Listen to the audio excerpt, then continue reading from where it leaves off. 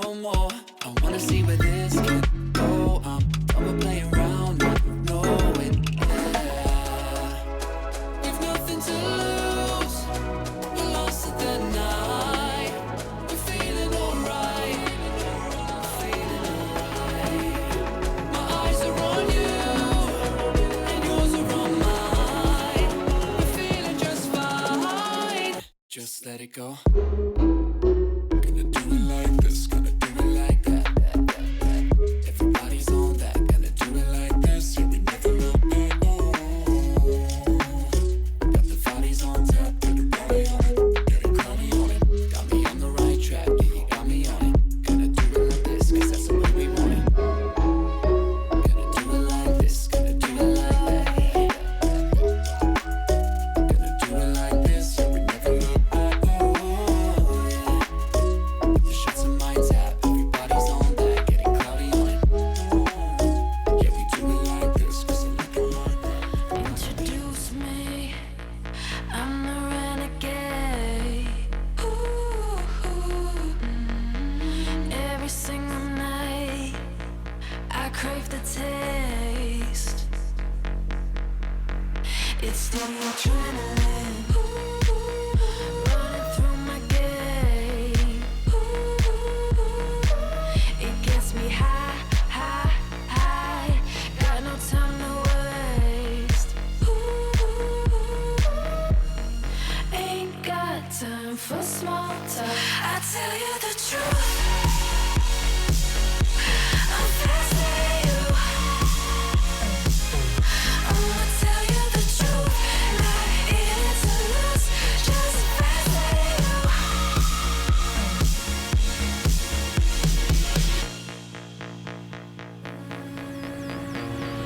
Look into my eyes, I'm not afraid. Take over my mind till it fades. Like a medicine, it keeps me safe. This neon lights lead the way. Ain't got time for small talk. I tell you the truth. I'm fast as you. I'ma tell you the truth. Not in it to lose, just fast as you. Fast as you. I tell you the truth. I'm fast as you. I'ma tell you the truth. Not in it to lose, just fast as you. I tell you the truth. Just faster than you.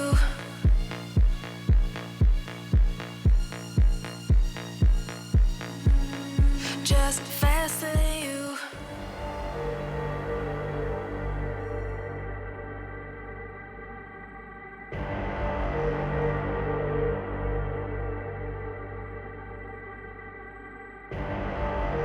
Rising out the ashes, coming from the ether. All I hear is static. Breathe a little deeper.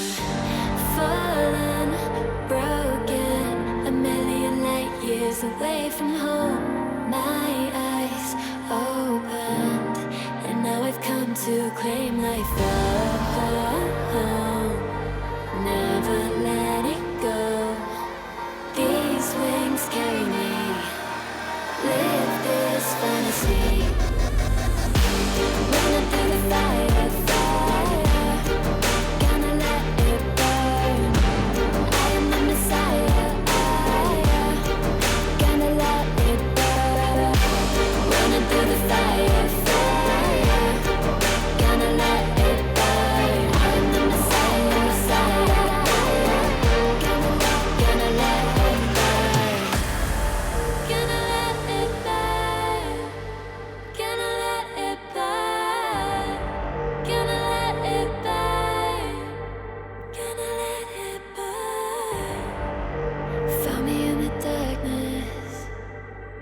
they see me shining, calling me a goddess, thunder and the lightning.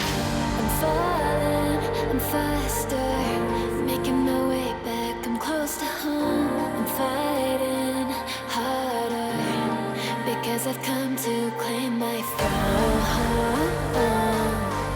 Never letting go, these wings carry me, live this fantasy. Running through the fire, gonna let it burn. I am the Messiah, gonna let it burn. I'm running through the fire, gonna let it burn. I am the Messiah, and I love this fantasy. Running through the fire, gonna let it burn. I am the Messiah,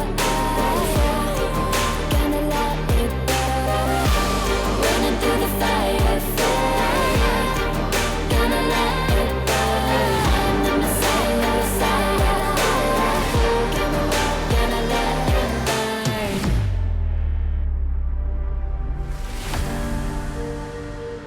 I might be tired at the stones they throw, picking up scars and I hold them close. They shut me down, but I got this fight. Shine a light on me when my heart goes dark. 'Cause I'll never lose faith now. I'm in the flames of an angel. Fire, fire, burn. Fire, fire.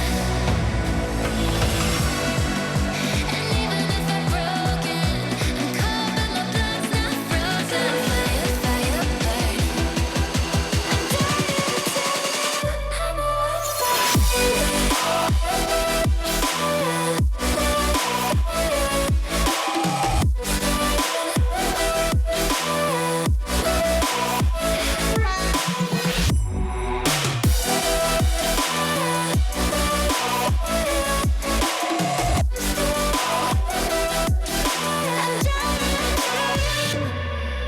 I beat my fears, but I lost my dreams.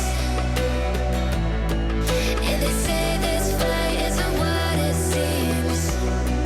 Yeah, shoot 'em all down when my demons rise. Couldn't win, so I joined their side. Breathe it in till the day I die. And even if I'm broken, I'm cold but my blood's not frozen. Fire, fire, burn.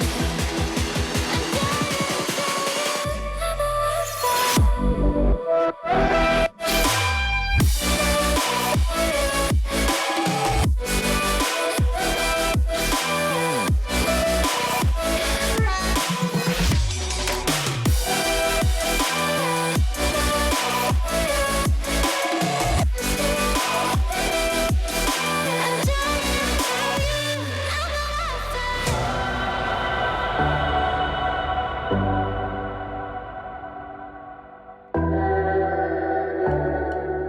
I can't pretend to like you. I hope you feel the same. I take a chance and not lose.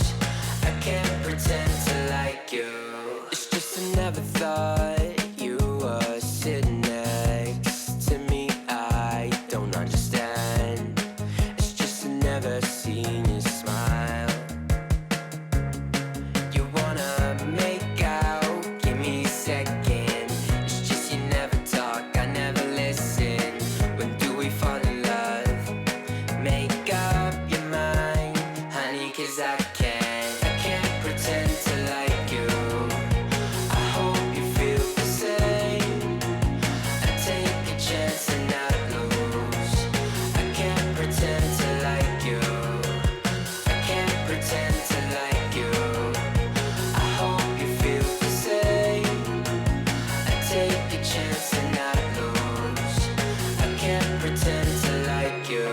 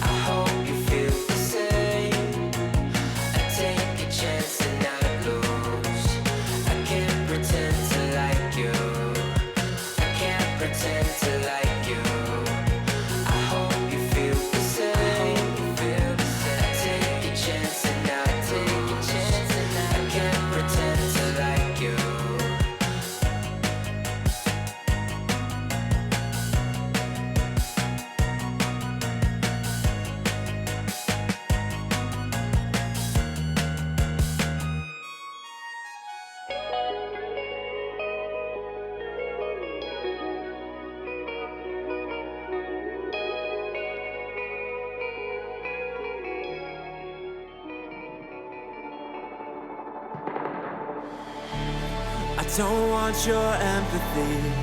I just want another enemy. I'm not gonna change a thing for you.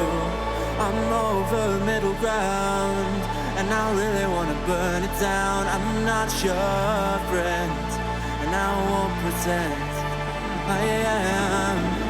So don't reach out, and I mean that. I'm under siege, and I need you to see that. You're on one side, I'm on another, and we will wage war upon each other.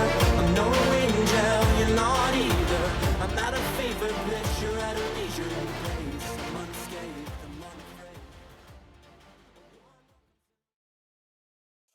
unafraid. ESL 1 Germany 2020 Online is brought to you by Intel, Mercedes-Benz, Mountain Dew Game Fuel, DHL, GG Bet, Corsair, and Acer Predator.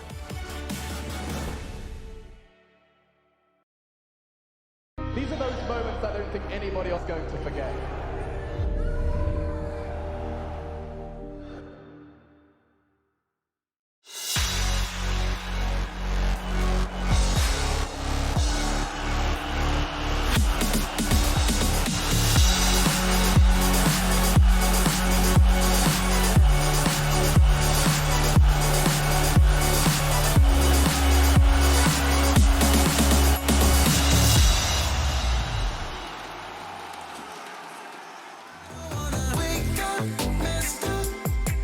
G'day and welcome everyone here to the magical day number 3 of ESL 1 Germany powered by Intel. We are starting to get towards the end of round number 1 of our Swiss format and these teams are starting to heat up. I am your host, I'll be Fluke, and I have a wonderful panel for you guys today. We've got a few new fresh faces and a few new old faces as well. My boomers back here on the panel, Dan or Godot lads. How are you guys doing today?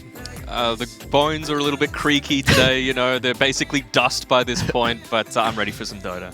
Yeah, I mean, we've got some exciting series as well. And I mean, the very last one for me is the one I'm looking forward to the most, Na'Vi and Cyber Legacy. Obviously, two teams. Well, one of them is one that's upcoming and has such good form as well, Na'Vi, of course, for their most recent performance. But Cyber Legacy, another CIS team. So these two teams going up against each other would be pretty interesting.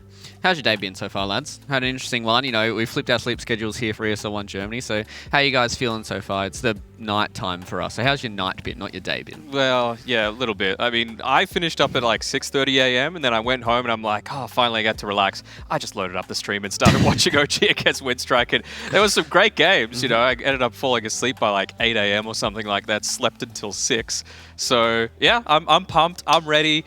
Could use a bit of food. Can you get up catering for that? That'd be nice. Yeah, catering. Can we please get a Big Mac and a large fries here for Danog on the desk ASAP, please? Yeah, thank you. What about you, Darcy? Feeling good? What about yesterday? Yeah, pretty good. Yesterday's games were kind of weird because there was a lot of surprises, especially the Hellraisers game. It was best of 3. All 3 games been played, as well as the finals. OG almost getting upset in the first game series as well against Windstrike. And yeah, I mean, I'm just kind of waiting for these games as well. I really think there's these underdog teams that can really take the games off if they have really a good form upcoming for the game. You know, and as we can see here, a lot of these replays are showing the power of Liquid from yesterday as well. You know, Matt, you were saying that Liquid are probably in towards that 7th, 8th slot for you in your power rankings. But, you know, they looked pretty strong coming in yesterday, and they did get a nice little 2-0 there yesterday as well. They looked a lot stronger. I wonder if I might have to do a bit of a review of my power ranking. I do like a tier list or two. So, I don't know, maybe. If it was based off right now, I haven't seen Na'Vi play just yet, but Liquid have probably moved up to like 5th or 6th based on how clean that performance was. And I mean, if Pokemon's taught us anything, it is that Liquid beats ground like the Mud Golems, and they just clean them up. A little bit unfortunate for them, and then OG being able to get a 2-0 victory up against Windstrike as well. That first game there, 65 minutes, was insane coming out from Windstrike and OG. Yep. But now as we get ready for our Mercedes-Benz pre-show, we start to get into today's actions, boys. You know, yesterday we had 3 series, today we have 3 series as well. This is where all the fan favourites are sitting here. Got Alliance, we've got Na'Vi popping off today as well. But, you know, some of these other teams, they're still looking for upsets, right? Oh, yeah. I mean, I think with a lot of these unknown. I've called them tier 3 teams coming through the open qualifiers. They've got a lot to prove, but they've also got that element of surprise on their side.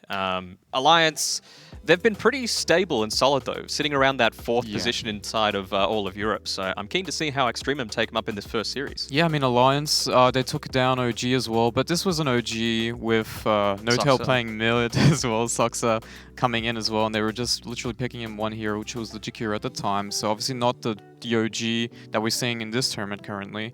But, I mean, their results speaks to themselves. They had 2nd place at Dota Pit, 4th place at Mega League, so it's pretty impressive, their track record recently. Just wondering if they can keep it up and see how they perform today. Yeah, exactly. Well, speaking of today, let's have a look at how our schedule will be unfolding. As Darcy preluded a bit and at the top of the show, we do have Na'Vi towards the end of today, but our first series will be EXTREMUM taking on the boys of Alliance. Our second series will be Nigma taking on Yellow Submarine, and then Cyber Legacy and Na'Vi to close it out today here for day number 3. I'm super excited for all 3 of these series, actually, just to see whether or not these teams can show up or whether or not we're actually going to get some upsets here for the first round of ESL 1 Germany. You know, the Swiss format does lead us to some of these first kind of round being a little bit more one-sided for some of these teams, but it's good to see if some of these teams can even take a few maps off these big teams like Nigma Alliance and Na'Vi, right? I mean, it's what you see with any of the greatest sports in the world, right? Like, you go watch the Australian Open tennis, and you're not going to see Roger Federer against Rafael Nadal in the first round. It's just how it goes, you know. First plays, unfortunately, last seed, but it's the teams that rated them. So don't complain to us. Complain at the teams if you're thinking, oh, these first rounds are way too imbalanced. You know, just send them a DM or something like that. What about you, Darcy? You're super excited. Obviously, you said that you wanted to see that Na'Vi series towards the end of the day. But what about everybody else? You're a big Na'Vi fan? I'm not a fan because of their branding, obviously Dandy and all that. You know. But I do love their team right now. The old Flights Moon lineup. I really love watching Iceberg play. His tiny mid is just one of those things that you look at. It's beautiful. You can tell he's really comfortable on these heroes that aren't really conventionally picked anymore. And he just really suits the team with the aggression, but as well as like just stable and consistent. They have a lot of drafts they can play around to. It just seems like an actual team that can take off games off the really top teams like, you know, Secret, Nigma, OG, and whatnot. What about some underdogs today, boys? You know, we're boys from Land Down Under, so we do love having an underdog story or two here. Do you think maybe Cyber Legacy can take a series or even a couple of maps off Na'Vi? I think some of these other series might be pretty much in the books, but I think maybe that Na'Vi versus Cyber Legacy series could be a little bit tight. I think they could take one game off. They're a team that were directly invited after Virtus Pro pulled out, so it's not like they're unworthy at that point. And I think they're sitting around 11th or so on the ESL power rankings overall, which you can view on the website, by the way. But I don't know. I think that they've put together some good results. Yes, most of them have been against like the lower tier teams in tournaments that the likes of Na'Vi, Secret, Alliance, Nigma, OG haven't attended. But you can only beat who you're up against. So we'll see how they go. Yeah, I think Cyber Legacy is one of the more consistent ones as well.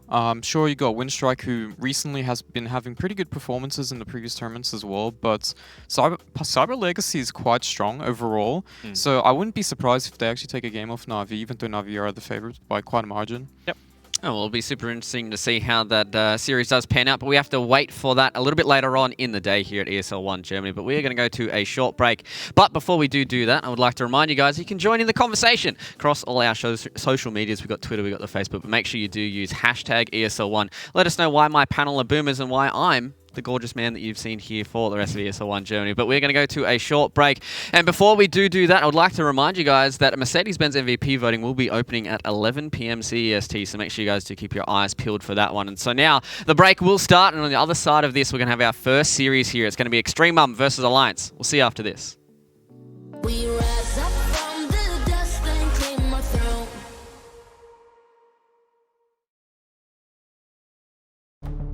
With the right CPU, you can turn any game from familiar to phenomenal.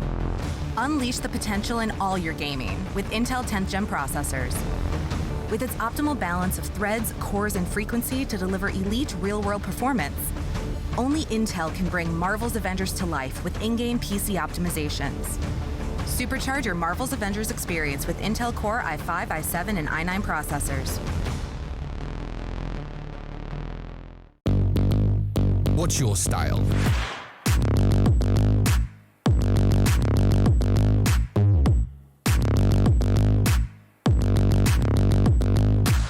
Get your merch at shop.eslgaming.com. Multiple witnesses have reported mysterious shadow sightings all around the city.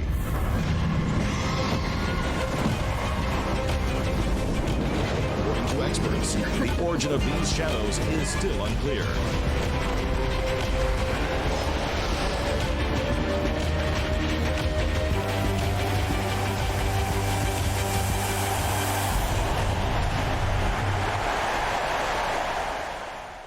Your favorites will play soon. You hope for the win. Excited about the game. But something has changed. You start to doubt. Will they pull it off?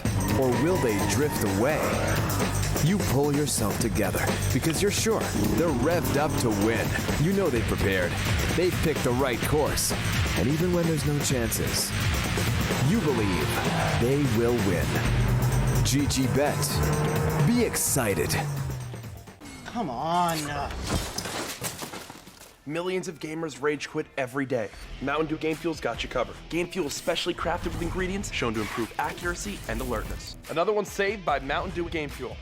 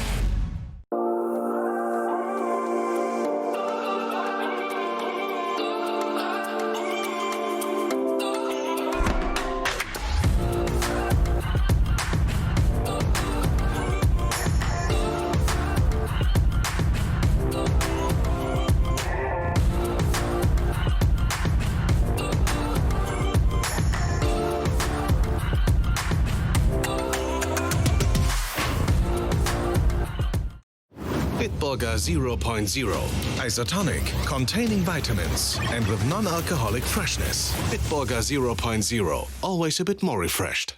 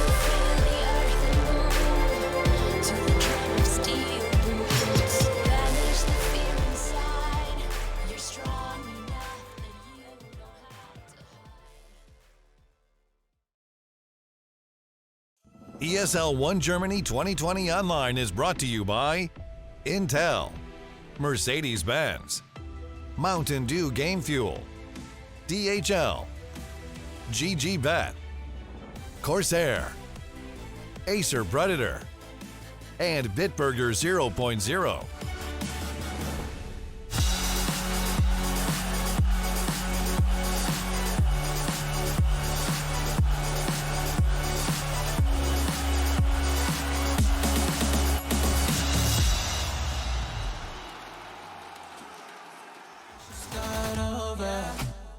Welcome back everyone here to ESL 1 Germany 2020 Online. We are getting ourselves prepped and ready for series number 1 of day number 3 here. EXTREMUM taking on Alliance. My panel is back here and they're ready to break this all down for you guys. Let you guys know where these drafts are going to land and who's going to take the victory. Lads, Danok, Godot. I was going to call you QO. I'm sorry, I do this every single time, guys.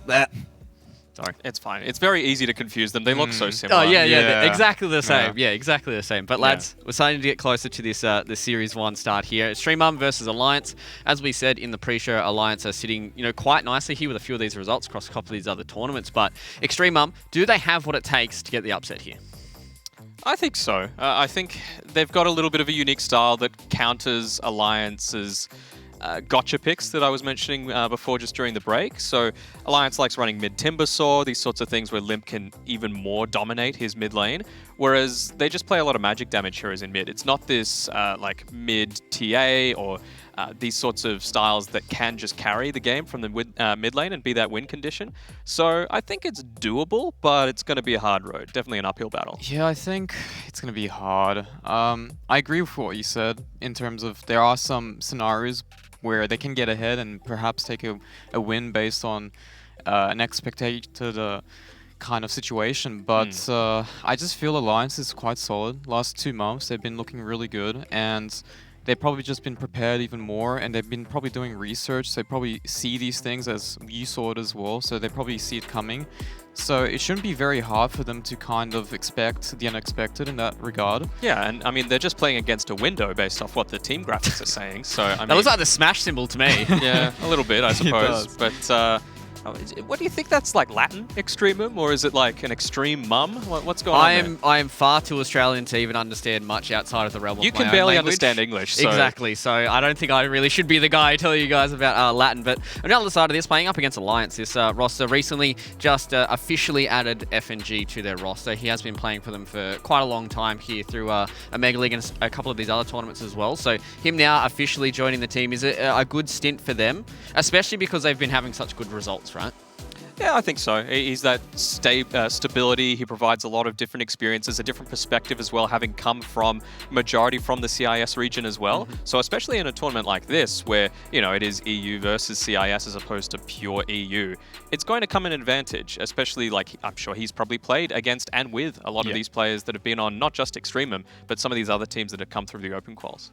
Exactly. Well, we talked about FNG just then, and on the other side of that, G is one of the players that I would like to highlight here for EXTREMUM. He has been around the scene for a long time, and he was one of those really kind of hot commodities coming out of the CIS region in that mid lane. So do we feel like EXTREMUM might be able to try and make sure that matchups are really good for G to try and get it over the top of Limp here for this series? Well, I think he just brings so much to the team to begin with. I remember playing against him in 2014, 2015 as well, losing lands to him, the boomer days. But back then he was playing middle lane as well, so it's kind of interesting to see him going on the position 5 here, so giving that kind of role more of an experienced look to the team and just telling them what this is a scenario that may happen because I've already experienced it beforehand. Maybe you guys haven't. So having this player who can kind of predict scenarios is really useful.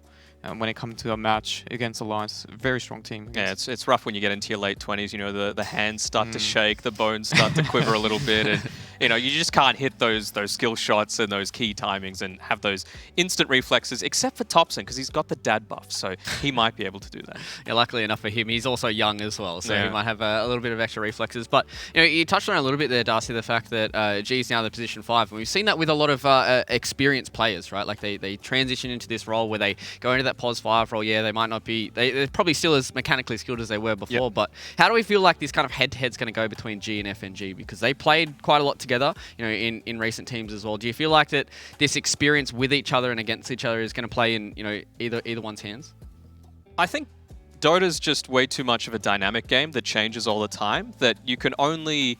Sure, you're probably going to have a couple of habits that transition from patch to patch, but metas are so different that you're not going to be able to pull an entire game strategy out of just one thing. Yeah, I mean, FNG and G are particularly a very different type of person and player because FNG has always been a captain, a support / offlaner, and he has a direction on how he wants the game to be played, and you can tell Alliance picked him up, and he can do that for Alliance, right? Whereas G, I'm not sure the reason why he's put into the position 5, because it might not just be because of the old age. Obviously, he brings experience, but he can do that as well as a different role, right? So it might be just a terms of playstyle, as you said, the meta changes. Maybe he just prefers playing this role now because certain heroes are more popular. So it's one of those things that really, unless you're in the team, you don't really know what's going on with the players that you have. But I think FNG just really fits the bill here for Alliance. Yeah, and he's got 2 more letters than G, so he's instantly just better. Hell yeah, extra letters means extra victories here, but we'll have to wait and see if this G versus FNG matchup goes in the way of G.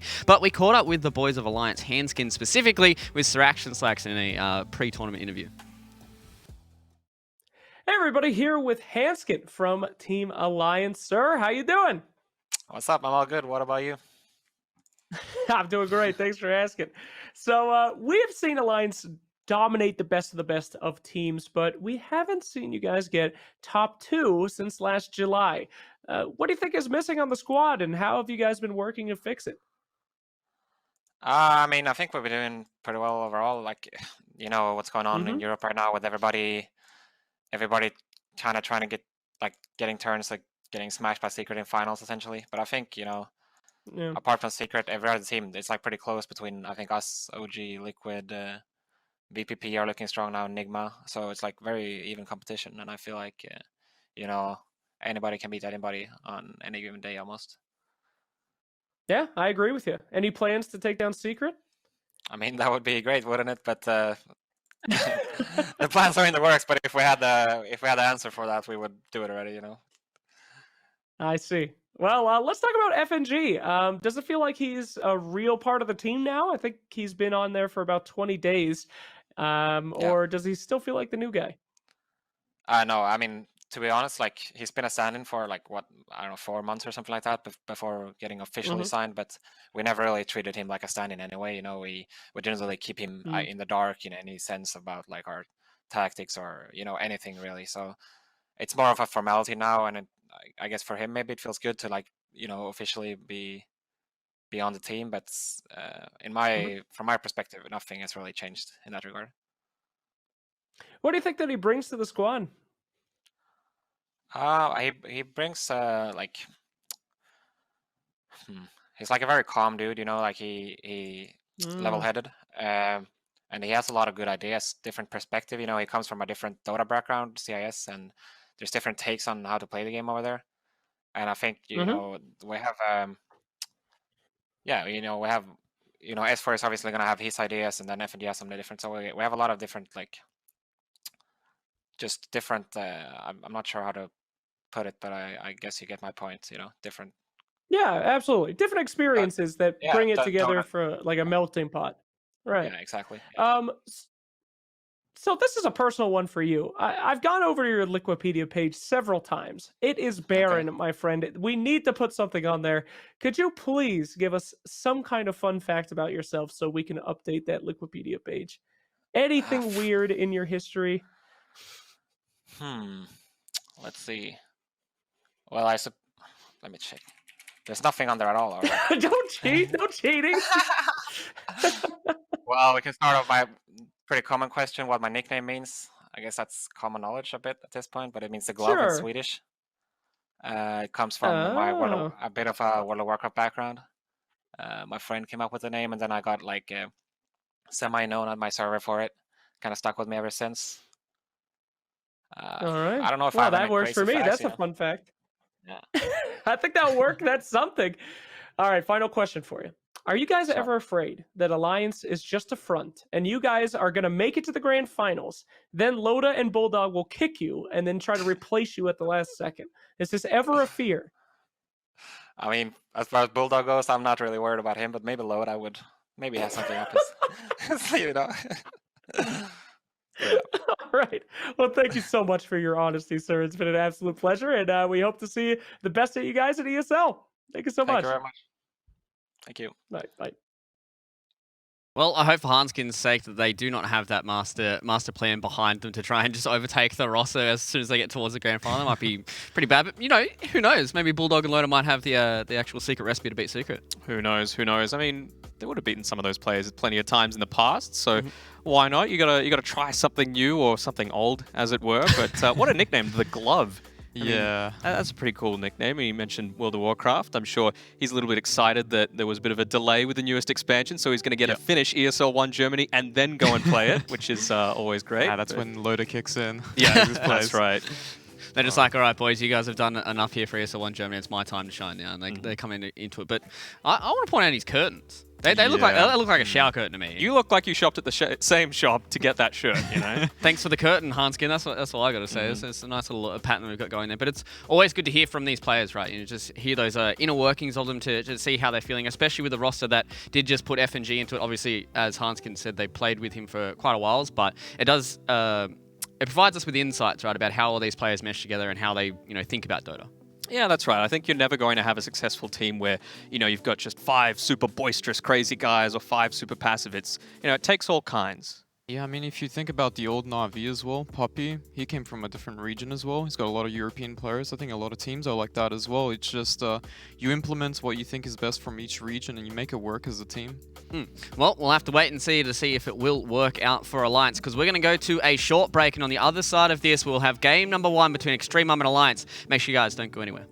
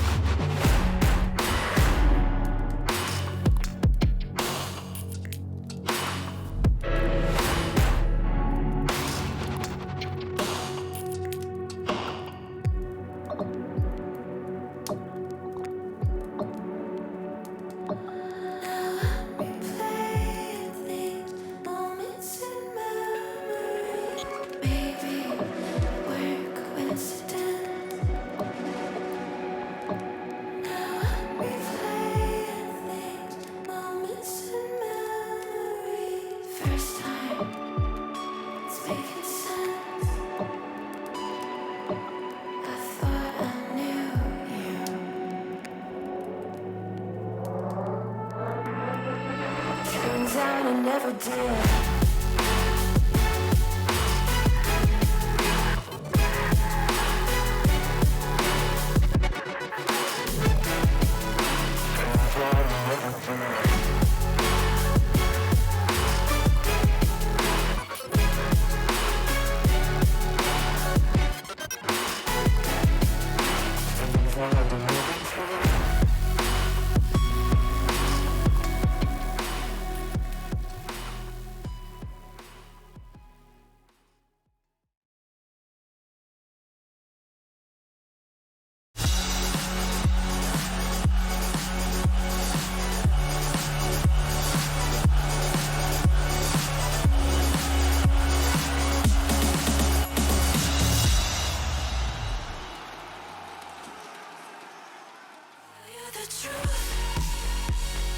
The break is now over. School is now in session. Series number 1, EXTREMUM versus Alliance. Game number 1 is just around the corner here for us at ESL 1 Germany. And now, welcome back by my panel, Dano Godot. Lads, we're getting very, very close to game number 1 here, Alliance and EXTREMUM. What are we expecting from this first game in particular? Sorry, just with the way that you said EXTREMUM, Yeah, no. I just want to... EXTREMUM. Well, it's just like a mum that goes to every soccer match is just being like, yeah, my kid's the best. No, I just want to like change their logo to like a woman with a Karen haircut on a skateboard, like doing an ollie or something like that. I think that'd fit pretty well. But yeah, makes sense. I think Alliance, they're going to be respectful. Like, we're not going to see some secret tempo game 2 clownage, I don't think. Yeah. But I think they're just keen to get their first win on the board, just be that super consistent team, continue on forward, and make sure you don't drop that one game in the series, because that means that even if you do win the series, you're more likely to go up against the likes of Secret or whoever else in that second round of the Swiss format.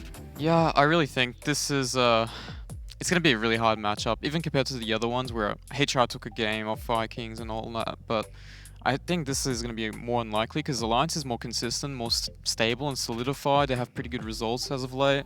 It's going to be really tough for them to take a game off them. So we feel like this is basically a foregone conclusion. Is there anything in the back pocket that EXTREMUM can pull out here against Alliance? Is there any pocket picks, any weird strats that maybe they can get a map here? Well, I mean, that's the thing about secret picks. If we knew about them, they wouldn't be secret, right? I mean, that's true, yeah, I guess. Well, there are a few heroes that we can mention, such as Nigma. Nigma position 4 seems pretty good. I mean, they make it work. It's got a 100% win rate as well in the most recent games. And obviously, they love their Void Spirit. So, 100%, 6 matches, past month. Against who, though? I mean, still. Open qualifier teams. I mean, it doesn't matter. They've got to be confident. It's all about the confidence, It's right? 100% win rate, come on. Yeah, 100% win rate. You just put that down, it's like Void Spirit, baby, we can't lose. That's it. We can't First lose. pick. First pick. Every game. Doesn't matter. Who cares? We will see about that. We will see about that. But again, what about on the other side of this? What about Alliance? Are they just going to stick to their same... You guys were saying that they're Mr. Consisto right here. They're just always very stock... Well, not stock standard, but they play their own style, right? Yeah, Like they play their own Dota and that's they're not stock standard, that's for sure. Yeah. They're very unpredictable with their drafts. Like, there's no real links or connections that you can make. The one thing that I could see is that whenever they pick up Phoenix, they always go with these super beefy, tanky heroes. You know, you'll see Dragon Knight picked up, you'll see Sven, you'll see Timbersaw, all these sorts of things that just take so much advantage of all that healing, and they just win these super long team fights. Yeah, and I think as well with Alliance, they're kind of similar with Liquid in the sense that they play their own style and they're very solidified. Obviously, Liquid is more timings than Alliance. Alliance is more about their playstyle around Nico Baby because generally they play hard carries. They love the Faceless Void. They actually have a lot of heroes for Nico Baby. They have Slark, Faceless Void, Anti-Mage, Savan, Morphling. I mean, the list just goes on, and he's just really improved since 2019 when he was playing for Mineski. And his Void win rate's been pretty garbo over the past couple of months. Like 7 out of 8 matches, he's lost with it. So same sort of thing with Sven, actually. Like 1 out of 6, he's won. So it's not looking that great for him, but, you know, he just released a nice little video, like tutorial session. Make sure you support him if you're a Nico Baby fan and buy that up. But they're going to start with the Rubik on Alliance straight after the Clockwork pick. I'm liking this from EXTREMUM. You know, it gives them some pick-off potential. You just need to commit the supports for it. Handskin, one of his best heroes, is the Clockwork, so a bit of a block pick coming through there. And, I mean, yeah, it's a pretty good response. Yeah, normally Alliance tends to pick Nico Baby's hero pretty early. It used to be Faceless Void, but I guess if you mention the statistics, it doesn't look too good in this regard. It's not too bad to pick it into here because you're not really scared of Snapfire or Clock in the laning phase, and you got Rubik who can lift the Clockwork out once he hooks in. But I think they might play a similar style. If they don't pick it on the second pick, they might pick it on the third pick, so first pick in the second phase. But the key here is most teams have been banning a lot of hard carries in the second phase, so you might not get what you want, and that's why generally teams pick it right now, because then you can ban out the matchups. And yeah, what did I say? What did I say? But it's all right. Like, I think, yes, it's a Nico hero, but you also want to avoid running into Faceless Void Snapfire because A, really strong lane, B, team fight, super effective. Yeah. I mean, it also kind of comes down to the fact that they probably feel a lot more confident coming into this series as well. Yeah, maybe the statistics might not be going their way, but it's probably one of those heroes that Nico Baby's like, I just want to play Faceless Void, baby. Let me go chain stump some people and, you know, drop down some time dilations. I mean, it is one of the best carries in this patch, in my opinion. And you were losing against the likes of, you know, Liquid, OG, Secret, people of those natures. They're really good thing about Faceless Void is since you pick it early, you don't necessarily have to pick team fighting heroes in your next phase because you already have something to set up for a good team fight in the later stage. You have a good win condition for team fights, so you don't need your Ravagers, you don't need anything like that. You just need some follow-up damage, you need some strong lanes, even if he has a hard lane, which I don't think he will in this supposedly matchup. They just have to pick a +3 here, but I really don't see the Faceless Void getting nothing out of the lane, is essentially what I'm saying. So what they can do is they can play their 4-1 style, very strong lanes in the other side of the map. They relieve the pressure off the Faceless Void. He just goes Nico baby, jungle, MOM, farms it up, you know, get those items. And then later on he'll just connect with the team and just play around their team and control the map. One thing about how Nico plays the Void though is that, well, not necessarily how he plays the Void, but how they draft around it, is that there's so much confidence in each other to be able to back each other up that you don't need to go these big team fight ultimates. You know, you mentioned before the Ravage, the Queen of Pain, you know, things of that nature. Quap still could come out. It's one of Alliance's best heroes, but it's just like the Chronosphere feels secondary as opposed to what you're building the entire draft around. I feel like you can even afford to use it in a lot of Alliance's games just purely on the supports to take them out. This game, probably a bit less of a priority considering you don't have those saving supports or there's huge teamfight ultimates that are going to, you know, turn around a Chrono. But still, I just really respect the way that Alliance go about playing around the Void and trusting Nico to be able to carry the game on his back. And I've noticed as well, there's always this pattern. A lot of the top teams, like Secret, OG, Nigma, Alliance, even Liquid as well, they're not afraid to take their carry in the first phase. And it's because they'd rather get it countered in the laning phase, but still be useful because they have an idea on how the game's going to flow regardless. And then they pick their other heroes to adapt according to what the enemy has chosen to deal with the Faceless Void or whatever carry they've taken. So it makes their playstyle easier. And since they've scrimmed a lot, they kind of already know the scenarios that might happen, because once you pick Faceless Void, you're gonna probably pick certain heroes to deal with the Faceless Void, but they've already played those scenarios on scrim, so they know exactly how the game's gonna progress, right? So and that's why it always feels like it's always nice to have these carry players that are very, you know, stock standard, very, you know, they pick their heroes and they play those heroes well. You know, I'm sure Nico Baby's got hundreds of games on this Faceless Void, so he's got every scenario, you know, bouncing around in his head, and he should be perfectly fine with how it's going. But looks like Alliance now, they're starting to ban out some of those lane counters that you were talking about, Darcy, as well, with the Venomancer, one of the highest ones that I can think of against a Faceless Void. Yep, I think it's perfectly reasonable. I mean, in my mind, yes, it's a lot of burst damage, but if you get the stuns right, even Snapfire Chaos Knight can be a little bit scary to be leaning up against. You know, you've got that lifesteal, so you can just brawl.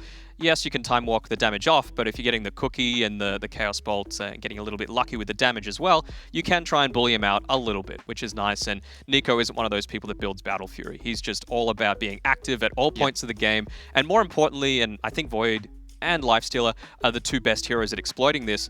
Any tiny advantage that he gets, whether it's, you know, he picks up a Wraithband 30 seconds before the offlane picks up their first little miniature item that they're able to purchase out of the lane, he will get aggressive. He will start pressuring. And, well, it doesn't necessarily even need to be with this Rubik, which they've played on FNG as well as Hanskin. So yeah, we might be seeing some sort of counter for the Faceless Void now. I mean, heroes that are being commonly picked these days as kind of a semi-pseudo counter to Faceless Void is Pugna. We saw it the other day, obviously. You got the decrep to stop the Void from hitting anyone, or you decrep your ally and he can't take any damage. That's why you need the follow-up after the Chrono so that decrep doesn't do much. On top of that as well, there's a hero that we didn't talk about the opening bans. The EXTREMUM really loves their Doom, but they actually banned it themselves. They like their Grimstroke Doom combos, which actually would have been pretty nice here against the Faceless Void. Alliance are pretty flexible with it too. They play it on Limp, S4, and Hanskin, so I don't think they're wanting that flexibility. And I was just about to say, goddamn, the Bloodseeker. Yeah, I'm sure you were, man. No, yes, they were. I was certainly going to talk about So the there are three Bloodseeker heroes that I think Alliance prioritize as their main three, and it's Rubik, Bloodseeker, and Jakiro. If they can, they pick them together every single time. But with the Clockwork, you just can't do the Jakiro. But Rubik, Bloodseeker, such a super strong lane that you would think that that's probably now how they're going to be. This is probably going to be a 4 Rubik, just because, you know, Lift guarantees that the Blood Right's going to go off. But, you know, they could throw a curveball. We could still see, no, Tani's bad. So I'm probably thinking this is Rubik in the 4 position. Yeah, and I was thinking maybe Venge could have been a good option before the Bloodseeker was picked up here by Alliance, because you can always swap out the target that Faceless Void has currently. Yeah. All right, there you go. You can swap it out like a bit of a block pick, but yeah, my thought is, what does it really do for your draft, right? Yeah, because right now they still have 2 picks. I mean, the Drow is banned, but you do have other answers. I think you mentioned it to me before, the Medusa might have been a pretty good addition here to combo with the Vengeful Spirit. My main concern is obviously if you get Ruptured as well, and then you swap out the target you're trying to save, he's just going to take a lot of damage from that. But if you're playing Medusa, it doesn't really matter too much. You have a lot of sustain with your mana shield, obviously. Yeah, and they always pick it like back-to-back, this Venge Medusa. So it's either straight away in the first phase or in these 3rd and 4th picks. So remains to be seen if they're going to go it. I mean, it's not like they build any massive mana break items, either of these 2 heroes. So it's a good little start for them. They're not going to get PL'd. They're not going to get Rickied or anything like that. Naga Siren probably out of the consideration too. Although Alliance, they do get a Nyx Assassin occasionally. You know, maybe we might see that, but yeah, I would say a bit less likely. And it's just an Earth Spirit. Okay. Yeah. Well, we got this playstyle already kind of set from the very beginning. It's just pick the Void, you're going to get countered, and then you play these other heroes that will be very fast and strong in the laning phase so that the Void gets less pressure, and then he just farms and he groups up with the team and he'll be happy because he'll have items, and that's going to be the way they're going to be playing. This is how Alliance has been playing for a few months now. Yeah. And I mean, it's good that you're playing a similar style every game because now you're just making it, oh my god, we're just 100% We're getting it. We're getting it, baby. Finally, my analysts are doing work. Yes. Number 1. Who's got the highest prediction? It is me. You got the Windstrike prediction. Yeah, that is true. I'll take that one. But it is Medusa being picked up here. So, lads, you guys were talking about the fact that there's no real mana break heroes here. Do we have enough damage from these 4 heroes to try and put a bit of pressure on this Medusa, especially with the Venge backing her up? It's a lot of damage still on the team, right? Like, it's not burst damage. That's the one thing that I'm a little maybe concerned about for Alliance. Like, it's gradual, magnetize, Void. I think most of the time is going to be looking to chrono the Venge, and if he can get the Snapfire as well, that's going to be seen as a huge win. So I think that's where Nico Baby's going to be prioritizing this a lot of the time, just because you don't want a pos 5 completely nullifying your hard carry, your win conditions ultimate. Yeah, I guess it also comes down to the laning phase, how it progresses. I mean, I can see Alliance just having a good start, using her Spirit to secure the safe lane as a beginning try lane and try to get some kills for the Faceless Void, ditching the Faceless Void alone because he's already got that level and gold advantage, and then he goes help the other lanes. That's when they're going to pick the Limp matchup to really favor to himself against Streamer and then play around him as well, as Earth Spirit can just roam upon that. They can come online really quick depending on the heroes they pick, because right now I see options that Limp can play. DK, Death Prophet, really good as well against Medusa. Medusa just can't kill the DP, takes the towers early. You don't really have that lockdown for the DP either. EXTREMUM, they've been very good with banning out a lot of Limp's heroes. You know, all of the spirits are gone, the Doom is gone for that mid lane. Tiny Alliance got rid of that, sure. I was talking about that gotcha pick, and Timbersaw is pretty damn good this game. Where is the magic damage right now on EXTREMUM? It is non-existent without that Snapfire. So Alliance are going to have the last pick overall. If they pick the Timber, it is always the last pick. So we'll see if that's the way they choose to go about it. Hopefully for EXTREMUM's sake, if that's the way that Alliance are going to opt to go with, it's not going to be just a complete dumpstering in that mid lane. Well, what do we need to round this out here for EXTREMUM, boys? What do they need? Do they need another hero that can really buff up the Medusa, or do you want to try and go for another hero that has a little bit of early tempo setting, a little bit of scalability in and of itself? What's the kind of strat that you want to put behind this Medusa? They need some sort of hero. Aggression. Ideally, that could be flexi mid as well as carry, because in that way they have the option to, depending on the last pick of Alliance, they can decide Medusa safe lane and that hero mid, or Medusa middle and that hero in the safe lane. Obviously, the Spirits would have been pretty nice, Ember being banned out. Is the Pugna still there? Yep, it's still there. I want to see Pugna. I don't really like the Pugna because right now they don't really have that much setup. They're just all revolving around the Medusa. Yes, he's a mobile fortress when he gets his items, but they're also mobile to the point of you can just split them, play 2 lanes as Alliance. Void Bloodseeker pushes out the lanes pretty quickly on the side lanes, just get those items and they group up and fight. So I'd like to have someone like Ember, a similar boat, obviously banned. Storm as well would have fit. Storm's gone, Void Spirit's gone. So, you know what EXTREMUM do? They do mid Darkseer occasionally. Mid Darkseer. Yep. Cool. Nope, it's going to be a Kunkka. That's pretty good. Frontliner, starts team fights, secondary thing that you need to burst through. I mean, again, it's a lot of physical damage. Timbersaw against a strength hero might be pretty decent. The timings here really for Alliance is the BKB on the Void plus that damage item. Maybe MOM, MKB, and BKB, because I don't see him being able to fight beforehand. It just looks too hard to go into the Kunkka. You can always swap out the Tug, you got Modern Kisses, the Gaze, so it's really just the style of Alliance. Let Nico Baby farm and let the other four just do their work and just get to the point where Nico Baby feels confident enough to actually contribute in these fights. And so what do you feel Alliance needs? Is it like a Dragon Knight or something? It's a Timbersaw. Yeah, we've been pretty good with the predictions in this match. It's like you guys did research. That's really no. cool. It's all in here, baby. Oh, okay. Very, very smart, lads. So it looks like we are going to round it out with the Timbersaw, as you guys said. So feels like you guys are saying that Alliance basically got all the heroes that they wanted, right? You know, the way that they started out the draft pretty much stock standard, and they, you know, went every single step of the way that you guys were expecting. What about EXTREMUM? How do we feel that this Medusa draft is going to pair up against an Alliance? I think if they can hit their timings, it looks pretty good. But this Timber pick destroys the Kunkka mid, so they're not going to be hitting What their can they do? timings. They can do nothing against this Timbersaw. Oh, don't just count them out. I really think Well, that's I mean, the gotcha. looking at the GG bet odds, it looks like they've counted out EXTREMUM here. I'm going for Alliance. That is a 10 out of 10 draft from Alliance. Oh, okay. So 10 out of 10 there for Alliance. What about you, Darcy? You going to see the Alliance as well? I think this Timber pick just GG's them. All Puts right. them in the bin. So it looks like both my analysts here are going to go with Alliance. I think I'm going to have to go with them as well here. So we're going to get into game number 1. Our casters are going to be Gareth and Lacoste. Thanks, guys. Yeah, here we are. Day 3 of the group stage, and we're already underway. Alliance against EXTREMUM. Lacoste, the panel, making a lot of good predictions with the picks there. Deciding to go with Alliance. What are your thoughts on the draft overall? You know, whenever I hear analysts talk on the panel about the drafts, they get a couple of picks correctly. If they lose, that kind of makes you a bad analyst, right? You know, you predicted, but it was a bad pick. In this scenario, I think Alliance is just going to roll over them. 10-pick Timbersaw, there's not a single hero that can counter it. Their damage is pretty static. Kunkka, I assume they're going to put Kunkka on the mid lane. At one point, you need to have a Spirit Vessel, or you need to buy so much time. Somehow, this is something that I'm trying to think of. Like, how is Kunkka going to do some amazing stuff? And with the heroes that they have, that Medusa gets like 2/3 items and just snowball. Venge Medusa, don't get me wrong, one of the strongest combination in the game, where Vengeful Spirit can stack multiple camps at the time. You with the terror, with the attack, you can stack 3 camps if you're good at it, and then Medusa just clears it up. But they also have some nice heroes to take the stacks away from EXTREMUM. It really is going to come down in large part to EXTREMUM kind of barricading their jungle areas, right? Defending with Clockwork, defending with Kunkka. They've got some decent ways to choke point fight, get themselves on these ramps and in these jungle entrances. Try and make sure that the stacks that you're mentioning Venge will be making can be taken by the Medusa.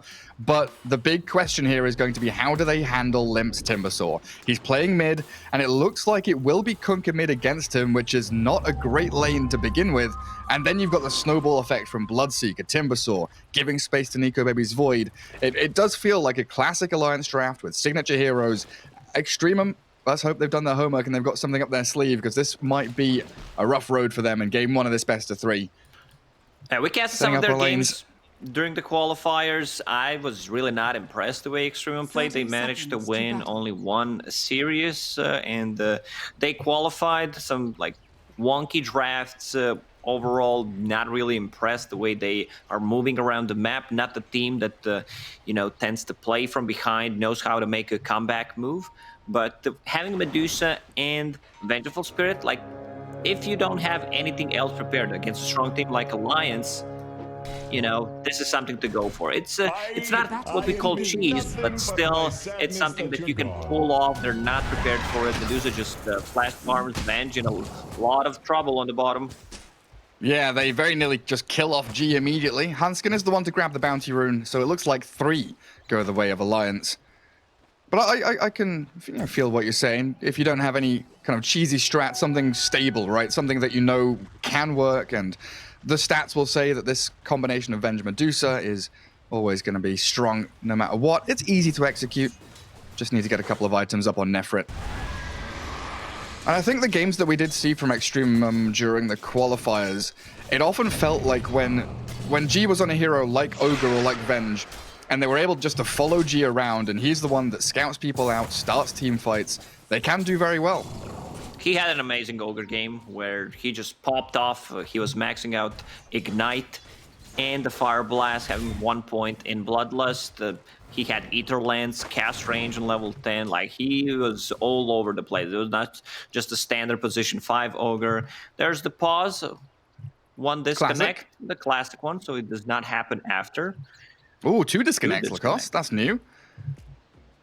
So something worth mentioning, of course, with Hansken playing the Earth Spirit, it is a position 5 Rubik, which Alliance have pulled out from time to time.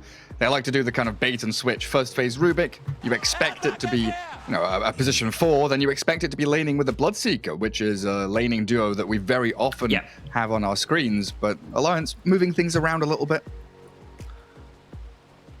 giving FNG that Rubik. So he's there with Nico Baby top lane. Clockwork for Velior, dragging waves around.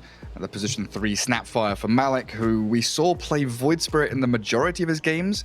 When that's not banned, he's pretty much on it, so nice to see him on a different hero. Yeah, and Snapfire then mid lane.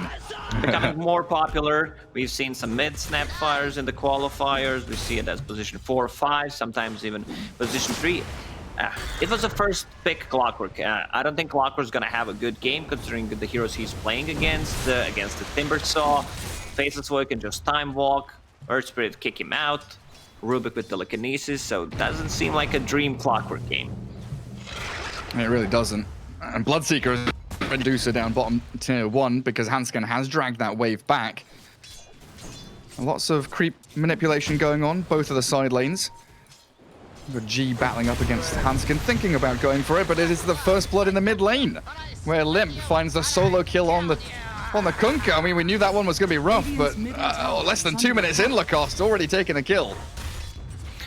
Well, kind of expected, but, Timbersaw not even having a point in Timber Chain, no burling that, something that we see, an extra point when they're playing against a melee strength hero. So he put some extra points in reactive armor. Like, I don't see this Timbersaw, if he gets, like, a hood, like, he's good to go. The damage is pretty static. They need to bring 4 or 5 heroes to actually bring this Timbersaw down. He's off to a very good start.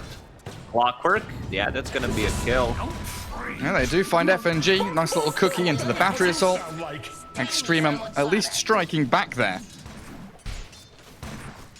But I guess that is FNG's job up in this top lane. You're keeping Nico Baby safe and sound. Make sure he doesn't burn through too much of his regen. Tank up as much of that quick aggression as you can. That's his job. Die, bring some extra healing salves, some tangos to your safe laner. Veller, he'll pull another wave. They understand that, they need to have a lane in a good spot for them to play aggressive, and this way Snapfire is also getting some solo XP, being level 3. A good thing about this lane is even if you use Time Walk or Telekinesis, there's a cookie to follow him up. There's the bash. Oh, Nico Baby wanted it so bad. Level 2 in that bash, but doesn't get one. And quick peek back into that mid lane where Timbersaw 21 and 9 CS. Kunkka at 9-0.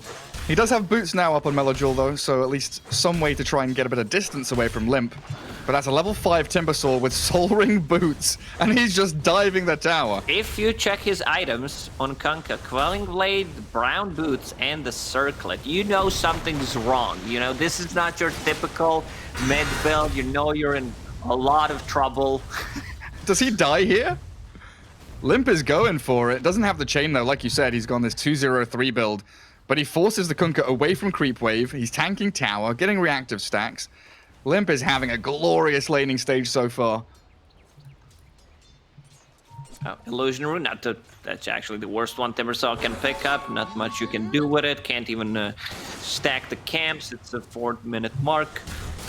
Kunkka trying to get a bottle. I mean, he might just bail and try to go in jungle, make stuff happen. I've seen also Kunkka's play behind the tier 1 and tier 2 tower when he's playing against the Timbersaw. That was an option for him to do, but he needed to do that a bit earlier instead of just trying to play against the Timbersaw in the lane. So, yeah, They're chasing Medusa down bottom. Nephrit in trouble here with a Bloodright landing after the roll, but it looks like with no continuation, Alliance just chipping away at her regen. Now, two Wraith bands. Got some salve and stuff on G as well. Well, when I said Illusion is not the best rune, look what Limp is doing to Melojule. Forcing him to actually use Torrent and try to kill the Illusions. Well, yeah, like they scouted him out. You were mentioning that he can try and cut wave, right? The Illusions scout him on his way, then the real hero comes across. Really, really nice use of the Illusion rune there by Limp, and we can just see that first blood back a little bit. As Limp did take him low, then of course the kill onto FNG. Just the cookie into the battery assault. Currently 1-1, but you know the kill score doesn't tell the full story, where every lane feels uncomfortable here for EXTREMUM. Nothing safe, nothing sacred. It's the classic 1-1-1. 1-1 score, 1k gold lead for Alliance at the moment. Nico Baby having a really good time on the top lane. I mean, same goes for Medusa. Medusa, they're not threatening a kill on Medusa whenever Venge is around. Top lane. They are trying again onto FNG. And there's the combo. Snapfire plus Clockwork gets straight on top of the Rubik. And now they can go back for the bounty runes. Looks like 2 will be grabbed south by Hansken, then Velior can go take the northern ones. I'm waiting for it, Gary. Say it. FNG is doing his job. He is doing his job. Oh, look at Limp. He's come back to top tier 2, found the Kunkka who's been stacking waves, and poor Melojule, what is he now? Level 4 on the Kunkka, 5.5 minutes in. He should have done that way earlier, or not try to do it right now, or just be in the jungle at the moment, because Limp can be, you know, at every point of the map. With the Timber Saw, he has enough mana sustain with Arcane Boots and Soul Ring to kill the creep wave easily. Valor also trying to make look at the Clockwork. Happen. Well, actually, Hansken's found the Kunkka. Yeah, Clockwork's gone dragging waves for the Kunkka, but the Kunkka can't come and collect them. Kunkka's been found, and Hansken's zoning him out completely. Man, it must feel so bad to be this Kunkka right now. Can't go jungle, can't cut wave, can't go into lane. Doesn't have a home.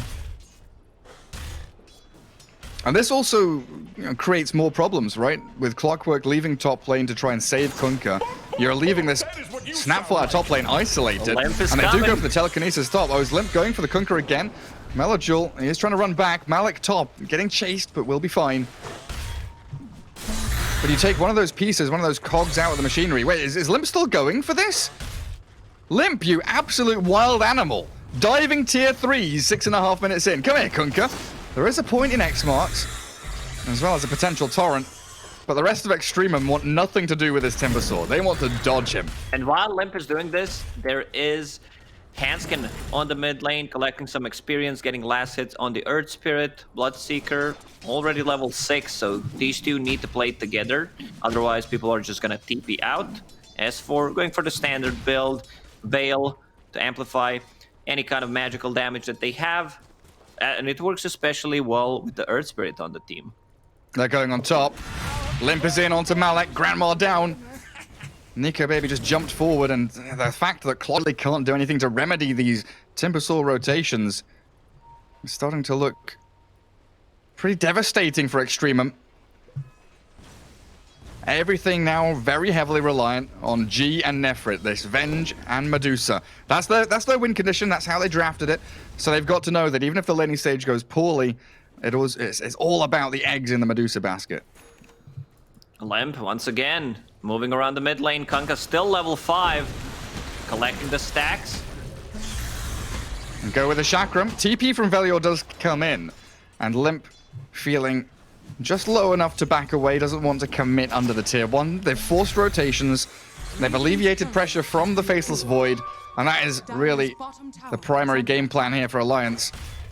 Get Nico Baby online.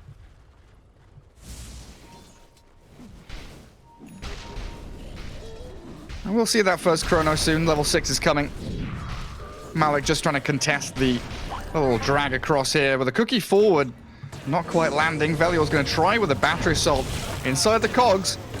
And Nico Baby kills off one of them, and 5 seconds until Time Walk again, so Nico Baby does need to chrono. Now a boat landing on FNG with a torrent there. They will find the snipe. Position 5 Rubik down, but here's Limp, the Timber Saw. He wants something. Who's he going to get? Velior's running off to the right. I don't know if they can actually find the kill. Chakram again to slow him down just a touch. But some good moving here from the Clockwork to try and evade Timber Chains. But the bashes from Nico Baby open it up. And Limp shuts the door on the poor little Clockwork. I mean, the first Chronosphere was not very successful. You want to get a bigger kill, probably kill the offlaner. But Nico Baby already used the Time Walk and it's only level 2 just to dodge some of the damage. And then EXTREMUM started to play aggressively. Rupture used on the bottom lane, but also they did not achieve anything from that. I think at this point Alliance should be happy how things are going for them, where Timbersaw is just farming, getting that hood that I mentioned, getting the levels. Earth Spirit, how's he doing? Level 4.5, 9 minutes in. He's gonna be the one buying the tome. He needs to be careful, that's a lot of damage. Oh, the right click follows. That final arrow from the Medusa clears him up. You're right, he did need to be careful there. He'll have his urn soon, buying up that tome when it hits 10 minutes as well. Where's Timbersaw? I just want to follow Limp around. Oh, he's running away. No stats. And he's losing his courier. Kunkka kills his courier. Now with X mark into the boat, they'll land the Mortimer's Kisses onto Limp. This is a big kill. Can they finish it off though? Limp is going to try and chain away. The battery assault stops him. In comes the rolling boulder though. The pushback from the cogs, but Limp is still up. Finally the scatter blast clears him out as Kunkka will be the trade back with Magnetize and Nico Baby arriving with a few more hits. They do get the 1-for-1 while Malik Snapfire on the retreat. Another roll from Hanskins available after the kick if he wants to keep on going, but Velior apparently posing enough of a threat that Nico Baby and FNG don't want to dive tier 1. And a hook shot back. They come in with G and Velior back onto Hanskin. 2 deaths in quick succession for that playmaking Earth Spirit. This is some nice aggression coming on from EXTREMUM where they get 2 big kills. They killed the Timbersaw, who did not have any stacks. He's still vulnerable to magical damage, only cloak. Getting very close to that bit of Defiance. Rupture being used. Still trying to annoy this bottom lane as S4 pops the Veil. Has another Blood right now, but the Rupture has expired while FNG's arrival into that Blood right. They'll try to get the telekinesis play, but Valior shifting himself northwards, dodging out from Nico Baby and FNG.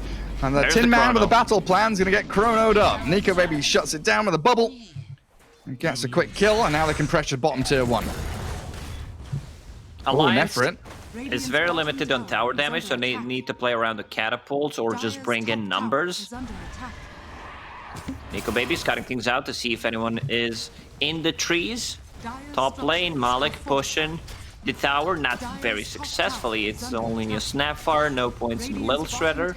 I think getting 1 point in Little Shredder just for the situation like this, it's very valuable. It's -6 armor on the buildings. Yeah, it would be great for him there. Get another bit of damage onto that tower.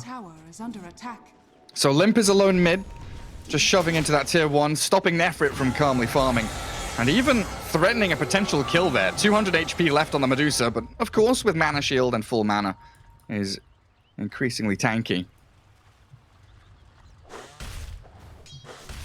But now we're going to start to see the problems of the map for EXTREMUM, right? Alliance will take the bottom tier 1, that bottom Radiant jungle, the mid tier 1.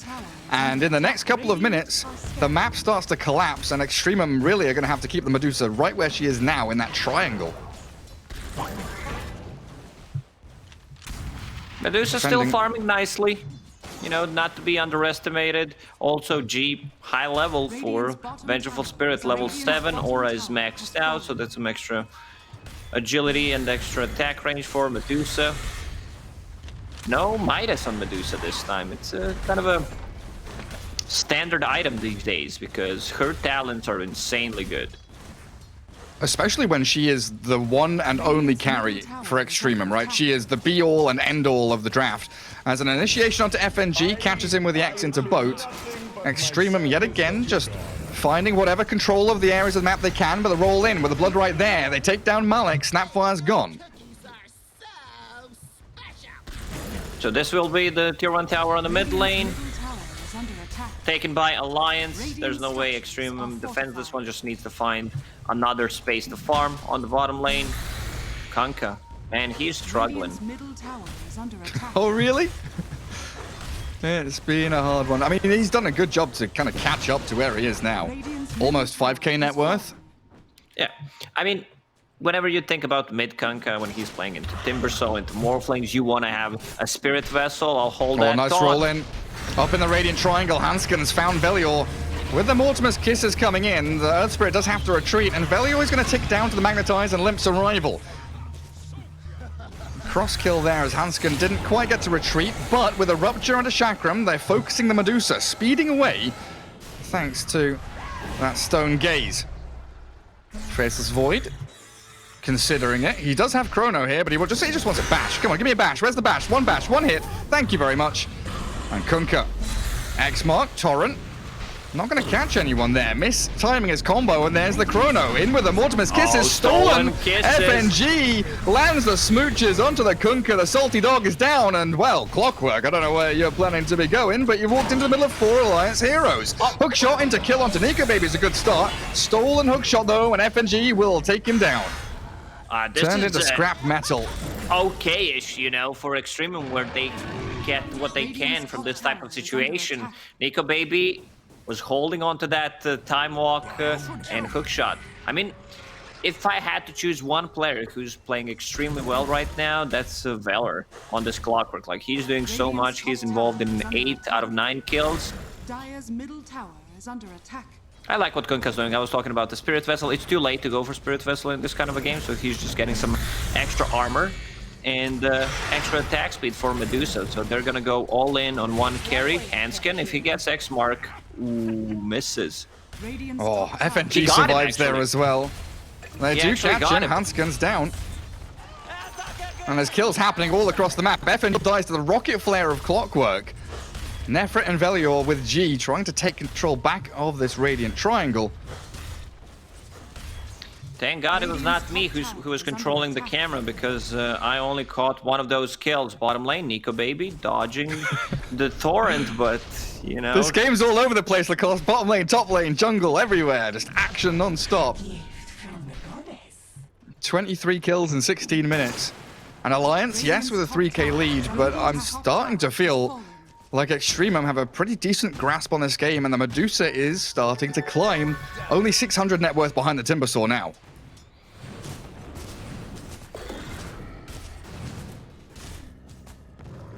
Timber, Yules with the hood, encroaching into Radiant territory once more. This is one of the best tier 1 items you can find when you have like a Medusa Storm in the team, or when you're playing against AM, Mango Tree. Just feed mangoes to Medusa. Radiant's middle tower is under attack. Oh, the one back in the Radiant Fountain, yeah. Yep. G is just going to be handling mangoes all game. Speaking of G, FNG and Limp shredding through the Vengeful Spirit, and bottom lane they're finding Kunkka as well. Diving in, Melojul tries the TP. Is there anything to cancel? The roll is there, and he's stopped in his tracks. Clockwork retreating upwards, but it's the Kunkka that's the big target that S4 wants, while Hanskin switches tact and goes for the Clockwork now on Velior. Finished off by Nico Baby.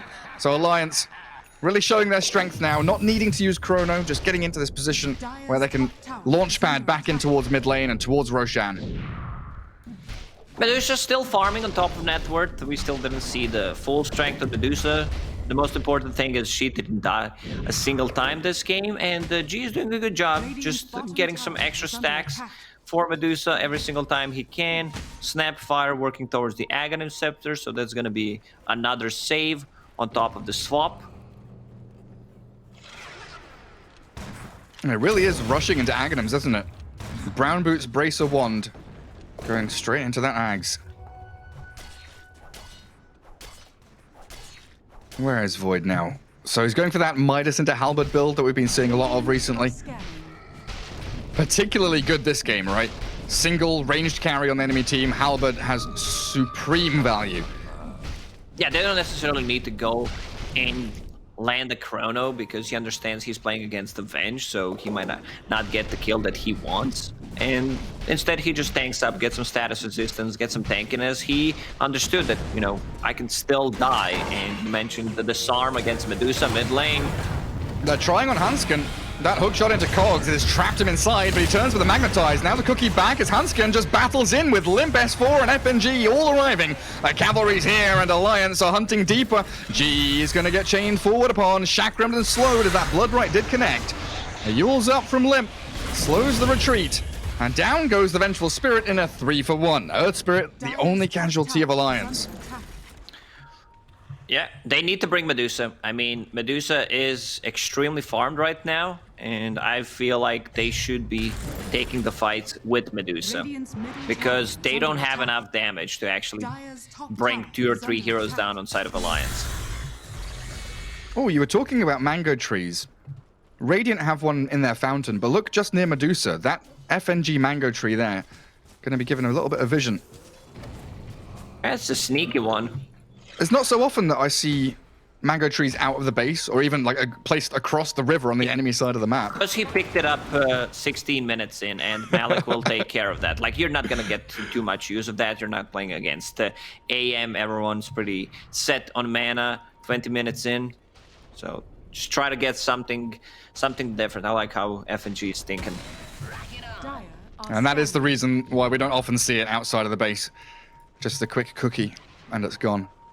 So Hansken pops the smoke on the clockwork. 20-minute bounty runes coming soon. Alliance ready here, 5 men strong, wanting to battle as the stolen cookie does catch Clock, but he's already hook-shotted out. Blood Right, therefore, won't land, but Valior still in trouble.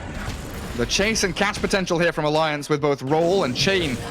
Closing the gap on Clockwork, but Timbersaw's made a little bit of an error there going low ground. Thankfully, Hansken not going to miss those kicks. There's still tier 1 towers standing on the top lane. They need to... they should have taken this long before. This is something that I talked about watching EXTREMUM play during the qualifiers, where they're not making the right moves. S4. X-Mark. S4 is getting targeted here, but he's tanky with Medallion Veil, 21 charges still. He pops them, turns, battles with a Kunkka, who's now in a 1v4. This macro map maneuver from Alliance, allowing them to really get into these battles much faster than EXTREMUM ever could believe they could do so, and both G and Melojule dropping there, while Medusa still continues farming.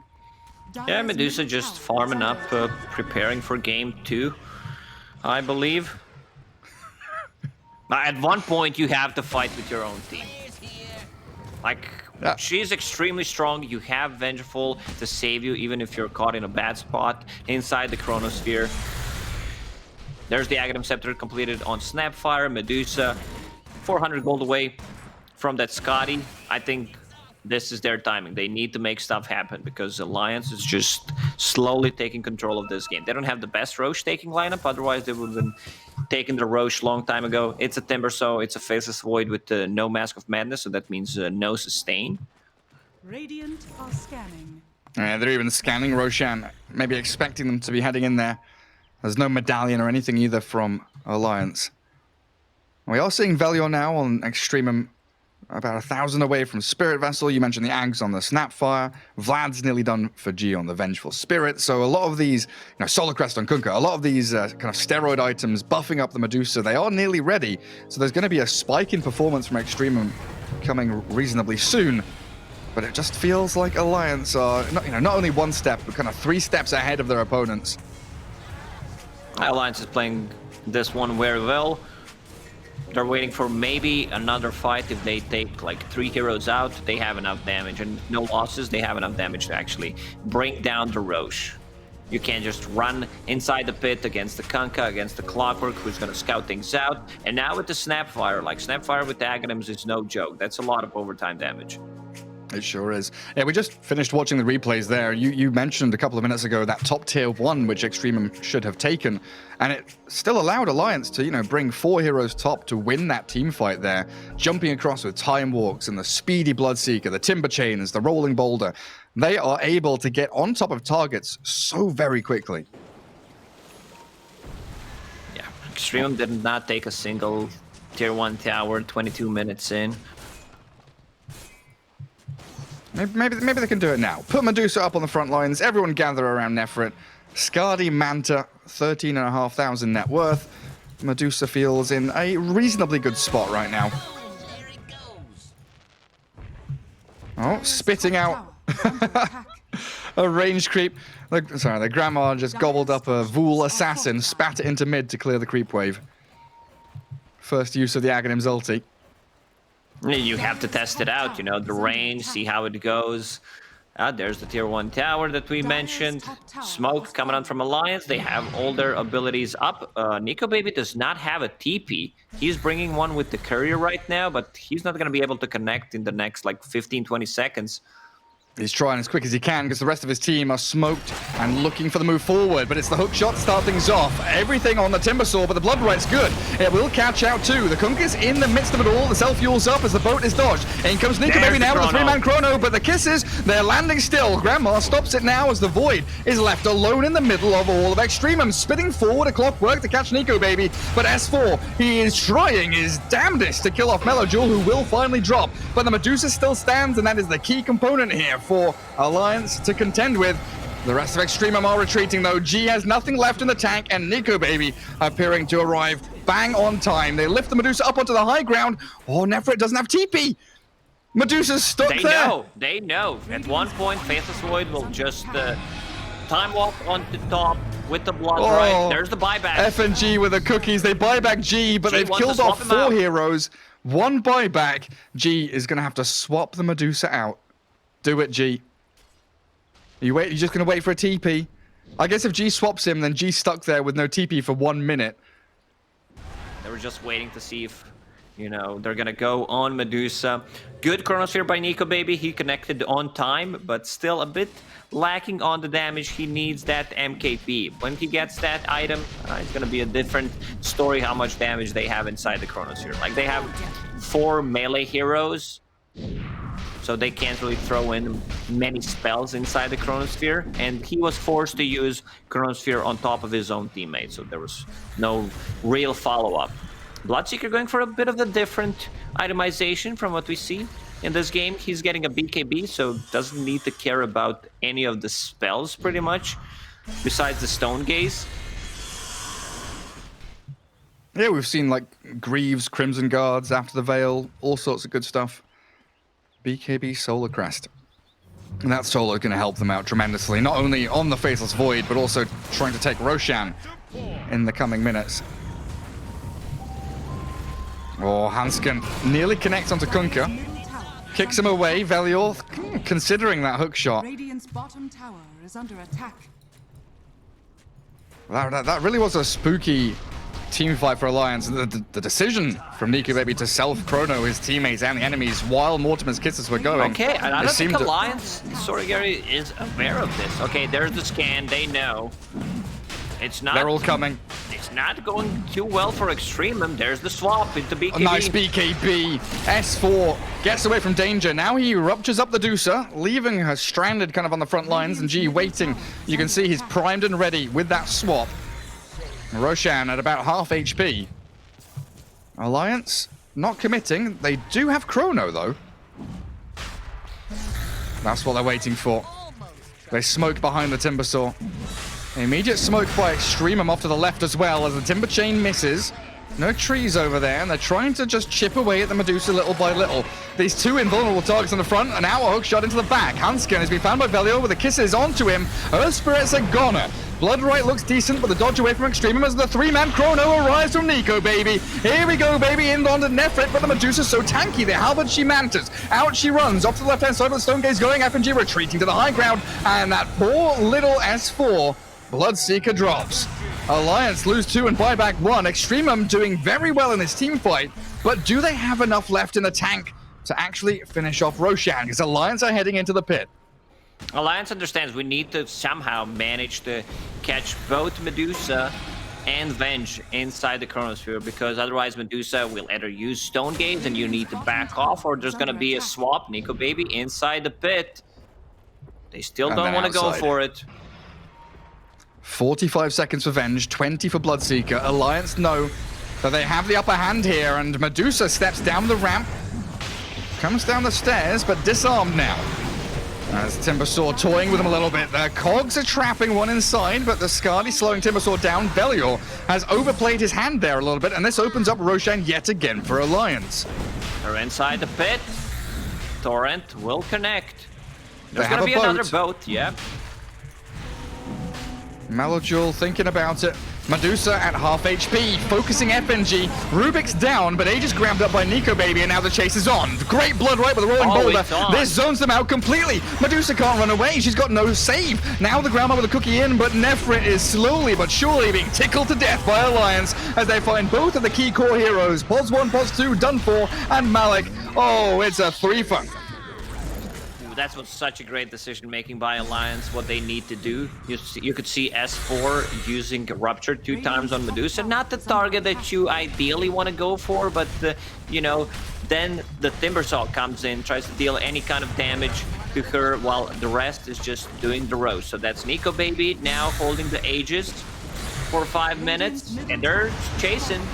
They're going to set things up with the Ult Scepter. Yeah, they're trying to go behind tier 3 again. Limper's been here before, about 20 minutes ago, and he'll find Velior. Dead for 30 seconds. They glyph and try to hold on to this tier 3, but the ramp has been breached. Alliance, they want some structural damage, and S4 is even trying to clear out top wave so they can push the tier 2 straight after this mid lane take.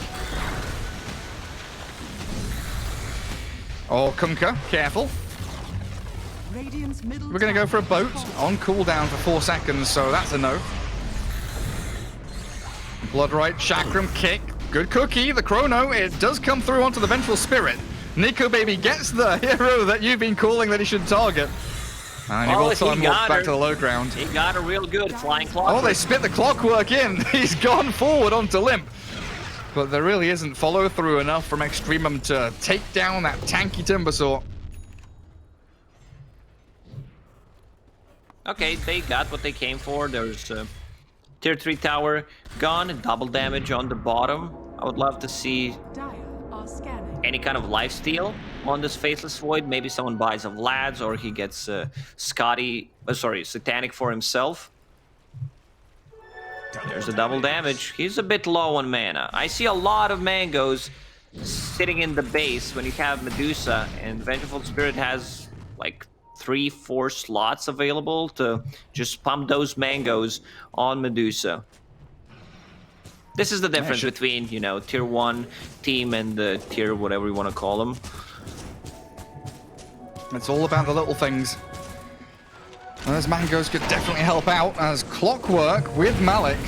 Snapfire here to try and handle Hanskin, but that's a 2008 Earth Spirit who's just about managed to buy time here for not only 1 kill, but maybe even 2. The swap back from G gets the Grandma out of danger.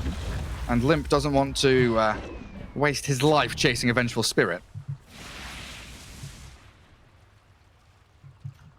Jesus Christ, the attack speed that you get from Bloodseeker.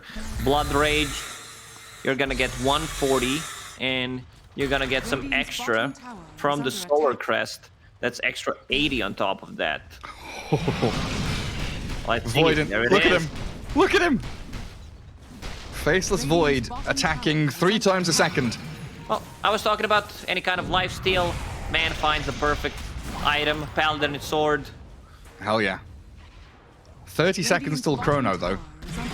So Alliance don't have all of the tools in their arsenal already. I mean, it should be by the time they start knocking on the tier 3 bottom lane. Just to kind of rewind a little bit, a minute ago we did see Extremum kind of make their move like they're doing now towards the Roche pit. And I thought it was a pretty good idea, because usually Direside would come and play into this triangle, right? To push top, to push mid. But Alliance have kind of dodged that maneuver, not giving Extremum a comeback plan or a preemptive setup around the Medusa. Extremum need that MKB on Medusa. She has enough gold to buy it. Aegis, 45 seconds. I think it's a good time for them to try to make stuff happen. Go and cause a little bit of chaos. Oh, they know where Clockwork is. Nico Baby's seen him. Velior hiding in the trees, but for how long? The Basher's not coming. And yet another defensive hook shot, but in comes Hanskin rolling deep. Limp looking for a target. Velior and Kunkka gonna be the two that show themselves as the Magnetizer's there, and well, Velior's done. 6 feet under as the boat lands and Hanskin will be the trade-off. Good kisses coming from an FNG Rubik though. That's not the grandma spinning, that's a Rubik. 2-man chrono. Now from Nico Baby, focusing on the Velio Clockwork, who just bought back. The Aegis is about to expire, is going soon. It's gone now. Nico Baby still regenning and healing up though as he takes it all, tanking through the tower, and the Medusa hits to clear out the Kunkka. Grandma, oh dearie me, what's happened to you in an old age home now? And Medusa, the last one standing. She is the final lady. As good game is called, Extremum tap out and Alliance take game 1 pretty damn convincingly. Yeah, I mean, if you look at these two drafts, one draft that Alliance kind of runs, these are all similar heroes. It's a Nico Baby classic playing the Faceless Void. They know how to amplify Nico Baby. They know how to play around him when he's playing the Faceless Void. And I think Extremum made a couple of bad choices in this game where they did not have enough towers. They did not have Medusa presence at the earlier fights. She just wants to farm. Yeah, I get that, but at one point you need to join, considering the fact that Kunkka was just completely dumpstered in the laning stage. Yeah. Creating space for yourself by joining, just 1 or 2 team fights potentially gets you and nets you a couple of thousand gold in terms of map control and space and towers and stuff. But there we have it. Alliance taking game 1 in this best of 3, all going according to plan and as the panel predicted. As we head ourselves into a break, we'll see you guys later for game 2.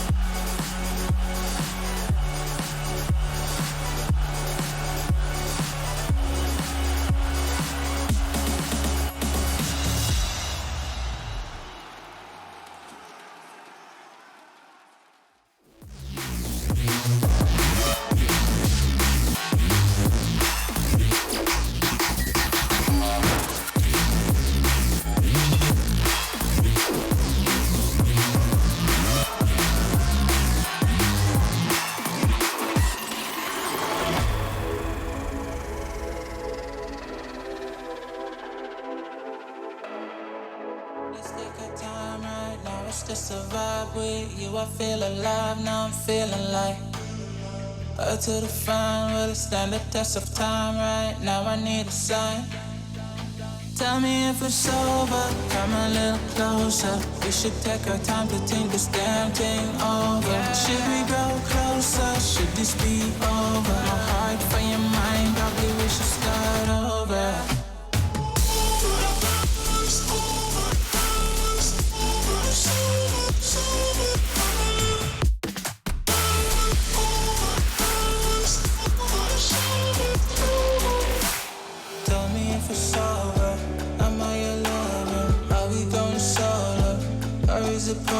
Her face is saying don't go.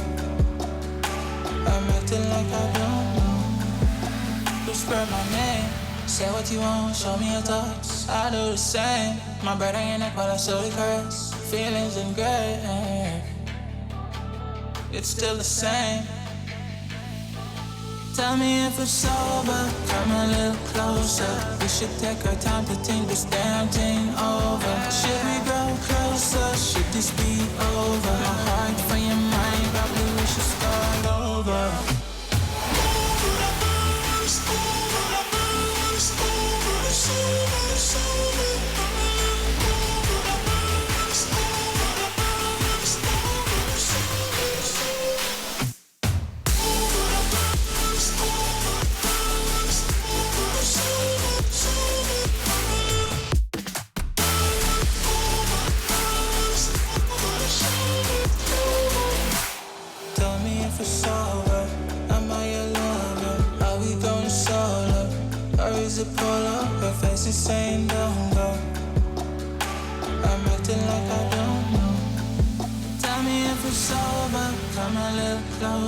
We should take our time to think this damn thing over. Should we grow closer? Should this be over? My heart for your mind, probably we should start. Ooh. Yeah, yeah, I see no signals, no signs. Girl, you be tripping, no lie, nah. You said you're not set by. I flew in all the way for this. I'm not here to waste your time. I just can't give you vibes, you changed a bit. Girl, you mad teasing. I don't mind leaving, just let me know. You should told me take it easy. Hey, yeah. I just came here to make y'all feel good. You know what the message is. Suddenly you're with me now. You know what the message is. I've been running wild, wild for you, babe. You know what the message is. I don't have no patience.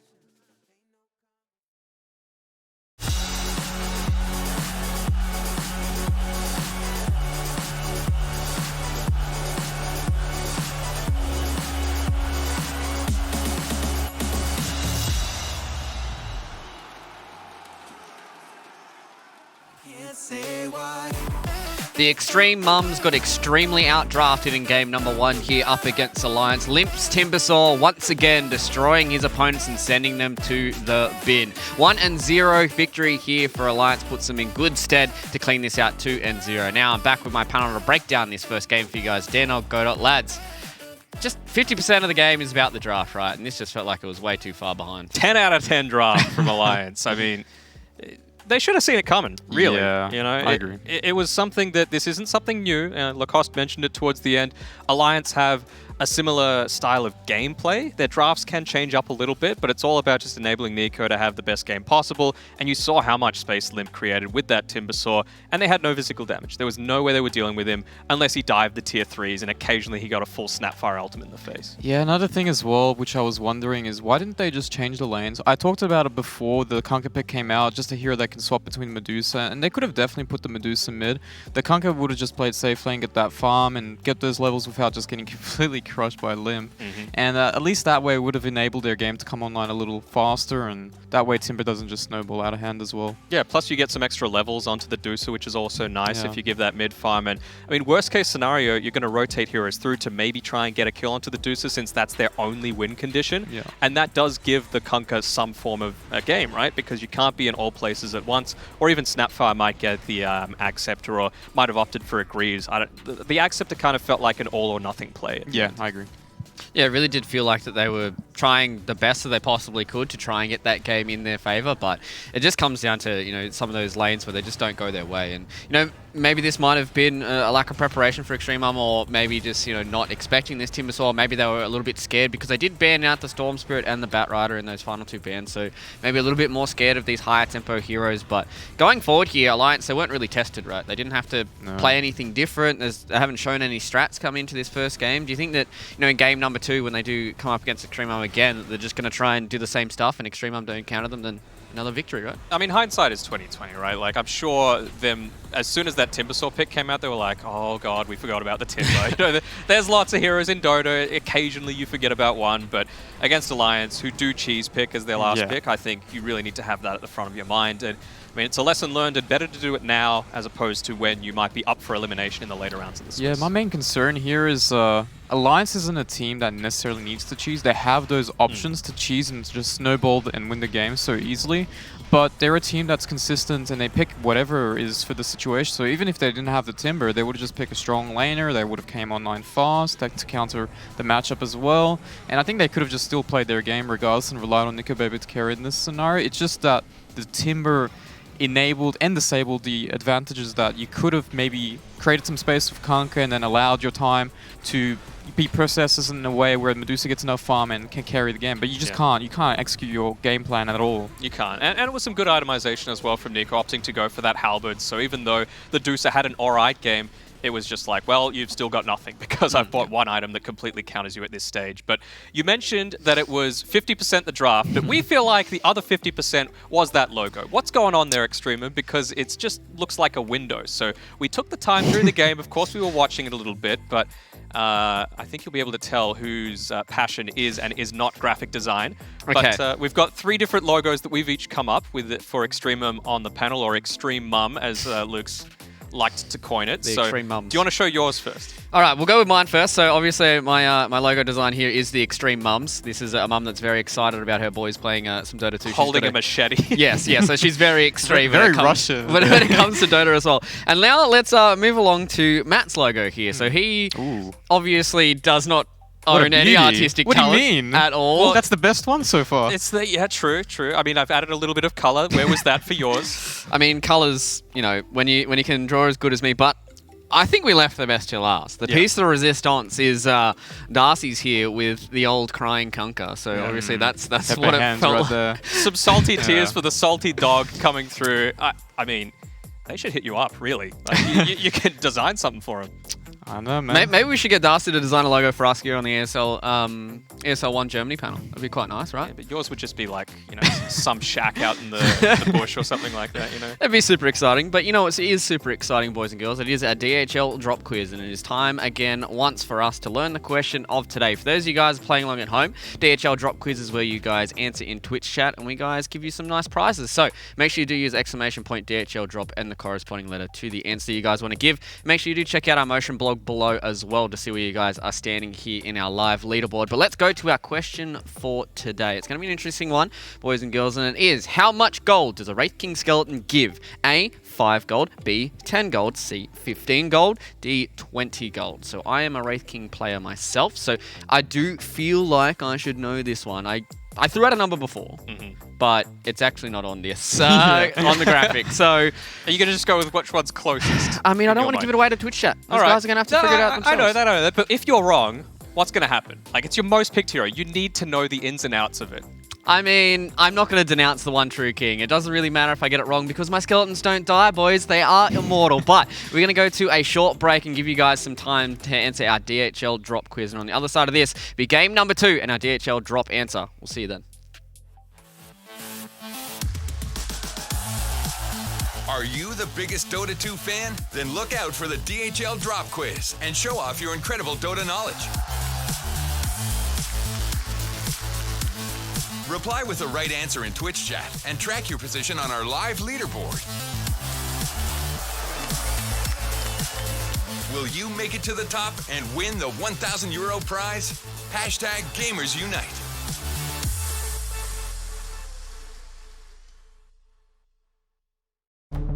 With the right CPU, you can turn any game from familiar to phenomenal. Unleash the potential in all your gaming with Intel 10th Gen processors.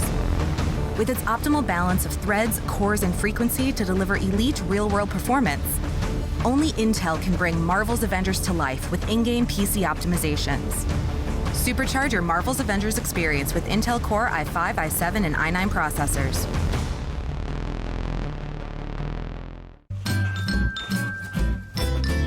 You ready? Huh? Hey, he's a good boy, huh? You ready? Huh? Ugh.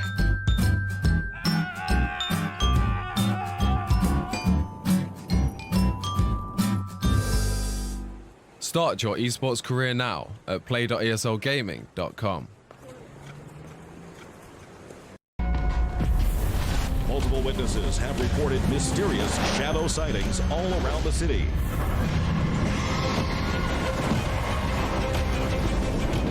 According to experts, the origin of these shadows is still unclear.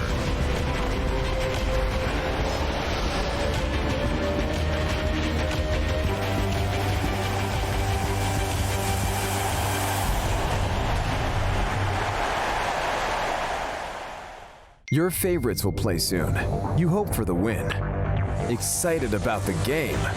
But something has changed. You start to doubt. Will they pull it off? Or will they drift away? You pull yourself together because you're sure they're revved up to win. You know they've prepared. They've picked the right course. And even when there's no chances, you believe they will win. GG Bet. Be excited. These feelings are waiting for you to come back.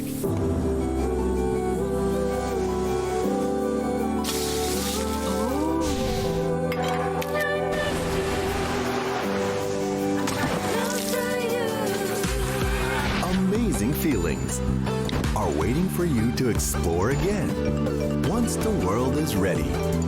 Until we meet again. Amazing Thailand.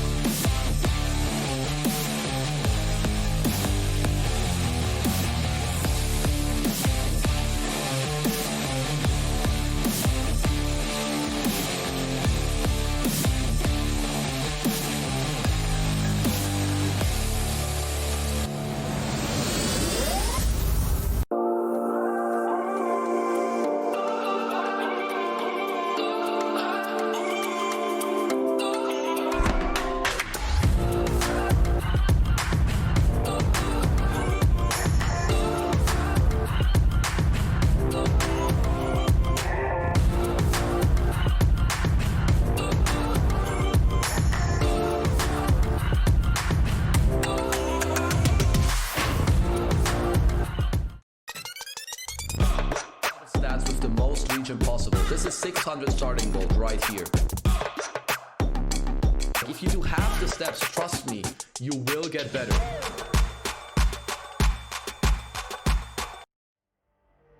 Rising of the ashes, coming from the ether. All I hear is static. Breathe a little deeper. Fallen, broken, a million light years away from home. My eyes opened, and now I've come to claim life alone. Never let it go. These wings carry me. Live this fantasy. Running through the fire, fire. Gonna let it burn. I am the Messiah. Gonna let it burn.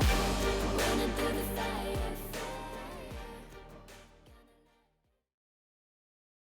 ESL 1 Germany 2020 Online is brought to you by Intel, Mercedes-Benz, Mountain Dew Game Fuel, DHL, GG Bet, Corsair, Acer Predator, and Bitburger 0.0.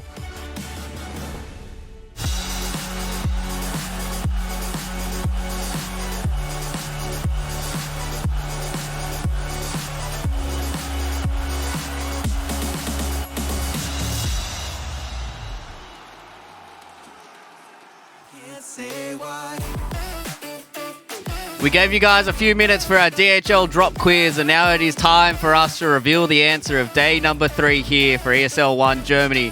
As you guys can see here, we've got some lovely prizes for the DHL Drop Quiz, and these are the wonderful ESL socks you guys can win if you are towards the top of our leaderboard here for the DHL Drop Quiz. But without further ado, my lads here, they did try and flame me in the break about being a Wraith King spammer and not knowing the amount of gold that you need for a Wraith King skeleton. But now, let's reveal our answer for day number 3 here at ESL 1 Germany. How much gold do you get from a Wraith King skeleton, boys? Well, you were saying to us in the break that it was 13, and that wasn't even one of the 4 options. And then you were like, okay, maybe it's 15. It's 5, you fool! It's 5! How could you get that wrong? You're a Wraith King spammer, you should be ashamed of yourself. As I said, my skeletons never die, so I would not know that. I do not believe that, considering your rank. But what are we thinking? Darcy, anything? You were thinking 5, maybe 10? Well, yeah, about 8, I think, but 5 kind of makes sense. As everyone can see here on your screens, it is 5 gold when it comes to killing a Wraith King skeleton. For those of you who are obviously very privy to this information, you have to kill them twice. So I feel like that's not enough gold. Not enough gold for killing something twice. Yeah. I mean, they're not that hard to kill, so it's like kind of whatever, right? So, I mean, hopefully all you guys playing along at home there for our DHL Drop Quiz were able to get that one We're correct back. there. We're back. Yeah. We're ready. We've been taken over. No I guess more Sesame Street here or whatever else there is. I The guess Muppet that's Show. kind of the power of having these beautiful cabbage shoulders that I have on me right now. But lads, we're getting very, very close to game number 2 draft here. What are we expecting? EXTREMUM Alliance? Anything different? No Timbersaws? No gacha picks? Gotcha. You played some Genshin. Is that what's going on? My brain is too infused with my anime games. Yeah. No, I think it's just be more prepared, honestly. I don't think there's any excuse for letting that through all the way to the end. I mean, they could have very easily just banned it out. Their last 2 bans were what? Storm and Batrider? I don't think those would have, just straight up won Alliance the game like the Timbersaw picked. Yeah, it might be scary in the laning phase, but for the actual game plan at all, you just don't have an answer. You don't have a solution for the Timber at all. So, I mean, if they'd done research, they would have probably saw that coming. But for Alliance, I don't think they have to change anything. Just play their opener, play their style. Obviously, EXTREMUM, as Luke would say, would have to kind of come up with some idea on how to deal with them. So. Yep. And we've got the Rubik opening again, right? Like, Alliance, they just need to keep doing their thing. This is probably an S4 Abaddon coming through. They don't play at POS 5 all that much. So. Well, how do we feel about this Abaddon being kind of the counter to the Magnus, right? We've seen it a few times with a few of these teams being able to pick the Abaddon, just being able to use that borrowed time every single time that the Magnus RPs, and then you get the Euphonic Shield coming out as well. So yeah, what I'm really surprised is normally they like picking Doom and Grimstroke together. They didn't actually go for it this game. They got the Grimstroke, but they didn't get the Doom. And now most likely it's going to get banned here, unless Alliance has an idea of what they want to pick and they don't really fear the Doom. But it just feels like you have a set of heroes that synergize really well, and you've played it a lot, and you prioritize it in previous games as well. Why wouldn't you pick it here? So it's a little weird that they open up with the mag. Maybe they were just scared of giving the mag away as well. But obviously with the Magnus, there's 2 ways you can approach it. You can play the efficiency way, which is just utilizing Empower and farming, but you can also just play as Windstrike played yesterday. Just put it in mid. It's pretty aggressive, pretty balanced here. But, well, EXTREMUM play it as a 4. They play it on their Roma, so they don't stick it around all that much. It's just like boots, Blink Dagger Rush, and hopefully it's not the same as the series that we saw yesterday where it was like 30 minutes before we saw Blink Dagger. Granted, it was on a POS 5, but still, I think you need to have much more of an impact as any hero in this game. I think that's one thing that we really need to touch on, right, is the fact that they do play this Magnus as a support, as you said, Matt, and it can get to a point where, it's 20, 30 minutes into this game, you don't have a Blink Dagger dude, and you're revolving around this RP, and if it doesn't get done, if you can't get those, 2, 3-man RPs, and it really does kind of fall by the wayside, the power of this Magnetar. You've seen it time and time again where, you can abuse that Empower, but, I mean, it's kind of one of those things where if you can't use the RP, the hero kind of falls a little flat. Yeah, they can play at 3, and they don't go the Empower bot. If they do, they really just look to secure the farm for him in the laning stage with Shockwave, but it's still a straight Blink Rush. So it's all about the team fight for EXTREMUM. I like the Grimstroke, because they have a kind of unique way of playing it, because they go Aether Lens straight into an Ags, so no real defensive items, real greedy type of build, and I mean, maybe it's a bit too much if you're going a mag support as well. It's just in danger of getting run over with no defensive capabilities, but it does block off the Alliance style where you're getting super aggressive, you're pumping everything into a Nico baby hero. So if you can just make a Dark Portrait of, a super farmed up Faceless Void, or a Juggernaut, or a Sven, you can do a lot of work. Yeah, and I mean, Doom's still not banned here. They got 1 more ban each. A lot of the core pair-ups that you would want to have Empower with are getting banned out by Alliance, which is pretty smart here. But at the same time, obviously, there's still a lot of ways EXTREMUM can actually approach this game. So, I mean, it really just depends on how they feel, because I initially thought they would just go Grim Doom this game since it wasn't banned, but didn't go for that. And now I'm not too sure what kind of opening they want to go for. What I'm really worried about right now is Windstrike yesterday, they had a really nice performance in game 1, and then they lost, and it kind of tilted them, and they drafted really poorly in the second game. It just felt they were lost after the first game. I hope EXTREMUM doesn't really end up that way. I mean, honestly, I'm not sure if they've just checked some of the stats, but both teams are like, what are their most played carry heroes? Gone on both sides. Like, what's left? There's like Dusa, there's PA left, Sven is still in the pool. Those are the big 3 that are being contested right now. Well, usually, we've touched on that time and time again with this meta is, the second phase, ban phase really does feel like it's just carry heroes getting gone. And now coming to this second phase, neither team have picked up their carry, so it might be a few falling to the wayside. You said the Sven, that is still left in the pool now here, so we'll see whether or not we want to go for something along those lines.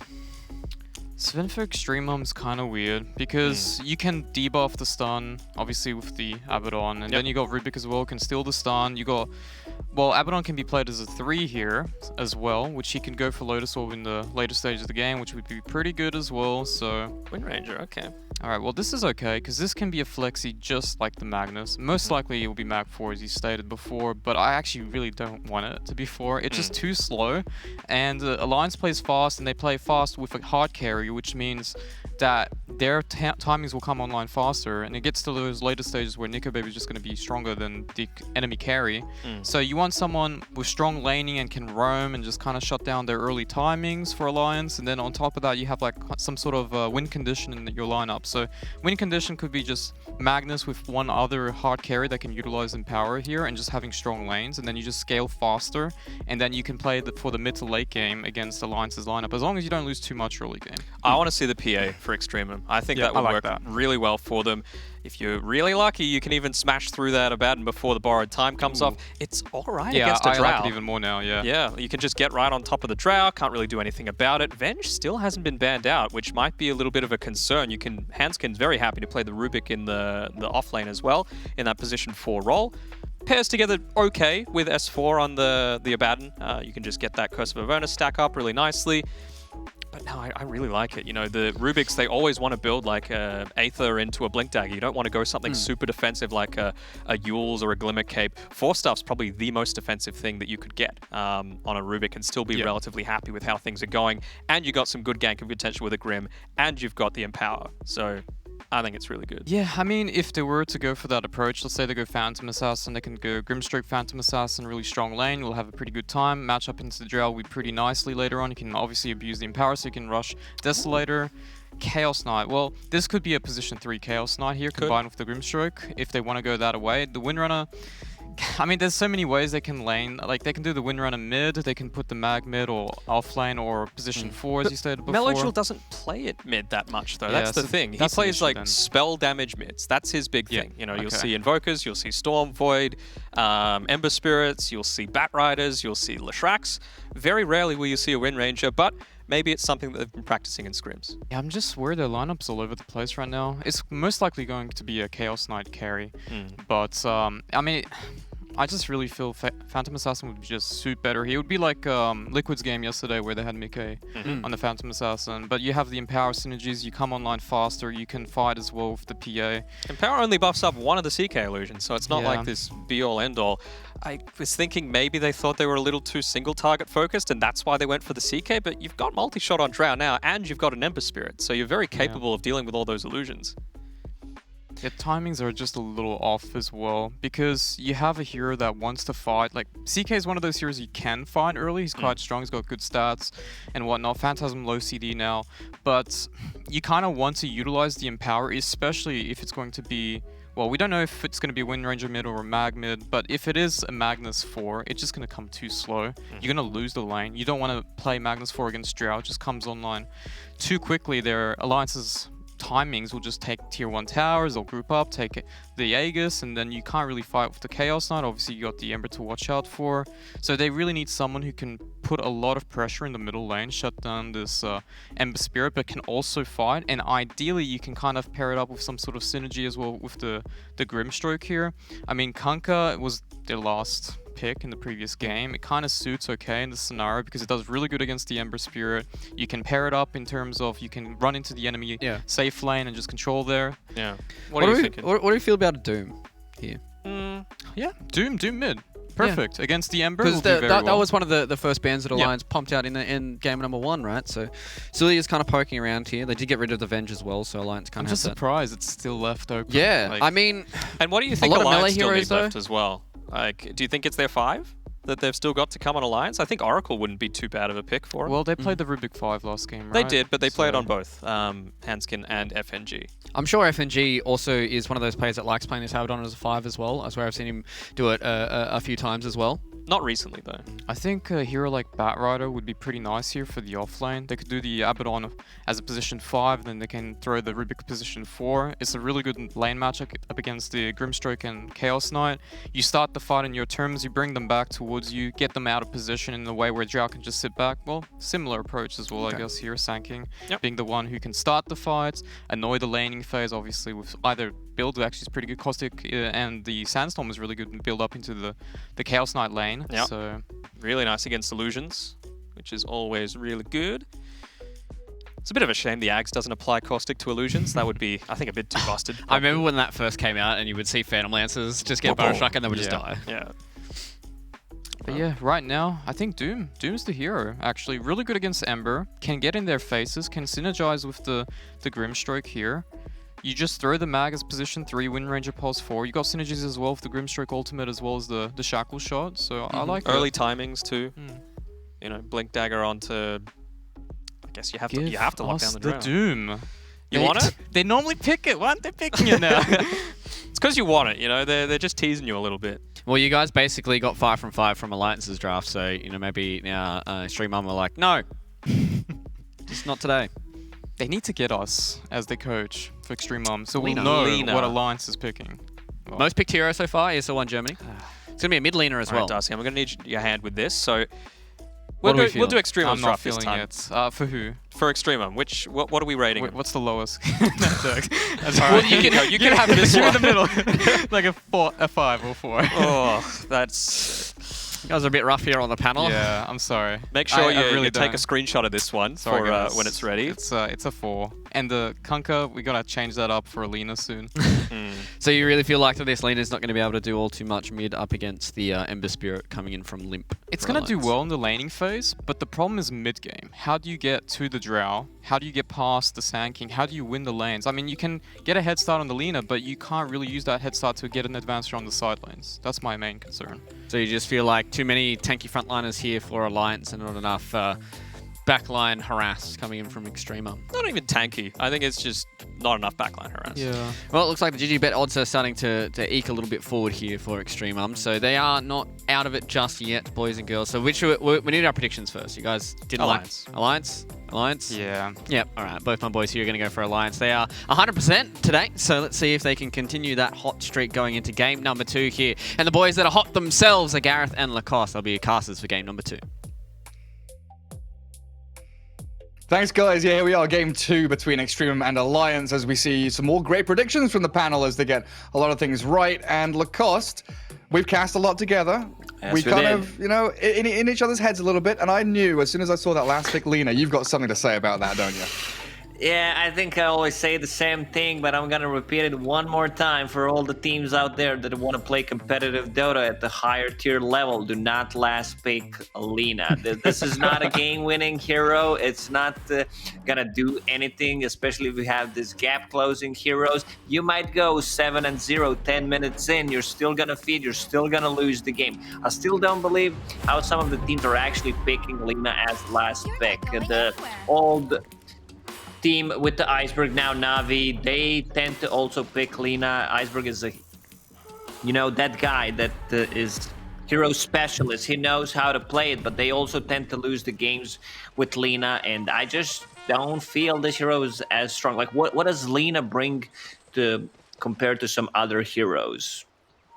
Like, Yeah, I mean, I it's a could hard go one. on, Gary, for like 30 minutes just to talk about how I Lina know. sucks, especially when you're not gonna flex her. But yeah, let's focus on other heroes. So Lina, just quickly, I think, you know, if you think back 3-4 years ago about Queen of Pain, I think Lina has stolen Queen of Pain's role as that snowball, win lanes but lose game kind of hero, where she's super glass cannon, and like you said, if you get a gap close on her, she just dies in the mid game. Okay, so they wanted something, to synergize with the Grimstroke ulti. You have Shackle, you have Chaos Bolt. Our panelists suggested to go for a Doom. I think that would have been a much, much better option in general. If you do a Baton +1 and you have a good chase potential with the Mag, CK, and Wind Ranger, I think... I'm not sure how they did not pick Doom. That's also something that I'm kind of stunned. But yeah, I mean, you have the heroes, you have to play them, so can't repick them. Can't repick. We'll see how they do then. So Limp in that mid lane on the Ember Spirit against Melojul Lina. Top lane we're seeing here Velior and FNG battling it out. As Wind Ranger, Abaddon, Magnus and Drow all up there. Decent start from that Wind Ranger. Just Wind Run level 1, get some harass, trade some hits. Try and bust through some of those early FNG shields. Not a big Well, fan. final lane. Of Wind You're Ranger. not a big fan? Yeah, Wind Run level 1, not the spell to go for. Like, you have, what, almost 400 mana? You're not going to be using that Wind Run effectively. You can't secure the range creeps with it. If he had, let's say, okay, he gets it, my apologies, but, you know, if he had a power shot, you can still deal damage. FNG is in, just trading some hits, harassing both of these heroes. Nice. Okay, First blood down bottom, though. That's a good start. Stroke of Fate with Chaos Bolt, still level 1, the Chaos Knight. And Grimstroke finding that S4 Sand King. Hansken unable to save his buddy, so that's going to quick return to lane from the Sand King. And now that Extremum are level 2 down here, though, the threat increases. Start having Ink Swell, the Chain Stuns, the Chaos Strike for added damage. So Alliance might have to be a little more wary down here with their positioning. It's such a strong combo. Having Chaos Knight being level 2 and Grimstroke having a point and Inkswell. Now Chaos Knight will farm some creeps on the side camp. I don't think he's gonna get too much out of this lane. Okay, S4 just holding the lane, holding one extra point to see how things are gonna go, if he needs a Burrow Strike or if he's gonna go with the Sandstorm. If you will play the Sandstorm build, you need your support to bring one sentry at least. But let's check the mid lane. So there's your last pick, Lina. And there is your Ember Spirit, who has more CS than Lina. And Limp has his bottle now as well, right? So the threat of the Lina kind of alleviated thanks to the regen that Limp's going to be getting. It will come down to a lot of these early rune controls, especially that first active rune. Whether or not Hansken, maybe FNG can come in and defend them for the Ember. And he's gone for level 2 Flame Guard, so Light Strike Array, Dragon Slave. Especially when they're missing from Lina. Not going to be burning through that as Nico Baby getting sniped out. That's a big kill. Like, I love offlane Magnuses that then don't get the point at Empower early on. Instead, you're just going for the max, like, kill build. And Valor, he has a point in Shackle Shot. Now he can just max out the Power Shot. And he's doing a good job. Yeah, just stopping the pulls that FNG is trying to do. A good early laning stage from Extremum. 2 kills to the good. And FNG not doing... Oh, wow, that Shackle Shot and the Skewer back. Under the tier 1, FNG's in a lot of trouble here, actually. The final touch with the Power Shot to help. Gets Extremum their 3rd kill of the game. You're not going anywhere. So far, so good. Different heroes. They're playing the top lane really well. I mean, Mag has 18 CS, Wind Ranger only 1, but, you know, she's doing her job. First rune of the game, it's gonna be Haste. Melojul will refill the bottle. There was not a single hero that wanted to contest, so FNG instead just TPs mid and refills the bottle. For Limp, he's and level gives 5. Limp the double shield now. Yeah. Once he hits level 6, the kill threat on Lina becomes pretty substantial as they land a Shackle Shot top again. But Malik, not able to get the combo. He popped his Mango too late. Wasn't able to skewer the Drow back under, and G down bottom getting a snipe onto S4. 4-0 start now for Extremum. Every single one of these lanes is on a knife's edge, really. There's kill threat every single place you can look. Lina's making her first rotation. Level 5 Lina coming up towards top. Nice shield to get out of the Shackle Shot, but they didn't expect the Light Strike Array. Nico Baby getting dived a little bit, does pop his wand. Oh, the salve cut through the trees with the tangos, but the Light Strike Array beautifully placed. And Melojul's trying to get FNG as a bonus kill. Under the tower a little bit rough though. He's got that extra regen, the extra armor. Tango's up. You have your position 5, who's not very good at moving around. He's more counter-reactive to what enemies are doing. So that means Limp will need to have a lot of good rotations with his Ember Spirit. He just hit level 6, so the next time they try to do something like this, dive the tower, he's gonna be ready with the TP. Oh, FNG. Careful there, buddy. Sidesteps that last power shot, but he has zoned the Magnus and the Wind Ranger out for now. Who got all the bounty runes? Melojul bottled 2. Limp got 1. Nefrit got 1. So EXTREMUM with that 1k lead starting to pull away a little bit. As Limp remnants out from the Wind Ranger and the Lina. And bottom rune being guarded for him by Hansken. S4 is not having a good time on the bottom. Like, his CS is okay-ish, nothing spectacular, but the problem is they can't play the bottom lane. Rubik understands that, so instead he makes a move on the mid lane. Here we go. Dive in with the Remnant. Nice dodge as well from the Light Strike array. Hansken and Limp, they're trying to get through the HP of Melojul, but the Lina survives. Limp's still thinking about going for Valior instead. They do force the glyph as the catapult wave arrives on that tier 1 mid lane. Spared you future loss. And this feels much more like EXTREMUM's wheelhouse. This is them kind of playing that scrappy, aggressive, maneuverable Dota. They'll try with a shackle shot into the chain stun. Do they have the damage for Limp? No they don't. Laguna Remnant Blade on Lina, what? 3-1-2 build. That has to be a misclick. Like, I've seen it on like position 4 Linas, and oh, Dust Bottom, Sanking. Okay, he burst strikes away from the Inkswell. yeah, I've seen different builds in position 4 Linas where you don't have enough mana sustain to, you know, use Dragon Slave, keep spamming it LSA, so you maybe skip it on the level 6, you get it level 7, level 8, but you're a mid Lina with 1 Nully and the magic wand, you should have enough mana sustain and a bottle like that. That was definitely a kill on Ember Spirit. Oh, they missed the Reality Rift. Don't quite connect. As S4 starting to feel a little bit itchy in this bottom lane. Catapult wave going to be dealt with by the Sand King pretty easily, though. G's just going to drag back that small camp and pull it. And what's Lina up to now? Trying to guard the 8-minute rune. CK's here. Ember Spirit might not be expecting the rotation from Nefrit. Valior's the one, in fact, that grabs the double damage rune, denying the bottle refill. And Limp dips back into the jungle. A very good rune control from EXTREMUM in this one, where they are every single time having a Wind Ranger, just trying to go for the top Oh, rune. bottom again. Bottom. That's the Inkswell after the Chaos Bolt. Chain stun perfection. 6-0 start for them.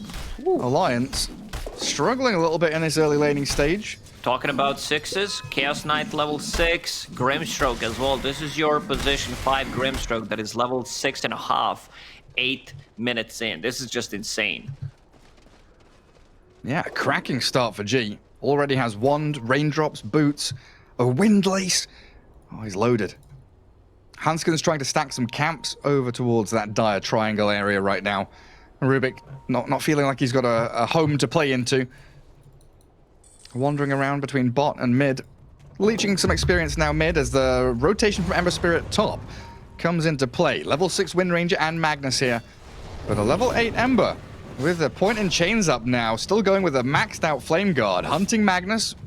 Multi-shot not connecting from Nico Baby though. So Limp's maneuver here going to be halted. As we might see a Soulbind play. They've got Soulbind, RP, Shackle Shot. Limp is sticking around. But so's FNG with that save from the shield.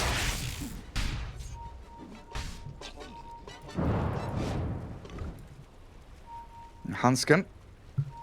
Just been wandering around, really. Bounty run's coming up in a few seconds, though. Limp, pretty deep. Remnant's back towards Valior. But yet again, EXTREMUM coming out on top with the bounty runes. So no one wants to take a fight. I think Alliance at the moment, they need to recover. You have Draw Ranger, there's the RP on top lane. Going pretty hard on that poor little Abaddon. Shackle shot and RP, but Malik skewering Limp back. Allows this Ember Spirit to keep on chasing, and Flame Guard comes up. Off cooldown now. One more Remnant is going to be required, and the Shackle shot will hold him under the tower, as Hansken cannot go diving that deep. They have to leave the Wind Ranger be. For Alliance right now, it's just a catch-up time where Draw Ranger will hit the jungle. She found the Iron Talon. There's one stack of Ancients, actually 2 stack of Ancients, so that's going to be some good goal for Drow Ranger. S4 also recovering on the bottom lane, even though he's 0-3-0. On to G. He gets a Soulbind down, and that power shot is pretty substantial damage. Rubik is shielded, Hansken turns, Soulbind of his own. And Valior Wind runs away. Limp wants to keep going, but again, the TP rotations are here. Chains will catch the Magnus, but that Shackle shot, Valior's been on the money with these connections and latches from the shackles. Yeah, I'm just gonna say it. I think Veller is definitely their best player in the team that they have. He's making so many good moves. Watching them play in the qualifiers on the Earth Spirit, we've seen him in the previous game. I also think he played one game of Tiny in the qualifiers that I was really impressed with. So far, so good. Yeah, role-playing Light of Heaven right now with these shackle shots. For all the Zoomers in the chat, these are some, you know, heavenly shackle shots. He's working as an analyst right now. Great Dota 1 and at start of Dota 2. One of the best players that we ever had. One of the kings of the scene. Oh, S4. He's found the Lina. This is the struggle we said that Lina would have. She gets isolated and so simply picked off. Just a couple of stuns. And the fragile Fire Lady brought to her knees. She's going to have Yule Scepter though. I think the final parts are on the courier. So at least her first item will be arriving as she respawns. And FNG just going wild on that tier 1. Forcing rotation from Nefrit now. He's going to get the Inkswell and the stuns onto Abaddon. FNG, he just put his body in there. Turned into sausage by the meat grinder of EXTREMUM, and it looks like Rubik's going to be going the same way. These are 2 big kills that they just got. Only for Lina. If Lina had a Yule Scepter there, she could have bought a bit more time and maybe the rest of the team would be able to connect. But also one thing I dislike about having Lina in the team is having no saves. There's no one with the 4 staff yet. Like, you get on top of her, she dies. Radiant's bottom tower. Yeah, there's absolutely nothing apart from raw aggression. As EXTREMUM trying to use that momentum. Get into the dire triangle. They've got vision here. They see what's happening. Nico Baby unable to safely farm the ancient stack that Hansken did make for him. Radiant's bottom tower is under attack. Dire's S4 now 200 gold away from Blink, so that additional form of initiation that Alliance need to keep up with heroes like Ember Spirit, who are dancing all over the map, gives them a lot of options in the next couple of minutes. Alliance are waiting for 2 big items. That Blink you mentioned on a Sand King, Ember Spirit They're getting trying to catch closer him. to the Maelstrom. FNG couldn't shield him in time. That Sand King's Blink delayed now as Nefrit and G, this pairing of heroes, aided by Velior coming in from the left. Still considering going deep for this. He pops his borrowed time, and FNG, he will be fine as a Yule Scepter on the Drow Ranger. Melojul finds the catch. And there's the Laguna Blade Lacoste finally coming out to play. Yeah, I mean, you can't use Laguna Blade if you didn't put a point in it. So, yeah, I mentioned these 2 items to still feel Alliance can't take a fight. So Limp is in. I mean, FNG's dying in the back. Nefrit's found him, but Limp was really towing the line there, fighting 1v2, getting close to a kill on the Lina. But EXTREMUM 13-3 now. They are going pretty hard with this Grimstroke Chaos Knight going from side to side of the map, buying time for this Magnus to get his first item, which isn't going to be a Blink Dagger. Malik has Greaves queued up. I'm fine with that. Just tanking up. I talked about them having no save. This is a kind of save, you know, something that you need to have any kind of sustain. So this could be a game changer, and also a good way of removing the chains, removing the silence.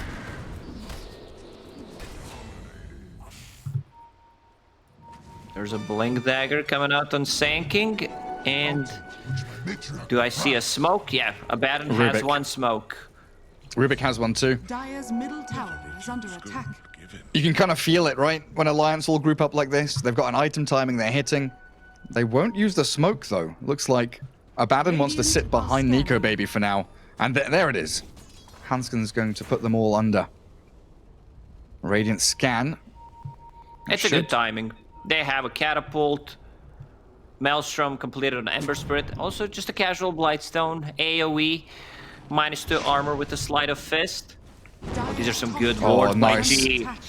They really are. The epicenter blink, burrow onto the CK. Limp is deep in a 1v3 and he's been blown up completely. Magnus coming in, he's going to pop the mech and try and fight into this Abaddon. FNG doesn't stand a chance in hell. They're going to use up the Sand King, trying to focus down a bigger target, and S4 being annihilated. Extremum getting 2 streaks now. Unstoppable CK and a killing spree on Velior as they wipe Alliance with some great vision from G to kick it all off. These are 3 kills plus a denied tower, and it's also a Sand King blink reveal. Man, these 2 wards from G actually won them that fight. So 4k gold lead for Extreme. They're gonna take the mid tower. I don't think Alliance can make a counterplay. There's a lot of TPs coming out, but a bit too late. In comes Limp, running forward. They want the CK, the Magnus RP, it whips completely. Heals up into the air on the Ember Spirit, and the Light Strike Array will connect. The RP stolen, Hansken grabs 1, the streak is taken as Nefrit's broken, and the jump forward. Limp wants more, but he's silenced up. The Phantom's Embrace holds the advance of Alliance for now, but the problem with Lina, it is being seen right here. She gets found, and the burst strike in. Magnus will go straight down below the ground, and that's another 3 kills, but this time going to Alliance as they strike back. Just as hard as Extremum had. I know which numbers chat are typing right now, you know. This one's really rough, man. Extremum was playing so well, and now they handle him 3 big kills. These are actually 3 cores that they just fed, which gives Alliance chance to come back. There's a pretty nice swing on the old net worth as well. That was climbing rapidly. As we see them get to like a 4k lead, it was heading upwards, and now it swings straight back down to neutral.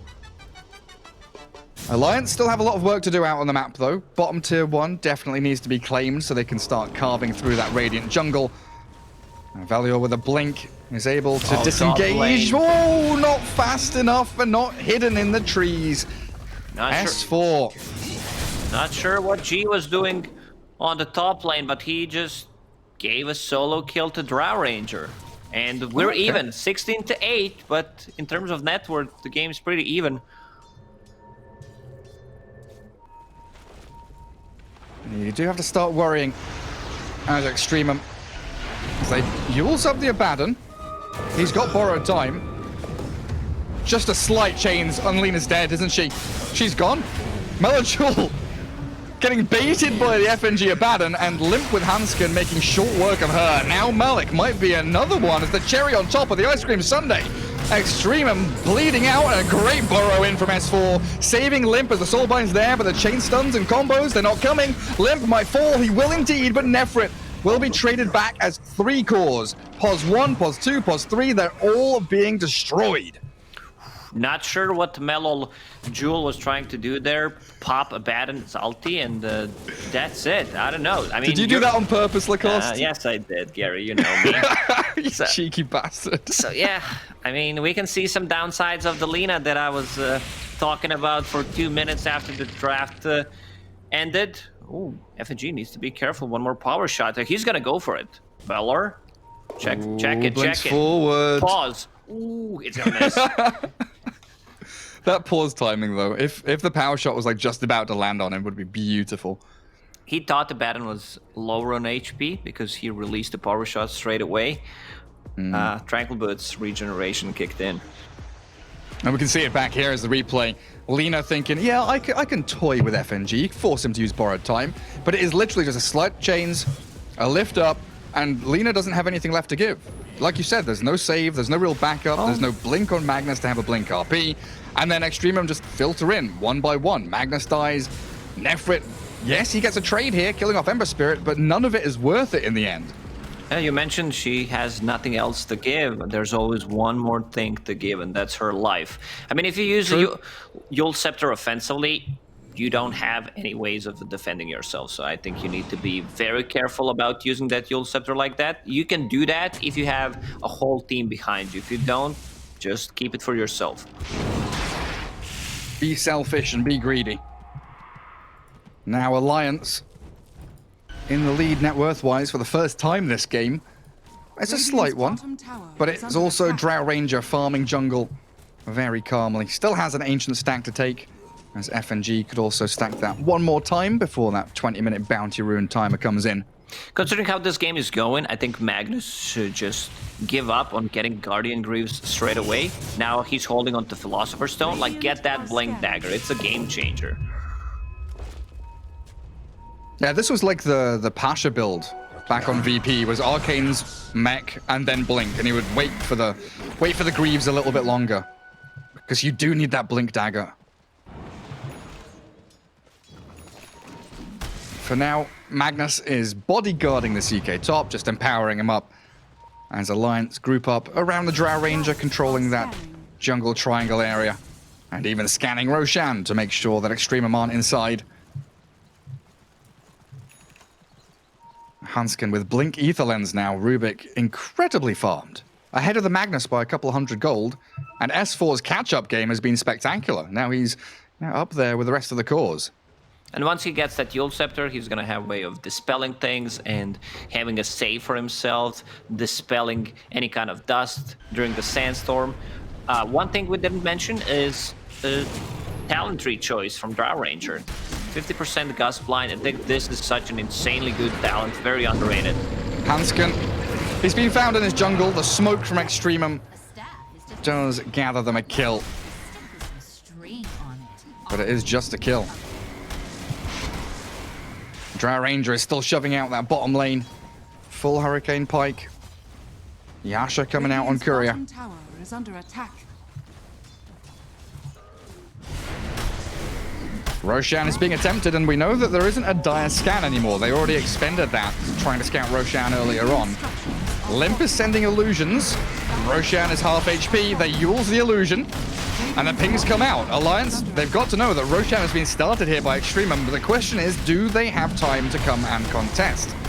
Well, they wanted to scout it out how low Roche is, so they're just gonna bail, take the... Okay, S4, he's actually smoked. They still want to take a fight after Roshan's been taken. They've given it to CK, the Aegis, as Lina closing in on her BKB, maybe feeling a little bit safer once she's got that item up. 2 BKBs coming out on Extreme. CK also just 1,000 gold away. Alliance just waiting on the high ground, checking if someone's gonna show. Instead, yeah, let's take the tier 2 tower on the bottom lane. Radiant's bottom tower has fallen. Alliance playing as a tight-knit group, all 5 together. Dire's top tower is under attack. Extremum looking for the tier 2 top, just trying to get a trade out of the map. It doesn't feel like Alliance are in any kind of rush, though. Is under attack. Do you get the same feeling that maybe Extremum aren't on necessarily a timer as they do? Wait, I'll come back to that in a second, because FNG, yet again, just frontlining and baiting. Extremum trying to force a fight around the Abaddon, and S4 yet again smoked up and ready to go. Fade Bolt spam from Rubik. Check what Abaddon is doing. He's having Blades of Attack and Morbid Mask in his backpack. Like, I don't want to go too hard on this, guys. It'd not be balanced if I, have real items. Tower is under attack. I'm going to give them a chance. But yeah, do you feel like Extremum scale okay because they have Empower, they've got, Lina CK, this kind of tricore with Wind Ranger? Or do you think Alliance, if we start to go late game, are just going to be so heavy-handed? Oh, Wind Ranger's gonna scale. I like the items that she's building. Blink Dagger just for more, a better positioning in a team fight, especially with the Grimstroke, the double shackle, and now she's building MKB. So that means she's gonna scale. FNG has another ulti up. Yeah, he is just face tanking everything. Running into the opponent's lines and waving his arms around like a madman. Chaos Knight's had enough of it, and they've also Blink RP'd, but the stop with a lift keeps S4 out of danger for now.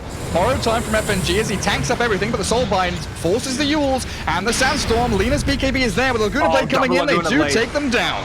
S4 and FNG hit the ground with a thump, and Limp Oh, the Remnant's short range. That Yule's up from himself. He's got 11-1 charges as Rubik into the back lines. He focuses down to Lina. Yes, they've lost Limp, but the Drow Ranger's still standing as S4 is brought back and wants to pummel into the CK, waiting for that Aegis respawn. Epicenter coming. Burrow Strike ready, coming in, looking for 2. He's holding that Burrow for as long as he possibly can because Drow can just beat into the Chaos Knight as easy as you like. Alliance, they're waiting on that buyback from Sanking to see how fight is gonna develop. They need someone that's gonna protect the Drow Ranger. Abaddon died, but Sanking's also the guy. You know, CK, he already used his ulti, used the BKB. Once he respawns with the Aegis, he's not that strong, to be honest. And man, Magnus, he needs to be very careful about using RP like that once again. On a shackle shot and a potential solo kill. As Hanskin and Velior battling it out, but Hanskin's actually surviving. The Gust back, the burst strike forward, S4, the mischance from the Gust. You're right, Lacoste. Velior thought he had it there in that Pos 4 versus Pos 4 battle, but Hanskin has the backup of Nico Baby and S4.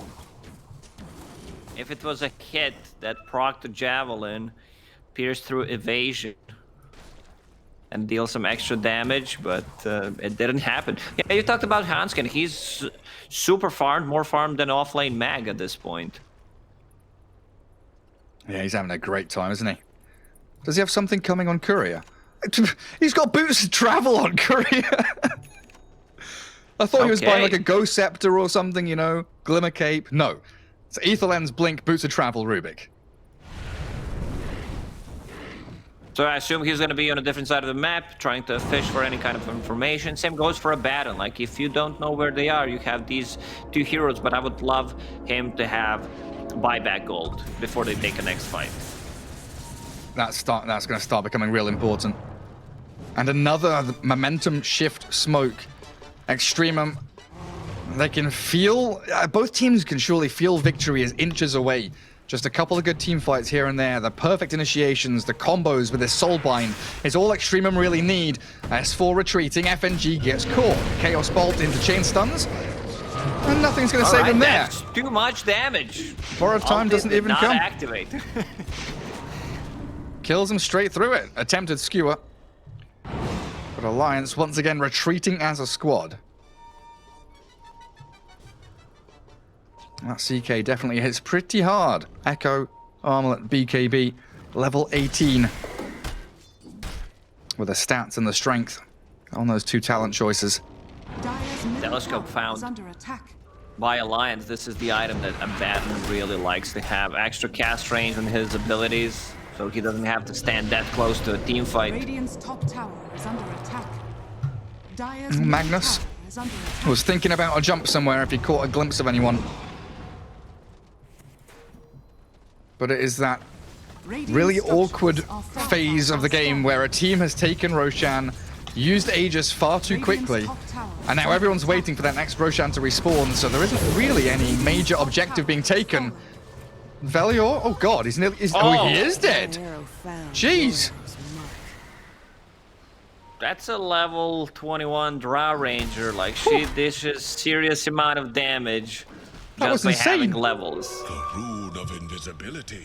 Like that final hit did like 300 damage or something to the Wind Ranger. A crazy amount of DPS from Drow. Chaos Knight. Farming aggressively. He's empowered. Rubik's arrived though, and where's the rest of the backup from Extremum? Because there are 4 Alliance heroes here. Phantasm's annihilated. The BKB comes from the Drow Ranger, trying to focus the CK down as Remnant's back to safety.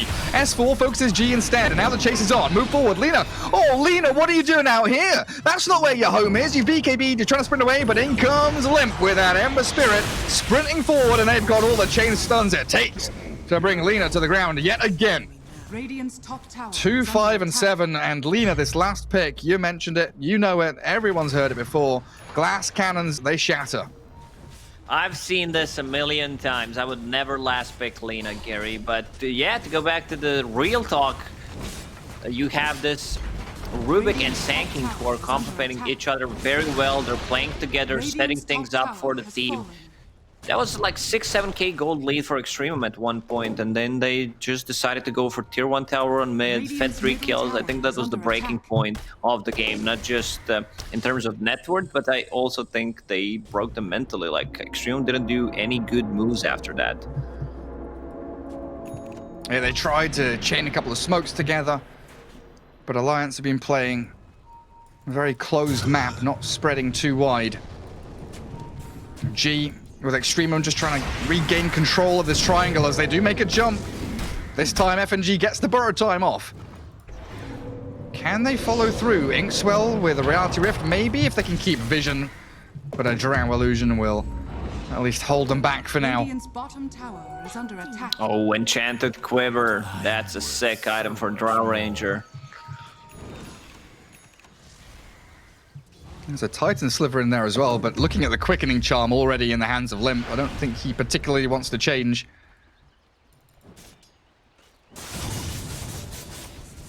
Now Alliance in the lead again, net worth 4k. They've been at a kill score deficit the entire game, but it's always felt like it's an uphill battle for Extremum to keep getting kills, to keep winning team fights. Radiant's middle tower is under attack. Chaos Knight really the only one that's able to leave this base area, pushing out top lane. Magnus looking for any kind of blink RP. But the line is drawn by Alliance. They're smoking all the way through their jungle towards top. They've got a Dire Observer ward watching CK move back off to the left-hand side of the map, and a new trajectory has been drawn out by S4. CKTP complete. No vision. He got in the vision a bit too late. 1 second scan is gonna connect, so they know where Extremum is at the moment. Oh, S4, no way! He's in there with a great bow strike, and Lina completely caught out. She might be able to get her BKB off. She's still surviving. Yule's up into the air now as the back end of the fight. They chase on to Limp, and the CK is battling 1 versus 3. Melojul does die and buys back immediately, and in comes the RP from Malik, catching out Alliance with a stolen one! Hansken, you bloody god! He's caught them all! The stolen RP is glorious. S4 does fall down to the south, but in comes Limp. He's got another slide chains ready. Just needs to close the gap onto G now. Might even find the little chains onto Lina there, but doesn't go for it. It'll be Hansken instead, claiming his birthright. Kill after kill, and Lina, she bought back, but there's no team to save her. BKB and runs forward, but Hansken, he's going to be able to get hit by the Light Striker as he walks back into it, but FNG has the saves and the shields as Alliance towing the line with death there. Very low HP, these heroes, and Lina will keep that second life for herself. I like what Lina did in that fight. She realized, yeah, I'm dead. I'm just going to save my BKB. Most of the players would just pop a BKB, try to survive, but she was already planning for a buyback. But, you know, back at the north, there was Rubik landing some sick RPs and good initiation coming out from Sanking. He paid with his life, but at the end of the day, I don't think it matters that much. Ember Spirit farming very nicely at the moment, getting closer to his Shiva's Guard. I also saw Sanking having a plate mail, going for Shiva's Guard. I think he switches that to Lotus Orb instead. Yeah, he actually does that. Because, you know, you don't want to have two Shiva's Guards.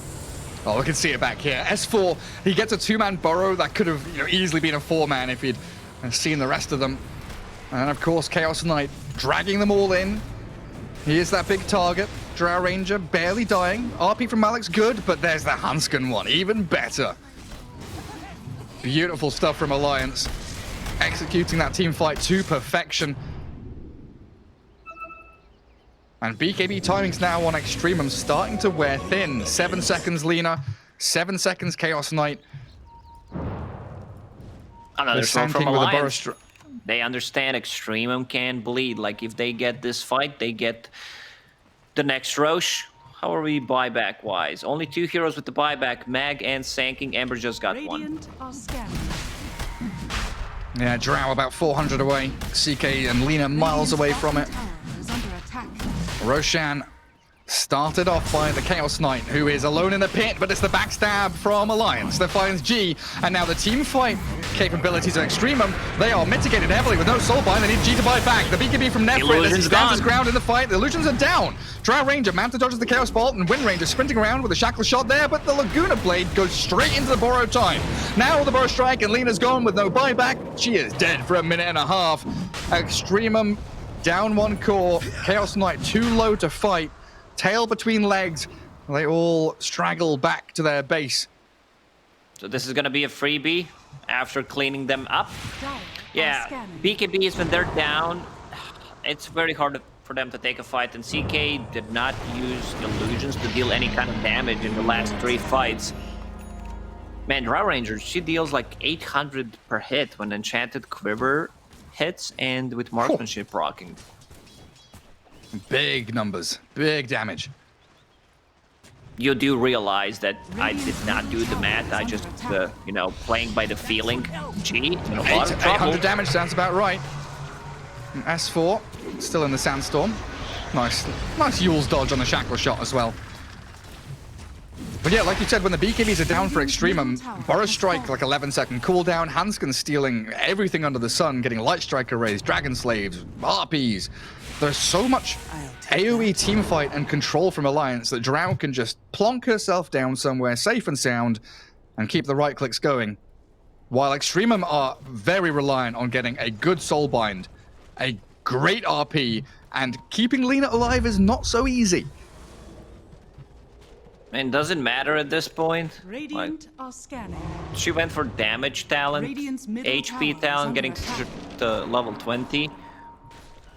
Like, if you feel like you lack a bit of damage, you can try to get like a Crystallis at this point. Just anything, something. A double damage rune for Limp as he will look to connect with the rest of his team as the 3-pronged attack on the Radiant base begins. Every lane shoved in towards these ramps, and high ground about to be broken. Drow Ranger keeping vision as they do. Inkswell, Blink Skewer back. Drow Ranger is going to try and Manta dodge away from this and succeeding so far. Nico Baby pops the BKB, turns the battle. Soulbound up with the S4 Sand King though, and in comes the CK. Reality Rift forward, they can't clear the illusions now. They'll lose S4, but they kept gone. Nico Baby alive. The Drow Ranger survives, and this double damage rune Ember Spirit starting to cause problems because the BKBs are down for Extremum. But it feels like the high ground push has been halted. If you're standing in a place like that, not moving, just attacking the tower, you know there's going to be a play like that with the skewer back. I mean, the Alliance pretty much knew that's going to happen, and they were prepared. FNG was close to use the shield, but CK already used his ulti and just popped the Sand King. Like, CK damage should not be underestimated if he manages to deal any kind of, you know, right clicks with the illusions. Malik, he's ready to go in once again. Nice lift. Hanskin playing out of his mind. Absolute godlike plays from his Rubik as the skewer back not going to be successful. The death of Malik, and now G follows him into the grave as Magnus spies back. They're looking for the go again, but the Gust, these pushbacks with a mischance. Yes, you've got a Light Strike around to Nico Baby, but he's being shielded, he's manted, and he's run away from all of your aggression. Lena's so close to death.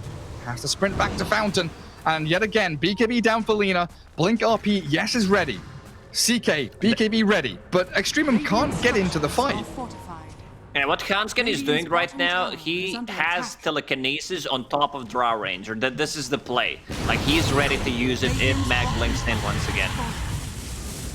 Chaos Knight in a bit of trouble here, yes? Oh, again, Hanskin, how are you so good? Malik, he can try and get out of this. He pops his Greaves, he has an RP, but remember, no buyback for this Magnus anymore. Dead for 77 seconds. Yeah. Save that RP for game number 3. Oh, wait, there's not gonna be a game 3, Gary. There isn't. Not the way this is going. Backdoor regen be damned. As Drow and Ember Spirit, the burrow from S4 onto Mellow Jewel with no buybacks. Extremum, they are done for. Ember Spirit basically diving Fountain at this point. Alliance, they've got this one in the bag. Yeah.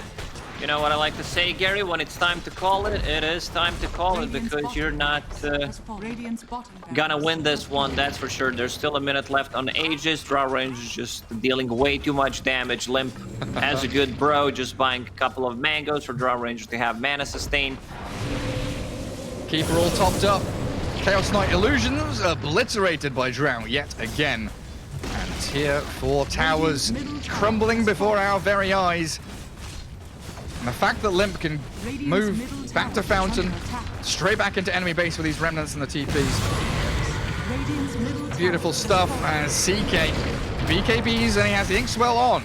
Limp is silenced, but he doesn't care too much thanks to FNG's backup, and SF4 is there again with a Borrow Epi. Nefrit down, but no buyback, and GG is called. Malik finally gets an RP in there, skewering Nika Baby into the fountain, but Hurricane pikes back straight away as S4, yes, dies, but the game is already over. Yeah, this was such a good performance from Alliance. I mean, EXTREMUM, I believe they had this one in the bag, but overextended. At least the first, like, 15 minutes, they played it so well. I think Valor, as a player, has a bright future ahead of him. I was also very impressed the way he played during one of the Star Letter tournaments when he played for Na'Vi. Definitely a name to look out for, but Alliance, man, such a consistent team in terms of, you know, when they're backed against the wall, they also know how to play. They always find something to give them opportunity to make a comeback. Yeah, always like cutting their losses short, mitigating any problems they had. You know, Hansken, I was worried for him the first 10 minutes or so. He was kind of wandering around like a headless chicken, but he was stacking Ancients. He was finding things to do, soaking experience mid, making sure that, you know, S4 doesn't get completely crushed in the lane. But a 2-0 victory for Alliance over EXTREMUM ends our first series of the day, but there's more to come. 2 more series later on, as Odie and Fog will be taking over the casting roles. It's all done for me on Lacoste today, but we'll pass it back to a break and the panel to take you through the rest of ESL 1 Germany.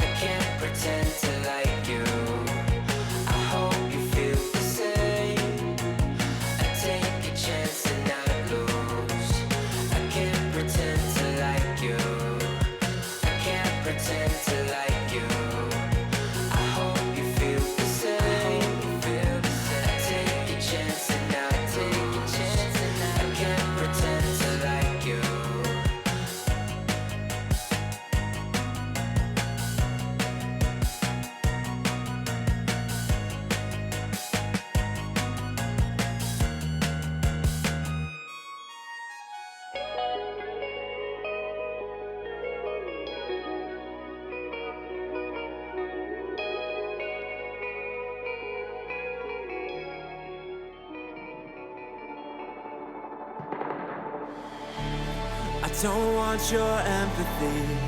I just want another enemy. I'm not gonna change a thing for you.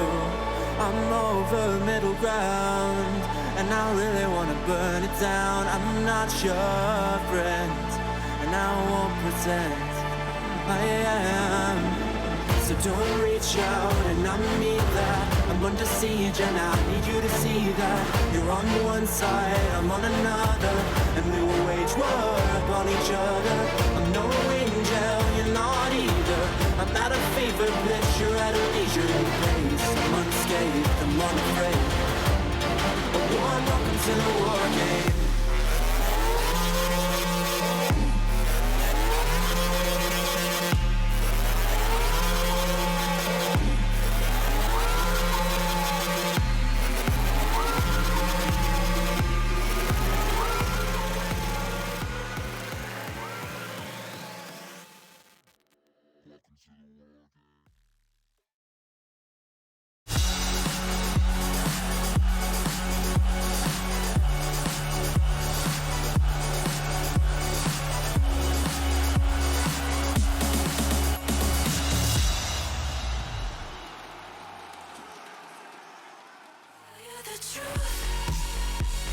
A clinical victory there for Alliance puts them 2-0 and now 1-0 in their series score for ESL 1 Germany in their first round here of the Swiss format. Now, as we get into our Game Fuel post-match, my panel are super excited to show you guys why Alliance are getting such high results in a lot of these tournaments. My panel back here again, Dan or Godot. Lads, game number 1, bit of an outdraft. Game number 2, though, it felt like EXTREMUM had a few opportunities getting there. They just couldn't really get it done. They had the opportunities, you know, they got the early kills on the board, but it didn't really result in anything. You know, all the tier 1 towers were still up. Even when they had those super deep wards, they were scouting out these gigantic ancient stacks. I think when it was like a 10 kill lead, they only had a 1k net worth advantage. They weren't actually converting it into anything. Yep. And when you go these hyper aggressive heroes that have these early timings and are good in the laning stage, you need to get a lot more out of it. Yeah, as you stated, I mean, their whole draft really revolved around winning lanes, and there was one pick at the end as well. There's a lot of picks I didn't really agree with. I mean, picking Magnus into the Rubik is always something to worry about, and then you have your Chaos Knight to deal with the Drow, supposedly. You don't really have the gap close either, and the very final one that just kind of ticked me, Lacoste and Q at the back when we were talking about was the Lina, because, yeah, sure, you win the laning phase, and that's what Lina last picks do, but what does it do after the laning phase? He gets killed, Ember just runs down him with one other hero, and then it just feels like he's kind of lost on how to play the game.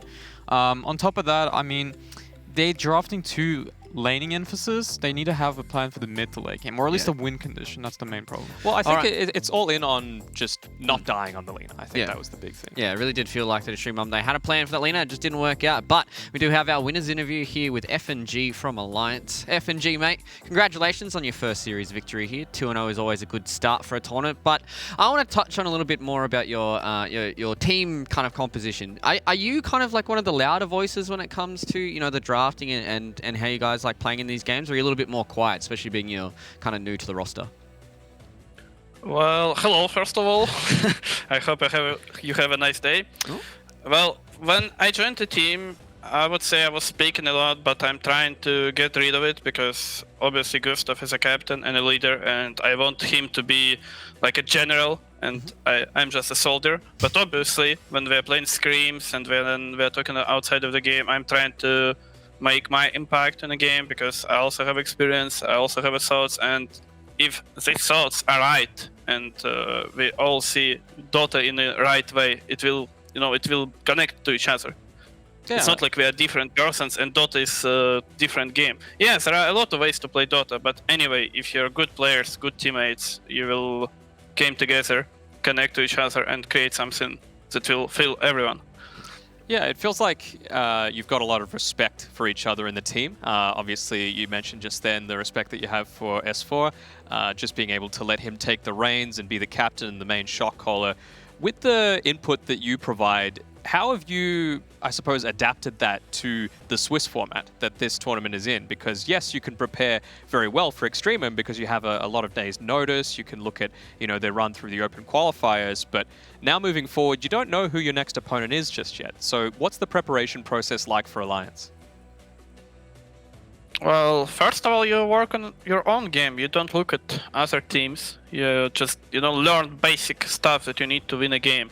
How to lane, how to team fight, how to take towers, how to take objectives, blah, blah, blah. So we just keep working on ourselves, and obviously as soon as we know our opponent, we will look into the replays and see what we can get from that. Yeah, so my main question, you took mine away, so I'll do a different one. So a little bit more of a fun topic. I mean, you're a CIS player joining a European team. Obviously, it'll be a little bit of a difference, joining because of the culture and whatnot. Would there be like one of the members you'd be kind of uncomfortable at first joining, like a little crazy or a fun guy? Like, is there any kind of things that's out of the usual for you when you join? No, to be honest, I don't really care about personality. All I care is about playing Dota, and I can say in this team, personalities doesn't really matter. We all fit each other, I would say, and no, we are just a good humans being to each other, and it's really important. All right, well, we had a nice little pre-tournament interview with Hanskin and Siraction Slacks, and he told us that his nickname comes from the Swedish name of the Glove. Is there any interesting nicknames that you guys have for each other in the team? Oh, well, we usually try to do something weird with Hanskin nickname. We call him Haskin or something. But no, I don't think so. Yeah, just taking it nice and chill. And then I forgot my question. Well, unfortunately for you then, Matt, we're just going to have to leave FNG to his spoils of victory here. So congratulations once again, FNG, and I'm sure that we're going to see you boys a little bit deeper in ESL 1 Germany as well. Thank you. See you. Thank you. So nice. Saying that we have a lovely day. A lot of these other players are just like, oh, hey, how's it going? They answer the questions, they get out of there. But FNG, that's so nice and so sweet. That's not true. Insania offered me his salary if I could beat Koikra in table tennis. That is true. All right, so some of these players are getting a little bit spicy. But yeah, I really appreciate that from FNG. And he provides really good insights with us. The fact that he said that he's quite loud when he first started joining, but now he really wants S4 to be the Iron Fist, the general that really chose his team One of the main things I was kind of not surprised, because we saw in Hanskin's interviews, like, he's the cool, calm, collected. Try to give him a fun question. He's just like a soldier attitude. He's really just about to... No, I play Dota. Yeah. I'm Dota playing machine.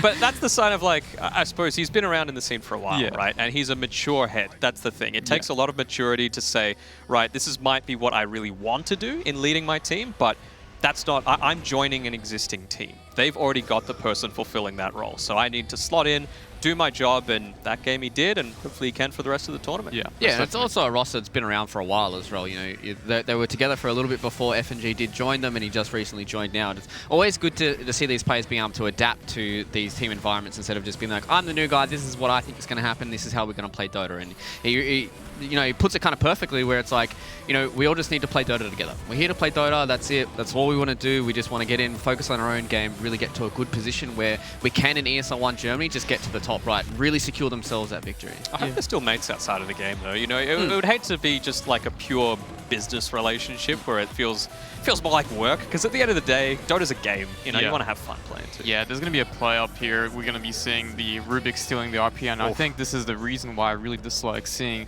Magnus picked into the Rubik in general, and also the fact that the Impera is so useful as well, not just the RP itself. The RP is the game changer in these team fights, but yeah, it's just too many factors where I just don't see the Magnus being and they had plenty of time to be able to realize that, maybe a Magnus pick isn't the right thing to do into a Rubik, especially someone like Hanskin, who's such a pro on the hero. Yeah, it's just insane. Like, just this is the bit that I want everybody to sit back and watch. You see these Rubik plays, you see these Enigma plays, you see these RP steals. Comes in, gets a big RP himself, and then instant steal turns back around on 3 heroes.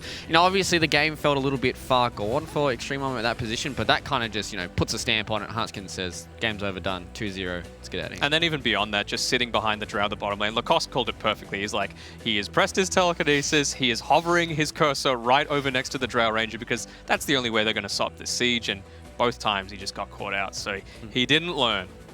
And that's, something that we do see from some of the other regions, specifically from Southeast Asia, that we see a lot of these position 4 players are insanely mechanically skilled, and it's always good to see it bleeding into other regions, and Hanskin goes to show that Rubik needs to be something these teams need to get out of here. But we're going to get out of here, out of this first series for ESL 1 Germany, day number 3. We're going to go to a short break, and on the other side of this, series number 2 of the day, it's going to be Nigma taking on Yellow Submarine. Make sure you guys don't miss it. We rise up from the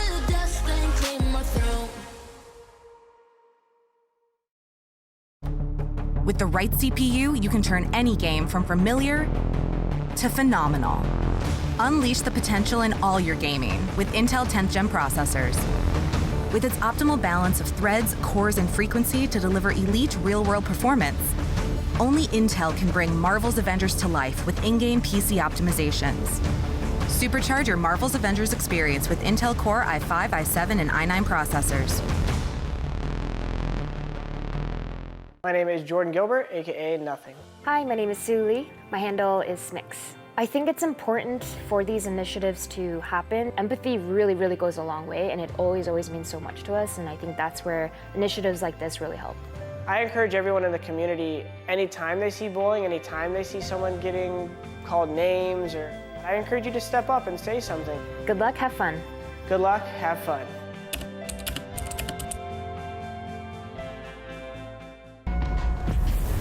Multiple witnesses have reported mysterious shadow sightings all around the city.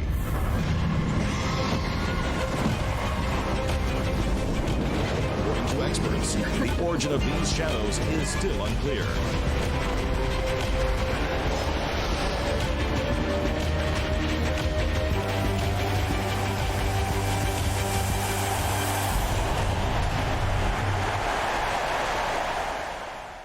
Your favorites will play soon. You hope for the win. Excited about the game, but something has changed. You start to doubt. Will they pull it off, or will they drift away? You pull yourself together because you're sure they're revved up to win. You know they've prepared. They've picked the right course. And even when there's no chances, you believe they will win. GG Bet. Be excited. Come on. Millions of gamers rage quit every day. Mountain Dew Game Fuel's got you covered. Game Fuel is specially crafted with ingredients shown to improve accuracy and alertness. Another one saved by Mountain Dew Game Fuel.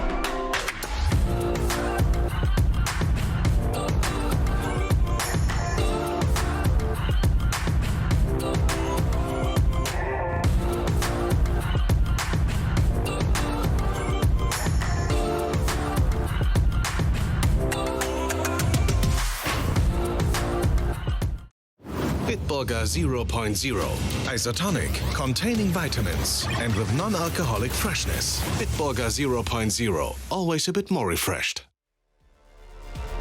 You're strong enough with your cry.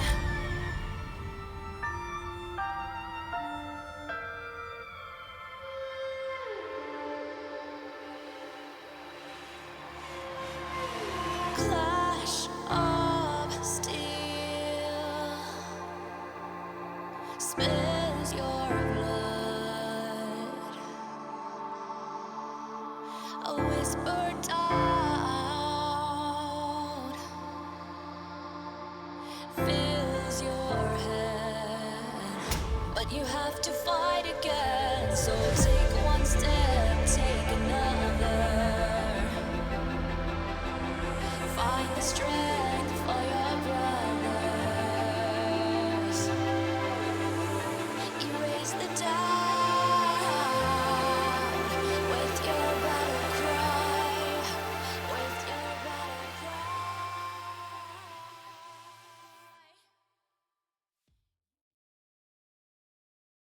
ESL 1 Germany 2020 Online is brought to you by Intel, Mercedes-Benz, Mountain Dew Game Fuel, DHL, GG Bet, Corsair, Acer Predator, and Bitburger 0.0.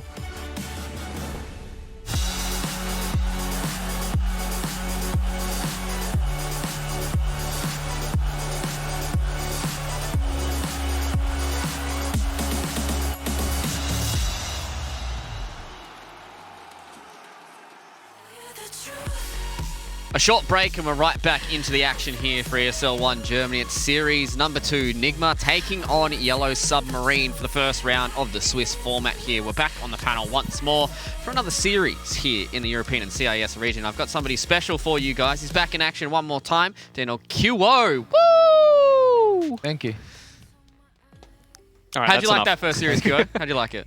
First series? Yeah. I mean, Alliance is a good team. Like they're probably solid as like a Liquid, you know? Like I feel like this Liquid and Alliance, they always perform in like reasonable value. Yeah, like, similar unlike positions. OG, like we never know what's gonna happen. Nigma, I don't know what's gonna happen too. So well, maybe somebody might be able to provide a little bit of insight against what's going to happen against Nigma. Will be from Yellow Submarine. We've got Maposhka here on the line for our pre-match interview. Maposhka, mate, I'd like to say welcome here to ESL 1 Germany. So I've got a little bit of a question here.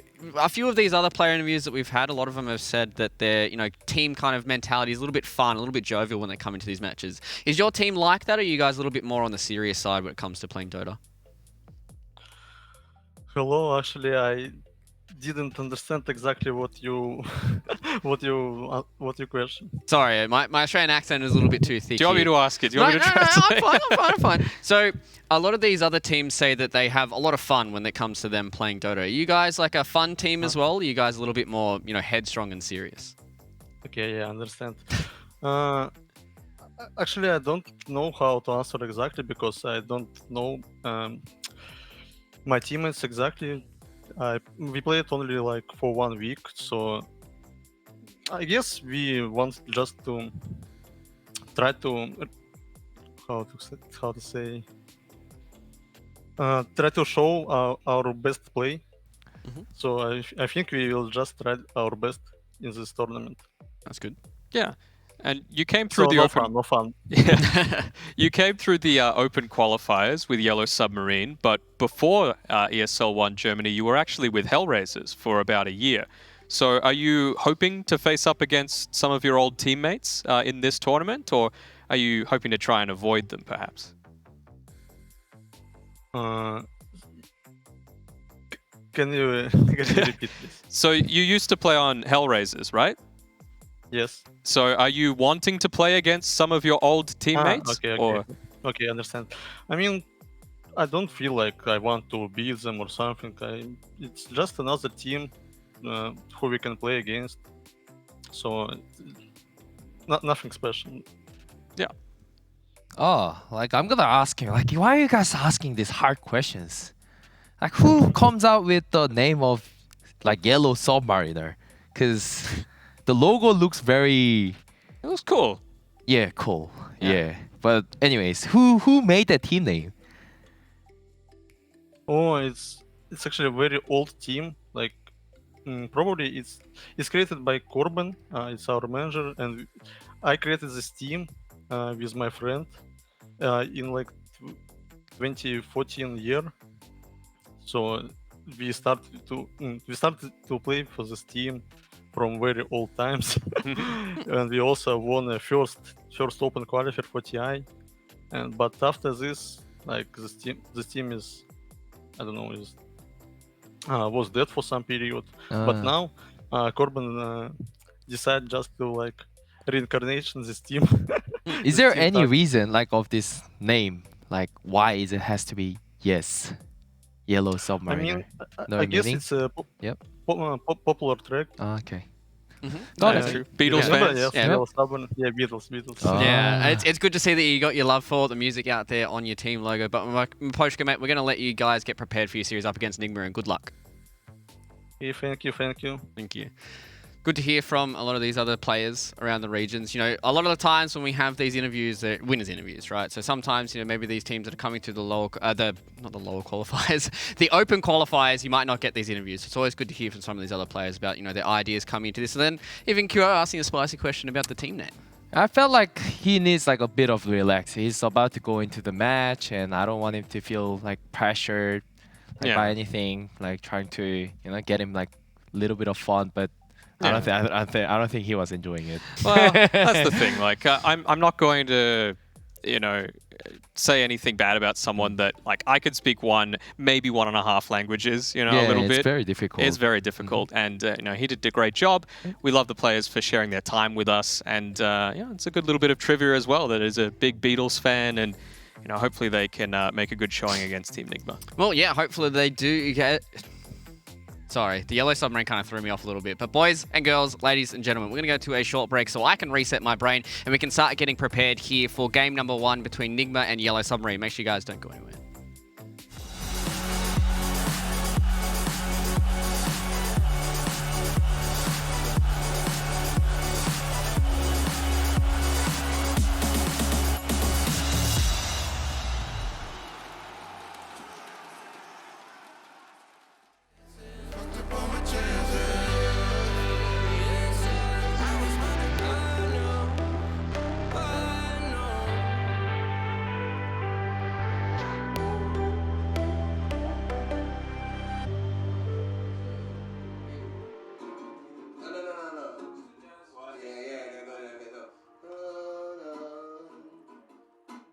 Up, up, up, 1,000 miles of luck. Don't look down, we made it. Feet far off the pavement, and we go up, up, up. 1,000 miles of luck. We stay understated. Pressure feels amazing. Just the dust, just the sand. Just the motion of your hands. Travel like lands. It's just enough, oh yeah. Just for you, just a man. Just a notion in the wind. We ain't gotta make plans. Fair enough, it's fair enough, oh yeah. Always you and me, trying to be weightless. Like we're the two surviving pieces of something. Always you and me, trying to be weightless. And I know it feels like a light years in the making. Up, up, up, 1,000 miles of luck. Don't look down, we made it. Feet far off the pavement, and we go up, up, up. 1,000 miles of luck. Oh no, we stay understated. Pressure feels amazing. Just the dust, just the sand, just the motion of your hand.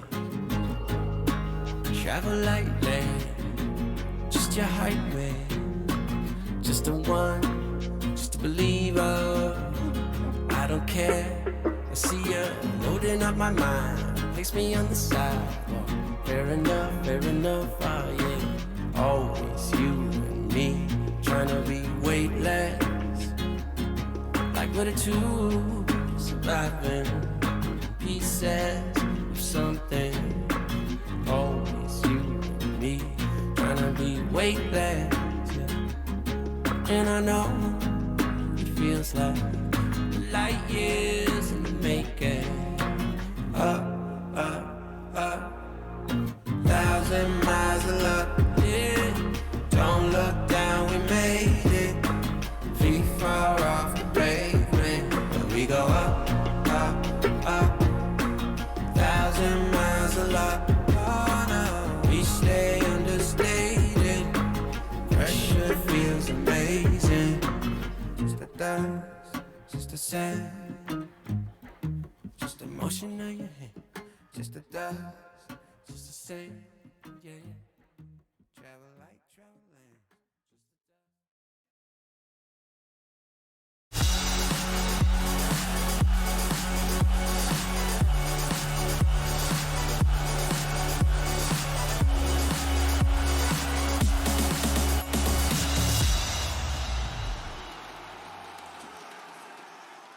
Start over. Full system reboot for me here on the panel, and we are now ready and raring to go into game number 1 between Nigma and Yellow Submarine. We heard from Maposhka before this game. They're just looking to play their best kind of Dodo, and going up against Nigma, it's going to be a little bit of a hard task for them, but can they get it done? We'll have to wait and see. Game 1 draft just around the corner. My panel is back here. Dan or QO lads.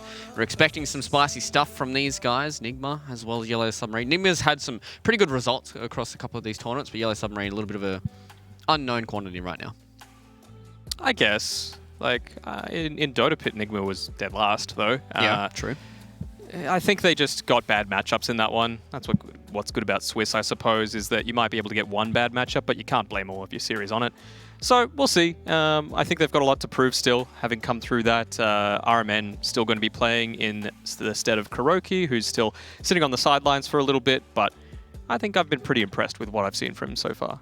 Yeah, I think from the beginning, when RMN started to stand in, I think the result was very different from when Kuroki, not to offense to Kuroki, because he achieved so much more, but I think them having a different sort of a players gonna make them energetic once more. Yeah. And I mean, I'm sure Kuroki has a very heavy hand in this team no matter what anyways, right? It's online stuff, so he can still be a part of it. Yeah, he might not be able to play, but I'm sure he's still there in the back helping RMN and helping all those boys there get those drafts done. But speaking of drafts, we are very deep into game number 1 draft here, boys. We've got some spicy stuff to unpack, so I'm just going to let you two Giga Brains talk this one through, and I'm just going to shut up for a while.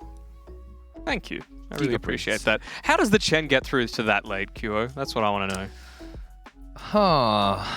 Was Chen always the big priority in EU games? Maybe it was, but especially with Kuro, but RMN plays it very well too. Yeah. I think this Nature's Prophet's most likely going to be Miracle's hero for the safe lane. He's one of those ones that likes picking it up on the position 1, although they do throw it around a little bit. The Tiny, though, while it's obviously a really good hero, first pickable for sure, they haven't won with it at all on this patch. So, granted, they've been playing against the best of the best within the region, and like Maposhka mentioned for Yellow Submarine, they've been playing together for a week. Yep. So I think there's a big difference there from the likes of, Alliance, Liquid, Na'Vi, OG Secret, etc. Yeah, and Nature's Prophet is a privileged hero for good teams. You know, it solves out a lot of different problems. You can always do this wave clear, but if unexperienced teams are using it, this hero just often becomes a wave pusher and feed whole game. But I think in this game with the Miracle on Nature's Prophet and GH on a Tiny, I think they're going to be achieving a lot here. Yeah, so my thought is that they still need the off lane for Yellow Submarine and Nigma, honestly. It's been Weeha that's been playing this Void Spirit most of the time. They can still throw the Nature's Prophet over to Mind Control, but I'm not feeling as strong about it. I mean, the lane is pretty strong with Enchantress Faceless Void, right? So how do you counter that? Venomancer?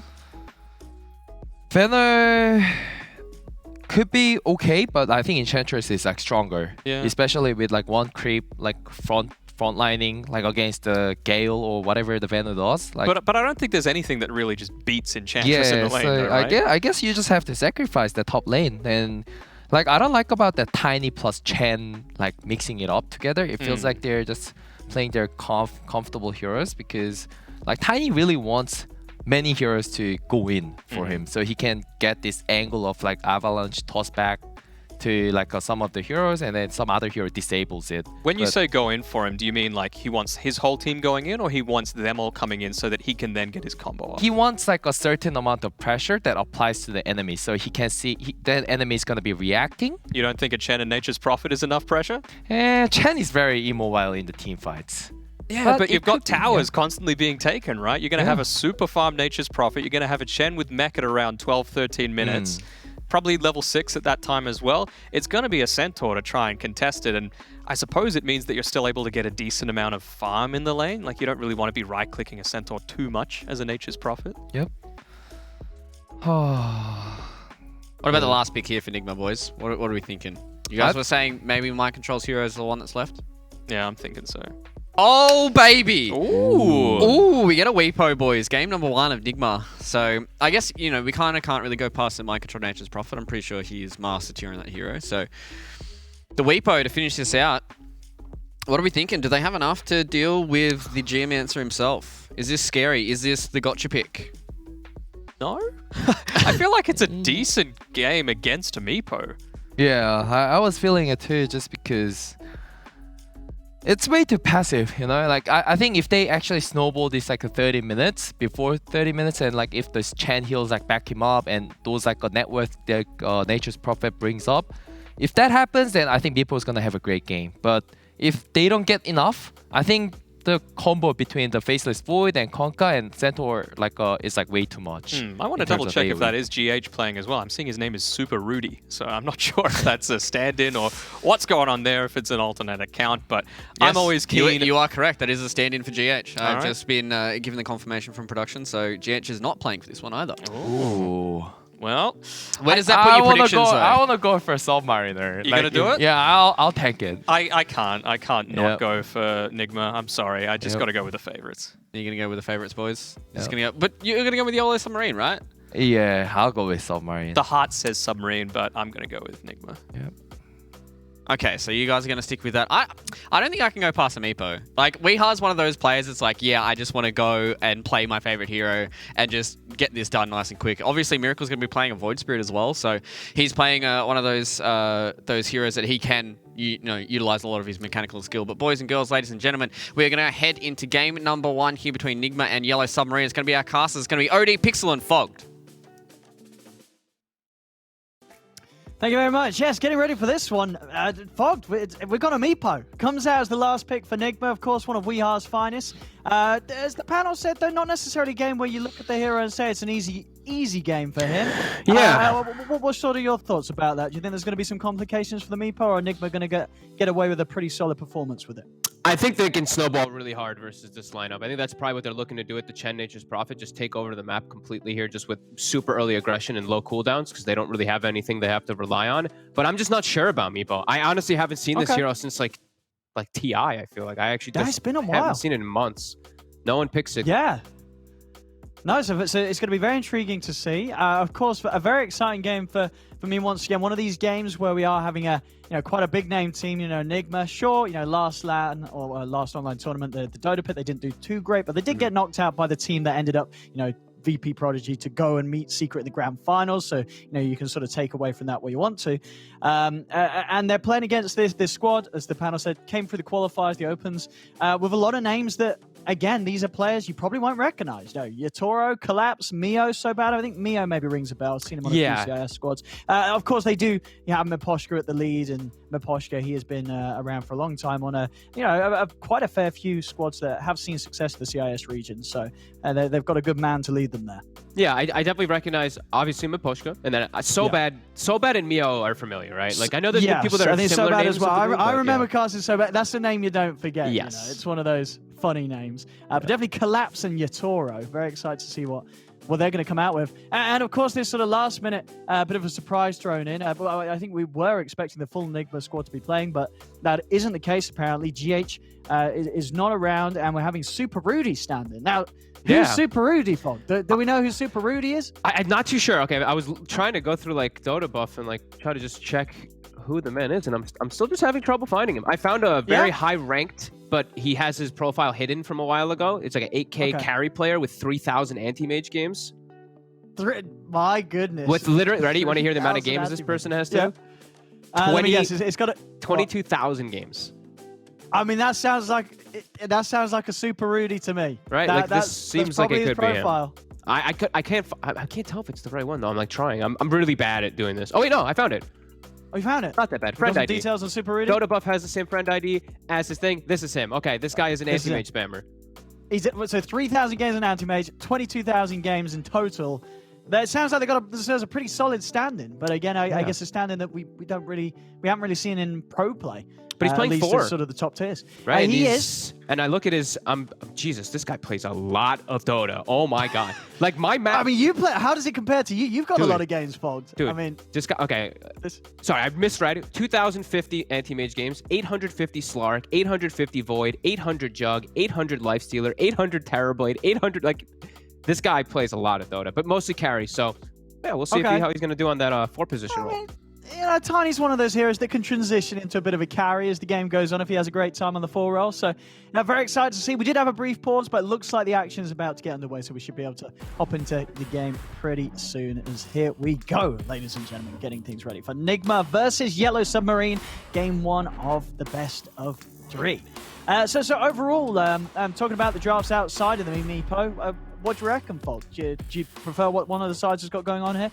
I do like what Nigma has in their draft overall anyway. Like this Chen, Nature's Prophet, Tiny. It's like you said, it's very fast-paced. I do think that they could take advantage a bit versus this Radiant lineup that I do feel they can be a bit slow. They're pretty reliant on their ults to be able to actually do it. And I do feel like they're lacking some damage on that Radiant side where I feel like Chen, Meepo, these heroes that can just, you know, you kick up that big heal, you can change a lot and just be a lot more powerful. So a little worried for them because of that. And I like the Meepo versus Void quite a bit, actually. Earthbind is pretty good spell. Yeah, that's for certain. Yatoro is going to have to be very careful in the fights before he gets any sort of defensive item online for himself. Yeah. And with the way that the lanes are looking to be set up, I mean, do you see any major issues in the lanes for either of the teams? The battle begins. No, not so much. I think it's really just looking at what Miposhka's going to do, how much he's going to be able to influence versus a Chen.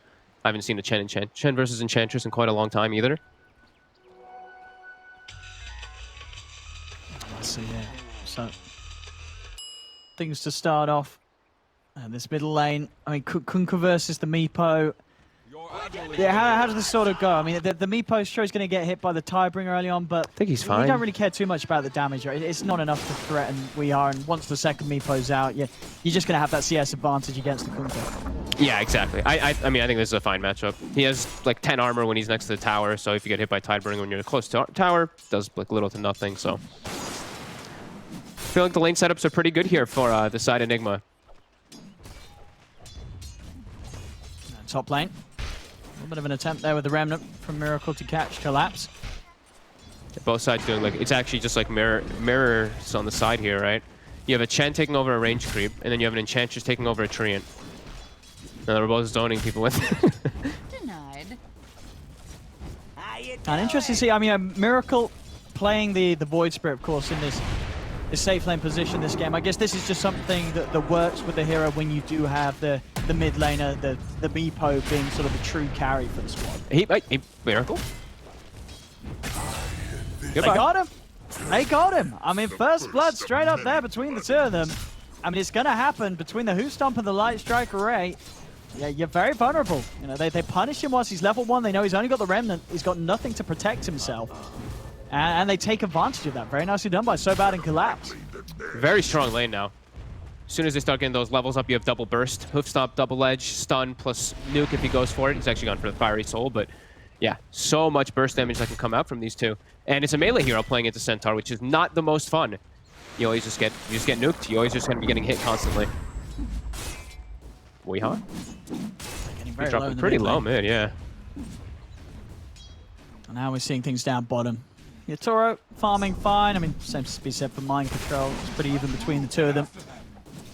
Nothing too much kicking off yet between Miposhka and Rudy. Rudy trying to get him with the combo onto Miposhka. It's good damage, not enough to kill him. He might die. In fact, they're going to get in aggressive onto Super Rudy. They found it. They take down the Tiny, so getting kills in both of the side lanes already here. A couple of minutes in for Yellow Submarine.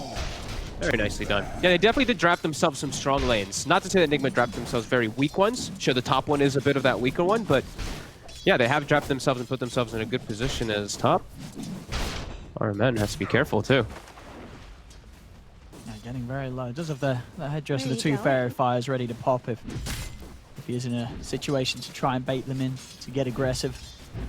Still, while Miracle level 2, it's unlikely he's going to have anywhere near enough damage to make a move onto the Centaur. Already, just brace for the Ring of Regen. He's sitting on 1k HP.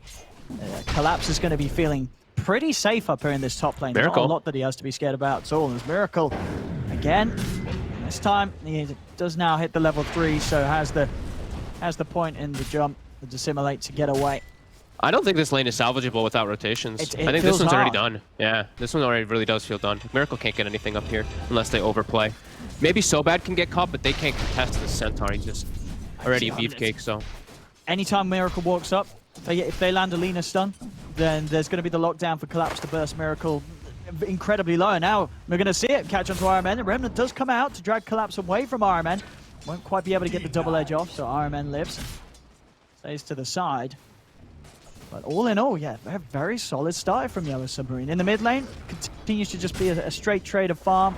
Both heroes just shoving the lane into one another between the poofs of the Meepo and the Tidebringer hits of Mio. Yeah, all three lanes are looking really good for side of Yellow Submarine. Rudy finds himself a haste. Trying to find some type of action, but going to the Enchantress lane is just so hard. Enchantress Void just don't care. No, I mean, straight away, as soon as Miposhka spots him, he's just able to step to the side. Just at this stage of the game, just level 2. Burst isn't going to be enough. We'll try and toss him back, but not the most deadly of combos early on in lane. All Mind Control can do is offer up a few right clicks. Top, RMN almost going down. They also almost get the kill with the Ghost. So I think it's going to be really up to the level 6 when Nigma looks to fix the top lane. I think they're probably just accepting, all right, that's a bit of a rough one. Wait for Mind Control to hit 6. Wrath of Nature can try to bail us out, or just some rotations. Because like we said, that lane, yeah, it needs a huge recovery job done. Miracle just 14 last hits on the Void Spirit. And this is one of the downsides of this hero when it's in like the mid lane, but when it's being played in the safe lane and the side lane, you don't even have the benefit of getting easy XP. You know, you're sort of sharing it for the most part, and they're just unable to manipulate the wave at the moment in a way that's going to allow Miracle to have a super safe time. It's very difficult for him now in this circumstance on the top lane. Yeah, they're just power denying. As soon as the creep hits 50% HP, they just start deny. Bottom, Rudy again. He's going to try it onto Yatoro. Good body blocks here from the Treants, but it isn't enough. And in fact, Super Rudy himself is taking quite the beating. He ends up going down. It's not enough damage from the two of them to take down this Faceless Void, as Yellow Submarine pick up yet a 3rd kill in this laning stage. I like that he went for the time dilation point too. A lot of people are very mixed on that one, but as a support player, I'm always just looking at that. Sure, it hurts your time walk, but helps you a lot in the aggression plays in the laning phase. Coming again here, we're seeing up the top lane Miracle. On the combo, this time they'll bring Super Rudy over. Yeah. He's in with the combo onto Collapse, and that'll do it. Miracle still stepping forward. He's getting very low. Does still have the Fairy Fire and the Dissimulate. Jumps back to safety. Doesn't want to get too close to the Lina. Worried about Sobab right-clicking him down. But a very important move, as we've said, Nigma, they've got to put some focus onto this top lane and try and rectify it a little bit for the Void Spirit. But look who's here. Mio with an Invis Rune. He's level 6. He's got the full combo. Good to go. Let's see what he's going to wire. There is a sentry down, so they will see him. Mio, I mean, what? He's not.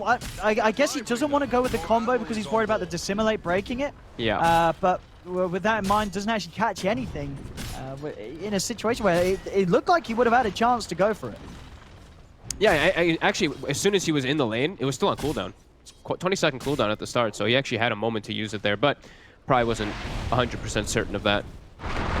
He doesn't want to waste time, so he immediately has to move.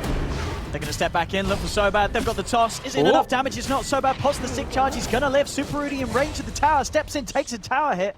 Miposhka's in as well. Again, Yellow Submarine punishing Nigma's attempts to make this top half of the map a little bit safer. Level of Miracle, though. He's 5.5 at least. Gets the range drop, too, so a little bit more survivability. And they did get that one big kill. That rotation, bringing the tiny top, did work a little bit, at least for them. And Weehaw is getting all the space in the world. That is the one thing, right? It is a Meepo with no attention on him. So he's going to be free farming.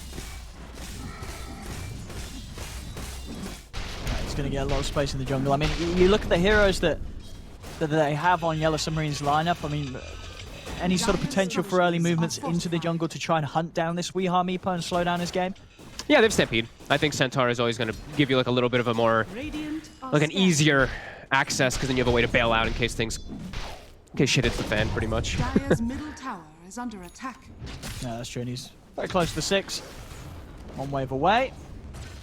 Same thing to be said for Miracle. He's now hit his, so now a lot slipperier if they do try and go on it. What we're seeing down bottom, Yatoro's got the wave pushing into him. It's Mind Control. Starting to get some early pressure onto this tower. It's going to be responded to by Mio. Thinking about TPing over. He cancels, though. So now they're aware. They know that the Kunkka ported bottom and canceled, so he cannot be top if they want to make an aggressive play. I imagine they're going to really commit up there. Remnant's going to be off the mark, though, from Miracle. Tries to go in for an angle. Actually, Miposhka, he walks straight back into it. Collapse, and Miposhka so bad. Looking towards Submarine. They'll take down the Tiny. Miracle comes in underneath the tower. Will manage to finish off the Enchantress with the Wrath. Collapse. He's got the Who's-Stone control on. Saving so bad, allowing the Lina to get away and stay alive. Chrono's out as well, locking down Mind Control as they're taking down both the Miracle Void Spirit and the Mind Control Nature's Prophet, as Yellow Submarine continue to hold themselves ahead of Nigma. Very nice moves, too. Mio is like, I don't have a TP, but I'm only in mid. He actually just walks up toward the top lane, makes it in time to be able to help out his buddies, and just a boat on top of a nice stun combo. We're able to turn that one. Even though that huge Wrath of Nature bounces through the majority of the heroes, they brought the numbers. Man, look at this as well. You're a fan of Mio's build this game, going for the phase, double braces, straight into the full vessel. I'm fine with it. I'm fine with that when you're playing versus Chen. Top lane, Miracle. He's getting chased down. He's in a lot of trouble there. All he's got is a Remnant to send back. 2 seconds. Astral Step up in a second. Be right. And he's away. They won't continue to chase. They'll just keep the tower pushed on this top lane. Just knowing that Miracle's just going to struggle to find places to farm. Still very hard for Miracle to really find anywhere to catch up. You see in the net worth, he's sitting level with RMN's net worth on the Gen. Just hasn't had the start that he hoped for on this safe lane Void Spirit. Yeah. He's heading over, looking for the 10-minute room. We'll be able to steal it away from Mio. Torrent did, though. But actually, the Torrent timing, it's perfect. And Miracle, he's got a few jumps to play with. And he goes over, tries to get away from the Lina, but so bad still got the reach. Laguna played straight to the face of Miracle, and his game just continues to get hit harder and harder. Yeah, this is not looking so great. I think this is starting to become a game where it's like, all right, well, we have a Meepo, and Weeha's doing really well, and we still have, Mind Control doing decent, and we have a well-rounded lineup, but Miracle is kind of just out of this one now. And the thing is that he dies there when like Chronosphere and all that is kind of on cooldown. He just dies to like a Laguna and him playing super aggressive. So now I think they can group up and continue their pressure on the side of Yellow Submarine because they have all their ults up in a second. It's absolutely going to be a question of for Nigma, how confidently can they say, yeah, let's sit on the shoulders of We Are, he's got it. Because I think as the panel touched upon it, it's not necessarily the easiest of games for a Meepo. Sure, maybe the damage isn't going to be there, but the control, it absolutely is, right? You look at these heroes like the Kunkka, the Centaur, the Void, the Lina, all these AoE disables and stuns makes it quite a hard game for the Meepo to turn up into the team fights. Most definitely. And then if they get the Vessel at a decent timing too, it's like, that doesn't hurt all the Meepos so much anymore, but it still is gonna damage a lot of that healing that comes through from the Ransack plus the Chen. Yeah, and with the good levels, Lina, the Laguna Blade, I think that these are the two things you most against the Meepo, just AoE disable and single target damage. Yep. As long as the coordination's there, you're ready to go on the same one. As so far, seeing what the Yellow Submarine's been able to pull out, seems like they're really on the same level.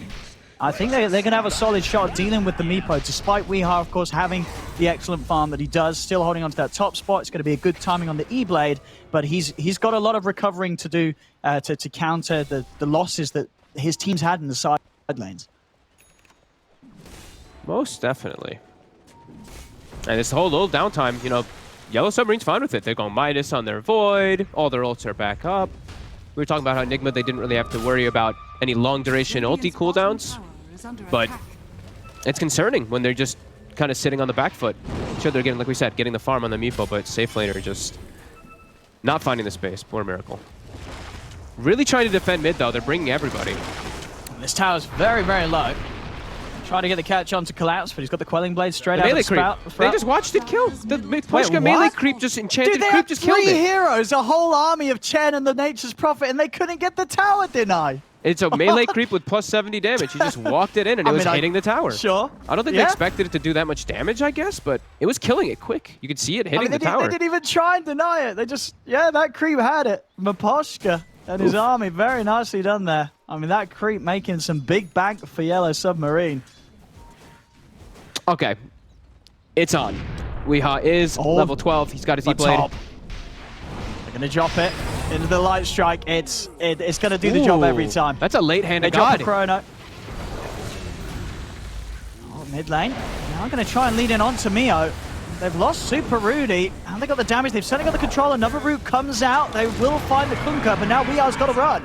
They're chasing him down with the Stampede, the three of them straight on top of the Meepo. Whostop locks them down. They're focusing down the one of them. Do they have the damage? They're trying to keep Weehaw safe as RMN's trying to beat them back and stop him from going down. The micro is there. The net controls. Weehar's coming out with the micro. He's been able to pick up the second kill, and now he's going to look to run down Collapse. Another one? Another net comes out. Weehaw continuing to control up the Centaur, and he says, don't worry, boys. I don't care what happened in the side lanes. I've got this game covered.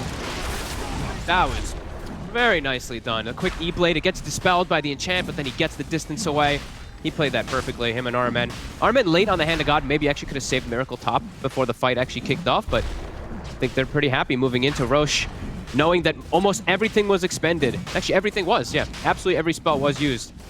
Boat is up in a second, but I mean, Maposhka's trying to head over, but it's sort of on his own. Mio's coming in from the sidelines. He's going to drop the combo down as the Roche bit. But can he actually get in there? Weehaw is very low right now. He's got to be careful, using the micro, keeping the low Meepo out of there. Nigma will manage to stay in the pit and finish off this Roche. Weehaw grabs the Aegis, gets out of there.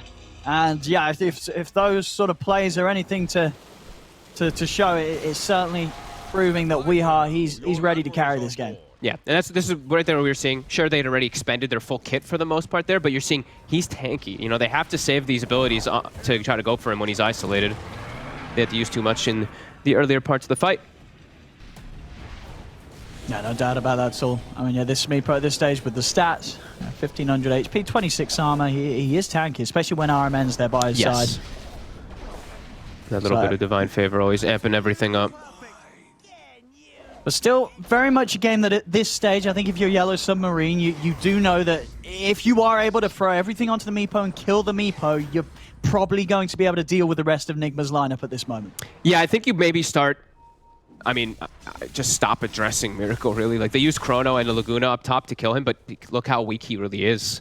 So I think they probably are thinking to themselves, like, man, we should not be committing, at least not the Chrono or something. We have to try to catch Miracle Not at this point. With smaller spells. Yeah. Absolutely. I think that was even shown, maybe, you know, we talked about the delayed Hand of God, but maybe that was even RMN saying, well, this is not really worth it. You know, he's probably going to die anyway. I'd rather have the Hand of God saved for when they're going on my Meepo. Of course, he didn't save it all the way. I'm sure Miracle's probably screaming, you know, press R, Chen. But, RMN, I think he knows that Weehar's the one that he's got to keep protected. This is the hero that's going to win them the game. I mean, look at the way they've itemized too, right? It's a pipe on Mind Control. They have the mech on the Chen. It's all about just buff up Weehaw. Rudy tries to go for so bad, but Weehar's going to step in with the E-Blade, get the kill. He also has the net set up onto Collapse as he's trying to stampede away, but he cannot run. Weehaw locks him down. Another double kill for the Meepo. As Weehaw is cleaning down the mid lane, 16 minutes in, they're onto the tier 2. Enigma, they can play very aggressively, as you say, with all these auras coming out and this Aegis and fast item timings on Weehaw, that they can try and get a lot done from this. And we are going to have to see Yellow Submarine respond. They've got the Chronosphere. I mean, they should just, I think they can just go for the racks here. It's definitely a possibility. Enigma's going to keep pushing. Yeah, they can threaten. They know Void has Midas, so he's pretty weak. He's got Chrono now, though, so we'll see if they stick around.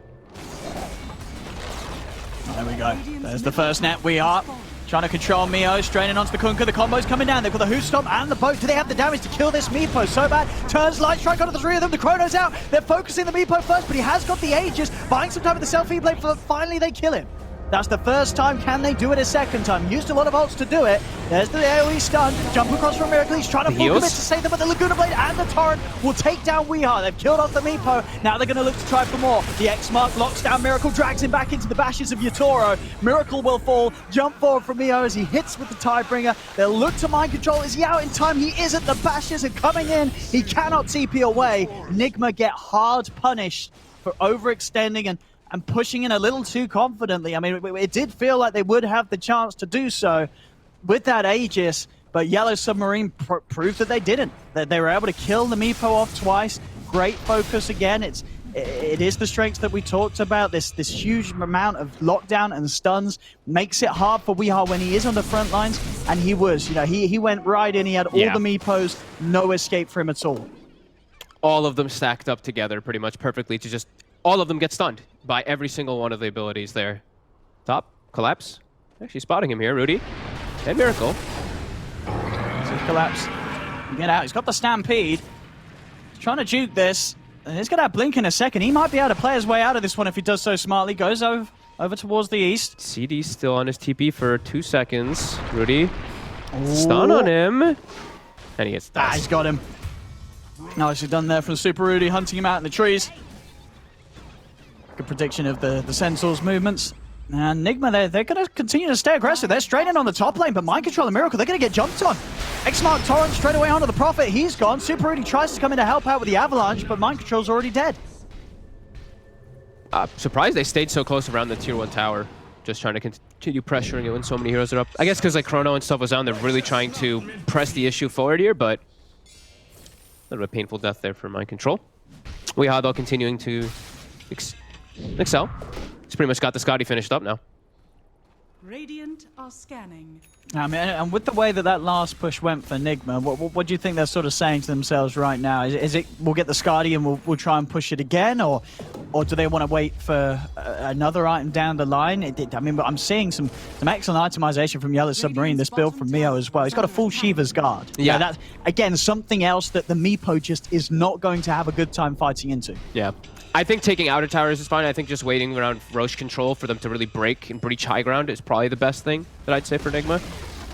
But also just being a little bit more careful with how they use their spells. Like, I know Rudy, when the Chrono Sphere, before the Chrono went off, he used his Avalanche Toss thing.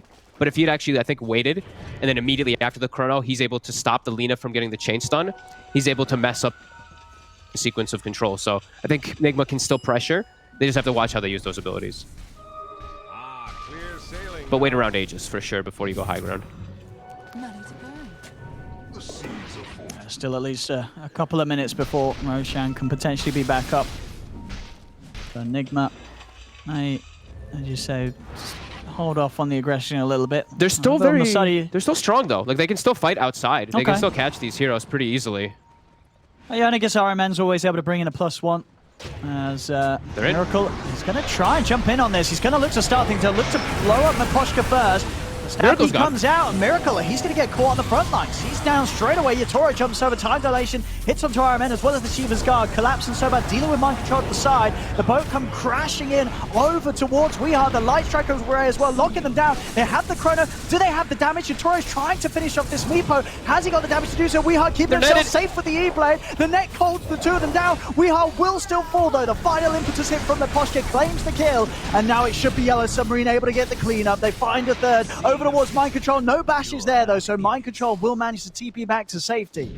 Maposhka did have to buy back for that, but absolutely worth it there. Huge kill he was able to finish off, getting Weehaw out of action. And Yellow Submarine will be able to hold their position there. As Nigma, they do try and force something, but maybe a little too aggressive with the way that Miracle just jumped straight into the 4 heroes. Yeah, they just got chain controlled. It was almost looking okay though, right? Like it was very close for them to be able to turn that. I think I saw 1 second or less on the combo for the Tiny as Weehaw was dying, so it was very close for them to be able to turn that fight. But Yellow Submarine all in position, and we do see all those big ults really coming into play. And the Shiva Spirit Vessel, like he just throws this onto the main Meepo, and he can't actually dispel it in any way. It's hurting Weehaw quite a bit. It's going to get a lot harder in these fights to deal with the cause of Yellow Submarine. We have BKB finished on Yatora. I mean, you look at the lineup of Nigma, and with the BKB, he's pretty much invincible for those seconds. But he can do the Aether Remnant Yule's play, and then they can catch him with follow-up. Sure. But they're looking to get aggressive with those cooldowns still on the Chrono. Training again, but Collapse. He's able to get the jump onto Weehaw. Weehaw? Focus the Meepo down, follow Tidebringer. Weehaw's in trouble. He's going to E-Blade himself to try and get out. There's the backup army coming in. Stampede's pop, but Collapse. He's trapped in the Sprout. They're able to focus the Meepo down, though, and Weehaw's gone. He's dead yet again. Yatoro's over towards RMM, forcing them to the side. The Chen will fall. Mio and Maposhka starting to back off. Miracle has the control onto Mio with the Remnant pullback. Mio getting low. He's just going to go straight for the TP out. They've got the Yules to cancel it, so Mio will be left behind and he will fall. Nigma able to take a good trade here this time round, getting 2 for the 2 losses they had themselves. They're doing such a good job of just focusing Weehaw. Again, Spirit Vessel goes on him, Shiva goes on him. They focus every single spell onto him to make sure he can't turn. And that's the fight without Chrono. I do think that Nigma wants to come out a bit bigger on that one there. They don't want to be losing their Meepo into a fight without Chronosphere. And now next fight, it's going to be up. Yeah, this Meepo is, as you see on the net worth, he's the hero that's got to stay in good position to carry Nigma through this game. If he starts to fall behind, they're going to have issues. Whoa! Lovely little blink there. Super Rudy actually able to get out.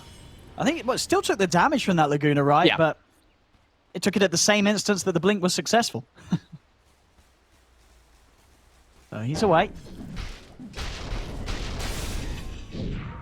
Back to farming a little bit here on the side of Nigma because they know, that Chronosphere is back up. They don't want to press the issue too far forward. They want to force the side lanes in and then look for their own type of play when they can try to get the number advantage. So, Meepo plus Nature's Prophet, they can split push for days.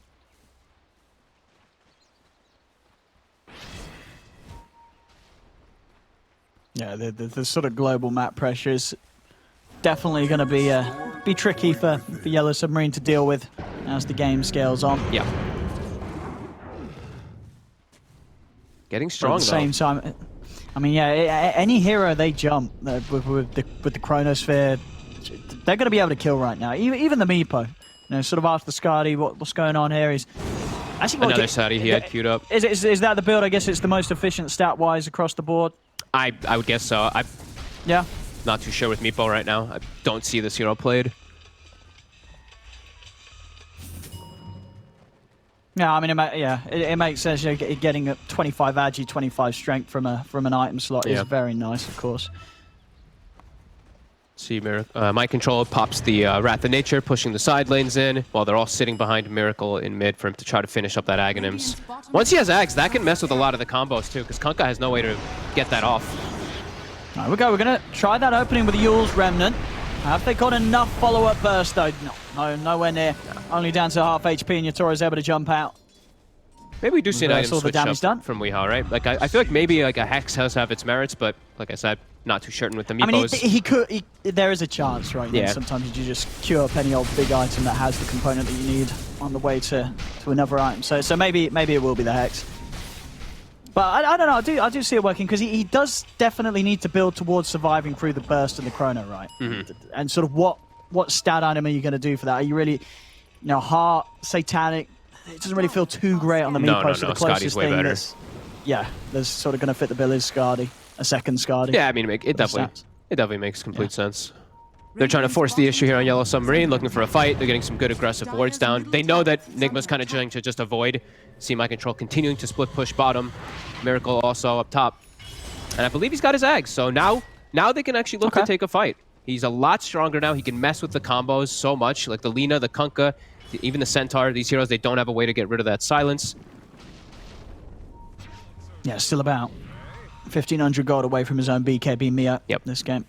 And hunting top, they're going to use the Stampede to collapse. He's found the jump. Straight in onto Mind Control. They've got the chain locked down as well.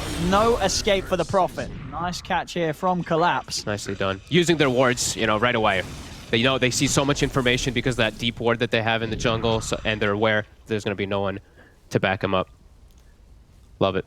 And we do see Roshan is up and ready, of course. Mm-hmm.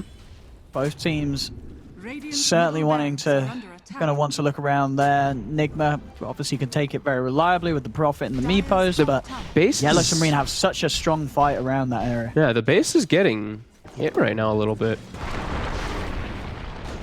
These racks taking some damage, so they're very well aware of where Yellow Submarine is at the moment.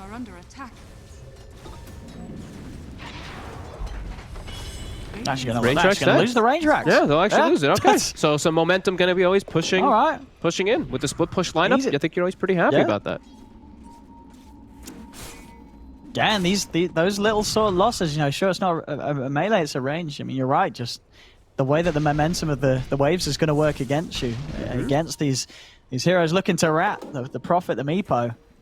It's a little scary. They do at least have a bit of a counter. That's quite a nice find against these split pushing heroes. The repair kit is there. Ooh, very so nice. Now, when a sort of a soul support has to be sent back to deal with it, he's going to have that extra buff for the buildings. Mm-hmm. Yotaro might be looking for Miracle up here. He's thinking about it, but Miracle immediately ports down bottom. They use a Wrath of Nature to push the side lanes in and just continue that farm. And it looks like it's going to be Mind Control is the one who's going to be going for the Hex, and he's very close to it. So that's the extra control that they're going to be able to have for that Void. Because I do feel like they're lacking just a little bit. They have the net and all that, but need an instant one before that BKB.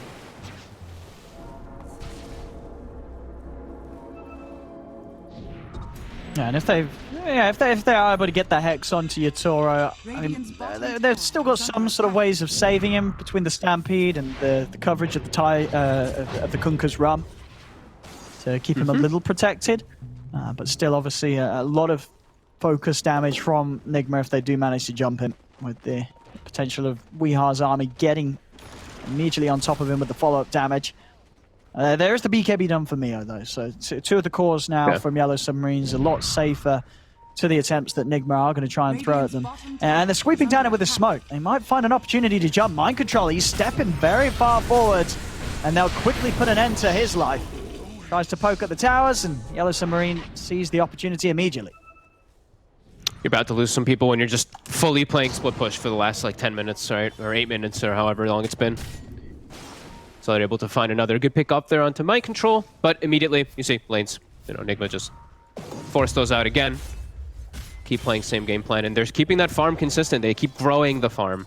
They're losing in experience by a little bit, but that one's not so relevant right now. Radiant's top tower Trying to is find under attack. a second move already here. Looking to strike whilst Mind Control's down. All ults ready to go. Stampede to close the gap. They're trying to go. We are. Oh, he's AFK. He's AFK. He's just sitting there. Oh, they've got him. He's dead. He's gone. Straight underneath that ward there again. Beautiful ward. Yeah, that's a second time these wards on this top half of the map have just resulted in big kills for Yellow Submarine. And I mean, he was not ready for that at all. Was not. Obviously, he was looking elsewhere at his sole Meepo doing the action around the map, and they just get an easy jump on the whole army. And with that, they actually find a DD right outside the pit and make their way into Rush. They're going to take this for sure. No contest from Nigma. That's huge. And that's going to be very close to Yatoro having the full butterfly. This Void is very strong with the evasion and the BKB. And suddenly the Meepo just doesn't really threaten him at all if he's got both items ready to jump around with. Yeah, he's just going like straight kind of damage in a way. Yeah. Attack speed plus that Mjolnir, just be able to breach through all the heals. There is an A on disc though, on Mirror.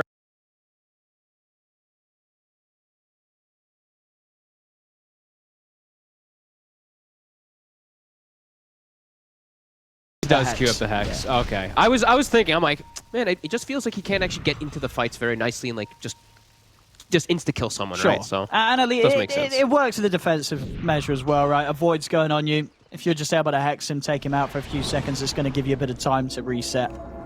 Yeah.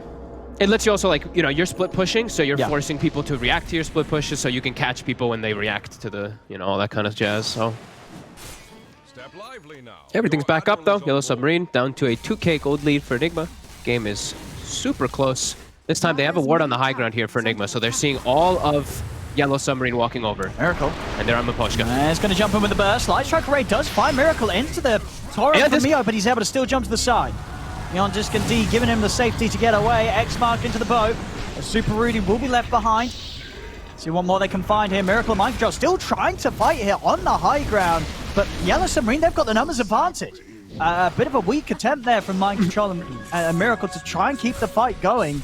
It was sort of a 2 versus 4 scenario there. That didn't seem like it was ever going to work out. Dire's bottom tower is under attack. Dire's structures are fortified.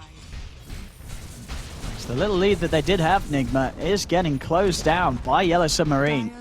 26-16. The Hex now picked up by Weeha, but the pressure absolutely on him to make some moves. We have seen Miracle and Mind Control recover their games quite nicely. You see in the farm they're catching up, but all in all, this is not an easy game for Nigma. The challenge is certainly there. I mean, to the point where I wouldn't be surprised. Looking at this draft from Yellow Submarine, it feels like they were drafting in mind that the Nigma might want to play the Meepo, and they have done. And at this point of the game, it really is not a game where there's nothing, there's nothing to deal with the Meepo. There is a lot to deal with the Meepo, as we've seen. Yellow Submarine, they have very solid answers. Yeah. Sorry, you lost me for about a minute there. I dropped out for a second.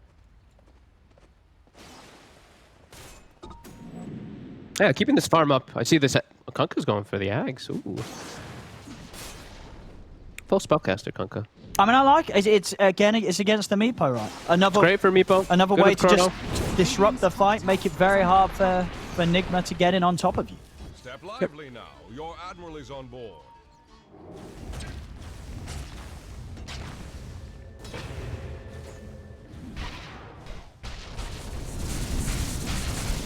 It's all right. And for the Satanic next.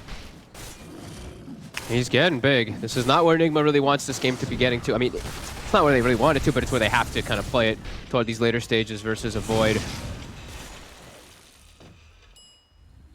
Yeah, when he gets to 25 and having that backtrack, not got a whole... I mean, in terms of just straight damage, I mean, with the build that Mind Control went for, obviously looking to buff up the team, buff up the Meepo, it really is, it's all on Weehard to actually really get the kills in these fights. And already, yeah, surprise is there. So trap is set. So bad does come into the outpost. They're there ready to punish him. It's the Lina gone. Can they get more out of this Miracle? He is trying to jump across. Who stomps out though? Neon Disc will save him once again, allowing him to step away. And Yellow Submarine, they're playing a little cautiously. They know that Nigma's hunting with the full 5-man.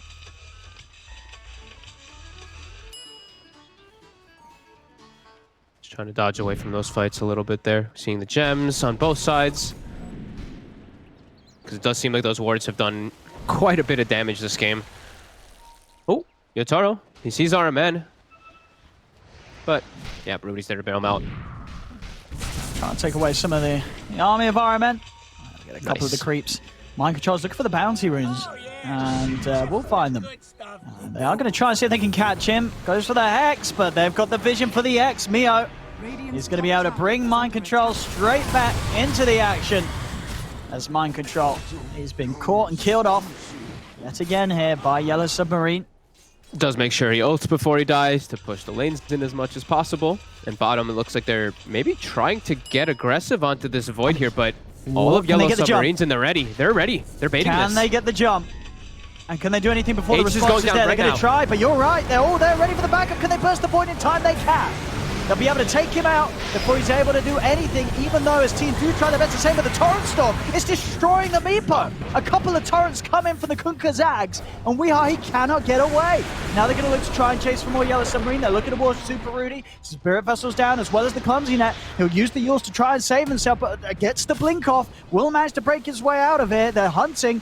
Torrent off the mark, but the vision's there for the X mark to come into play. They drag back the Tiny. They take down another Yellow Submarine. So whilst they weren't quite quick enough to be able to keep the Void alive, they do manage to make sure that Nigma pay for that play. And just very impressive to see that the preparation there from Yellow Submarine. They were more than ready for that play. That was a straight up bait. Straight up bait, but that was very smart movements from both sides there. We see literally as the Aegis is getting reclaimed, that's when Nigma makes that aggressive move bottom. It was literally at 3 minutes right when it's getting reclaimed, and the Yellow Submarine team is getting ready to set up because they know that Nigma's going to do that. That's some pretty high tier Dota right there. Yeah, we're seeing some good stuff on these teams. I mean, again, it really has sort of been the series where you don't expect the big stuff to come out, where it really has. Here we have it. Yellow Submarine versus Nigma. I mean, we heard it in the pre-match interview, I believe, from Miposhka, saying that this Yellow Submarine squad, they've just been playing together for a week. And already coming out with this level of play, 37 minutes in against Nigma, definitely very impressive to see from them. Yeah, I mean, they're definitely doing a really damn good job. And like this, I'm really liking this Kunkka play. I'm really liking how he's itemized the whole game. Yeah. Like, I love this Vessel. I think it did so much work versus Weehaw. It is Shiva's too. Like, every single one of the items that he's picked up so far makes a lot of sense. And it feels like he's always in the right place at the right time. So yeah, this team's been looking real hot. Yeah, for sure. Now just the 25, the Torrent Storm, and the Ghost Ship fleet. It's just at this stage, it just has become pretty close to a nightmare game for the Meepo. Yeah, this is not where Weehaw wants to be playing. He doesn't want to be playing against this. This is a lot of heroes that just ruin the flow of the Meepo in any sort of team fight. God, I imagine like later stages too. It's like when Void gets an Aghanims too, right? Like the AoE time lock on all of the Meepos too. It really is feeling harder and harder for Nigma, even though they're keeping that gold lead for the majority of this game. How are they going to win a straight up fight? They have to try to get some number advantage, or just, they have to pretty much pick someone off before the fight starts in order for them to actually take it versus this Yellow Submarine lineup at all now. Yeah, they're in mistakes right now. Getting to that point of the game where, as close as it is, these team fights, team wipes at this stage could be absolutely game-losing. Radiant's bottom tower is under attack. As it could certainly set you very, very far behind. They see some movement down bottom. Immediately they start porting. They have these wards up on the high ground. RMN, he didn't check the spot here, and they're playing right under it. Mio's hunting. They're gonna chase this. They're using the Stampede to run down whoever gets left behind. Super Rudy, he's out with the blink though. Stampede won't allow them to close the gap on him. RMN's go for the TP out. The Chrono will be dropped. Jotaro letting no one escape. Does opt to use the ult there to make sure he gets RMN. And at this stage, you know, sure, it's a support, but it's a Chen gone for over a minute. You know, that's a minute where you know that you've probably not got to worry about Nigma making any moves globally around the map. Yeah, and they literally just take away the gem from them too, and they're able to now finally take one of the outposts back, because at the 30-minute mark, they did not have control of one of them. However, they're trying to gauge on him. They're trying to get Yotaro. Gets the jump away. He's going to be in with the counterplay. He just goes straight back in with a Hoostomp. One of the two of them. Weehaw, he's going to go for this, but the Light Striker right there. They're locking down the Meepo. Weehaw, he's just dead straight away. Big plays here from Yellow Submarine as they bait Nigma in to chase them. Collapse jumps straight back in onto them. I mean, this is just some top-tier outplay from Yellow Submarine. This is just it's just out of hand. Like we said, the gold is even, but it just doesn't feel like it throughout the game. It's every single time. It's just these guys finding easy fights on Yellow Submarine. Yeah, 32 to 18. That's quite the difference there. Just shows how much action, you know, Yellow Submarine's been able to get going. Sure, the gold's still there for Nigma. I mean, in comparison, really mostly because they do have this Meepo. He's going to be farming. He's going to be getting a lot out of the map. But just in terms of how the game feels, you absolutely just cannot help but feel that Yellow Submarine, they're the ones that are just a little bit more well-tuned today. Yeah, and now Roche is back up. They're going to be able to go for that one there too. Super Rudy, they use the Stampede in order to look for him and find him. He's got Flicker to kind of play around and mess with them a bit here. Oh, Mio's got him. But you can't flicker that. Got him with the setup. X-Mark into the combo. Will Flicker off to the side to dodge the initial stun. He's going to try and do his best to play around. Can he blink? He's off to the side, but Sobad's there with the Laguna. A kill to be had. Roshan is theirs. There's a free Aghanims, ladies and gentlemen, for the Faceless Void. That's going to be one and very happy Yotaro. Very nice versus Meepo. Incredibly nice. Actually, probably the best versus the Meepo, as you can't go BKB, right? I mean, like, you bash all the Meepos every time. Yeah, well, we were saying how hard Weehar's game was. I mean, it just got a whole lot harder. It just got a whole lot harder for him.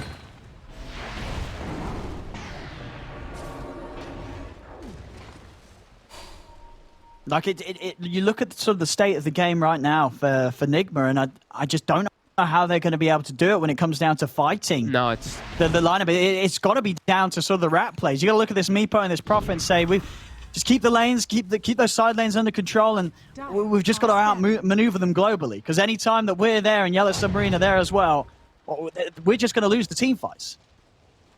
Yeah, I mean, they're going to have to just do some crazy stuff with, like, Chen... Yeah. Like Chen divine favoring people across the map, chain hexing, and trying to catch people when they're split up. But like I said, Yellow Submarine, just this entire game does not really feel like people are getting caught out of position.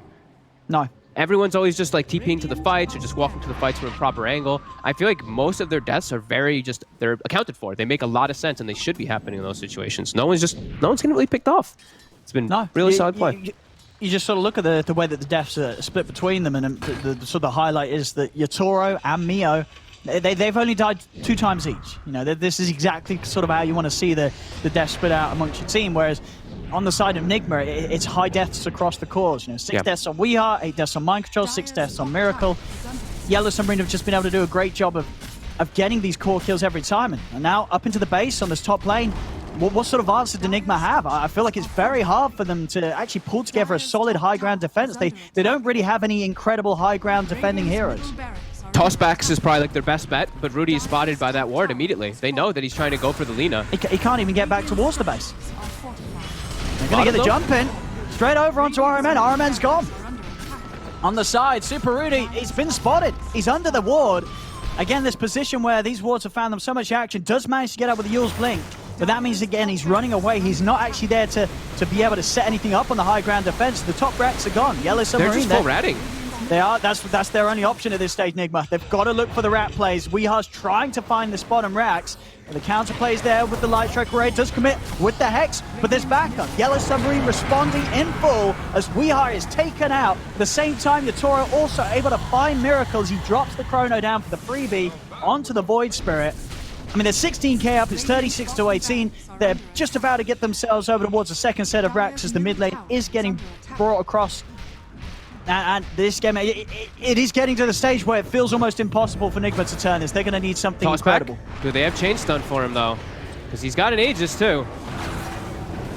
He's actually going to put the Satanic on his first life here. So no Satanic for the second round. BKB in 5. There's the Remnant. And they do this. He's got the BKB now. He's able to pop it, jump out to the side. Miracle's trying to deal with the backlines. Both Miracle and Weeha did buy back for this. And they cannot get the Void the second time. So Yellow Submarine, they can chill, they can reset. They know that the 2 big buybacks have been expended. And they can pretty much, if they want to take it easy, just wait until the Chrono's back up before they go again. 60 seconds and it's going to be good to go. Yeah, the Spell Prism making it so much easier for him to just kind of throw those out onto solo targets. And with the Nullifier, he can always get solo kills onto everybody. And yeah, you see Nigma, they were really trying to go for some surprise play there with the buybacks, just trying to kill the Void twice, but a little bit of status resist, a little bit of backtracks. Can't quite do so.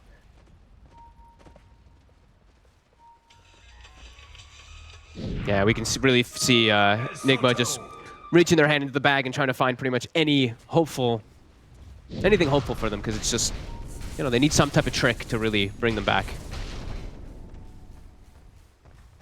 I mean, yeah, we did see the potential of them killing the Void. You know, they were actually able to do it there when Yatoro was caught on the high ground.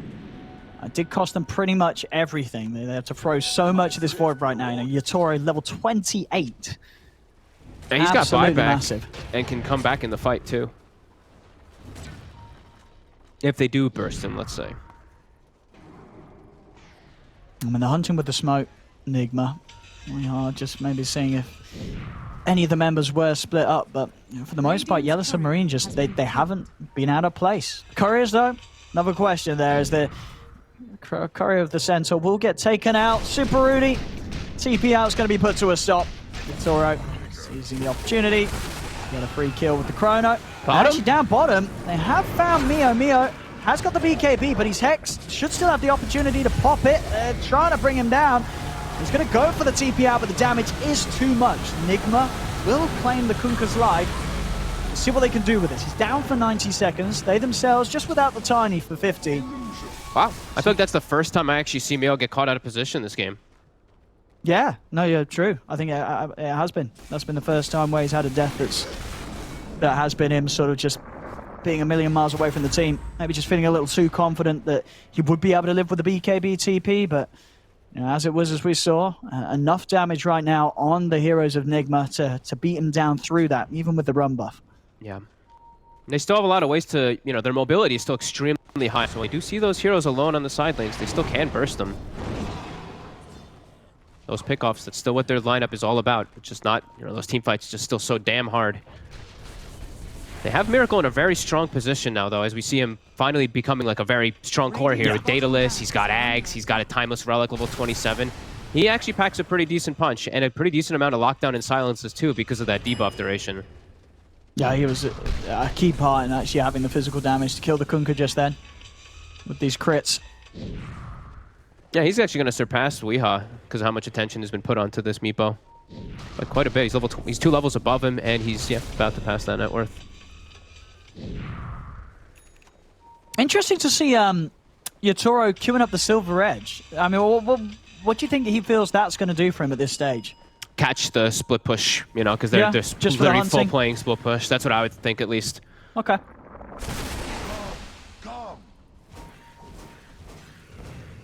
Yeah, he's got a lot of money to spend, but almost certainly just making sure that he does have buyback as well. You know, a game against, you know, these heroes of Nigma that can push very fast if they get a good fight. You've got to make sure you are ready to come in with that second life for the defense.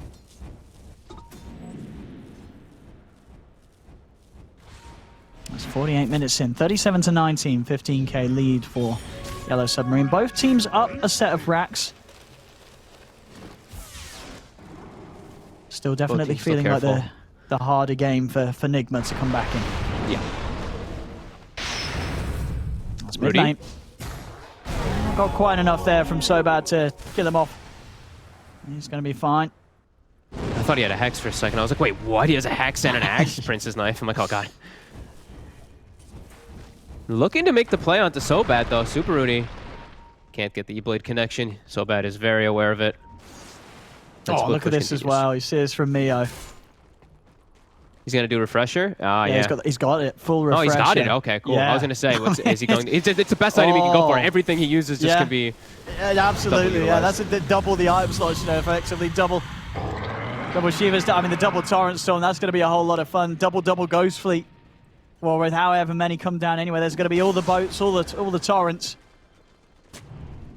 Yeah, it's going to be sweet. Spellcasting Kunk is fun. Yeah, he's just about got enough mana to be able to afford the double Ghost Ship and Torrent Storm. As we'll take pretty much his entire mana pool with that Refresher. Yeah, he's got good regen. He doesn't need to just blow all of it at the same exact time. I mean, that's true. Yeah, that's very true. You're right. I mean, even though it would look cool if he did.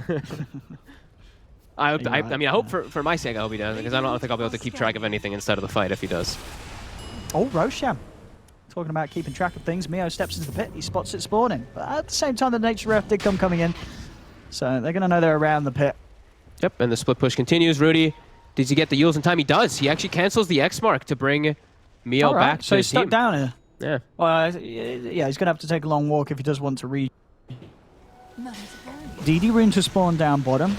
Likely that Nigma are going to be the side to get info on that. We'll see if Yellow Submarine want to start committing to the Roche. But they are very strong, and they're going to start going for it. That is the full Silver Edge on the Courier, complete for Yatoro. Now, who's getting this Aghanim's? Who's going to get this one coming out right now? They don't need it. I mean, Enchantress don't know who needs it. It's pretty awful, just give but... it yeah, let's get Sproink King, ladies and gentlemen. Sproink, sure. Oh, yeah. I mean, any sick projectiles to Sproink away from? I guess the E-Blade? I think Miposhka's testing it. He's like, wait, what's this do? He just used it once. I mean, it's going to be hard to kill him. You know, you go on this edge, and she's going to be Sproinking about 3 seconds cooldown. She might actually do quite a bit of damage, too. Like, you don't ignore Miposhka. He's got a Hurricane Pike. If they're pushing high ground, you know, he's got this Sproink in him. So, sure. A bit of the Hurricane and a Sproink, and suddenly that impetus it's flying from half the map.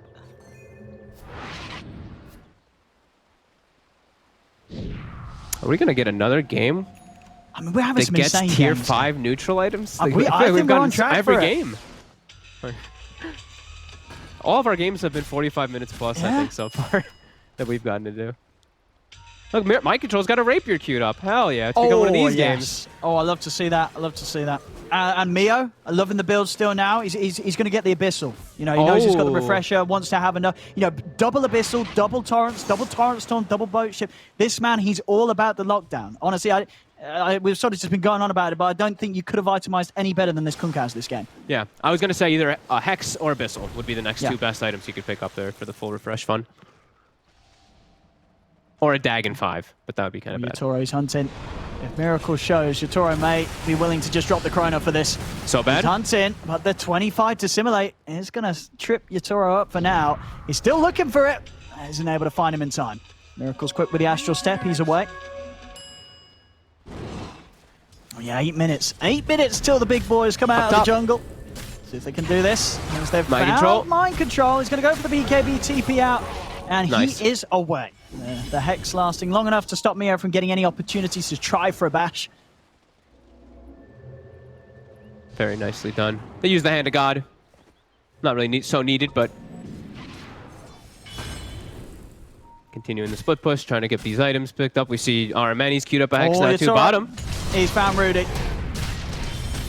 Committing with the BKB to get the kill. Make sure there's no interruptions. As the rest of Nigma immediately back out as soon as they've lost one. On top lane, Mio.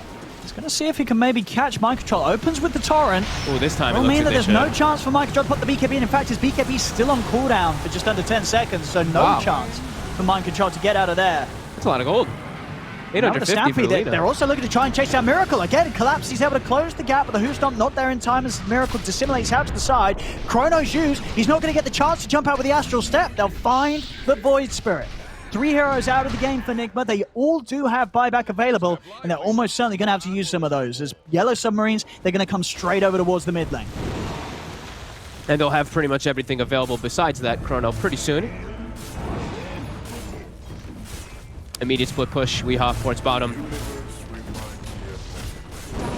There we go. Taking this Rax down. An incredible speed here with the farm that Yatoro's got. The melee Rax gone in the mid lane. Range Rax to full as well. Miracle trying with the jump in. That's the 3rd buyback here, so 3 buybacks for Nigma in an attempt to push them back. See the They're jump in trying from to stop Super TPs. Rudy, but Yatoro's going to turn with the BKB, looks towards Mind Control. Mind Control puts the BKB, starts to back away. Mio, he's retreating. Puts the BKB and TP's out. This is going to be a back off from the side, it looks like. Yatoro, he actually just wants to go back in. He's going to seize the opportunity to jump onto RMN, but the Hand of God heals RMN up. Another jump from Yatoro will finish up the kill. Super Rudy trying to kite up the void with the Yule Scepter, but Collapse, he's on top of the Tiny. Jump across from Yatoro. Super Rudy trying his best to flicker away, slows down Yatoro with the E-Blade. Another Time Walk. Yatoro continues to try and hunt down this Tiny. There's going to be a buyback from RMN now. This is 4 buybacks from Nigma throughout this fight. I think they're starting to recognize that Weehaw might not have buyback because he's short on gold. They actually need to pick up bounty runes when they spawn in order for him to have buyback. And Mind Control on that bottom, he just used his buy. Got the catch. He's straight in with the jump, and that is going to be a dieback. A dieback from Mind Control. Look at, as you said, look at Rudy. You've just lost your 2 ways of pushing out the lane. Rudy's trying his best to get these bounties. He knows Weehaw has no buyback if he doesn't get them, so he's playing They've here. got to find it. Yeah, he has to get 2 of them. He's got to get a second one. Miracle's there. It's not even going to be enough. They needed 3. It's going to be close for Weehaw, but he's still 90 gold short off the buyback. Uh-oh. He managed to also get the... I mean, Super Rudy's not got buyback as well. This should be it. This should just be able to end it This here, should be game over. As Yellow Submarine, they're looking to finish this one up. 44-19, 42,000 gold lead. As RMN, he's down as well. And there we have it here with the tier 4s falling. This game 1, 55 minutes in. I mean, just a bit of a masterclass here from Yellow Submarine against Nigma.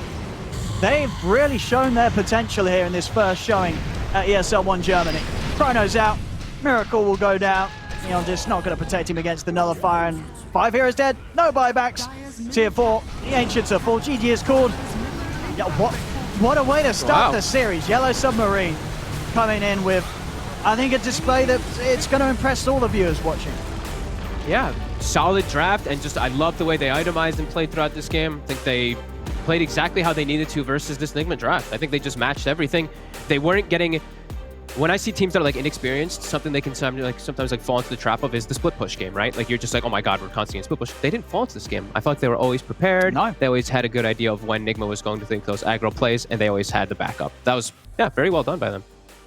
Yeah, excellent coordination, and just this time round for Nigma, that last pick Meepo that's worked out for them so many times before, just not successful today. They drafted into a lineup where there was answers. In Yellow Submarine, they countered the Meepo perfectly with the play every single team fight. There we go, ladies and gentlemen. Game 1 going to Yellow Submarine in its best of 3. Don't go anywhere, as we'll be straight back for more after the short break at ESL 1 Germany.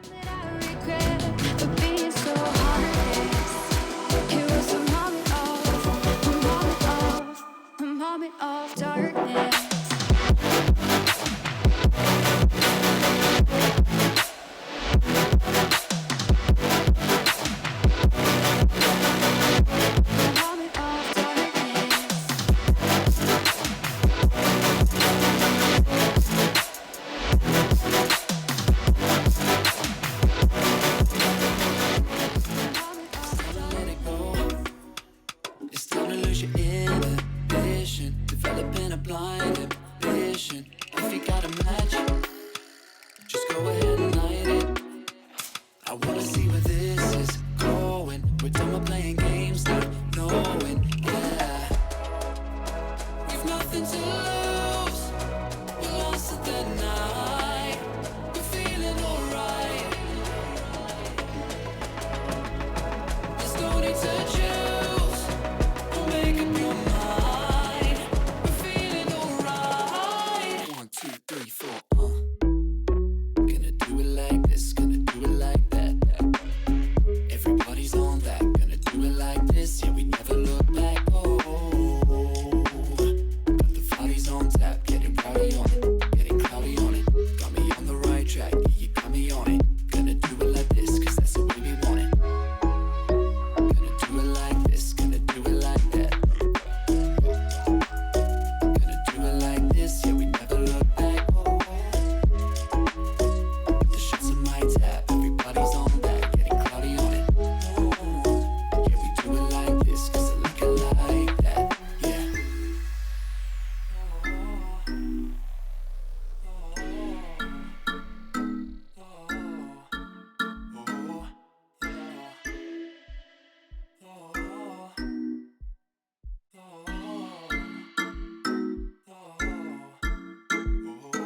We're going through the motions, in super slow motion.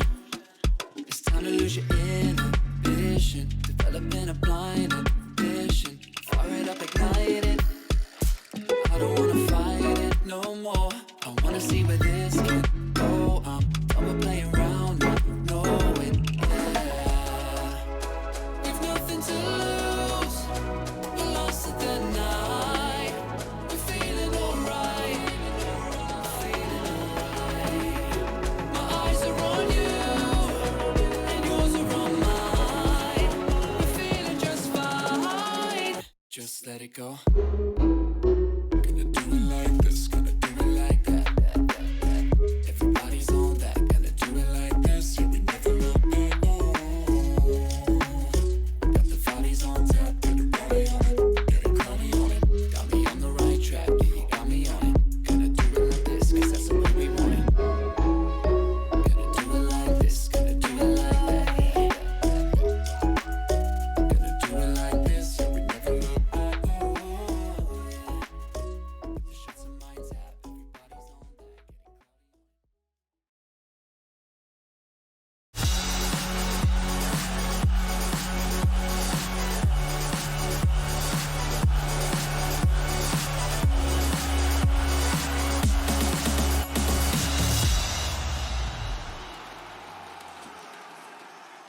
Can't say why.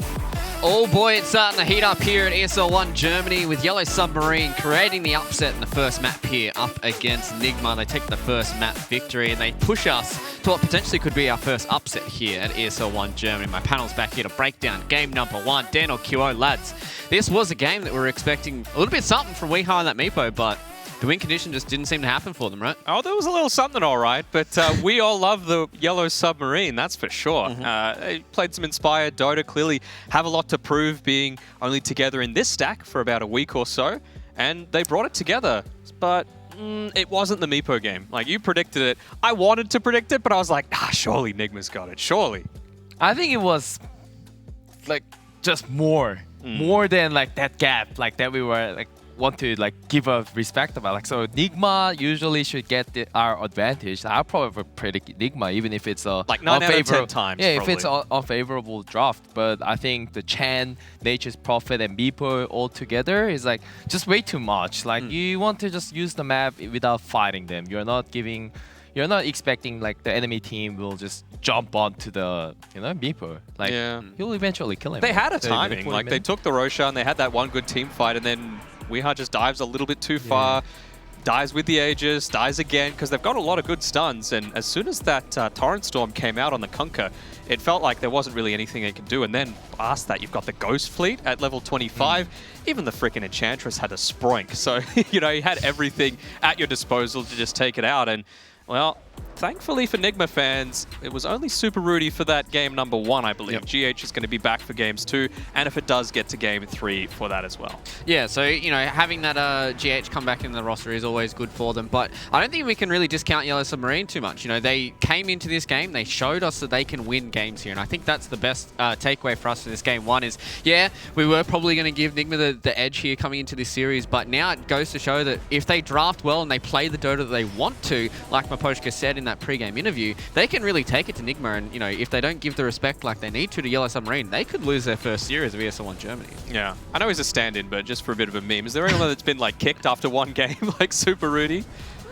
Maybe. I feel like it might feel a little bit harsher because they lost, right? It was impressive showing, you know, but like he did fine. Yeah, honestly, he did fine on the Tiny. I think it was just a losing draft. Yeah. Maybe it was just the fact that like if this was double elimination, I think they would probably take it a lot more seriously. Yep. But it's like Nigma have the confidence that, look, we're going to get through the top 8 regardless. We're going to win our 3 series that we need. If we lose this first series, then we're going to get an easy team again in the second one. But I still think they've got plenty of chances to come back in this series to just even it up to a 2-1. Yeah, I don't think we can count them out just yet. Obviously, as you said, they've got a lot of experience backing them and now coming back in with GH in the roster, Yellow Submarine. They showed some signs there that they could tank this out if they want to, but, you know, we have to come back, we have to reset here. You know, Miracle wasn't on a win condition, he wasn't on one of those hard carries. Weeha was playing a Meepo in a game that wasn't really all too much like a Meepo game. It's not like that last big Meepo you go, oh, there's nothing they can do against it. It was just one of those games where the draft just didn't work out for Nigma, and now they have to reset mentally into game number 2. I really thought it was going to be the Miracle Nature's Prophet as well. Like, that is a win condition. Secret do it all the time with Matumba Man. It's really strong. You do a ton of building damage. It creates space for, like, even if they really wanted to go the Meepo still, it would have created much more space for it just because you're getting that additional level of farm. Yeah, I think maybe if Miracle played the Nature's Prophet and Mind Control plays like a Void Spirit, it could be a bit different. Yeah. Or even, maybe they just like Tide Hunter. I know it's a bit of a meme, Mind Control Tide Hunter, but it creates some space for you. It's a lot harder to kill. You're not just getting instantly burst. I don't know. I like that. I think it was just because of the laning phase. Like maybe like you don't want to do Nature's Prophet against the Centaur. And So stronger lanes win the game. Yeah, you rather want to put it against Void so you can actually right-click him down. Well, we'll see if Nigma can recoup here and have some stronger lanes. So, as QO said, they can just win the game. Well, we'll go to a short break, and on the other side of this will be game number 2 between Nigma and Yellow Submarine.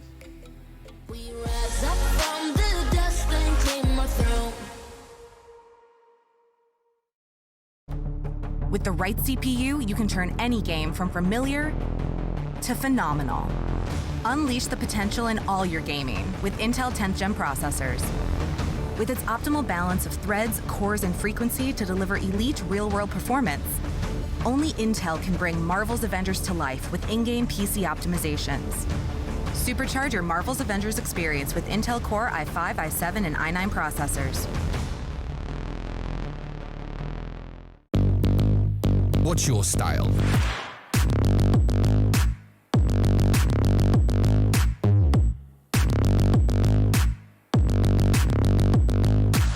Get your merch at shop.eslgaming.com.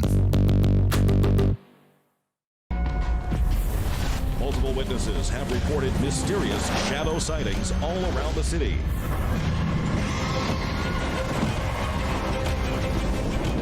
According to experts, the origin of these shadows is still unclear.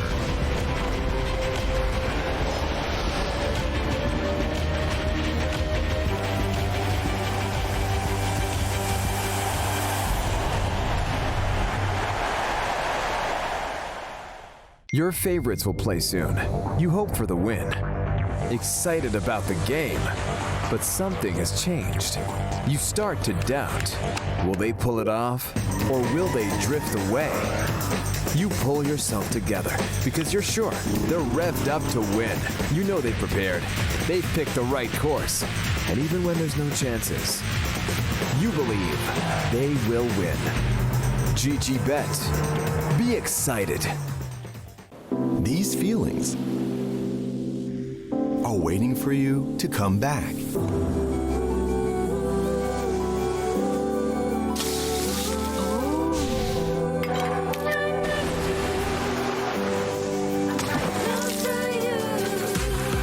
Amazing feelings are waiting for you to explore again once the world is ready. Until we meet again.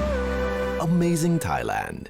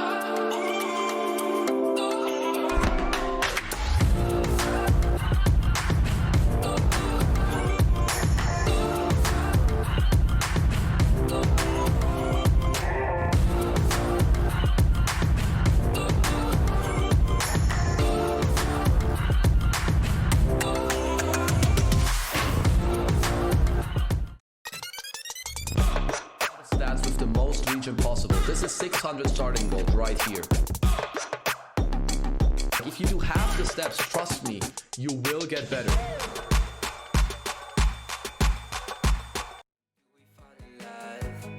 Make up your mind, honey, 'cause I can't pretend to like you. I hope you feel the same. I take a chance and not lose. I can't pretend to like you. I can't pretend to like you. I hope you feel the same. I take a chance and not lose. I can't pretend to like you.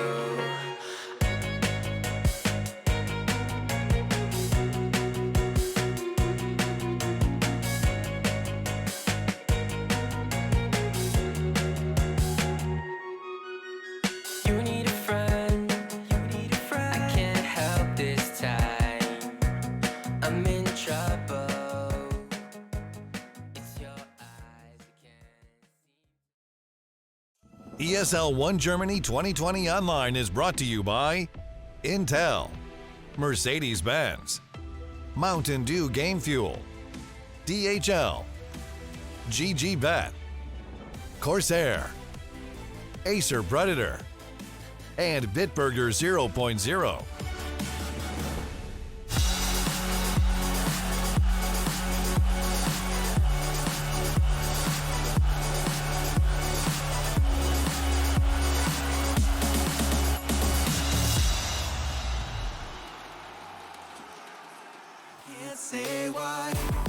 Here's hoping that Nigma did cop our sick beats there in the break and got themselves pumped up for game number 2 between Yellow Submarine and themselves. Now they are looking at down the barrel of a 0-2 loss in an upset here for ESL 1 Germany. Let's see if they can turn it back around here for game number 2 draft just around the corner. Deno Kyo lads bringing back here on the panel, getting closer to game number 2 draft. What are we expecting here with GH coming back in? Well, we've had Yellow Submarine in game number 1. What other Beatles songs can we really look forward to for them to bring forward? Because they're big fans. Maposhka was like, I mean, Hey Jude maybe is a nice good one. I have no idea. I'm fairly uncultured. I hate Zoomers so much. I'm I fairly really uncultured. do. So. You just need to stop listening to Linkin Park and everything like that. But how'd you know that I was one of those edgy guys? I've seen your tattoos. Yeah, that's true. That's true. But, well, game number 2, there's a lot to be learned, but also the fact that you've got GH back now. So he's one of the real pillars of the team. It feels like the central core is that Miracle, GH, and Kuroki. You know, they've got both the personal bonds, particularly when it comes to GH and Miracle, but there's that insane amount of respect that Kuro has for Miracle as well. If you look back at the true site of this past TI, it was kind of like he was just hanging off every word that Miracle said. Like, he just took it as gospel. He's like, you are the best player in the world. What you say goes. But let me just tweak it a little bit. That's what makes great captain, you know? Like, you have to just appreciate your carry player, make you feel good, and eventually he's gonna make you he's gonna carry the game. Did March make you feel good when you were playing? I'm with not him? too sure actually. Yeah, never mind. You've just blocked maybe it out of March your is not a memory. good captain. Yeah. I was going to say, which captain really hung off all your words, Kyo? Which one? Are you going to point one out? Still March. I love March. PPD maybe was. Yeah. All right, lads. Let's get away from the QO's padded history and let's get into game number 2 draft here. We've got Miracle probably picking up the Void Spirit again. I hope not, but it's there. It's a Weeha hero, plain and simple. And I was like, why are they just giving it to Miracle this time around? Yes, it was for the lane matchups, and yes, lanes are important this time around, but I don't know. I feel like it's still going to be... I mean, Mirana into a Faceless Void is quite nice. You know, you can still pressure the waves out a little bit. You can cause it... you can influence the waves a lot easier. You can still get a good amount of farm. You can still put in a good amount of damage to this Enchantress, which is nice. Main big thing is like that the chain stun thing with the one setup into the arrow. That one makes like a Void to easily time walk out. I think that's one big factor. Yeah, but I mean... Mind Control doesn't really play the Void Spirit that much. It is basically almost always the Weeha hero. I think the last game was a little bit of an outlier, but enough talk about that. We're going through the bans a little bit, and Lena's gone, thankfully. We've seen her a little bit too much this tournament so far. Tiny's still in the pool, surprisingly enough. It wouldn't surprise me to see if Yellow Submarine look to pick that up for them, just for that little bit of extra burst. Obviously, great to combo together with something like a Chronosphere if you're able to reposition people. You know, a single-man Chrono can become multi-man very, very easily.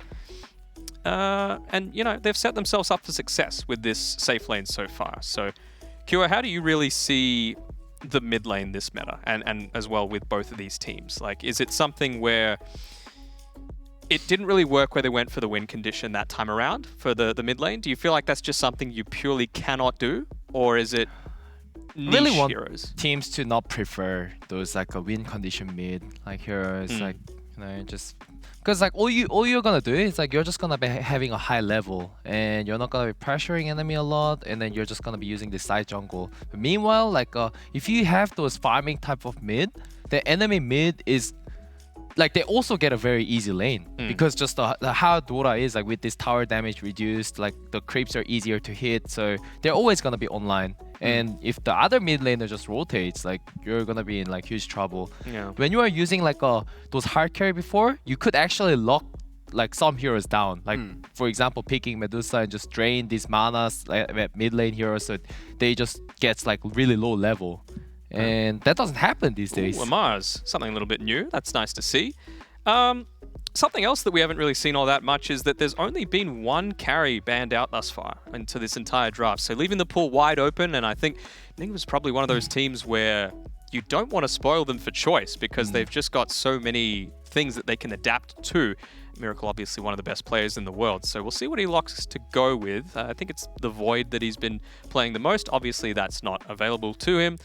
Spectre, I think, might be a perfectly viable option for them. What about something like a Terrorblade for Miracle? That's usually one of his really good win condition heroes that he likes playing, especially combined with an Oracle as well, right? You've always got that False Promise save. Into a Mars, I'm not super confident about it. I think, again, because of the Mars factor, like he might get bullied in a lane, and then just in lane-wise, like there's a chance that he can die. So, maybe a Riki could be like one of the good options. It's good against Void, and it's good against Is Riki a win condition? Mars.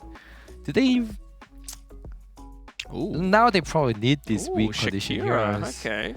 Earthshaker. It's like I'm back. GH is like saying I'm back. Just pick me Earthshaker. Rubik's I'm the king not banned. of Earthshaker. So who's going to be playing the Mirana then? If GH is going to pick the Shaker, or will this be like a Mind Control Shaker? It could be Mind Control Mirana. Yeah. Like I think Mind Control played like quite a amount of like Mirana. Like yeah, he can just play anything and like really aggressive. So. Yeah, I mean, the only other one that really plays Mirana a ton is Toby on Viking GG. He plays it a ton. It's almost exclusively the offlane for them. So still a little bit up in the air, but I'm really surprised that Rubik is still in the pool. You know, you've got plenty of good things that you can steal. Obviously, Fisher is the #1, but False Promise, pretty damn handy as well. Being able to steal some of these Void Spirit abilities too. Arrow, even potentially, with you've got the Arcane Supremacy. You can get like a 7-second stun, which is just nuts. I think Yellow Yellow Submariner had to pick up Rubik here. No, I'm going to stop you. You were going to say it. You were saying that it looks like a banana, so you've been calling them Yellow Slammer Jammer. No. What's going on with that, QO? We got to fix... I think it's a good Rubik pick for... Yes. I mean, Yellow good. Submariner, you know? Yeah. It's good for the spell steal, but also the lane, right? It just gives you some super easy setups into the spear, some burst damage coming through. Rubik Mars was always like a good lane together. Does that kind of shut off a few carry heroes here for Miracle then if they pick up the the Mars Rubik lane? Does that kind of like hinder Nigma in any way, shape or form? Wind Invoker coming through. Well, good combo with the Chrono, I suppose, and they've got 2 bans to deal with it now. I still think Spectre's a really good pick here. You just need to get in onto that Invoker ASAP, try and burst him down, use the combos that you've got together with the Earthshaker and everything else at your disposal. And Spectre, you really pick it when you've got a lot of stuns on the enemy team because you're still doing damage through your dispersion, so it doesn't really matter. And it's probably one of the few heroes that late game Faceless Void can't outcarry. Yes and no, I think. Like a Void is like a very popular hero because of this new item build coming out with the MKB and like maybe those damage item build. It has a lot of different pathway like you can take. And I'm talking super late game. Oh yeah, if that's the case, maybe it's different, but less so with an Invoker, I suppose, right? Even if you get caught in that Chronosphere, Cataclysm's going to wipe you out. Yeah. Although it might take a while for them to get here, I don't think that it's a Exort build that this Invoker particularly goes. It's probably going to go like a Quaspex into Exort, like semi-Quaspex into just like Exort to farm, or it could be just Exort, like and then just rush Aghanim and then just try to get the... I don't think you can rush Ags anymore. I think it's... the mobility suffers way too much, and when you're coming up against Oracle, Mirana, Earthshaker, you need the mobility. Yeah, and then if you're versing against Void Spirit, like Void Spirit loves versing against Invoker, just because of this like a good attack animation, and then like Invoker does 0 damage. Yeah, and that's the one reason why I sort of like want him to do Exorts, but like he might feel pressure by these ganks from Earthshaker, Fisher and stuff. I guess so, yeah. You need the sustain in lane with the Quas. You need to be able to move around a lot. The build up into your items is a little bit better. You can lock down side Dark Willow. Oh, okay. This is very surprising, like assuming that he's versing against Oracle. You never want to pick Dark Willow against Oracle. Just immediately dispel everything off. Yeah, it just feels like they want to dominate the laning phase, but... Even just like a Dark Willow, you need to play it as a 4. 1, it can't play as a 5. And 2, it relies pretty heavily on just being able to get solo kills against other supports. And the Fate's Edict just completely removes that aspect to it. Oh, Phantom Lancer. Phantom Lancer here is the final pickup from Nigma. So this is the win condition for Miracle. Yeah. MC is going to be playing the Earthshaker as well. So we're going to be seeing a GH Mirana. So yep, pretty standard. I mean, it's PL's a really good pick against the Mars. Once you've drained out of your mana, you can't really do much of anything. Yep. It's a good way to gap close a little bit. You can kind of juke out the Chronosphere. You don't know which one is the real one the entire time. I think while it's probably a lot stronger draft this time for Nigma, both for the fact that GH is playing and just the draft synergy overall is a lot better, this game might come down to the fact of will he get Illusion Escape or not, because that is such a busted item for the PL. It actually doubles, well, not doubles, like increases his damage by about 50%. I have a feeling the game gonna be end like earlier than Illusion Escape. You reckon? Yeah, I think like Nigma has like a pretty good setup. As long as like Weeha gets what he wants against Invoker, like I think this game's gonna be going pretty fast. All right, Invoker, not Invoker, QO. I'm gonna get you to rank Yellow Submarine's draft out of 10. Which play do we looking to hold up? While you guys are doing that, I'm going to need your predictions before we head off to our casters. You reckon that one? Where is one? It's at the bottom. It's at the bottom? Yeah. That's not it. Yeah, but like, yeah, anyways, I can't rate this. I need predictions, like, boys. Predictions. Nigma. All right, so it looks like it is a full flush here on the panel for Nigma to take this second game and push us to a third. We're going to leave it with our casters one more time. It's going to be Odu, Pixel, and Fogged. Hello, ladies and gentlemen. Yes, ready to go for this one. Game 2. And, well, GH is back, of course, Fog, for this one. He's back in. He's ready to rock and roll. He's playing the Mirana, of course, this game. Yep. How much of a difference is he going to make? And what do you reckon about the draft? So we're going to see something a little different. Are Nigma going to be able to take down Yellow Submarine? Something that they were unable to do so in Game 1, of course. Looks like a very strong draft for them this time around. The last game, I felt like it was a very kind of forced meepo in a way. That they last picked it and put the Void Spirit in the top lane. This time, it just looks very well-rounded. They have better ways to actually team fight this time around. Is it just the way that their heroes naturally work? And it's a last pick PL into very little counters. This looks like a phenomenal PL game. And I don't think I say that very often. Not a big fan of the hero right now. Not about that hero. Yeah, absolutely not. But, I mean, all in all, definitely a stronger end to the draft, without a doubt, from Nigma in comparison to what they tried to bring out in Game 1. And over on the side of Yellow Submarine, I mean, what are sort of the strengths of their lineup? You know, what have they got going for them? Team fight, plethora of team fight, right? Like once they have everything up, when they have Chrono, when they have Mars ulti, when they have the Willow Fear with the Mars ults bouncing off of the walls and everything too, they have some crazy amount if they're able to execute it. But I look at Nigma, and this is not an ulti relying. This is like, we're going to catch people with fissure arrows and make you guys play man down and just look for these constant fights and playing around these cooldowns constantly. Because you know that they're going to be running at them a whole lot this game on the side of Nigma in comparison to the last one where they just played a really big split push game. And do you think to a point they do need to? Because if you look at the way that this game, if I'm able to keep it going, Yellow Submarine, and get it to the later portions, would you favor Radiant's lineup then? If it does go late game, they're able to keep it going? It definitely has, that crazy wombo combo coming in from all the team fight, but it's just Invoker, the Cataclysm. Yeah, but it's just such a good PL game though. Like they don't really have things to deal with the illusions. Like if he gets to a point where he has like a heart, Manta, Diffusal, and stuff like that, I have no idea how they take out these illusions. Invoker spells, very long cooldown to be able to do so. The Mars God's Rebuke is going to be your best bet. So if Collapse doesn't have a good game at those later stages, it'll be hard if Miracle is farmed. But that all depends.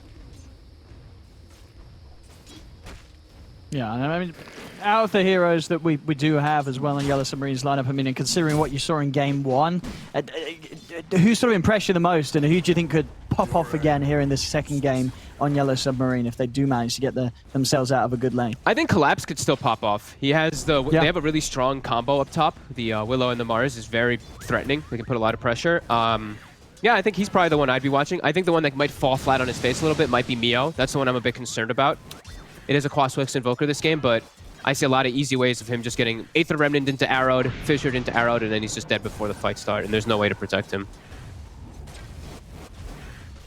Yeah, not at all. No real sort of straight-up defensive measures available from the heroes of Yellow Submarine, other than potentially a good fear from the Willow. Yeah. Of course, a lot of the times that just won't quite be able to come in soon enough. But Mio did impress a lot last game, so I'm just holding him up on that pedestal a little bit there because he played so well in the Kunkka. He's holding his own right now in the mid lane too, yeah. Yeah, there's 9 for 3, 9, pretty much even CS here between the two of them. Yeah, it's going to get in. Does manage to get that range creep. Good control with the Remnants. Stop Mio getting the deny. And then looking at the other lanes, the bottom lane, Yatoro certainly having the pressure put onto him. Mind Control and GH have been able to do a good job of holding the wave in a way that has allowed Mind Control to deny quite a bit from the first few waves away from the Faceless Void. They also kept the tri-lane for quite some time. RMN, he just TP'd about 30 seconds ago up back toward the top lane. So he was playing around bottom for that, Fortune's End plus Arrow, and they just can easily set up for a Void kill. Mind Control is going for the full laning or Shaker, going the Enchant Totem plus Aftershock. Good harassment versus the Void too.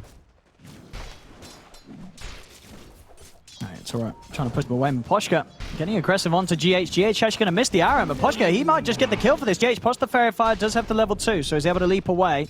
Mind Control is going to look to try and hunt down Miposhka. One more stack for the Enchant Totem might just do it. Yatoro jumping over towards GH, but he's out with the leap. Miposhka will slow down one. If he can get in range, he could go for this, but GH has got the bottle delivered. So an essential timing there will allow him to remain in the lane. Fuel himself back up so he can push back the two of them. Yatoro. Void though, Yatoro might die. He's in trouble. The arrow actually off the mark. GH not quite able to find it, so Yatoro is going to be able to get another jump off at the time. Well, in fact, he's looking to see if he can find the courier. He's going deeper and deeper. Does have a TP. We'll see if he wants to TP back to the lane or back to the base. He is going to stay in the lane. Out of regen, though. There's only regen on Miposhka. Isn't, but and it's just a recipe on the courier. So Yatora's going to have to stick around in the lane without any regen for quite some time now.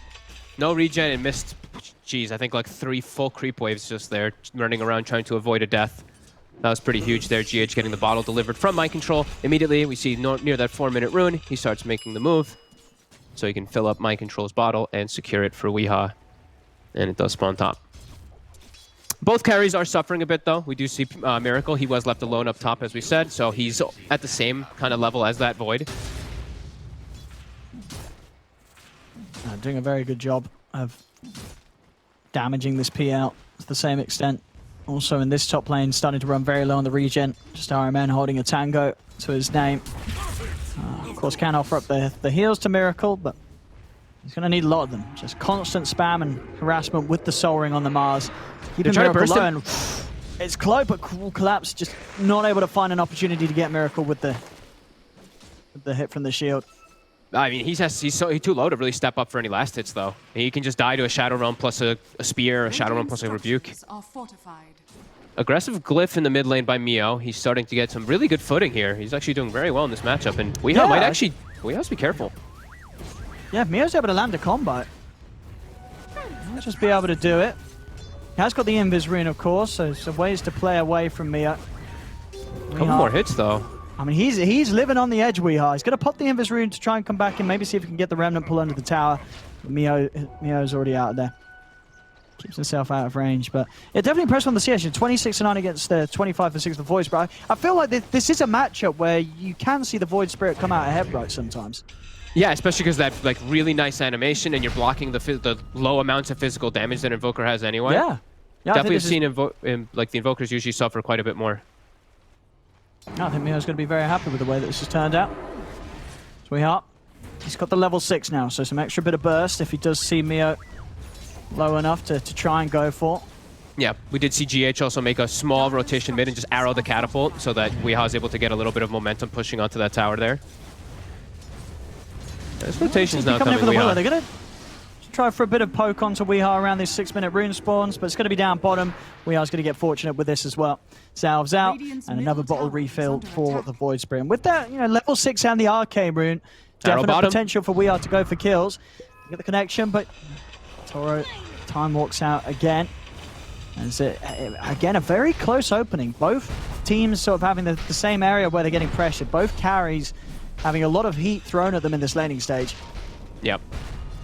Mind Control is able to find that Wild Wing, stop that obnoxious Tornado. Able to kill it as well with GH. You've been voided. Fisher into the Starstorm. Ooh, Fairy Fire. And the South. It's going to keep Miposhka alive. South does get cancelled, but does manage to make sure that GH isn't going to be able to find that first blood. Still yet to be found 7 minutes into this game. Yeah, I mean, it's very quiet. He's so bad, he's kind of chasing RMN away. I mean, Miposhka might have to set up onto GH. If he gets slow and get an impetus hit, GH... Oh, no, GH is going to turn. He's surely going to have the damage, and he does. GH just jumps straight in, gets the kill. That will be the first blood that GH is finally able to find. Top lane. Weehaw tried to get aggro mid. He will be okay. Trying to catch Miracle, but Miracle quick with the jukes. You say Iron Man coming over to help out. Let's see if they've got the damage. They do this time round. Yatoro not able to get the time walk off. Mind Control and GH having enough lockdown and damage to dispatch him. So now I'm finding a couple of kills in this bottom lane. Things starting to open up. And Mind Control's farm, as we've seen, has been very free. The same to be said, though, for Collapse. We see both off-laners having pretty much the best time in the game so far. Yeah. This is a concern, though, right, for the Void very heavily in this game, that you see how easy it is for him to die. They don't have to do anything fancy. It's just some chain stuns, and they have so many of those in this game. Definitely worried for him. And what in terms of both carries having to make a... be easier for one of the two of them, this PL or the Void, both taking a bit of a hit in the laning stage. Like who's able to sort of pick their game back up easier? Well, I think PL just can hit jungle creeps, and just farm the jungle just quite a bit faster. So I'd imagine Miracle should be able to catch up a bit easier. But it's really going to be depending on a lot of those rotations of those mid laners, as we're already seeing Weehaw get active. And I'd imagine Mio is going to match that aggression almost every time he sees that Void Spirit make a play. Yeah. I mean, imagine what moving around the map, these phase, double nulls, picking up an urn next, would you imagine? In this game... Would you get the Yules? Oh, I'm not too sure, actually. Urn doesn't really have too much value in this one, but it's your Quas Wex. Yeah, sure. Yeah, you get an Oracle as well. Yeah, it's probably not going to be too appealing for Mio. No, he's actually just queued up the Ag, so I guess he's just going to go for the big play, chase the Exort now. I like it. Yeah. I like it. I mean, you've got the setup right. You have got a lot of good team fight, a lot of great setup, and that's, in terms of the numbers, that's going to do the most damage.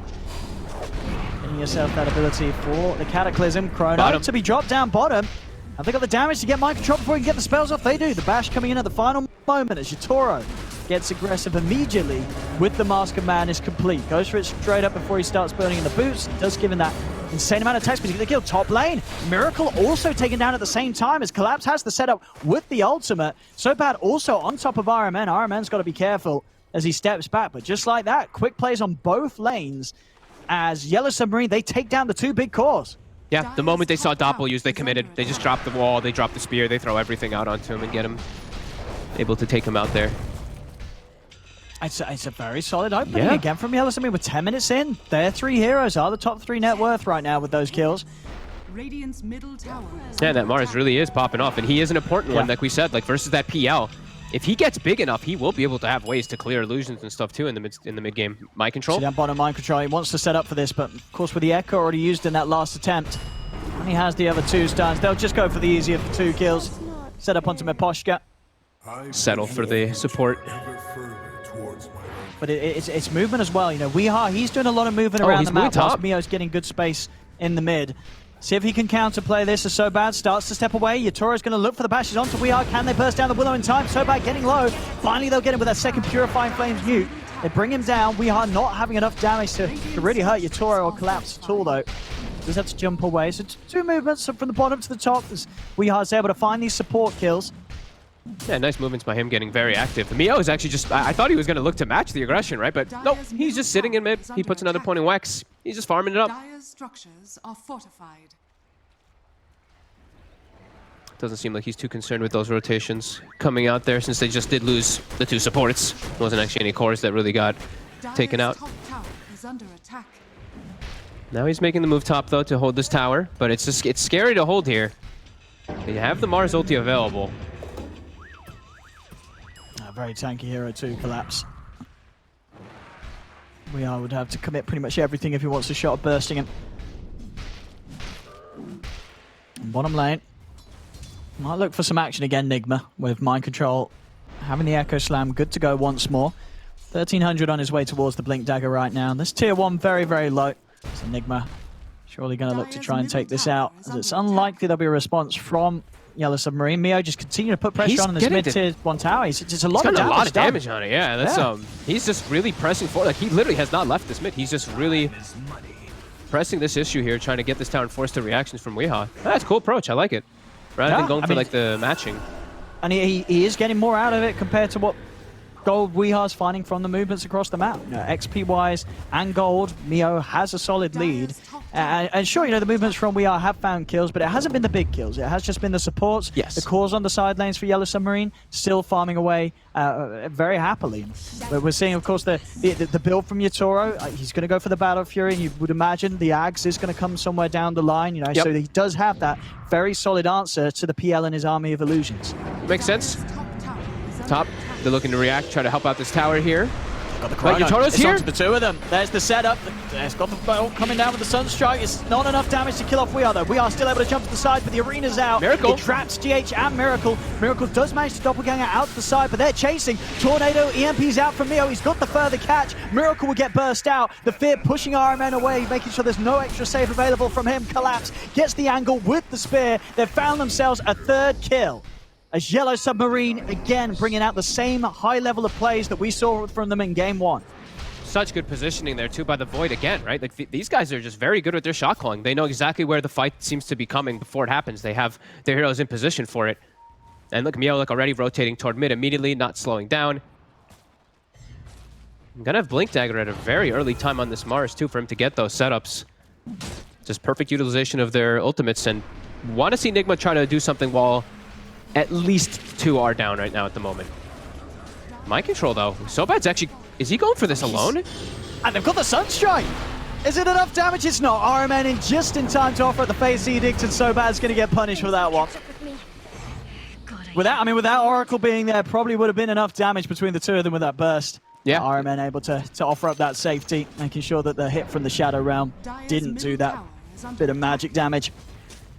Pretty huge. As Mind Control now, with that, he has the Blink. So now they can look to much easily set up actually initiating a fight, because otherwise it was just Weehaw having to commit forward pretty hard to set up for those. This is going to make it a lot easier. Oh, as time goes by, I mean, Mio is on track for a very good Ags time. He is. With this Aghanim's Rush build. It has paid off, you know. He's only left mid when it was essential to do so, and that one movement where he left mid to go up top was a fantastic play. You know, he got so much out of that. The 2 kills. You know, this has just been incredibly efficient Invoker play this game. Yeah. Immediately when Mars ult is back up too, no hesitation. They look for a smoke. They have the Blink on him as well. Sobad also has his Terrorize available again, so they're incredibly strong right here. Looks like Nigma's trying to set up onto Mio in mid, as he's been showing himself quite a lot. But he's being careful. See down bottom. They see the Moonlight, but an instant TP rotation. They're setting up for this. I mean, we are stepping under the tower range there. They're fully aware of the Void Spirit hanging around. The Void showed himself top. See what Nigma does with that information, as Weehaw is pushing forward a little bit here, but RMN, he steps too far forward. Oh, and Weehaw too in the combo. They get the fear into the double hit from the Bramble. So bad, but the full control, he just straight up soloed Weehaw. That was actually perfect. The fear, double Bramble into the curse trap, popping right at the end of it, and he just has all the damage. Dude, these guys are good. These guys are playing good. Real Yellow Submarine, ladies and gentlemen. In game 1, they look pretty hot, and this game 2, I mean, 15 minutes in, this is going even better for them than game 1. And that, you know, changes have been made. This time around, Nigma's got GH back in the squad. Yep. So far, it doesn't really seem to be making too much of a difference. Yellow Submarine's still coming out on top of these lanes. And with their heroes, if they do end up like with this such a good start, if it continues to progress like this, they will have damage to deal with those PL illusions. That was the one thing I was concerned about them in later stages, but they're off to such a great start. Yeah. They'll find Miposhka bottom again, but it's just these supports that keep dying, it feels. I mean, it is just across the cores, Collapse, Mio, and Yatoro. It's just one death on the Void. That's all there's been. Nigma just haven't managed to find the opportunities to really get and punish the carries this game on Yellow Submarine's side. They do find the deny on the mid tower, so able to take at least away some of that gold benefit, but still the farm is just rolling in for these heroes. Just 600 gold away from the Aghanims on Mio.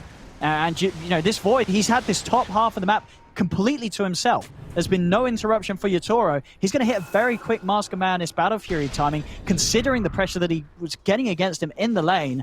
And with this Battle Fury timing, unless Miracle's able to get the defusal and start finding kills, this Void he's going to get very, very far ahead of anyone else in the game. Absolutely.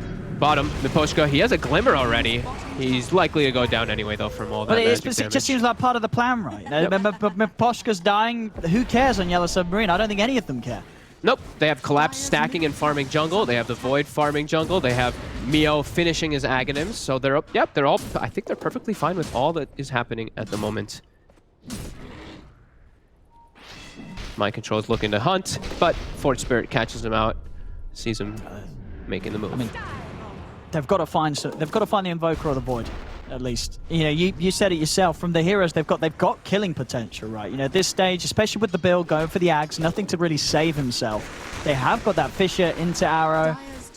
Also having the Blink, you know, they theoretically have ways to get these kills. They just haven't been able to do so. They're going to try now with the Moonlight Shadow setup, see if they can find something big.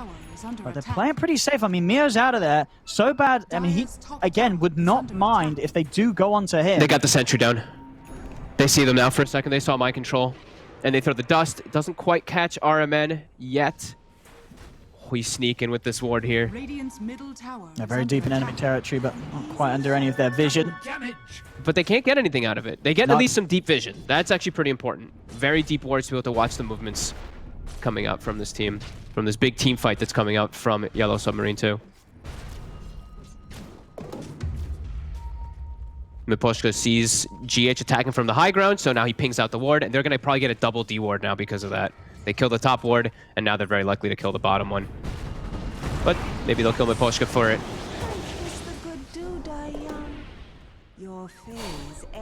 It's dead in charge for what, third time in a row from Miposhka, but still it doesn't seem to be too much of a problem.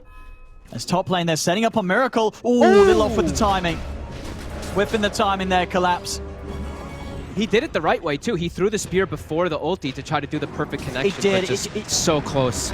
Yeah, it didn't sort of get the arena placement out where he was actually at the far end of it. It was too central, so there wasn't the timing for the wall to be built up. And he's almost certainly going to lose his life for this one. Left behind. No escape for Collapse. As they will manage to run him down. An important kill there for Miracle. He's able to get that gold. They need this PL to get the farm, to get himself back on top. And a bit of a misplay there from Collapse does hand it to Nigma. Yep. I mean, it was very close to him actually just catching it and then them just killing him. So it's a risk he took. I might get more here. Arrow. I can find so bad, but just coming in a little late there from GH. Doesn't get the connection after the fish yet, and Toro, he's thinking about turning. He has the chrono. He might just get the mind control, as the two of them are surrounded. RMN does have false promise, so Toro is going to have that in mind when looking to commit onto these two. Mind control's going to attempt to turn. With the Echo, they've got the burst. It's enough damage. Heads up turnaround there from Nigma, as Toro trying to bite off a little more than he can chew. That's how we are. Further setup, Yules into the Remnant. For so bad. So bad. Will go down as well. Nigma able to find an opening. As Yellow Submarine do kind of hand it to them there. Huge though. Over-aggression there from the Void, trying to run in. He has to respect the stuns. Sure, hasn't been happening too much from Nigma earlier, but we do see, you get hit by that one opener, you're just going to get locked down and get burst at this stage with just a Battle Fury and a Mask of Madness. Yeah, absolutely. And now Miracle has taken that top lead farm spot because of those two mistakes. This time we are seeing them making a couple of those, unlike in the last game when they played pretty perfectly. Some solid stuff here from Nigma to even the playing field once more. Aghanim's well on the way here for We Are. It's 1,400 gold to go off the back of that bit of action. And they've got their eyes around this mid lane. See what sort of a jump they can get. But Collapse and Miposhka waiting in the trees. Doing their best to hold on to these towers, make sure that they don't lose this big tier 1 to Nigma at this stage of the game. And definitely got rattled a bit there. There's no Echo Slam though, so I definitely want to see them playing a little bit more aggressive, looking for this fight here, looking for at least a couple pickoffs, but I think they're also probably feeling like, man, our Voids is so farmed. He got away with going for Mask of Madness Battle Fury in this game. Maybe we don't need to force the issue so hard. But yeah, there's no Echo, so. Dire are scanning. Yeah, as sort of things scale on, it's going to be Miracle that's the big issue. That's the question of, are Yellow Submarine ready to tackle PL in the later stages? Because Miracle's on track to hitting critical mass at a good pace. He's back on top of the net worth, getting involved in that little bit of a turnaround. He's got the Yash, the Diffusal, getting that Abyssal on as well, so they have that extra opener, extra lockdown, especially with these heroes trying to get the BKBs online. Mio is halfway towards his. Up top, there's the chrono. Mini little Cataclysm will be enough damage, level 4. Well, actually on the verge of finishing off that tier 2 tower top. A lot of damage to be done. Mio hunting the Ghost Ward. The arrow will connect onto the Dark Willow. We are with that final astral step will be able to burst him down. Over towards mid they go. They've got the detection onto Miposhka. Nigma playing themselves a second. I mean, Sobab wants to turn Collapse. He's going to commit, tries to get the spear connection, but won't find it. Now Miracle, he's just going to turn on to Collapse. Yatoro jumps in. He's looking for a target. Can he find though? He's getting his mana drained. They've got to help out Yatoro. The route into the arrows there. Nigma, they're going to have a good shot at finishing off the Void. Can they do so? They can. They've found Yatoro. Remnant set up there as well. Onto Mio. Huge kills for Nigma in the river as Miracle gets the double. And Yellow online. Submarine, they're starting to get shaken up pretty big this time round here in Game 2 as Nigma taking back control of this action. And Miracle, he's 2k ahead of the Void. That's sort of a second time in a row where the Faceless Void, he's just struggled to really get into the fights. Struggled to get in, and that was without Echo Slam. So that was their fight to win, and they're unable to actually do so because they didn't have every single one of their spells up. And now it's a Roche too that could potentially go down. some big mistakes coming out from Yellow Submarine, and Nigma capitalizing. They're going to have an Ags. Actually, the Ags is done on Weehaw. Oh, they're hunting for more. They might even find this Dark Willow. GH not quite able to get the arrow out in time. Oh, has pushed them away from the pit. Roshan, it's going down not too quickly, so maybe an opportunity for Yellow Submarine to get over and do something about this. It's a half HP. Yellow Submarine, they've got to get over it quickly. They do have the arena back up. No Chronosphere, though, for 50 seconds. So it's going to be all about the arena. Weehaw and GH doing their best to guard the area around the pit collapse. He's going to jump in. Cataclysm's out. They'll burst down the Mirana. There's the big Echo, though. Straight away, Mind Control jumps in. He's found the 3-man. Is there the follow-up? There's the silence onto collapse. Ham and Poshka, they're back in the way. The silence as well from these pulses, halting Natoro's movements. He's now going to turn towards Mind Control. In fact, the Deafening Blast, they're pushing Miracle back. They've killed off the Shaker. Can they kill off this PL? Miracle straight over towards Miposhka. Can he finish him? Another doppelganger jump forward. Will allow him to get the kill. Yatoro trying to stand his ground against Miracle, but there's too many illusions. Yatoro had to jump over to the side. They can't clear these illusions out in time. The false promise is there from RMN, keeping Miracle more than safe as they take down Yatoro yet again. Over they go with the Yules into Remnant, onto Collapse. They're just waiting whilst Miracle gets some heals up from RMN. They're looking at charging in onto Collapse. He's underneath the tier 2s, but Weehai is still ready to play in deep and aggressive as they kill off the Mars. Mio's hiding in the trees, but Weehai's found him, jumping over. It's a team wipe. Miracles get the triple kill. And at this stage, now 20-10, 6k lead. The last few events massively resulting in a huge win for Nigma. This is starting to look a little rough for Yellow Submarine. They're starting to fall apart. Yeah, those big ultis, the cooldown's really starting to hurt them there as Nigma doesn't have to, like we said, they only really have to rely on Echo. They're still pretty strong to fight without it. And Weehaw getting this Aghanim's timing at a pretty fast pace. They don't have anything to dispel it. It catches like 3 or 4 heroes with multi-hero silences. Back to back, the fight just becomes way too difficult for you to do anything. And now, this PL, who's already up to level 19 off of these last 8 minutes, has an Aegis. And again, Weehaw, he's got the catch onto the Willow, making some very nice moves with the Shields this game. As soon as he had that accident, as you said, Weehaw's involvement in the fight has just been incredible. 6-1 and 9. An excellent Weehaw performance this match. And look at how aggressive they're playing now because of this. Just it's constantly snowballing. As Miposhka is under 2 wards. And he's going to get chain stun. The arrow's already, I think it's the arrow. Is it released? Or did he use it before? I can't see it. I think it was used before. He's used it before, yeah. It's 5 seconds ago. He must have chucked it out somewhere. Either way, very likely to die. Yeah. Mind Control's on top of him as the Fisher, and the burst from RMN. Should be enough. I mean, Collapse has got the blink and arena. I mean, do you think there's going to be any temptation for them to try and take? They do have Chrono. I mean, Mio and Yatoro are off to the side. If you're Yellow Submarine, do you try and fight this? Do you collapse him from the mid lane and the top lane and turn around on Nigma? You did see Miracle bottom. I think there's a chance they might actually just full commit into this fight. I think they might have to, yeah. Might be a pretty decent opportunity for them if they're able to catch these heroes.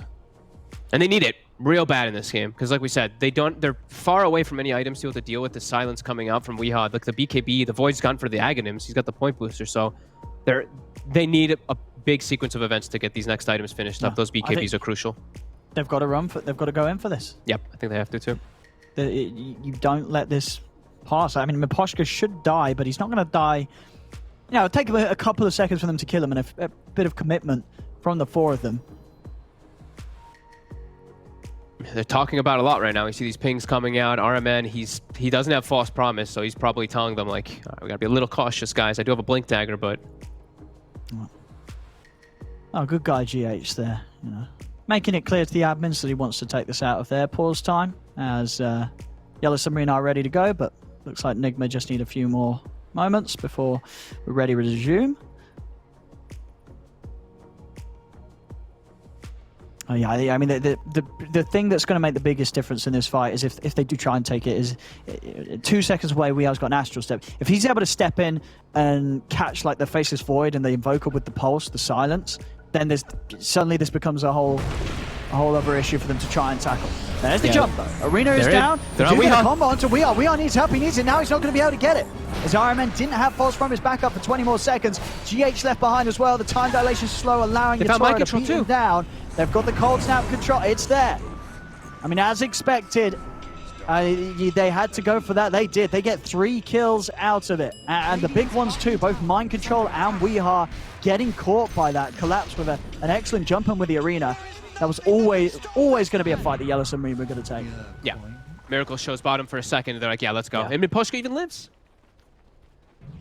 They get a D ward. There's still 1 ward down pretty deep over there, but some signs of life for sure, as now it gives them a little bit of breathing room to be able to finish up like that BKB in particular on the Invoker. Yeah, for Yatoro as well. I mean, of course, he's going to finish off the Aghanims first, but he really does need both. You know, before he gets the Aghanims and the BKB, between sort of the silence and obviously the mana drain of the PL and its diffusal, the fight's seeming very, very difficult for Yatoro. So as long as they can buy time for that to come out on the Void, they are, as you say, just still going to have a very solid fight despite being down overall in net worth. Yeah, still a massive concern of how big Miracle is, though. He's going to have Abyssal pretty much done.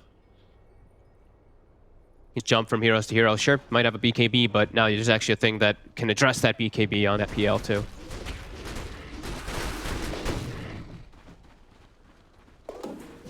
Radiant's bottom tower is under attack.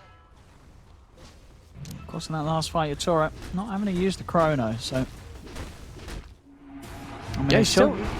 You know, it's not easy for the Void to get in and find the Chronospheres, but... You know, if it's like Collapse jumping in and starting things as the Mars, you know, chances are there's going to be room for the Void to get his way in and find a Chrono opportunity. Yeah, they still have Chaos starters for sure, for him to try to find a good opportunity for it. And Ags is finished. Ags and that level 20 is about to be done. So that constant time walk. Oh, and the Mindbreaker, that's always a nice one. Nice bit of extra damage for the Void. And that, I mean, it also applies a silence and a bash on your jump, right? Yeah, nice. I mean, only on the one target. Only on the one, of course, yes.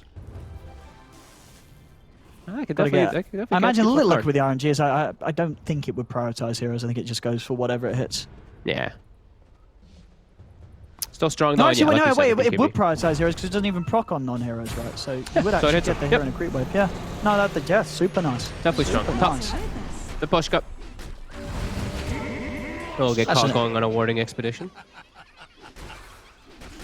I'll see how much Nigma can get from this because, as I said, I definitely feel that they're going to be a little worried about Yatoro when he has the BKB. When he's got the BKB down on top of the Aghanims, they know that it's going to be pretty easy for Yatoro to find whoever he wants to drop in the Chrono. And when he does find it, chances are it's going to be a kill. Of course, they do have to save from the False Promise. It's going to be very important against this sort of whole Chrono Cataclysm.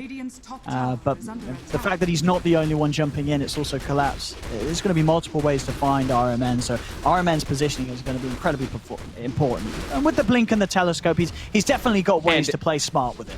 And Aether Lens, right? Like, he's literally got the trio. He's got everything he really needs to just stay super far back, almost level 15 too for cast range, so he shouldn't get caught in the Chrono. But it is a very devastating Chrono if they can catch multiple heroes. This Cataclysm, it's a max Exort now, so they will vanish very quickly if they do get hit by it. Aegis for about 30 more seconds here on Miracle. Nigma trying to press this forward here. And Collapse. Oh, he's been... Oh, they've not found it. The Remnant did get him. Ooh. Oh, nice position. A TP out there as We Are tries to get the read, but not quite able to find him. Collapse able to get away with his life intact. Very cheeky. The one ward that they do have down on bottom, it spots Miracle. And they will see Weeha up top, so they might make a move on Weeha because they saw Miracle. Can't quite get him, though, and the rest of the team collapses. Yeah, a little too slippery. Very hard to land the combo on him unless they sort of have Mia around to open things up with the cold snap. And that's the Aegis. Reclaimed. But he was able to finish up the Abyssal and an Eagle Song if he chooses to buy it. Yeah, he's still huge. Incredibly big. Yep. Do you sort of like the... Because I sort of wonder, you look at this game, why is it the Miracle wants to go for the Butterfly rather than something like a Skadi or a Satanic or a Heart that's going to give him a bit more protection against the burst? It's just such a good item on PL. It really is just amazing for those illusions. He's getting jumped, though. He actually jumps into them. And Collapse, he's found RMN. He's been able to get the Oracle on the backlines. Do they actually have the damage for Miracle, though? They're trying their best to beat him down. There's the pushback. is disarmed as well, trying to escape. Jump forward from Yatoro. It's not quite enough, but now with the Cataclysm coming down, it's chaos all around as we are beard back, taking out the bashes there onto Miracle. Miracle still trying to run away. So bad in Miposhka. Or on the chase, RMM will root back Miposhka for now. They've managed to keep Miracle alive. There'll be a buyback from Weeha. Yatoro jumps over towards GH, but GH is able to leap out. Mind control, committing the Echo just onto the Invoker. Is it enough knockdown to find Yatoro? He's back in. He's onto the PL. Doppelganger out in time again. Miracle still alive. Turns over, gets the bash on Miposhka. Miposhka, he's able to live. The heals are out. Miposhka will survive. They're still chasing. Collapse. He's in. Tries to find Miracle. The setup's there to allow the Void to jump over. Miracle still on the run. Back over towards Miposhka goes. Another route. Holds back Yatoro. Miracle still up to the side. Yatoro's in. Mind control. Comes with the enchant totem. Locks down Yatoro for now. Miracle still on the run. One more time. What might just do it. Yatoro's in. Over towards Miracle. Fights the bashes, but again the evasion. He's still alive. Miracle is away. He's able to turn with the Spirit Lance. Yatoro, he's in once more. Has he got the damage? He has. Finally, Yatoro able to finish off the PL. The impetus, bring in mind control low. Yatoro's got the follow-up, jumps over with the time walk, claims the double kill. He's not done yet. Here. They've got the detection out onto GH. GH up to the high ground. He's trying to run. Another jump forward. Yatoro gets the triple. There's big things happening here for Yellow Submarine. Triple kill for the Yatoro Faceless Void. A 90-second fight of him just chasing around, time walking over and over again. And the really important thing is that was pre-BKB on Yatoro, and he's able to just constantly jump back and forth around. I think that was the most surprising thing there. That, as you say, without the BKB, he had that much space to move around as he did. I was just, like you said, I think it's really up to that initiation. That first jump, sure, they don't kill that PL, but they cause so much chaos, catching RMN in the back and just making mind control get this Echo Slam that's not the most ideal, and just forcing buybacks and everything. That was, I mean, that was huge for them. They're like fully back in this one now. Void level 24 off of that with a full BKB. You know, we saw what he did last game. Very confident on this hero. You saw it.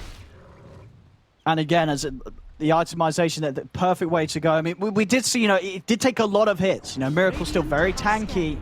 Takes a long time to bring down. But once he has now the MKB done over this BKB and Aghanims, he's going to have no problem shredding the heroes of Nigma. It's going to be very scary for them. And they're going to go straight in away again for another hit. Chrono, as soon as it's back up, Yellow Submarine, they're ready to go for the hunt. Oh, this might catch them off guard here. Armen is sitting on the trees still at the moment. GH will be spotted. They saw him for a second. Let's see what Collapse wants to jump. Oh, but they saw Holding Collapse. off on it for now. Yeah. And yeah, no, like this MKB, it's such a natural build-up too for the Void. So, you know, the question that you were asking before is, this PL, you know, going for that butterfly in the end for Miracle, might end up hurting. Because he's not spending on something just to make him a bit tankier and harder to kill, actually, versus that Void, which is the problem. Yeah, that's the hero that's chasing him. No, for sure. Yeah, the butterfly is just not. It's not going to help him if he's chronoed and gets caught by the punches of the Void and the damage output for the Cataclysm. He absolutely has to have RMN by his side. But as we saw that last fight, Collapse doing a great job of just having a read on RMN's position and making sure that RMN just isn't able to get to the front lines to help at the start of the fight. Ooh, the Moonlight. Couple heroes on the high ground here. So Bad is playing on low ground. It is a little careful though for Nigma. They got to think about the chrono. They had to think about the arena. The ults are up for Nigma, for Yellow Submarine. I mean, Nigma as well do have their Echo Slam good to go. Second smoke. It's so scary though, because you can't have two heroes standing next to each other. Otherwise, they're gonna get Cataclysm and you're gonna lose the fight immediately having no heroes. As the jump forward is in. They're going to look to jump mind control to start things off. Looking for the Shaker. Mind control forced to the side. He gets the fish drop, but the BKB is already there. They've had to use the false promise to save mind control, meaning that RMN's left vulnerable. The Oracle's lost his life. Collapse. Doesn't find the spear onto mind control. Mind control able to blink out with that last bit of false promise.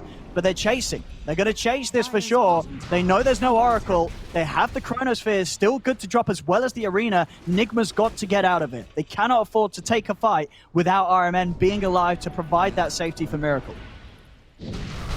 Mind control very lucky that he actually survives too.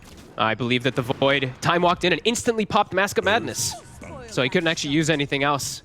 He had to pop BKB trying to chase him out, but yeah, doesn't get the connection. And a decent disengage for Nigma, which looked like it could have been a disaster with the way that start.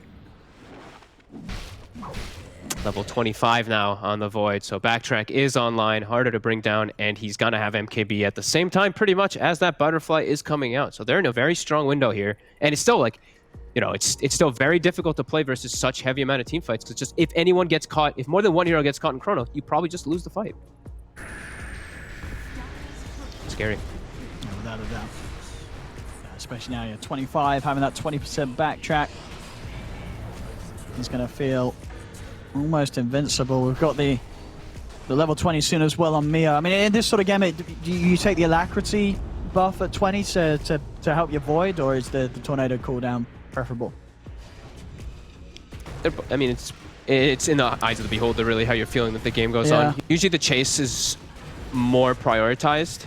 And like the cast range on the alacrity is already not the greatest, so usually it's, you know, usually I like seeing the Tornado, but you know. I guess sort of having higher uptime on the Tornadoes is it's also just going to be something else that Iron Man has to be careful that he doesn't step into. You know, that Tornado can absolutely sort of take him out of action long enough to give space to kill off whoever Iron Man's trying to get in range of to save. Yeah, always just feels like it does a little bit more rather than just like a single target buff. I mean, and looking at Nigma's lineup, I mean, we've sort of been talking mainly about what Miracle's able to do. I mean, the other two cores, Mind Control and Weeha, I mean, as these sort of heroes, the Shaker and the Void Spirit, is there any sort of real big power spike you sort of see for these heroes coming soon? I mean, I guess the biggest one being like the 25 inevitably from Weeha, but anything item-wise that's going to change much? No, I think it's just like these Euls, Aeon Discs, etc. Things to just protect you from either getting chronoed or protect you during it. It's kind of just tough for them. Dire's middle tower. Weeha's already pretty much at his like highest point until, like you said, that 25 comes online. Mind Control, his job is just his spells for the most part, so. Oh, we got Moonlight once more from So Nigma, Warden Sentry on the high ground though, so they do see GH, they see Weeha, they see Miracle. And Roshan up, of course. A lost fight will mean conceding Roshan to the enemy team, almost certainly. And that fight around the Roche pit, I mean, sure, Nigma's got an Echo Slam, but that's kind of it for the team fight. Again, just a draft where Yellow Submarine have this incredible amount of power when it comes to fighting in an enclosed area. Radiant are scanning. Yeah, so many different ways to trip everybody up or control them. Miracle is in a risky spot too, because no buyback available for him, because he committed the gold. Same thing goes for Yatoro. He's actually going to be going back and setting up. He's picking up his MKB. Dire's top tower is under attack. They're super strong if they can catch one or two heroes in a chrono. Radiant's middle tower That's all right. is under attack. Weeha's TPing out. They're jumping in as soon as Weeha goes. Straight away, Ironman, he's in range for the false promise, but Ironman dies to the Dark Willow. Miracle's so dead. He absolutely is. This amount of damage is not going to be offset whatsoever by any amount of healing. Just quick moves. Quick moves No from buyback, Yellow like Submarine. we said. He spent his gold, so 90 seconds, no PL. They catch Ironman in the back too, and it's a Roche. I mean, yeah, maybe because the chrono was used, if he had buyback, he could have come in and maybe got to the pit. Not going to happen at all, as you said. He's out of the game. This Roshan is theirs. And if they realize this, I mean, they're almost certainly going to push on for a tier 2. They might even try and shove the lane up for more. They're that far ahead, and with the damage that this Void does, they push pretty quickly. Yeah, and they have the Forge Spirits bottom addressing the double catapult wave too, so they don't have to go help it. It's in a great position. They could just They could just ignore take the Rax mid lane, maybe just here. go straight up to the high ground. 50 seconds, no PL. Yeah, and bottom is pushed out now from those double Forge, so yeah, on to high ground. Dire's top tower is under attack. Let's see what sort of a defense Nigma can pull together without their carry. And of course, they don't know that the PL doesn't have buyback. And we'll see how much they want to try and push it. With the Aegis and the BKB, they're going to be feeling pretty confident, Yellow Submarine. No connection onto Yatoro. 20 seconds to the PL. Collapse trying to jump in for the combo. They do get the Remnant pull back onto Yatoro. Down a little low. Still not enough to truly scare him. Now they'll start to back away with the PL coming back into play in 10 seconds. And we'll relax a bit. I'd be pretty happy that if I was on the side of Nigma though, holding the racks when you didn't have PL buyback, you don't have great wave clear either. Well, with the Void Spirit you do, but he has to kind of commit forward. It's a little bit scary. It's a great hold by them. And what? That's the Echo Saber now finished onto Yatoro. Oh, mid lane, what's going on? RMN. And we are! He steps straight into the trap! A sweep across for the top lane allows them to find the terrorized setup onto the two of them. They will manage to kill the Oracle. We are able to jump away just in time, gets away from the follow-up. They're still going to continue to fight this though. As Yatoro, he's straight over on towards GH. The Yules will slow him down. Collapse tries to find the spear, but the rest of Nigma are out of there. They're nearly losing We Are as well. They're just very, very fast plays consistently coming out from Yellow Submarine as they are really taking the lead now. 21-24, 4K lead. And this just late game team fight combo and potential from Yellow Submarine. It just seems like Nigma are struggling to match it. A lot of pressure on Miracle to just not get caught in it, to actually get a chance to hit heroes. If they blow up this PL in the fights, it pretty much seems like it's a guaranteed team fight win anytime. If Miracle dies, the team fight seems pretty over. Yeah, they know that they only need to itemize for PL, really. Like, look at the way that their items are, right? Like, Invoker now, Shiva's, they've got pretty much everything they need just to deal with him, because they know Weeha's going to he's going to fall off real hard, as he already has throughout the majority of this game. So, it's now, I was saying it's such a dream PL game, but because they've been able to get all this itemization, I think it looks pretty damn good for Yellow Submarine going forward in this one. Radiant are scanning. It's all right. Very close to having the full Silver's Edge. Oh my God. Again, it's just been an excellent game from the Void. Bottom lane, GH. It's at the Moonlight. Does catch him, and they have sentries. And the dust. And the dust. Maposhka, he's able to slide in and get in range. GH off to the side. Drop a meatball down. GH is away before anything can catch him. Now bringing in this bottom wave, getting it over towards the final tier 2 that does stand for Nigma. Miracle's in the mid, he's been caught. It's a Miracle. RMN's going to be able to get over time with the false promise, but again, the issue is, Shrek buys some time, but he's still going to take so much damage, he has to get back to the base. He's speared again too. The arena, the combinations here, the excellent plays from Yellow Submarine, locking him down, he'll get the chance to double, but he's so low. The tornado and the blast, Mio finishes him off. We are able to jump out with the Eon just saving his life, but they're in. They were able to push RMN out of the base with the spear. Yellow Submarine, they're just on fire this series. Phenomenal plays here from the squad. As they couldn't be doing this any better. The execution is top tier.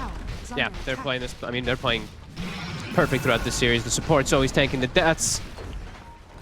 Great spell usage every single time in the team fights, and yeah, look at this. 2 sets of racks, very likely to go down here. We are trying to kill off Maposhka. He's fully committing for this, but he's been caught by the Spear of Collapse. He's dead. He's got buyback. But they're now down 13k. They're losing a second set of racks here in the mid lane. As Yatoro and Collapse, they clean up the range tracks. They're onto the melee. Still 40 seconds. No Miracle PL. He's 200 gold short of buyback. Collapse. He's in. The arena. He's caught the two of them. The arrow there again connecting on a GH. GH is locked down. He's out of the game for a minute. It just doesn't stop any chance that Yellow Submarine see to jump in and get a kill. They are taking it right now. And the damage is really done because it's just PL versus the world. And like I was talking before, they're just gonna chrono him every single time, and there's not much they can do to save. RMN's save is just not a save anymore. This one is feeling pretty dusted. Yellow Submarine. No, that's definitely showing that these guys are a team to watch out for. As I say, just again some sort of new names entering the field that people may not have heard of before. Only a week of playing together too, right? So that's exactly, yeah. If you missed the interview earlier, that's what Maposhka said. He said they've only been playing together a week. He was asked about sort of his teammates. He was like, I don't even know them. They've been playing together that short. Nigma, they're trying to jump out. They're trying to burst his faces forward with the Echo combo. He's just not getting that low at all. Yatoro's able to get the BKB off turn. He's just Miracle, fighting. He's out of mana. He's fully committing. The false promise will keep Miracle alive. But Yatoro, he's doing a lot of damage to us again. The arena, it catches the tree. The Cataclysm comes crashing down. It's a dead mind control. It's going to be a dead Miracle too. Both cores out of the game. No buyback. They're chasing Nigma back towards the base as it's just down to the last 3 of them. With no buyback on mind control. No buyback on Miracle. As just yet again, perfect play from Yellow Submarine. And they have Chrono, so even when the PL does come back. This has just been flawless execution really by them. As going for this last set of racks. whole team rallied together. Oh, GH, he just jumped in and turned into a frog. Dire's bottom barracks are under attack. Wow. Dire's bottom barracks. I did not expect this when I was hearing the interview about that. Them like just playing together for They this just 1 week. played together a week. I mean, Wow. this is amazing. Absolutely amazing game from Yellow Submarine. GG is called. I'll take the game, they'll take the series. I mean, this game too, we had, of course, GH returning to the fray. Was, of course, stood in for by Submarine in game 1. It didn't matter. Even with the change up, the return to, obviously still lacking Kuroki, but, of course, the squad they have been playing with in the previous tournaments, it just didn't work out. Yellow Submarine, just that much of a step ahead. And just yet again, you know, this game too, as you said, looking at the draft, you think this was a set out to be a more difficult game for Yellow Submarine, but they still pull it off, and they really, really pull it off in the late game this match. Especially, I'm very impressed when I see like good spell. You know, good spell usage is always great to see and all that, but it's really about the shot calling, especially when it's a team that's just a week old. Like, look at the way that they were setting up their plays. They're always like, I'm never really seeing the wrong heroes getting caught out of position. It's very rare to see their cores dying. It's always the supports getting caught. Yeah, really looking forward to seeing more of this team. Absolutely, yeah. Nigma's definitely going to have to take some time to pick themselves up after this beat down here, losing the series 2-0. But for sure, I think for ourselves and definitely the viewers at home, I cannot wait to see more of what Yellow Submarine has in store. It's a beautiful showing here in their first series, first best of 3 here at the ESL 1 Germany as they take down Nigma 2-0.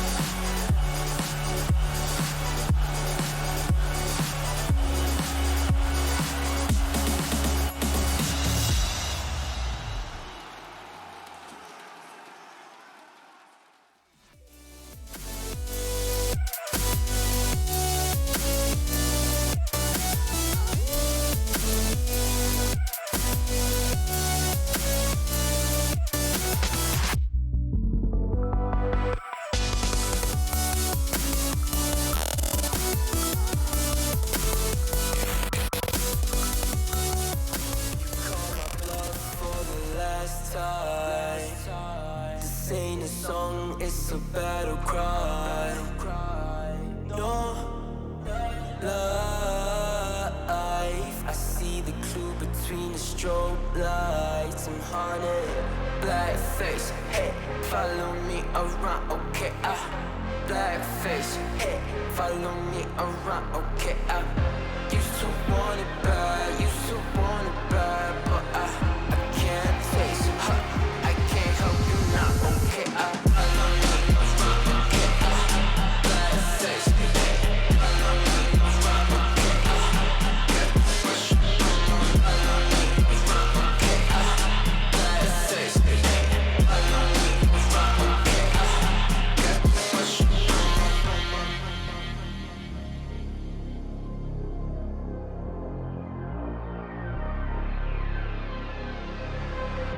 Got too much up on my plate, now I can't think.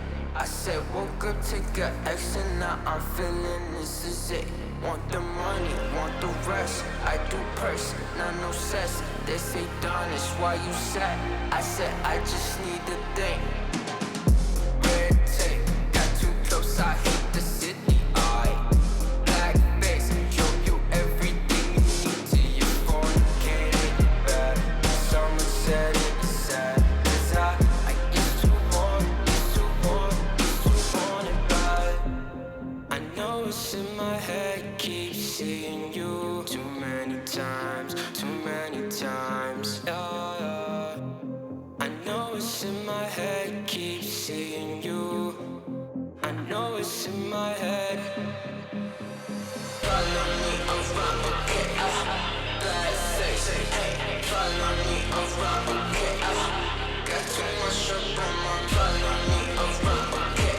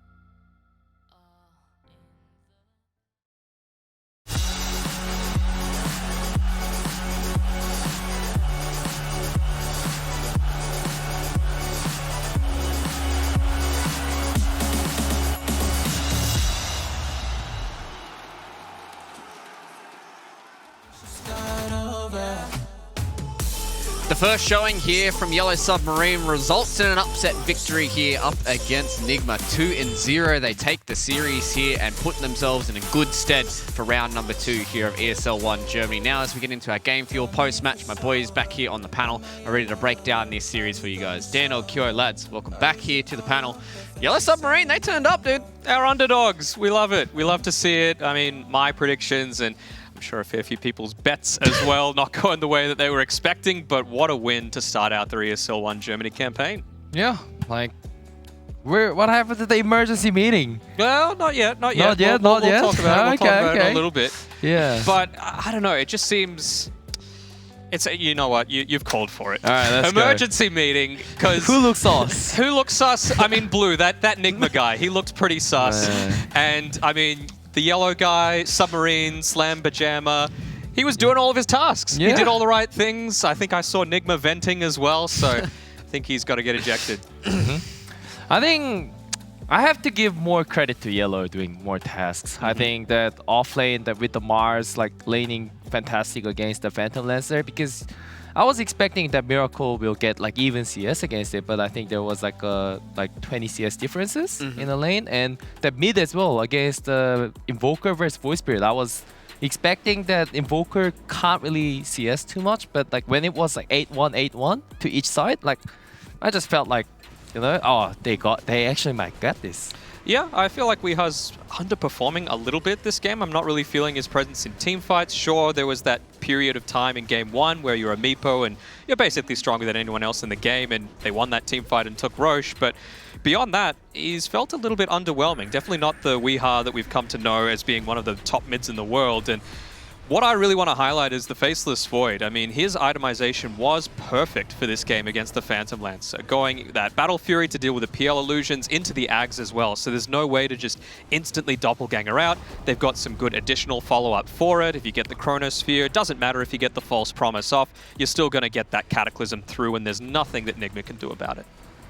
Yeah, it really did feel like, you know, we saw this draft coming in from Nigma and we were super excited for it. You know, it looked like this was a Phantom Lancer game to behold, and, you know, Miracle was going to be able to take over this game. But, you know, Yellow Submarine, they came in and they proved us wrong. They showed that they have a lot of synergies when it comes to their draft, and a lot of synergies between their players as well, being able to utilize, you know, the Mars Arena with the Willow Terrorize. They always had the Cataclysm and the Chronosphere up as well. And just, I mean, it's just insane how well that they play around this Faceless Void.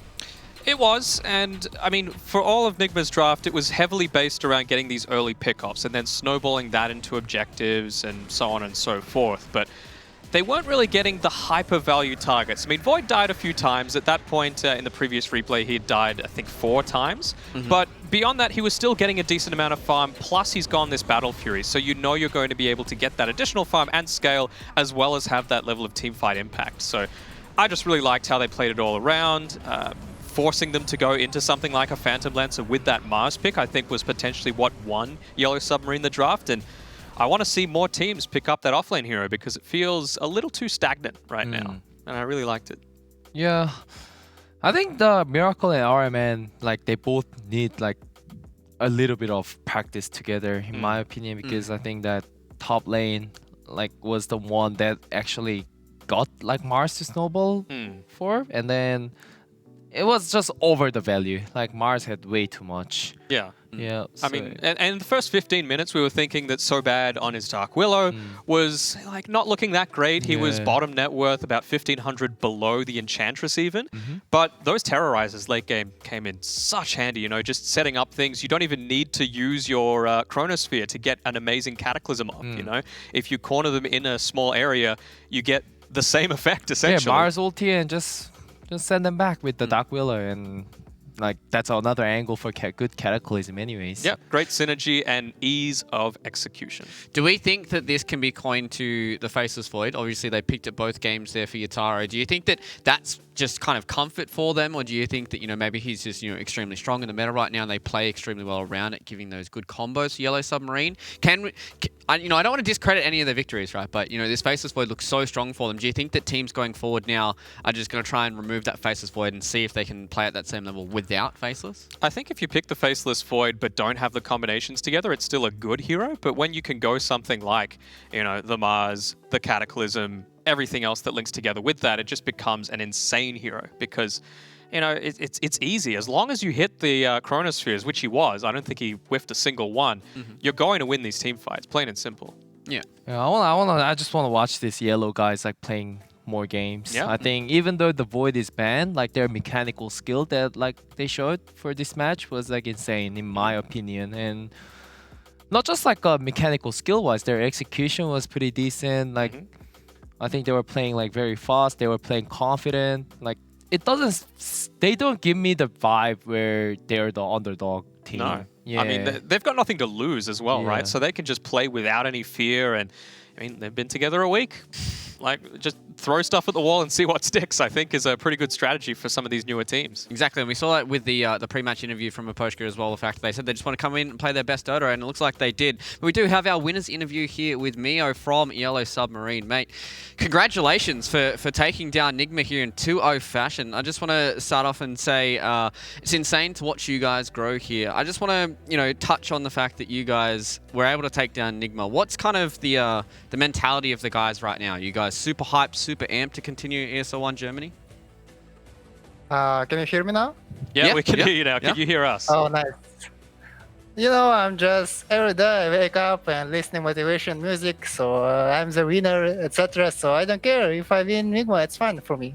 That's a good mentality to have, and you still won. So that's. I mean, I wanna win against any team. So why should I be scared of any team like Nigma or something? Yeah, and we were talking with Maposhka before, and he said, you know, you guys have only been together about a week or so. You played through the open qualifiers together.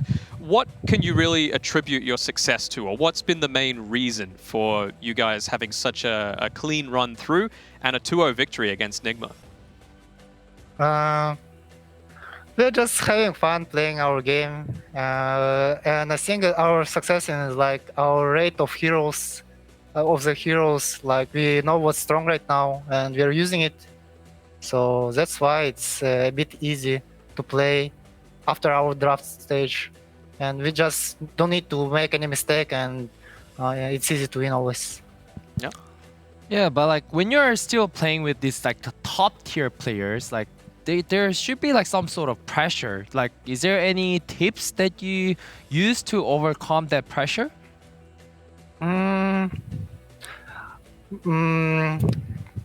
Yeah, sometimes before game, if I feel something like I feel like I feel strange or something, I'm just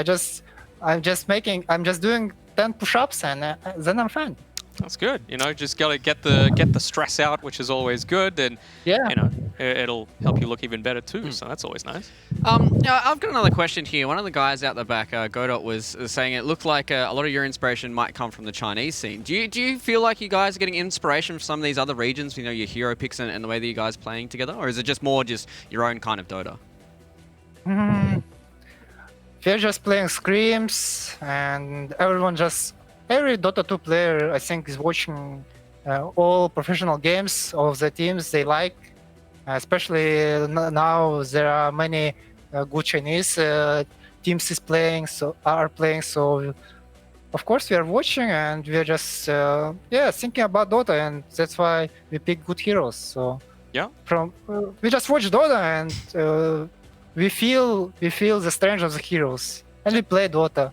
Yeah, it feels like I think what's region is, anyways, it's EU.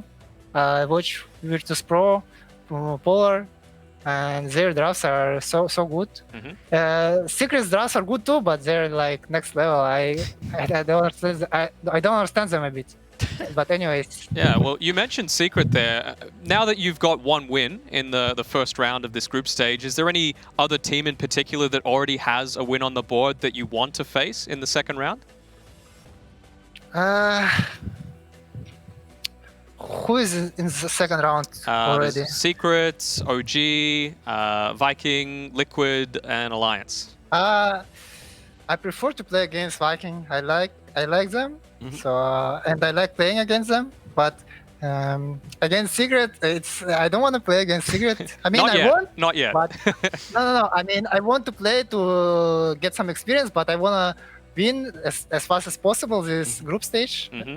So that's why I don't want to play against them. So, but I think other teams are like same level almost.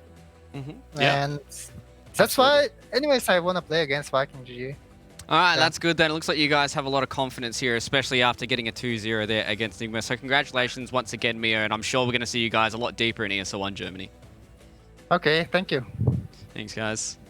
Oh, interviews with those guys, they're just playing Dota. Such a fun team. We're just playing Dota. It doesn't matter. We're just playing Dota. We don't care who we're playing against. Yeah, it's Nigma. Who cares? Doesn't matter. They're just Dota players. You just have to do 10 push-up and you're always going to beat Nigma. Yeah. That's his team. Oh, yeah. They've revealed the secret strat. Oh.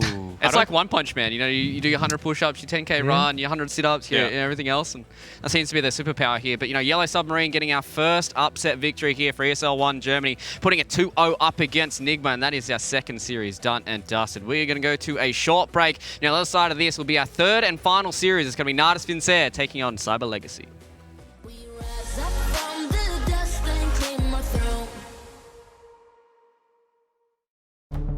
With the right CPU, you can turn any game from familiar to phenomenal. Unleash the potential in all your gaming with Intel 10th Gen processors. With its optimal balance of threads, cores, and frequency to deliver elite real-world performance, only Intel can bring Marvel's Avengers to life with in-game PC optimizations. Supercharge your Marvel's Avengers experience with Intel Core i5, i7, and i9 processors.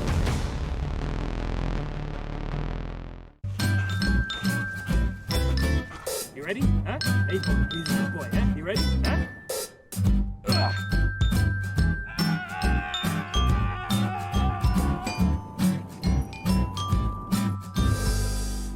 Start your esports career now at play.eslgaming.com.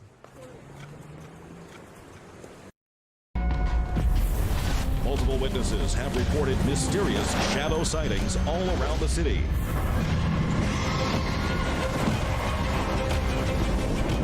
According to experts, the origin of these shadows is still unclear.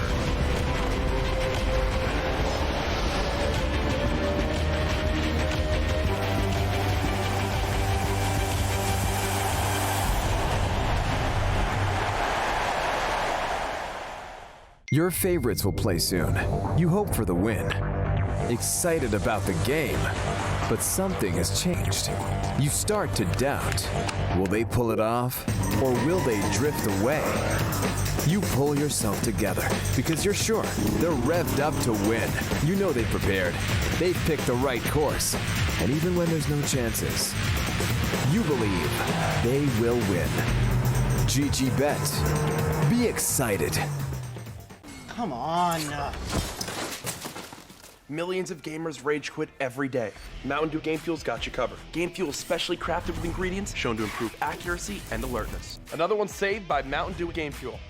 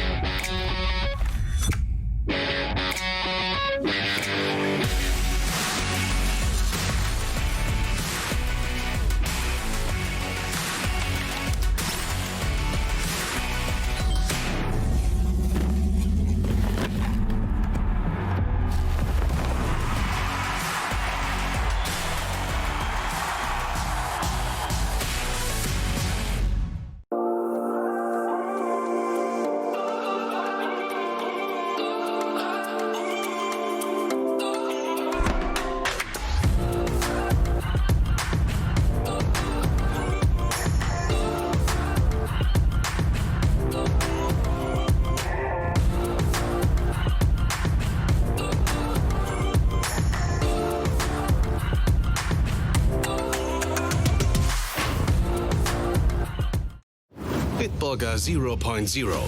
Isotonic, containing vitamins, and with non-alcoholic freshness. Bitburger 0.0. Always a bit more refreshed.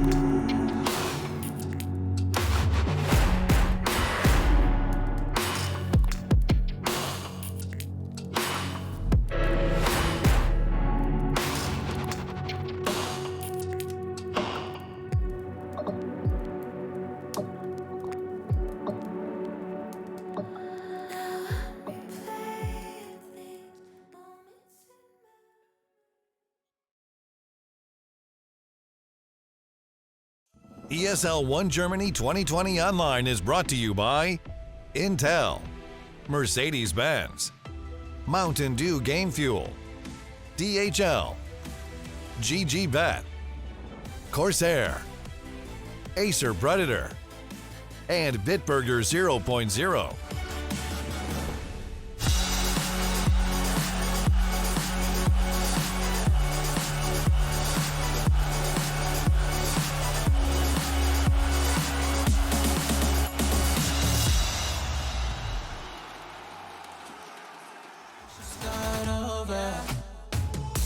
G'day boys and girls and welcome back here to ESL 1 Germany. We're in our final series of the day / night / morning, wherever you guys are tuning into the stream from. Hello, welcome back here to the desk. We had our emergency meeting and it was found that Danog was a little sus, so we ejected him out of the airlock and now we've got our new crew member back in here. Godot, welcome back here. Cheers. Well, you're still here as well. That was a good one. Thank you. Good call. Thank Good you. call. Thanks, guys. But now we're starting to get into series number 3. Natus Vincere going up against Cyber Legacy, and this is the one that you were super excited for, right? Yeah.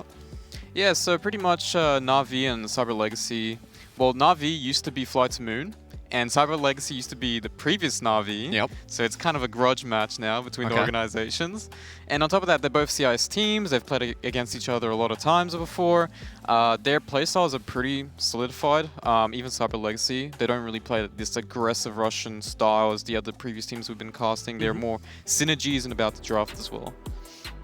What about you, QO? Who are you super excited to watch? We've got a lot of players here in these two rosters that have had studded pass across the Dota scene. You know, people like Roger, who had that great stint on VP. You've got people like Sioma the Slayer, Blizzy, Kuman, Magical. All these players in the CIS region have been big names in their own right? Yeah, both teams like players' names are very familiar for me. Like since a lot of them are from like 3-4 years ago as well. Like Sioma the Slayer, Blizzy, Magical. There's a lot of old VP players as well.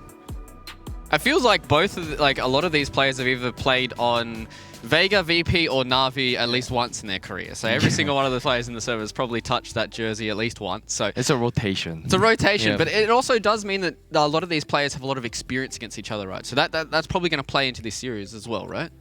Yeah, for sure. I mean, as I was saying before, they've already played amongst each other as well as against each other, and it's one of these matchups where I think knowing the team will matter a lot, because you're going to ban out heroes that you kind of know they're going to pair it up with certain openers as well. And I mean, when we talk about Cyber Legacy, they play a lot of synergy drafts. They play Iris Venge, they play Venge Drows, they play just general kind of synergies Darkseer Earth Spirit as well, which is kind of a hero we don't really see anymore. Right?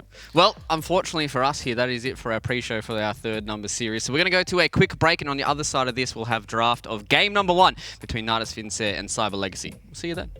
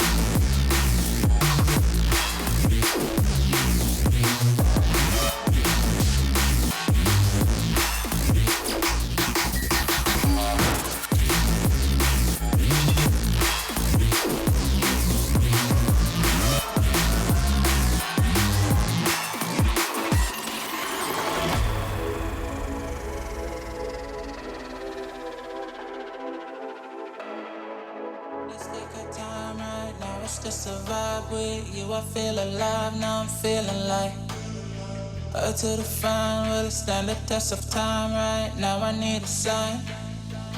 Tell me if it's over, come a little closer. We should take our time to think this damn thing over. Should we grow closer? Should this be over? No heart for your mind, probably we should start over.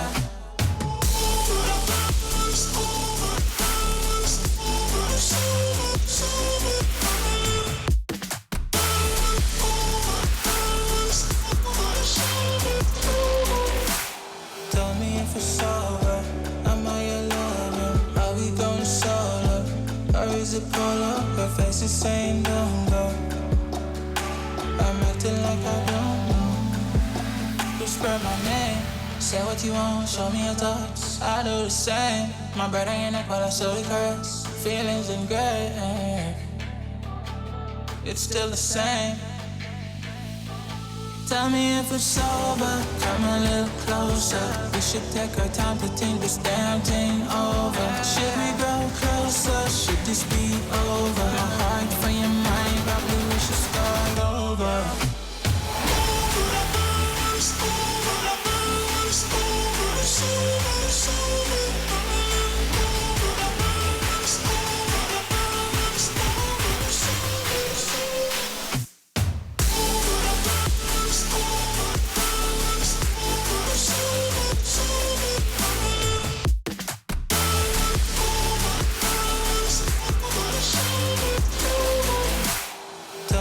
It's over. Am I your lover? Are we going solo? Or is it polo? Her face is saying don't go. I'm acting like I don't know.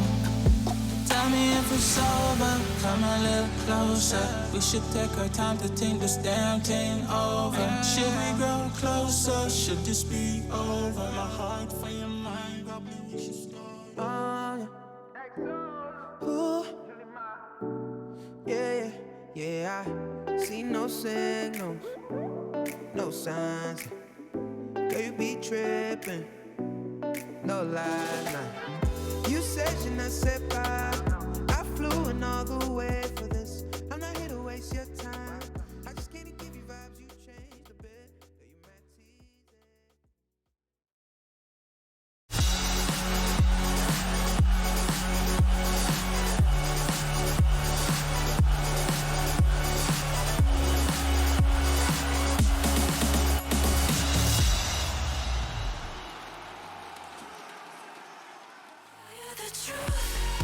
Thank you everyone for sticking by for us in this little ad break as we get ready for our game at #1 draft between Natus, Vincere and Cyber Legacy. We're back here on the panel ready and raring to break down this first draft for you guys. Godot and QO here, the galaxy brains behind all the knowledge. Lads, Natus, Vincere, Cyber Legacy. Darcy, unfortunately I had to cut you off a little bit before, so let's get a little bit deeper into these teams. How do they play? How do they like to play? Who do they want to play? Well, Cyber Legacy, well, they obviously have their aggression when it comes to their picks, but it's not really just about laning phase. A lot of these other teams we've been kind of talking about previously, Windstrike, Hellraisers, they have very strong laning emphasis and they want to kind of get that momentum going from the early game and then just kind of control the map and play the game from like a snowbally kind of effect, right? But if the plan doesn't go too well, mid to late game, teams like Alliance and Liquid kind of exploit these weaknesses, right? And then they just take over the game regardless of having a worse start. Cyber Legacy, Na'Vi, not really the case. These two teams are more solidified, and on top of that, they have a lot of synergy picks, which means they have a game plan around certain heroes. With the Seven one, I'm surprised I was not with them. I did mention I was Seven, but I mean, it just doesn't seem like they actually care. I'm not sure if it got banned. No, it was banned. Yeah, because I can't see it from here on the screen. Oh yeah, unfortunately for you. But QO, you know, Darcy was saying that they seem to have more game plans here. Do you think that that's going to start to bleed into their draft? Do you think we're going to have a little bit different heroes coming out from these two teams? Just by like seeing the draft right now, it looks like they picked up the Seven after they see Doom, and that's a bit surprising for me because.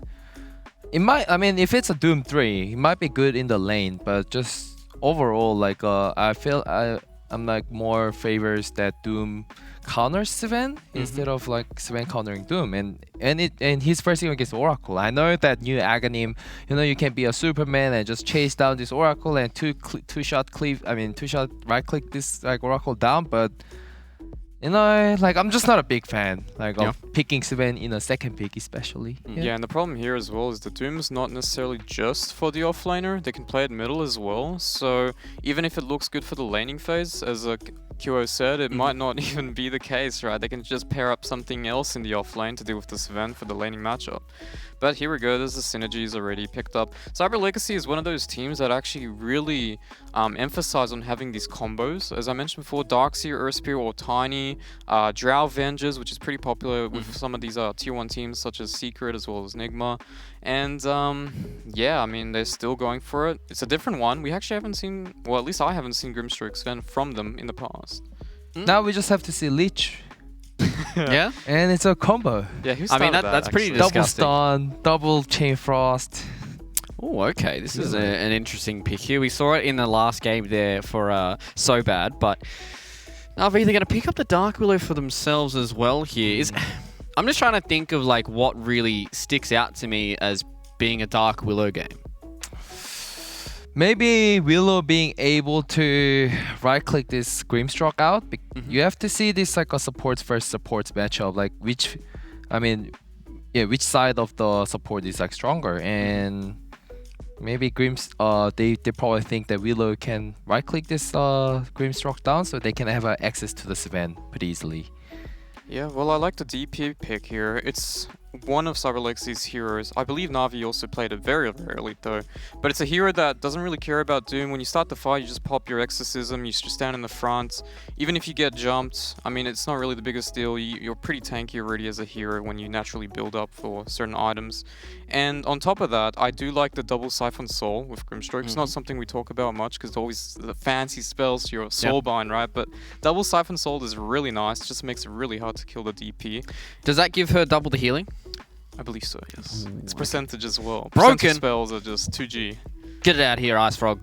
I don't want none of that in my games anymore. Oh, Mars. Ooh, Alright. okay. This is the second time we've seen it on this tournament, and I've been talking about this because I know in China they love this hero. Some teams actually used to play it a lot boxy. It was one of the players that was playing a lot of Mars, but Dark Willow Mars is just a pretty amazing combo. I mean, we saw in the previous game as well. I'm expecting that Doom's gonna be mid against the DP at this stage. You don't want to put Mars against DP. It's all right. Yep.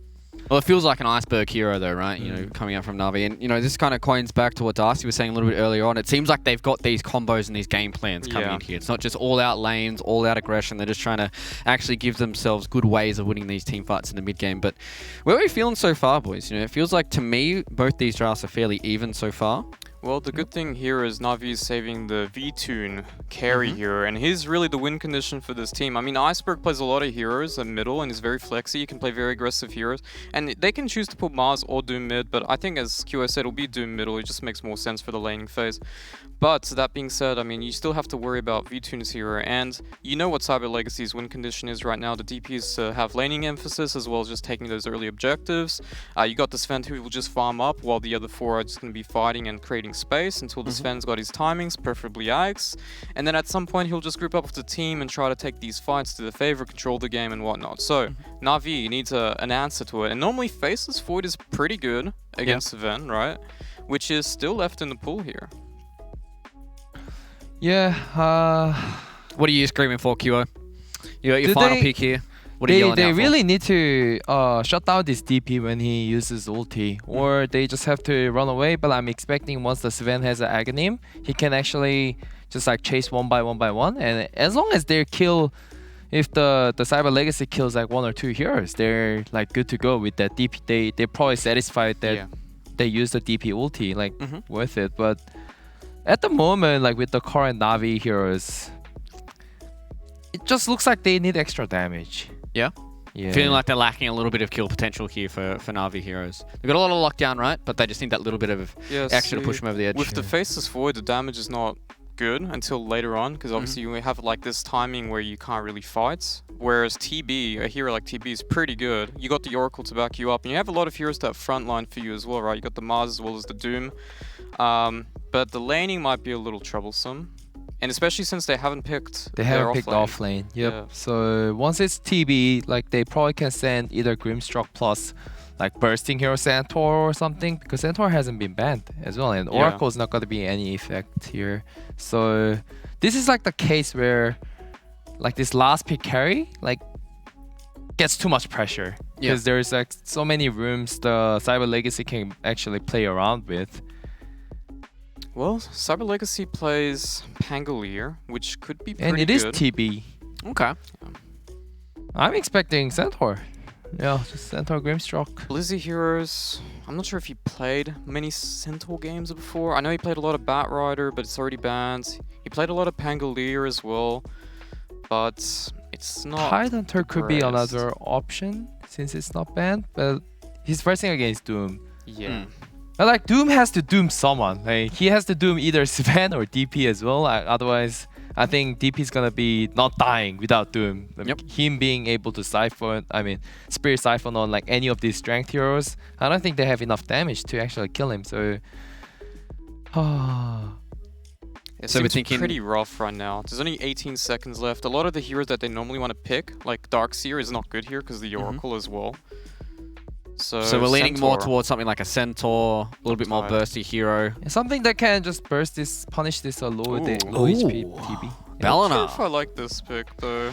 the Night Stalker. AoE silence, really good against a lot of these heroes. Yeah, I mean, he can get the backline and stop the Oracle from being a nuisance, but the thing is, you need a hero that starts fight. I guess you got the Clockwork too, but it's just, I mean, I would have preferred the Centaur. It makes it really easy for the team to go in as well and set up for their abilities, but Night Stalker doesn't really do that job, and I don't think he'll have the best time in the laning phase as well. Yep.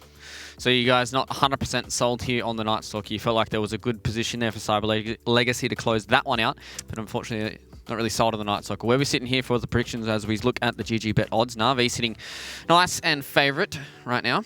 Where are we sitting for predictions, boys? What are we thinking? I feel like I have to trust Bleezy here. He saw everything, and then maybe if he just picked the Night Stalker, he's probably confident against the Oracle TB. And as long as like they're doing something about that lane, I think they're gonna get a lot out of it here. So you're going with Na'Vi? Yeah, I'm going with Cyber Legacy. Oh, you're going with Cyber Legacy? Okay, alright. Yeah, I think Na'Vi. I'm not sold on the Night Stalker. I think the other options Kyo said was better, but I think it's not really Blizzy's playstyle. He's more of this aggressive, stylish kind of offlane heroes, like Pangolier and Night Stalker is one of them.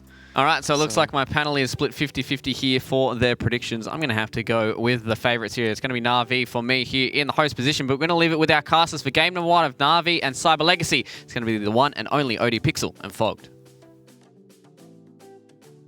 Thank you very much. Yes, looking forward to this series. Should be a lot of fun between these two CIS teams. Fogg, we'll see the drafts. What are you liking? What are you not liking from these lineups? I'm seeing Na'Vi go for very comfortable heroes across the board on their heroes. I'm seeing an opening Sven, something I'm not sure if I really like too much. You just revealed that Sven's going to be there. Sure, you're your second pick, so we do see that happen. Sometimes teams doing that, opening it up, but I feel like it can leave you in a bit of a risky spot. But Na'Vi picked a TB into the Sven afterwards, so I feel like it made the Sven actually a little bit better because of that. So I'm actually liking what Cyber Legacy's got going a little bit more than what Na'Vi does here. All right, and what are your sort of thoughts on that last pick, the Night Stalker that Cyber Legacy closed it up for? Do you think it was a pretty solid way to end the draft for them? I think it's great to constantly be able to give vision. I think they have a lot of different tools for that with the Clockwork, with the Night Stalker now, and I think this is a game that it's really up to a lot on initiations, because Sven pops God Strength, Death Prophet pops Exorcism, and if those are already out before Doom does go in, then he doesn't have a good Doom target, right? Like, the other 3 targets you're not going to be dooming. You are going to be going for DP and Sven, but their ultis, you can pre-pop them, so you can definitely see Iceberg sub for a little bit of that. They don't have great initiation on the side of Na'Vi either until they do have, let's say, like the blink on the Mars to get into the backline. I feel like Cyber Legacy is more just naturally, it's just there from their heroes. Well, let's find out. So we should be able to get this game underway pretty soon. Looks like the teams are just about ready for game 1 now between Na'Vi and Cyber Legacy. And so looking at some of the setup in the way that these lanes are going to go down, where's sort of the difficulties going to lie for either of these sides? Anybody sort of signing themselves up for a tough time in the first few minutes of this game? I mean, it's a Night Stalker in the game, so, those first 5 minutes, wherever lane he's going to be in is going to be pretty slow. So you imagine the TB should be able to get some fine farm down there. I guess the Willow and the Mars could look to apply a little bit of pressure onto the Sven. I think it's all just depending on how those lanes match up and how they really want to have them set up too, because Na'Vi can also put the Oracle versus the Grimstroke in this game to be able to go for those dispel plays on Inkswell. Yeah, and is there sort of pressure on Cyber Legacy to play this one fast, or do you think just having the Sven, they do have this hero that is going to be able to scale against the TB in the late game? I'd like them to play quick. I think they would I think Na'Vi's draft just looks greedy to me. It's TB, Doom. These heroes take some time. Sure, Doom always gets his farm, but it feels greedy. And on the high ground, they're just see the walking smoke in. from Cyber Legacy trying to come in. Bramble will catch on to the 3 of them. I don't know if Cyber Legacy is going to be able to still stick around and find anything as Na'Vi turn their attention over towards Big Num. They're going to put the meta for this, make sure they have the damage to get themselves this first blood. Is it enough? It is. The final last hit coming through there from Always Wanna Fly. Secures first blood for Na'Vi. Cyber Legacy trying for a cute little move there with the smoke, but Na'Vi actually ending up being in perfect position, ready and waiting on that high ground. Yeah, as soon as they saw the 5 heroes, you know, they have a Night Stalker level 1. This hero does not. This hero doesn't do a whole lot. Clockwork also, when you run into 5 heroes, battery assault's pretty useless, so yeah, they immediately run. But that is, you know, that is meta used right off the bat, so that first wave is going to be a little bit harder for him, but he's still versus a Night Stalker, so he knows using it like that is fine. See top as well, some good damage done onto General by Kuman and Slayer as they push him away from the bounty route. 3 runes for Na'Vi. And so in this mid lane, the Iceberg Doom taken to the mid. I mean, how does this sort of go against the Death Prophet? I mean, I guess you're going to be able to hit the creeps quite nicely with your hard-hitting melee hits, but you're always going to be an easy siphon target, right? Yeah, but you should. I mean, I think you should just be able to get pretty good farm. As long as you don't just eat like crazy amount of harassments and make some big mistake, the wave should be pushed under your tower as a Doom. Yeah. And you'll just be able to farm with Devour. Usual fun Doom stuff.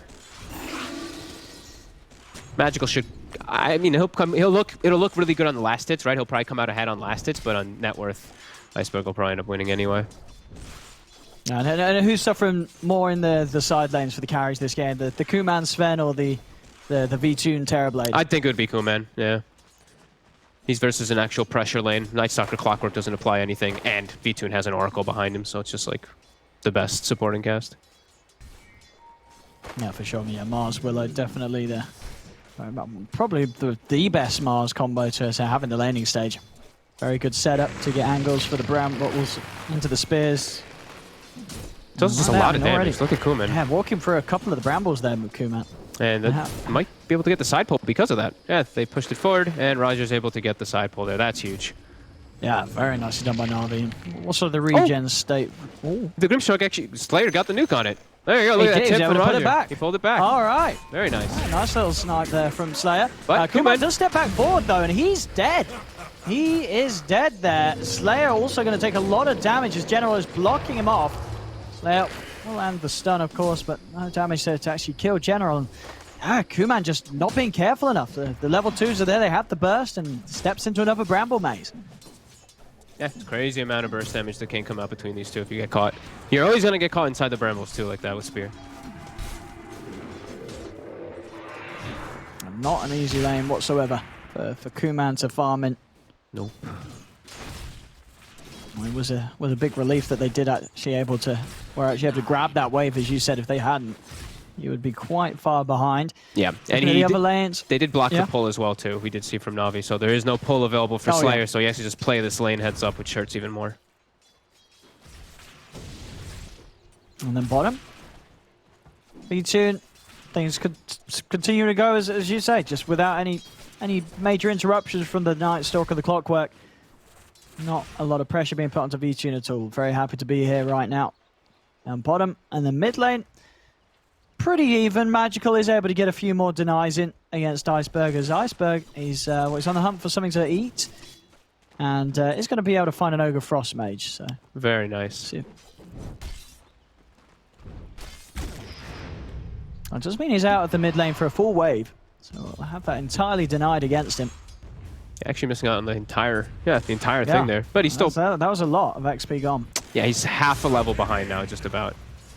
See the net worth though, he is. He's actually also a little bit behind on net worth too, so okay, pretty good.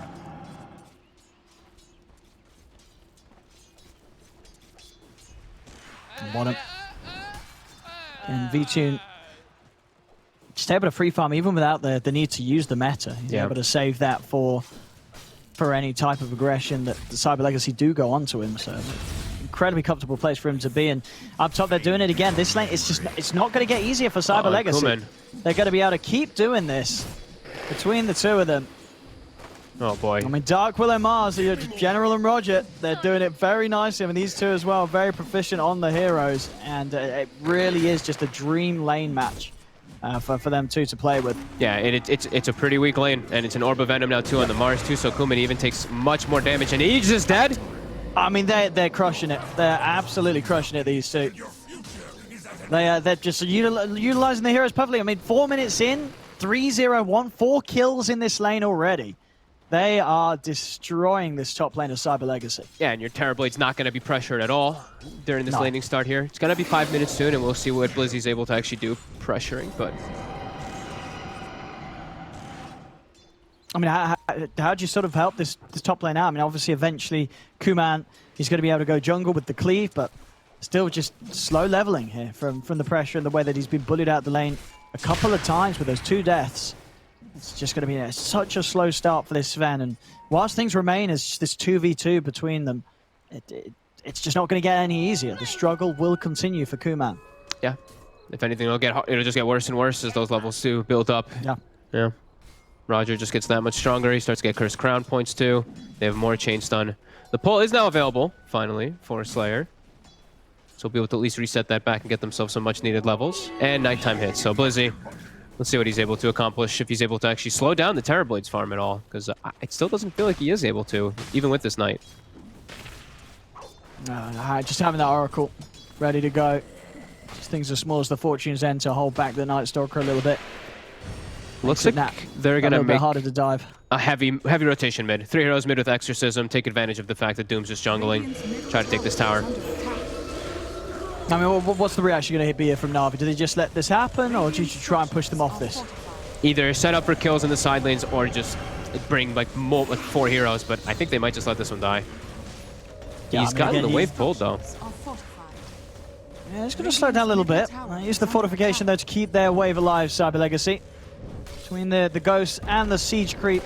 Should find this Magical taking a bit of damage. Iceberg maybe looking for an opportunity to get in onto Magical.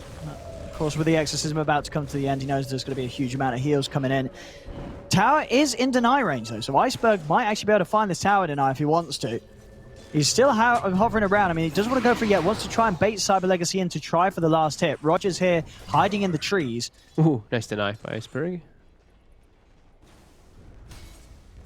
I'm saying it doesn't look like Cyber Legacy are going to try and overcommit to get the last hit on this tower. So they'll hold it for now, but if they wish to deny it, the option is there for Na'Vi. I mean, Na'Vi doesn't need to do anything, really. Like, everything's going perfect for them. They're able to, like we said, V2's just free farming. Now they're starting to kind of collapse around him, so he might get out of the bottom side of the map. Let's see what they can find.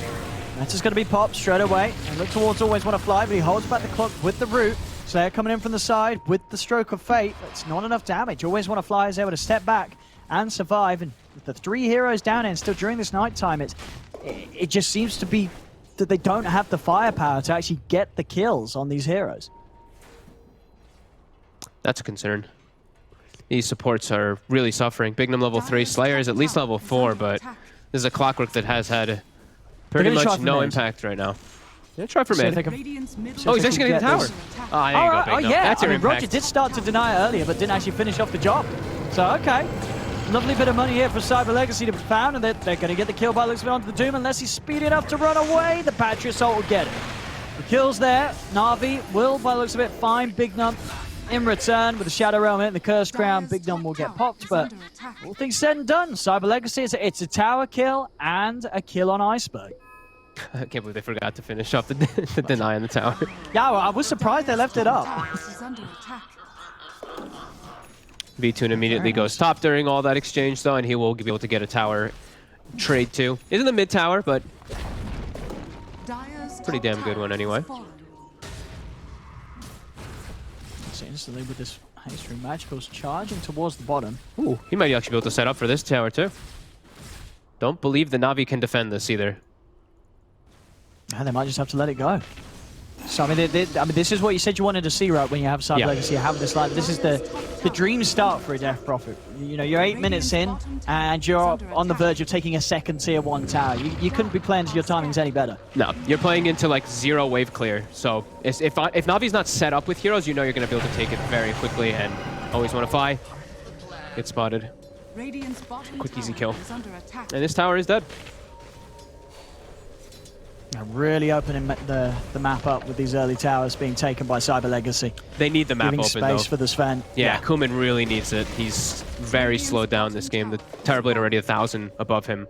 And TB can match the farm rate of a Sven even when he is farmed. So you're going to see V2 stay ahead of him for quite a long time here.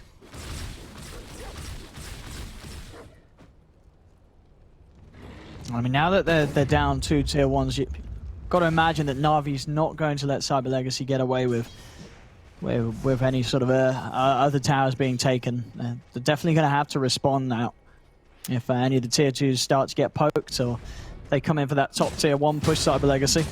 Yeah, they'll have to have Na'Vi will have to have General set up in position if there is a tower start to get pressured, and then have the other heroes TP in. He can't be the one that TPs in, really. He has to already be there, as we will have this first nighttime end. And for General as well, do you feel that they need to see him get the blink first this game? Does he have to be that initiator, or are you sort of building up the auras for the team?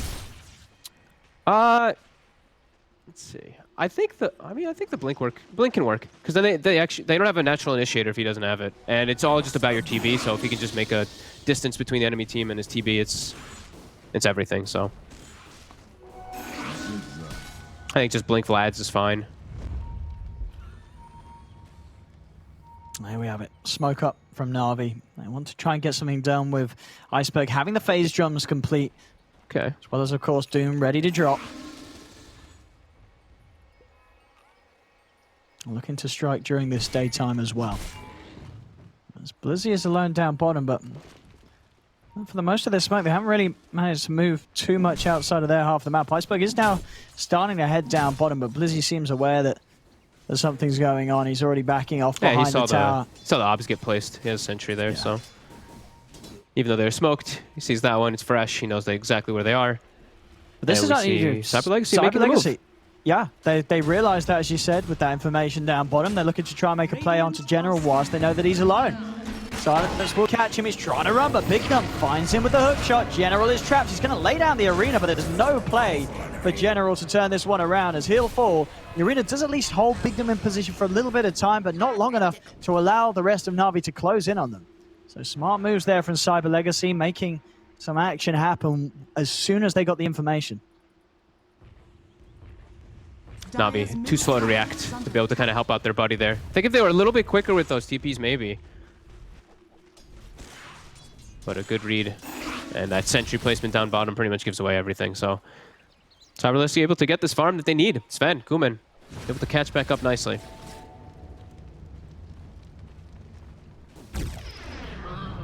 Deny of the read from Magical, but Magical's still holding on to the Arcane Arena. He will have it pop now.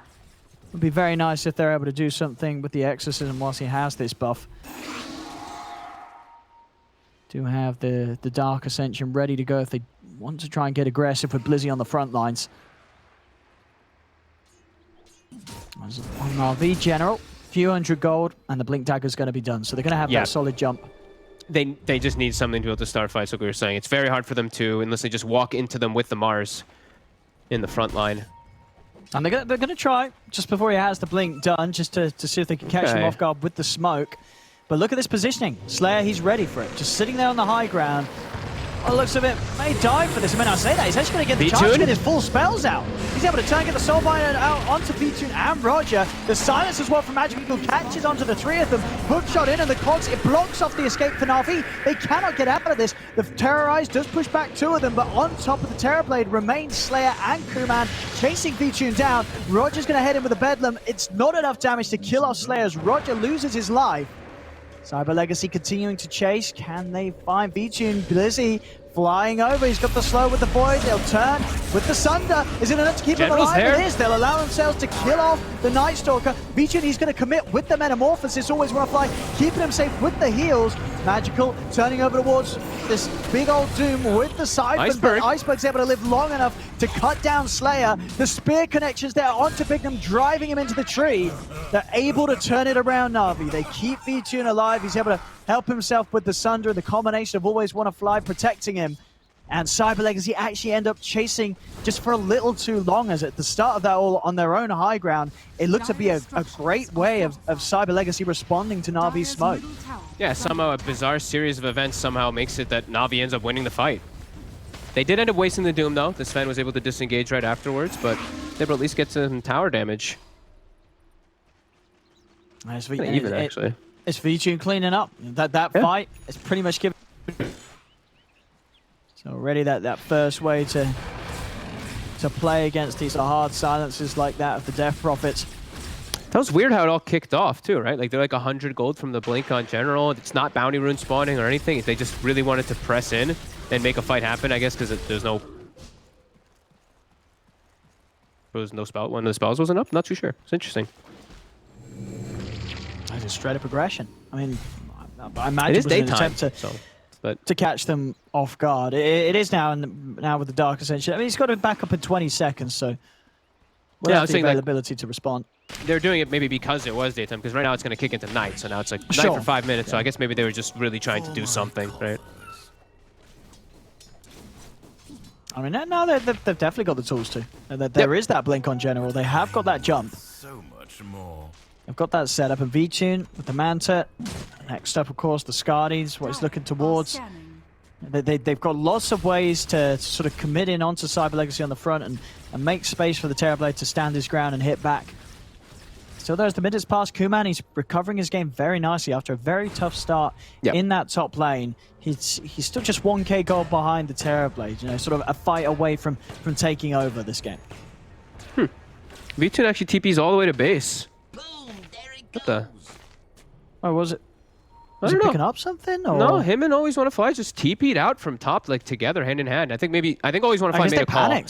No, they're looking for a fight. Okay, they're looking for the fight with Doom and with Meta. It was just weird the way that they TP'd and then just stood still in the fountain for 10 seconds together. He's just having a breather, having a bit of a break. Blizzy. This should be pretty easy kill there. Easy setup for general. They used the Meta though. I feel like he could have just saved the Meta. Yeah, that was not required. They didn't need that extra amount of damage for that kill. Maybe they were worried that there'd be more than just... I mean, they're going to be able to run mid and down there? beat on the tower, but it's going to be halfway by the time they even get there, and we might see Cyber Legacy actually put on a fight because of that. That's a bit interesting. Well, let's see. Let's see if Cyber Legacy want to turn up for this. They have got the Exorcism, not quite level 2 on the ult though, Magical. Just the level 1. Tier 1 will fall to damage of V2. Okay, so it ends up being fine as long as they don't go into a fight like in the next minute or two around V-Tune. If they fight around the rest of them, it's just fine for him to use the meta there anyway. And this is a game where Scotty is just, it's like the end all be all. It's so good this game versus the Death Prophet and Sven. The kiting, the HP, the heal removal as well and everything too. It's just such a damn good pickup if he's able to get it in this one. Imagine this downtime without the meta is going to be back to full farm for V2. Whereas Cyber Legacy, as we said, with their lineup, maybe still a bit of pressure to get the job done early. They have got level 12 now, Magical. After the Yules, BKB is just an Ogre Club into it right now. But they're going to try and do something. They want to keep the pressure up. They know that in this passive play, the Terrorblade and Doom, they are going to be able to outfarm the two cores that Cyber Legacy have. So Cyber Legacy, they've got to find some action. Yeah, trying to take advantage of that meta being on cooldown here for sure. And okay, they're going to make the way into the Roche. All right, with the Ghost, they have this. They'll have this very quickly.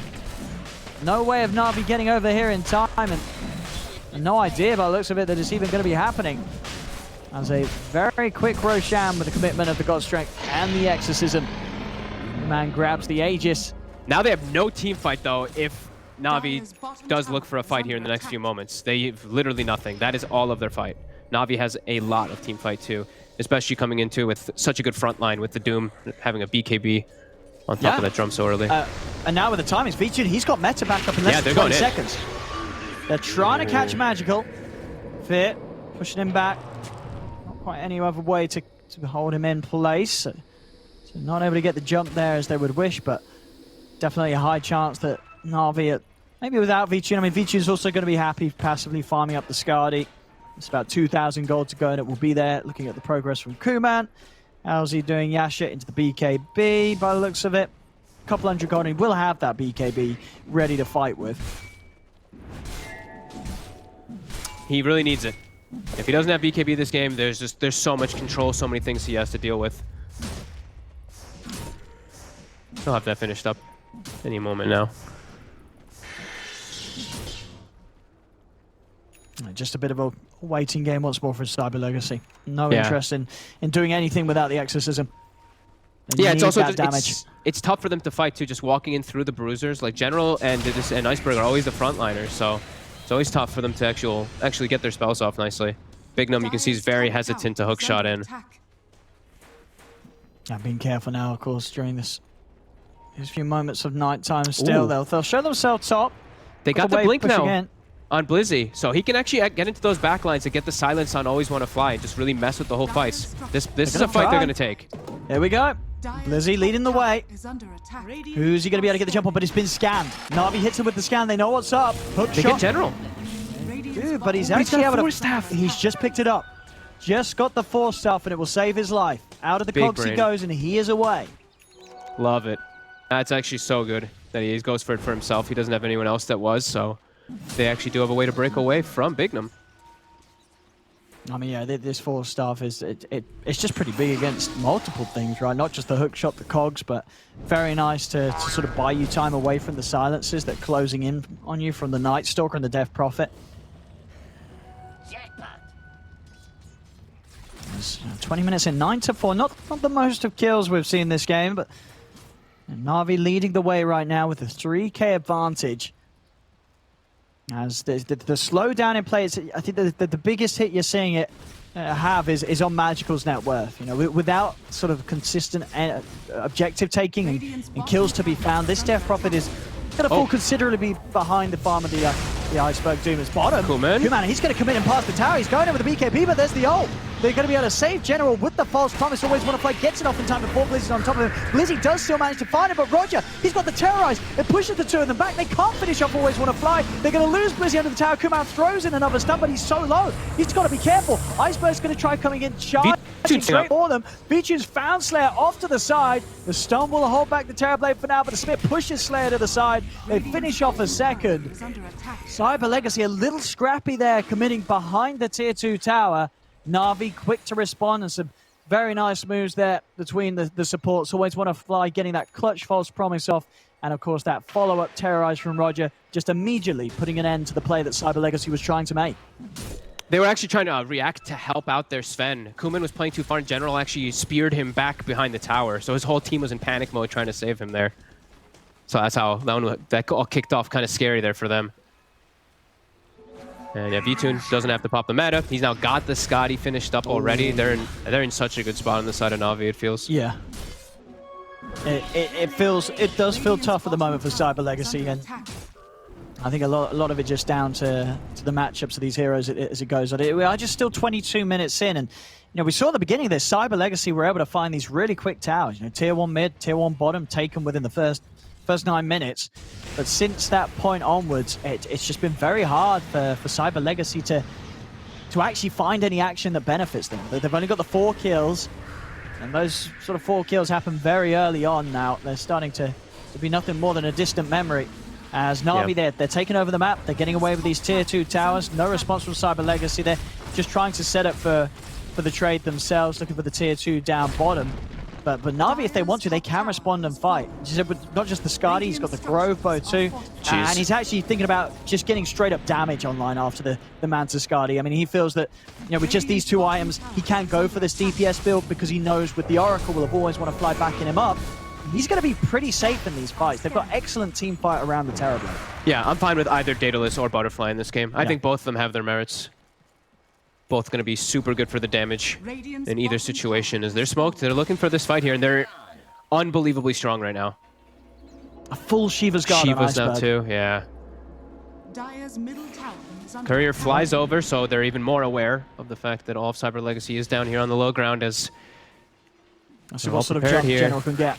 Uh-oh. Heading over, Iceberg gets the Doom straight down onto Kuman. Kuman needs help, but there's no sort of help that's going to help him. He gets the damage from V-Tune over to the side as well. General catches Slayer in the arena. The rest of Cyber Legacy will get out of there, but of course Slayer will fall. 2 quick kills for Na'Vi. TP out just in time. Made there by Magical. But it's still just Na'Vi making these moves, owning the map. And it just, I mean, Cyber Legacy, they just cannot get any sort of move going. It really does seem impossible for them to do anything right now with the way that Na'Vi's just constantly sweeping the whole entire game. V-Tune's just staying consistently at the top, and he's only getting further ahead now. Kuman, for the most part, was managing to keep up, but he's falling behind, and it's just very hard to imagine what sort of impact the Sven's going to be able to have in these fights, because the last few times, he's ended up just falling over at the front of it all. Yeah, I mean, it really does feel like it's going to be impossible for them to really set up in any of these fights if they don't just catch Na'Vi completely off guard. Because Na'Vi, they have this incredible front line, and V-Tune is just always... He's just having the freest game ever. He's up to 16,000 net worth, level 17. Like, he's just... You know, this is just one of those games where your Terribly just has to play terribly. He doesn't have to do anything too crazy. Your team is just this blanket for him. I mean, we see again, you know, Cyber Legacy, they're out with the smoke. It's been scanned out. Bigdom does still manage to find the hooks onto General, but he's out of the cogs with the 4-star. They are still going to try and chase down General. Are they going to respond to this Na'Vi, or are they going to let General die? Looks like they're going to let him fall. Nobody coming over to help, so they will manage to find the Mars. They do have the wave pushing in as well on top, so can use this to set up for another tower as well. So finally, Cyber Legacy with these constant moves, trying to find something. They finally get something. And it will allow them to get this tower. Small, slight gain, but you do see Na'Vi, it's not like they're losing anything out of it. They made that call to not go up there because V-Tune didn't have his meta, they didn't have Doom. So they're just farming those sides and getting something similar out of the map anyway, even though they did lose their Mars. Dire's middle tower is under attack.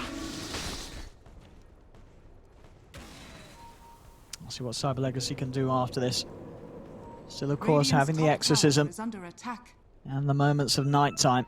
God, it really just feels so scary because I'm seeing this Death Prophet moving around so slow from lane to lane. Just BKB Yule, sure you have plate mail and all that, but I feel like she's just gonna get eviscerated if she gets caught in a single disable. There's no saves. That's usually what I like to see when I see Death Prophet picked up, is some type of save mechanic. There's just nothing for him besides just a glimmer, I guess, on the Grimstroke. Well, Cyber Legacy, they're keeping themselves held over on Na'Vi's triangle. General always want to fly, waiting around mid, see if the move's to be made. The line's been drawn from Magical to sweep around into that mid lane. Still just waiting here by looks of it for any members of Na'Vi to step up to the high ground, but Na'Vi's not falling foul to the trick. They see these two show. Yeah. General might start peeking over now, though, that they have these items finished up. BKB is done on Terrible. Iceberg's going to go in. He's just going to go straight in over towards Blizzy. Exorcism does come out in response. Magical, he's happy to take this fight, but Na'Vi, they've seen the ghosts out. They could just look to disengage and wait this ult out. Oh, no.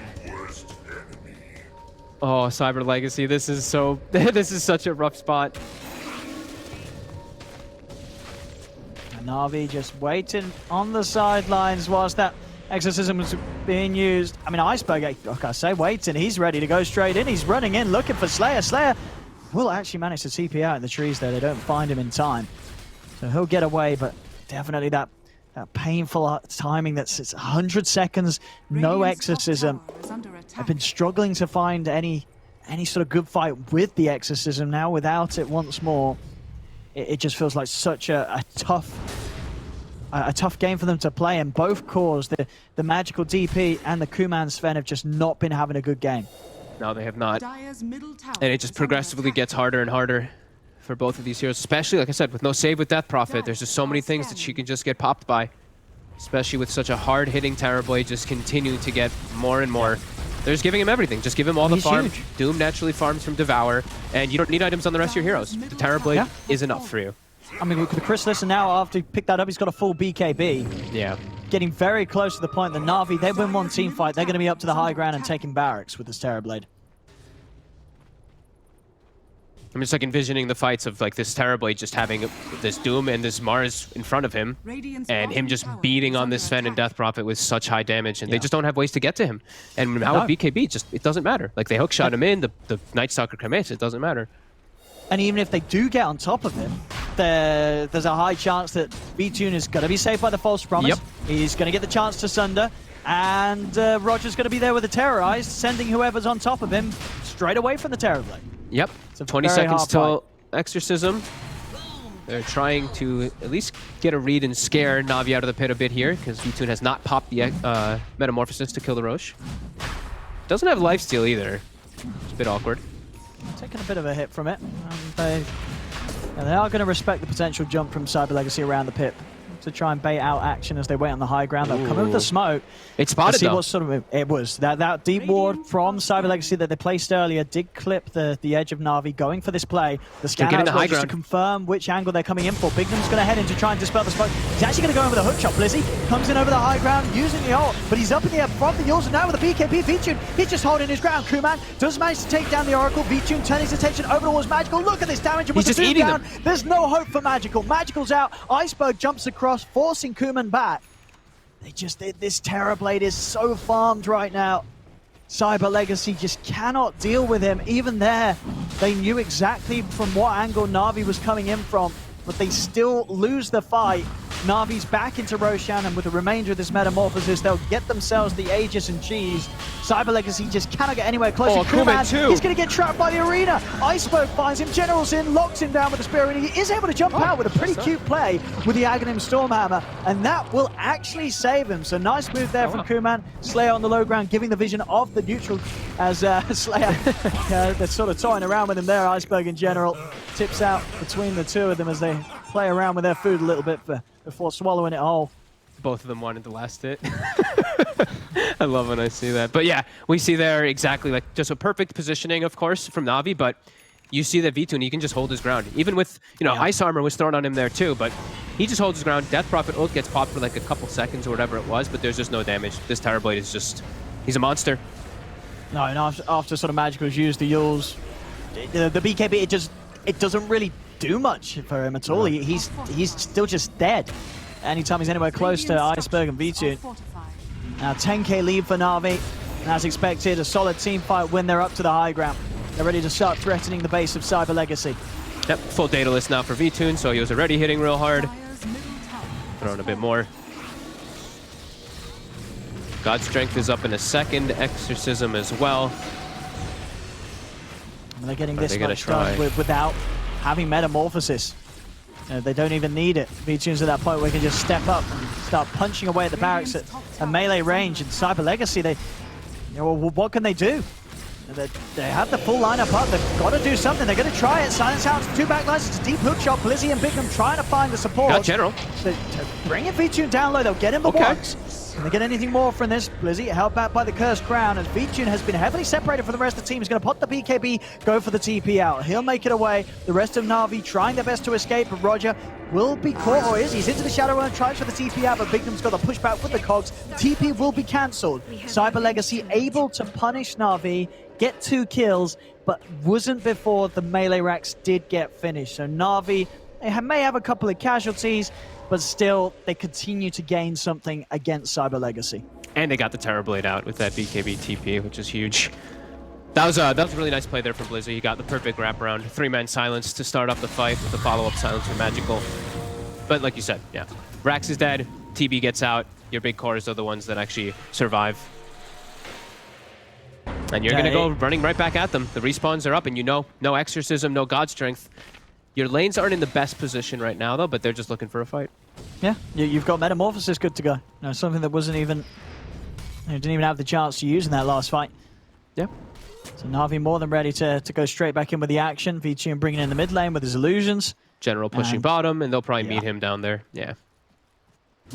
Full AC almost done on Iceberg, too. He's just, like we said, it's Doom. He has the Devour talent. He's going to get gold naturally. And General with that Lotus also, just extra protection for Vtune or himself or Iceberg, whichever hero finds himself on the front lines. As this tier 2 will not be held onto by Cyber Legacy. It's going to have to come down to another high ground defense or some sort of smoke movement to try and get the wraparound on Na'Vi outside of the base. But as we saw, there is potential from them getting to the supports of the back lines, but it does feel that it's these sort of plays, they're just coming out a little too late. They needed to go for these team fights earlier. See what they have mid on. They're going to force out the BKB. Kuman has to pop it to keep himself safe. So now Na'Vi able to push him with the knowledge there's no BKB on this Sven. And with that in mind, as you mentioned, just the lack of backup, the lack of sort of saving heroes that Kuman has behind him. Kuman's going to have to be so careful about committing. In fact, General, he's found the jump.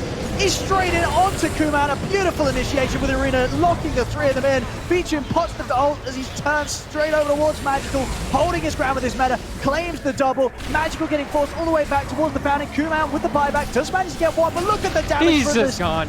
They just kill him off. They do lose the Terrorblade. Yeah, so Cyber Legacy, they are getting some kills from this. Did cost them the dieback from Kuman Sven, but they are cleaning up some members of Na'Vi. You'll Scepter there to stop the TP out from Always Wanna Fly.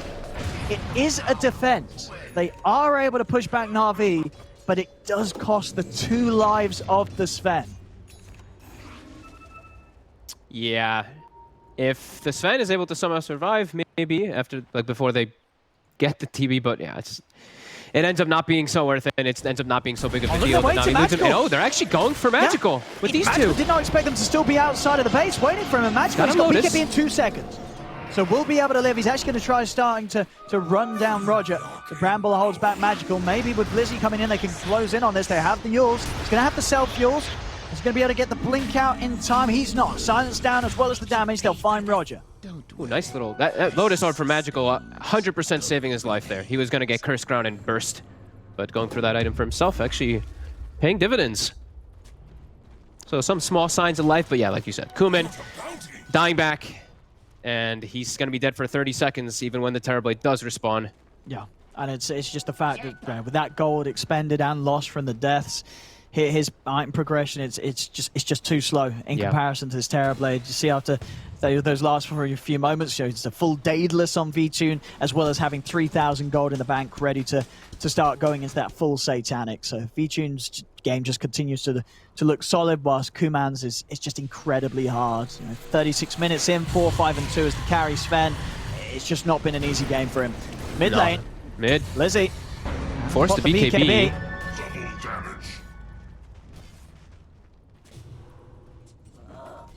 Yeah, it's feeling just harder and harder. Yeah, this Terrorblade's going to be getting the Satanic done, and like, if he does have this finished in those situations, he won't die. He'll be able to just lifesteal fully back, and he'll have time for his team to actually help out. And yeah, they're ready to go again. Dyer's middle barracks. It's going to get some time to play with the DD in the meta. Looking at this, these timings. Oh boy. Yeah, 400 gold on Satanic. Yep. Yeah, it's creep wave away from having it for this high ground siege. Just 36 minutes in, 26,000 net worth on VTune's Terrorblade. Oh boy. Yeah, when he has it, he's actually unkillable. Unless he's just fully isolated by 5 heroes. I really do feel like he's going to be unkillable. As all 3 lanes pushing in. Cyber Legacy trapped in the base. More armor items coming out for Magical. He now has another plate mail on top of that Lotus Orb. Kuman, though, he does not have much armor. I mean, he's already kind of like out of it in this game, but whenever he pops Mask of Madness, too, he's sitting at like 8 armor versus a Terrorblade with a Daedalus. And it's just the fact that the Terrorblade not only does so much against him, but in terms of offensive, but the defensive, of course, as well, just the armor that VTune has, meaning that at this stage of the game, just with sort of Chrysalis being your only real damage item, it's just not going to cut it. It's not going to do anything against the TB. What's the BKB duration, too? It's 7 seconds on the Sven. They're looking for a smoke. They're looking to catch him. Let's see if they can burst him. He's getting low, but the false promise is out. He's able to put the BKB. VTune is able to stand his ground. Sunder brings him back up to full HP. The Doom from Iceberg dropped down onto Magical. They've killed off the Clockwork. They're running down the Still DP, almost but dead. he has the movement speed to cut to the side. VTune is turning. The lifesteal, the fear, the terrorize from Roger, pushing back Kuman, allowing VTune to once again stand his ground in the fight. Pick up a second, pick up a third. Triple kill for him. There's 3 dead on Cyber Legacy, none of them with a buyback available. Magical outside of the base, he'll be cleaned up as well. 4 dead and out of the game as Na'Vi up to the high ground they go. A second set of racks to be taken, and almost certainly more now as they're 17k ahead. And they just didn't have enough power to bring down this Terrorblade. VTune able to live through it all. GG. Yeah, finishing up that Satanic. Right at that perfect time, Always Want to Fly, gets the false promise off, and they were so close to getting him, but yeah. And again, one of those games where it really did feel like we saw the victors, Na'Vi, they had this game under control for the most part. Yes. And I think I'll sort of let you go on about it, but I feel that you were sort of bang on with your critique at the start. This early pick at the Sven, it looked like Na'Vi just destroyed that whole idea that Cyber Legacy were going for. As this just was a game where Kuman Sven, he just could not get anything done against Na'Vi's draft. Yeah, I mean, that top lane just smashed him way too hard. They literally did exactly what they needed to do. Block the camp, get the side pulls, get the kills on the Sven. Kuman playing a little bit over-aggressive in the top lane there and just giving up a couple kills. And yeah, Na'Vi just playing this one pretty clean, right? They just, I feel like they did exactly what they needed to do. Like General got the blink, they had V-Tune farming the whole time, not getting pressured, and Iceberg just gets farmed. So yeah, well-executed plan. Yeah, very, very cleanly done by Na'Vi here in game one. As there we go, ladies and gentlemen. Na'Vi off to the hottest start in this best of three. Don't go anywhere. We'll be back very soon for the continuation of this best of three between Na'Vi and Cyber Legacy. As Na'Vi take the lead for now, 1-0.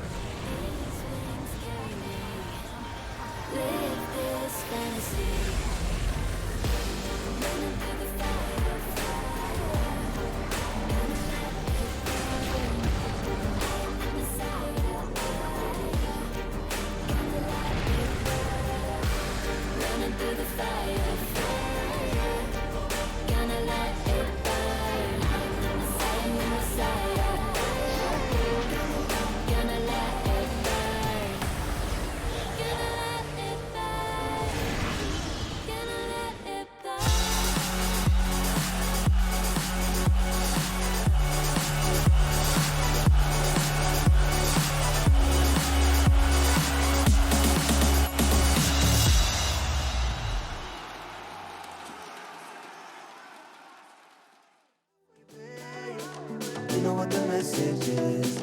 I don't have no patience, ain't no conversation.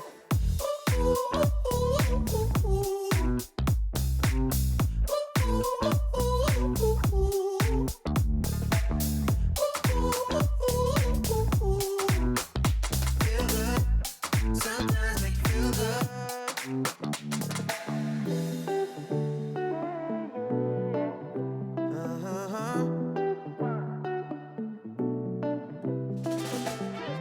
You're my mission, my grand prize.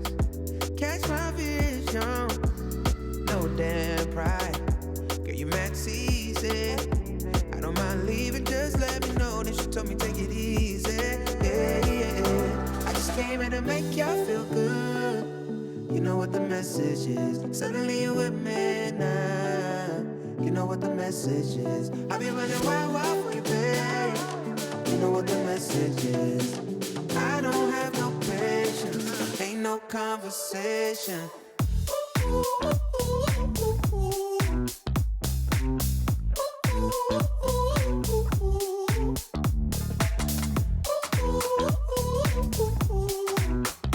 Feel good, sometimes make you feel good. I just wanna talk, but you don't wanna listen.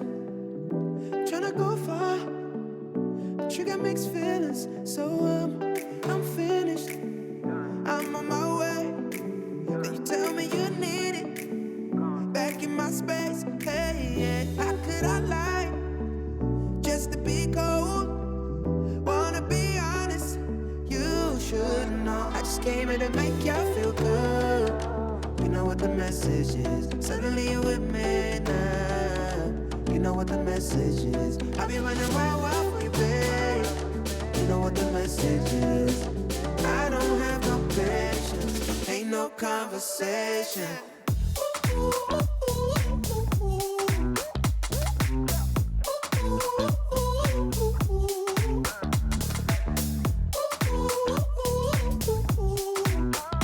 Feel good, sometimes make you feel good.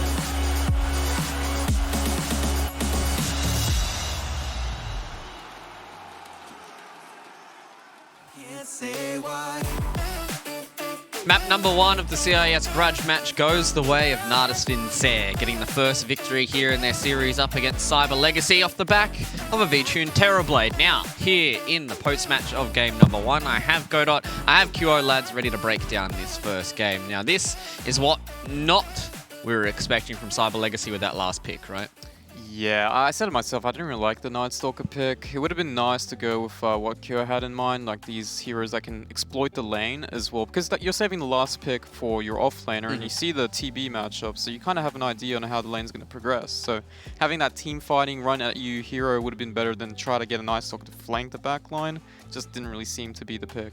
I think the pause 5 and pause 4 is like a, you know, the lane, like a hero-wise, it would be better if they actually swapped it. Like if the Clockwork stays with the Sven, I don't think that Mars, you know, like being annoying to Sven wouldn't happen, and the bottom lane could have more bursting potential. So yeah, like the game looked a bit confusing. So you feel like the draft was okay, maybe if they made the audible with the Grimstroke and the Clockwork just switching their lanes up a little bit. Yeah, right? and then just have like a Green plus, you know, that Tidehunter or Centaur, something that can actually, you know, it's like scare the TB off. But unfortunately, that Night Stalker, when they see TB and they pick Night Stalker, and nothing really happened. Yeah. My other problem as well is normally when they pick the Sven that early, I think like Kos mentioned it, like they picked the Sven, didn't really look like a pick, and then they picked TB into it and made it look better. But I mean, generally when they pick Sven, they pair it up with Io, and it really synergized really well because in the laning phase, he has a good time. In this game, it showed he was just struggling from the very get-go.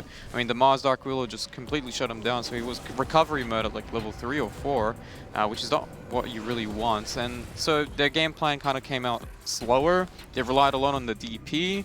The bottom lane didn't go too well as we expected, the Night Stalker not really being ideal for the lane, and everything just kind of went shambles. I did see some good recoveries by these smoke plays, getting that early tower in middle as well, I think around the 6 to 7 minute mark. So there were some nice plays by Cyber Legacy, but just in general, I think they could have made this game a little better depending on how they picked some of their synergy picks.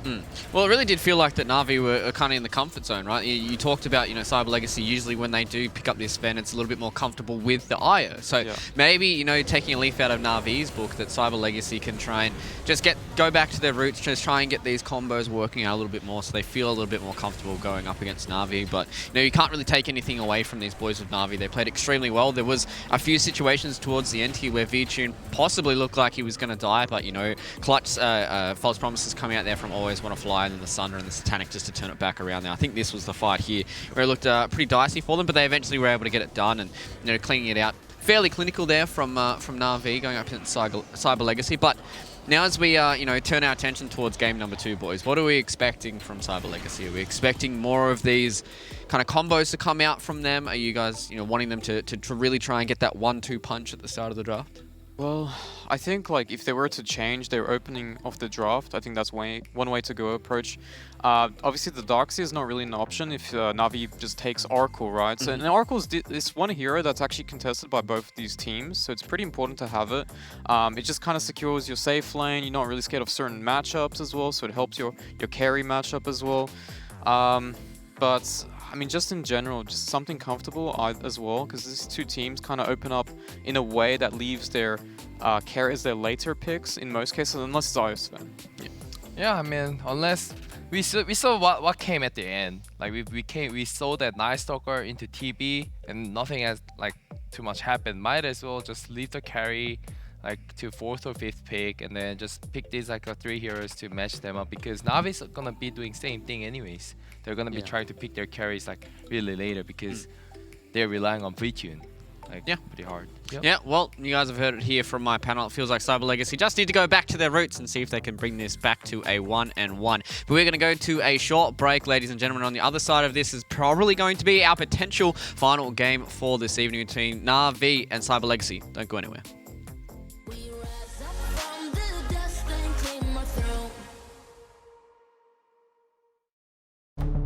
With the right CPU, you can turn any game from familiar to phenomenal.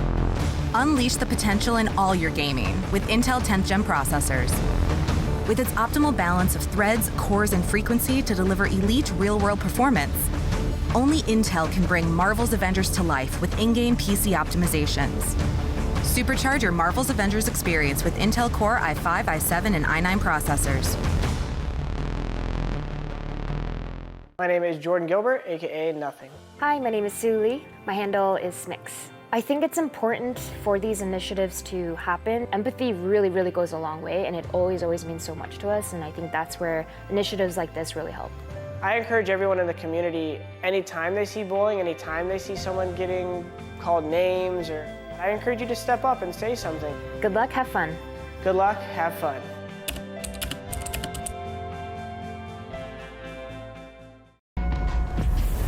Multiple witnesses have reported mysterious shadow sightings all around the city.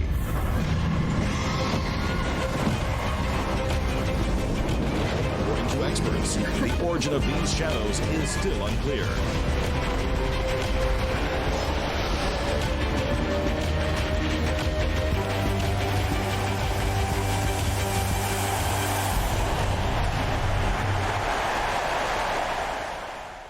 Your favorites will play soon. You hope for the win. Excited about the game, but something has changed. You start to doubt.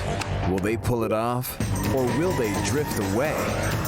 You pull yourself together because you're sure they're revved up to win. You know they've prepared. They've picked the right course.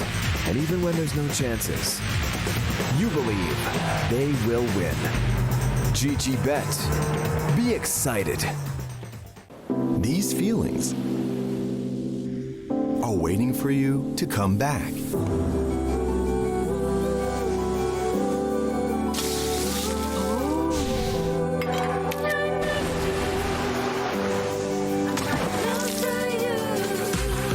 Amazing feelings are waiting for you to explore again once the world is ready. Until we meet again. Amazing Thailand.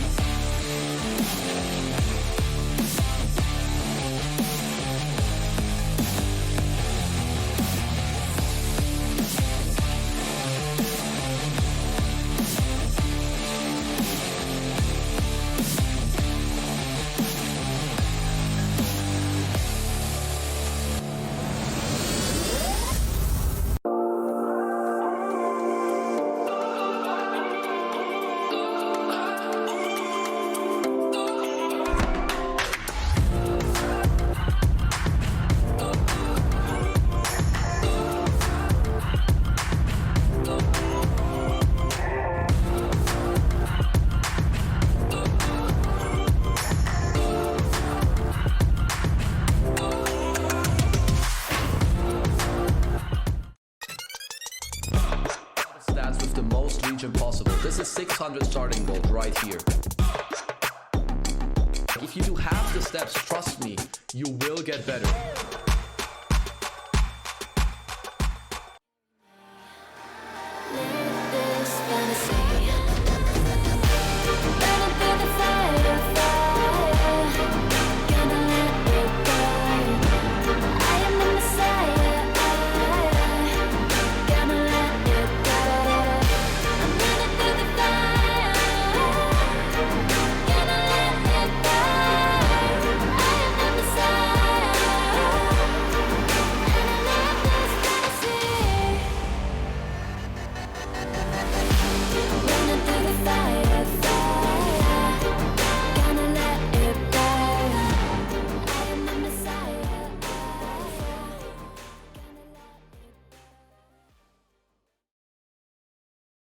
ESL 1 Germany 2020 Online is brought to you by Intel, Mercedes-Benz, Mountain Dew Game Fuel, DHL, GG Bet, Corsair, Acer Predator, and Bitburger 0.0.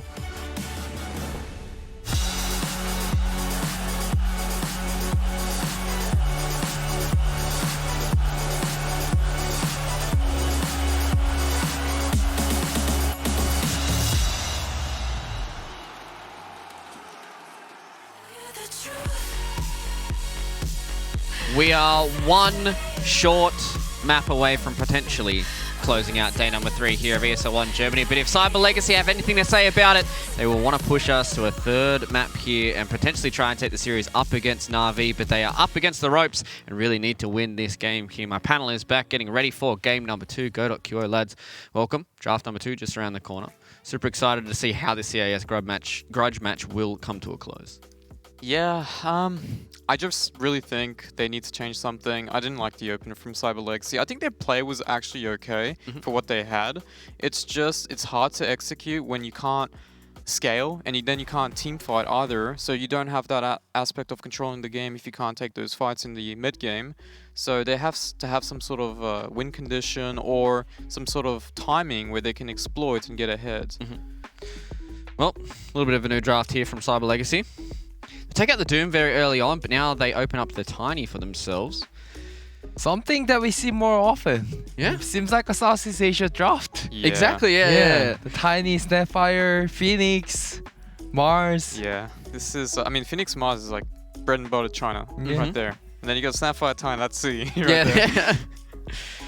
But Faceless Void and Magnus being taken out here from Na'Vi straight away, so they don't want to get those sent to themselves. So what are we thinking now? You know, we talked about this in the pre-show about Na'Vi and Cyber Legacy, that they both really enjoy having these combos. Obviously, Phoenix Mars is a really good combo, but what about the combos for Tiny and Snapfire right now? This is the first time I've actually seen Cyber Legacy open up this sort of draft. I mean, Tiny has been picked, but they normally don't pair it up with Snapfire. It's a very low percentage pick actually coming from Cyber Legacy, so it'll be pretty interesting to see, because this might be a hero that's not been used officially by them, but they might have scrimmed a lot, right? So we don't really have a guesstimate. We don't even know if it's going to be a POS 4, POS 5, or a POS 3, or even POS 2, because in Southeast Asia they run that, right? So there's a lot of possibilities of being a flexi. But Na'Vi, obviously, they just have their standard combo opener, strong lanes. I mean, Phoenix can be 4 as well as 5. You kind of already have an idea on how the game is going to be playing. They don't have to stack up on teamfight if they don't want to, but they can go for like the Dark Willow again, right? They got the Mars pair up. They can run the Phoenix POS 5. Now, like I think Na'Vi just has to just keep banning the carry that just bothers the Mars. Like that's what they have to do. I like how Cyber Legacy is just banning all these like mid lane here. Yeah, something that rotates. And like something that Tiny feels difficult to kill. That's another big thing. Like when you're versing against Tiny, it's always important that you pick like a mid lane and like one of these like a side lane cores to be like hard to die hero. So, and I like how they're just banning those like heroes. So basically just make it so the Tiny doesn't really have a good avenue to come in and get some free kills on you, right? Because that's kind of the snowball aspect of a POS 4 Tiny, right? Just get a few of those free Avatos combos, but it's like now they're getting rid of a lot of these other heroes that seem a little bit hard for the Tiny to get on top of as well. Spectre, Invoker, Ember, all gone. Yeah, I mean, right now, there's no real pattern because, I mean, for Na'Vi, they already kind of know what they want to go. They want to play their style, and as Kyo said, they just ban out the carry heroes. That's going to be annoying for the laning matchup, but I can't really predict Cyber Legacy. If they go back to their comfort, they'll probably just pick some sort of Darkseer, because right now one of the patterns they had before was Darkseer Tiny, Darkseer Earth Spirit. It's still left open in the pool, but they still have to worry about Oracle because they can still go for that Oracle pick and just throw the Phoenix as a position 4, right, for Na'Vi. So it really depends on what they feel like doing or what they think they need to change coming from that first game, right? And it could be good Darkseer game, like assuming the Juggernaut and Lifestealer. Spectre was never good against Darkseer actually. Like, but Juggernaut and Lifestealer is like one of the good counters to Darkseer. There's like few anti-mage or like something that can just clear creep fast. It's like another counter, but I think they can just open Darkseer here.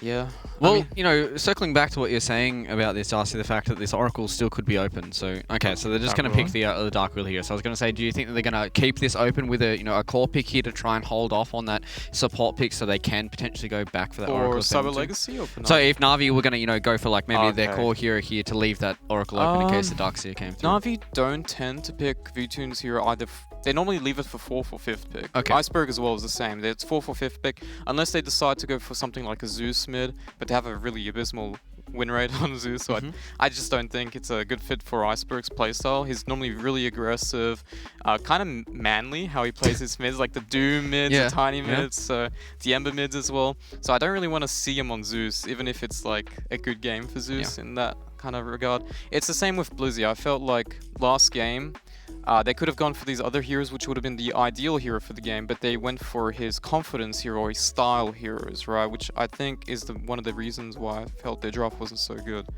But Na'Vi are generally pretty solid, so I think they're just going to emphasize on strong lanes and have Vtune or Iceberg as the win condition here. Dying. Well, I was expecting them to actually pick up offlane and Ricky. Okay. Like, I see so many Mars and Willow, and like they're just getting way too much every game.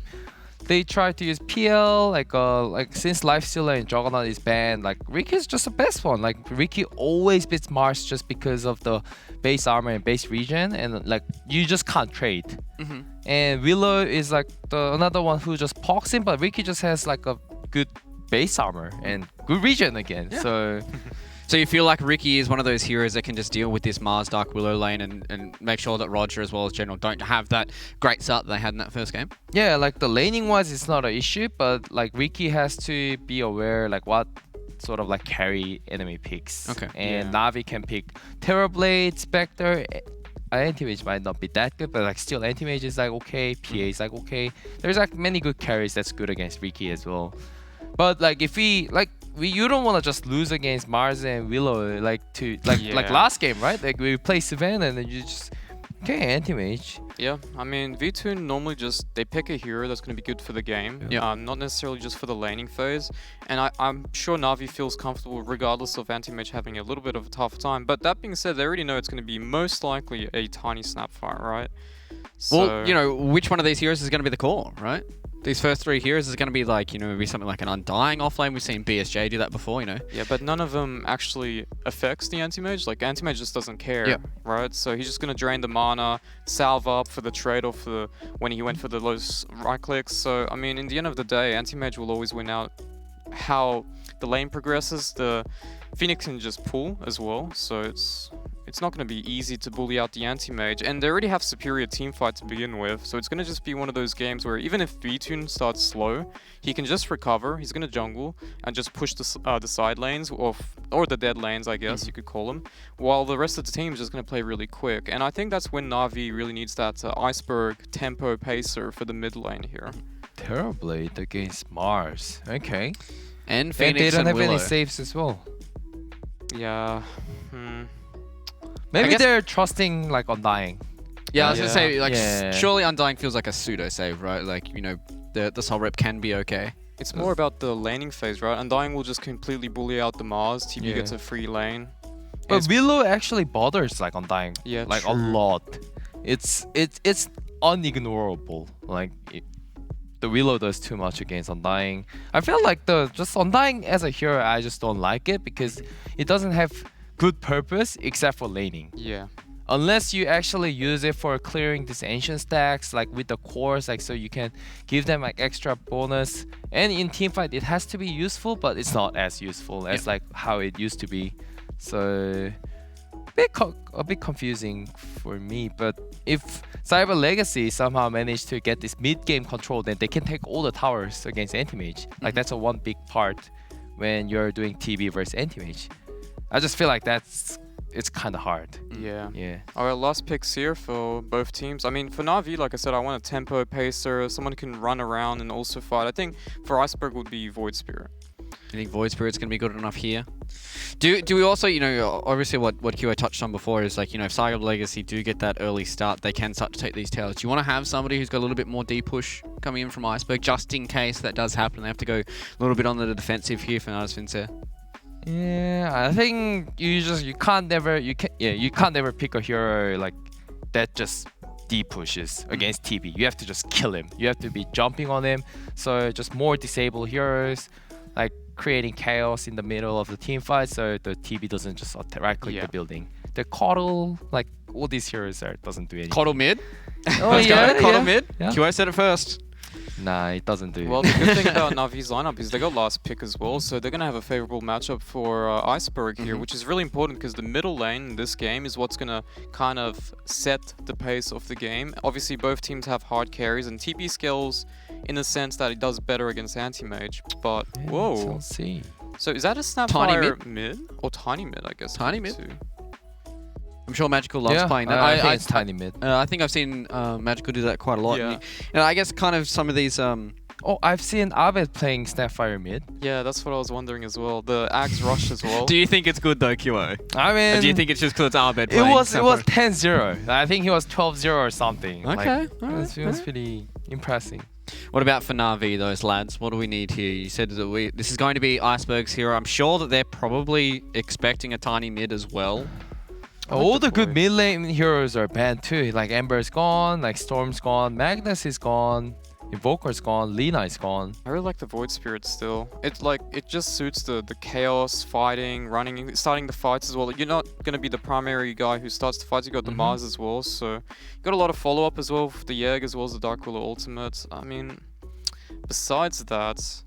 As long as they're confident with these damages, because like Willow doesn't do that much damage in a team fight, and Phoenix and Mars does like a very limited like damage, except for that laser. Laser is like a one turning factor, but they're all tanky. Pogna. Yep. Okay.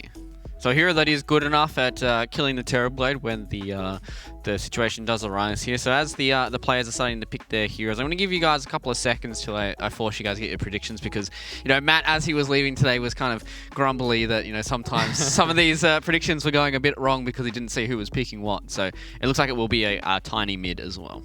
Yeah. Okay. I like Navi's draft. Like I just don't think like mid tiny can do well against Pogna. It has to be tiny 4 plus like some other mid laner. Then they can kill Pogna pretty easily. But if it's tiny 2, I'm not sure. Well, I guess that's the power of the last pick, right? Yep. Yeah, I mean, that's what they got in their favor. And again, I think as well, even though TB against anti-mage is favorable for the TB, I just think the whole lineup just synergizes better when it comes to Navi's composition. Obviously, having the egg with the Mars Arena, he can go Dagon, the Pugna as well, to deal with the TB in the later stages of the game. So, all right, lads, are we going to go with the GG bet odds? Or are we going to go against the grain here? Na'Vi, Cyber Legacy game number 2. Navi. All right, both my analysts here are going to go with Na'Vi. Once again, it looks like they are boys yellow and black through and through here for game number 2 in Cyber Legacy and Na'Vi. We're going to leave it with our casters one more time. It's going to be Odie, Pixel, and Fogged. Thank you very much. Yes, game 2 ready to go here between Na'Vi and Cyber Legacy. And Fogged, we've heard it from the panel. They seem to be big fans of what Na'Vi's got going on here yet again. I mean, do you agree with them on that? I love this Pugna last pick, and I feel like they drafted themselves some similar heroes to last time, right? The Mars, the Willow works really well. Now they throw Phoenix in on top for even more team fight, have V-Tune on a really good hero, and it's an anti-mage in a game versus very limited disables for the most part. Sure, there's like Snapfire, Cookie, and Tiny, but you're playing versus Undying. It's always going to be a game where you're like, oh, anti-mage is on the menu. So it's looking pretty solid for Na'Vi. Definitely like what they've got going here, and just solid team fight around an anti-mage draft. Yeah, I mean, for Cyber Legacy, on the other hand, we do have obviously the change up. They're not drafting Kuman's hero as early. Comes a little later. It is the Terrorblade. I mean, do you at least feel that the approach from Cyber Legacy is better than what they came in with on Game 1's draft? It definitely does look. It looks better. It feels a little bit better. I'm quite concerned anyway, because I don't know how they're gonna like secure Kuman's farm so much. They have to be able to make a ton of space for him, and I'm just looking and I'm like, these heroes don't feel like it's gonna be the same. And they have very little team fight, like actually like 0 team fight with the Terrorblade lineup. So, this Terrorblade, he's gonna be farming on his own for a very long time, same as that anti-mage, but the 4 fighters of Na'Vi completely destroy the 4 fighters of Cyber Legacy. And they're good versus Terrorblade throughout the game too. That's the one thing. It's like Pugna, he's always good versus TB. While on the other side, it's not so much. Like these heroes, they start to fall off pretty hard versus the anti-mage. These Tinies, Snapfire, and the Legion Commander, etc. They just start to really become weaker as Pugna's just fine. Yeah, I mean, we saw last game from V-Tune on the Terrorblade. It was a game where he didn't really need to get the BKB that early. I feel like this time round on the hands of Kuman on Cyber Legacy, before he has a BKB, I don't know how he's going to be able to turn up to fights. It looks like there's just so many ways that they can mess with him before he has a BKB. I Totally agree. Yeah, I really don't feel like he can. I feel like he has to just either use meta to hit towers like on the other side of the map, or just be jungling entirely. Like that's the only thing he can do with it. We see mid, Roger, he gets deep ward down bottom to, I guess this is to scout the lanes, because they want to be able to put the pressure on Kuman. They don't want him to dodge. And then he walks mid and actually identifies that there's an obs ward there, because he does a little trick where he peeks into the side of the mid lane. So Pugna will to get a D ward more than likely right at the start too. I mean, and as you already started to talk about, this bottom lane, you know, Roger in general, on that combo again, they struggled against it in game one. I mean, the heroes they have this time round, are they any better against this very, very strong duo of the Willow and the Mars? The Undying is a lot better, in particular versus the Mars, but Willow is actually quite good versus Undying on the other side of it there too. So he'll be able to secure the lane better, in my opinion, but okay, I think it'll still be pretty tough. They still can apply pressure. We'll see how much space Kuman's able to find himself in this bottom lane. As last game on the Spen, it was a very tough start against these two. The mid lane matchup, I mean, as you said, you just like the Pugna pick in general. I mean, when it comes to the laning stage, as well as this also a part of the game where we're going to see Iceberg excel? Yep, love it. I think this is a hero that's for a long time has just always been one of these top mid heroes that I feel like people are just a little afraid to pick because it's so squishy and stuff like that. You're like, you have to be a specialist as a Pugna for the most part to be very comfortable on the hero. But yeah, very few losing matchups for this hero, and he's versus a melee, so it's just fantastic. Yeah, we'll see how much of a tough time Magical gets given here from Iceberg as the waves continue. But yeah, as we see with those Decrepifies, easily able to secure range CS. Make sure that despite Magical having that hard hit from the Tiny, it's just not enough to really help him too much against Iceberg's harassment. And then on this top lane, are we going to sort of see someone come out here? We do know that the side of Na'Vi's got a strong duo on their off lane. I mean, how do you sort of rate this Legion Snapfire lane? It's kind of meh. It's just kind of there. I don't feel like it can actually apply too much pressure onto Anti-Mage, if any at all. I actually feel like V2's going to get full free farm up here. That's certainly going to be a bit of a worry for Cyber Legacy, as we saw what V2 did with a good start in last game. This man knows how to farm. And this time around on the Anti-Mage, he's going to be able to showcase that even more so if he gets a good timing on the Battle Fury. As yeah, so far, first few waves, you can see in comparison, V-Tune is having that slightly bit better of a time than Kuman is down on the bottom. The mid lane, we're just a couple of minutes in, but it is already starting to look pretty messy. I mean, Iceberg 15-2 against the 8-0. He's able to clearly come out on top as you predicted. Yeah, he's smashing the lane. Actually doing better, even better than I thought he was going to do. I thought it would be bad, but not this bad. Just messing with every single CS that Magical is trying his best to get. And with the pressure that Iceberg can put on him, it's going to be hard for Magical to get the lane in a position that's going to allow him to try and contest the 4-minute power runes. Yeah. But we'll see what sort of help comes in from the side lanes around that, as both mids with their bottles are going to want to look for that refill. Yeah, I think Bignum has to go check it. Slayer, I think, is a lot harder for him because he has Roger down here, and then he leaves the Terrorblade alone for a moment to kind of be at risk. So I feel like they have to go for this top rune. Magical has to just guess bottom. No rotation of the Phoenix just yet, or the Snapfire. They're not even starting the movements. So definitely feeling like Magical's not going to get this rune here. No, unless he gets very lucky with the RNG and for whatever reason Iceberg doesn't head over himself. The Tiny has to go for the bottom rune. But Roger is actually, instead of going for the rune, he sees a courier with that ward that he placed earlier, and he's going to be able to go check it. And they kill top. Top, they do. The two of them are able to take them down and not only just get the kill, but also just look how low Blizzy's been brought.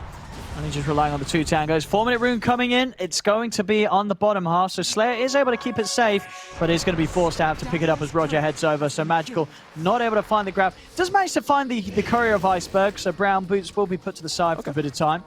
Able to at least get that snipe, but with no bottle refill. Does have a salve Magical, so will manage to stick himself, keep himself in the lane.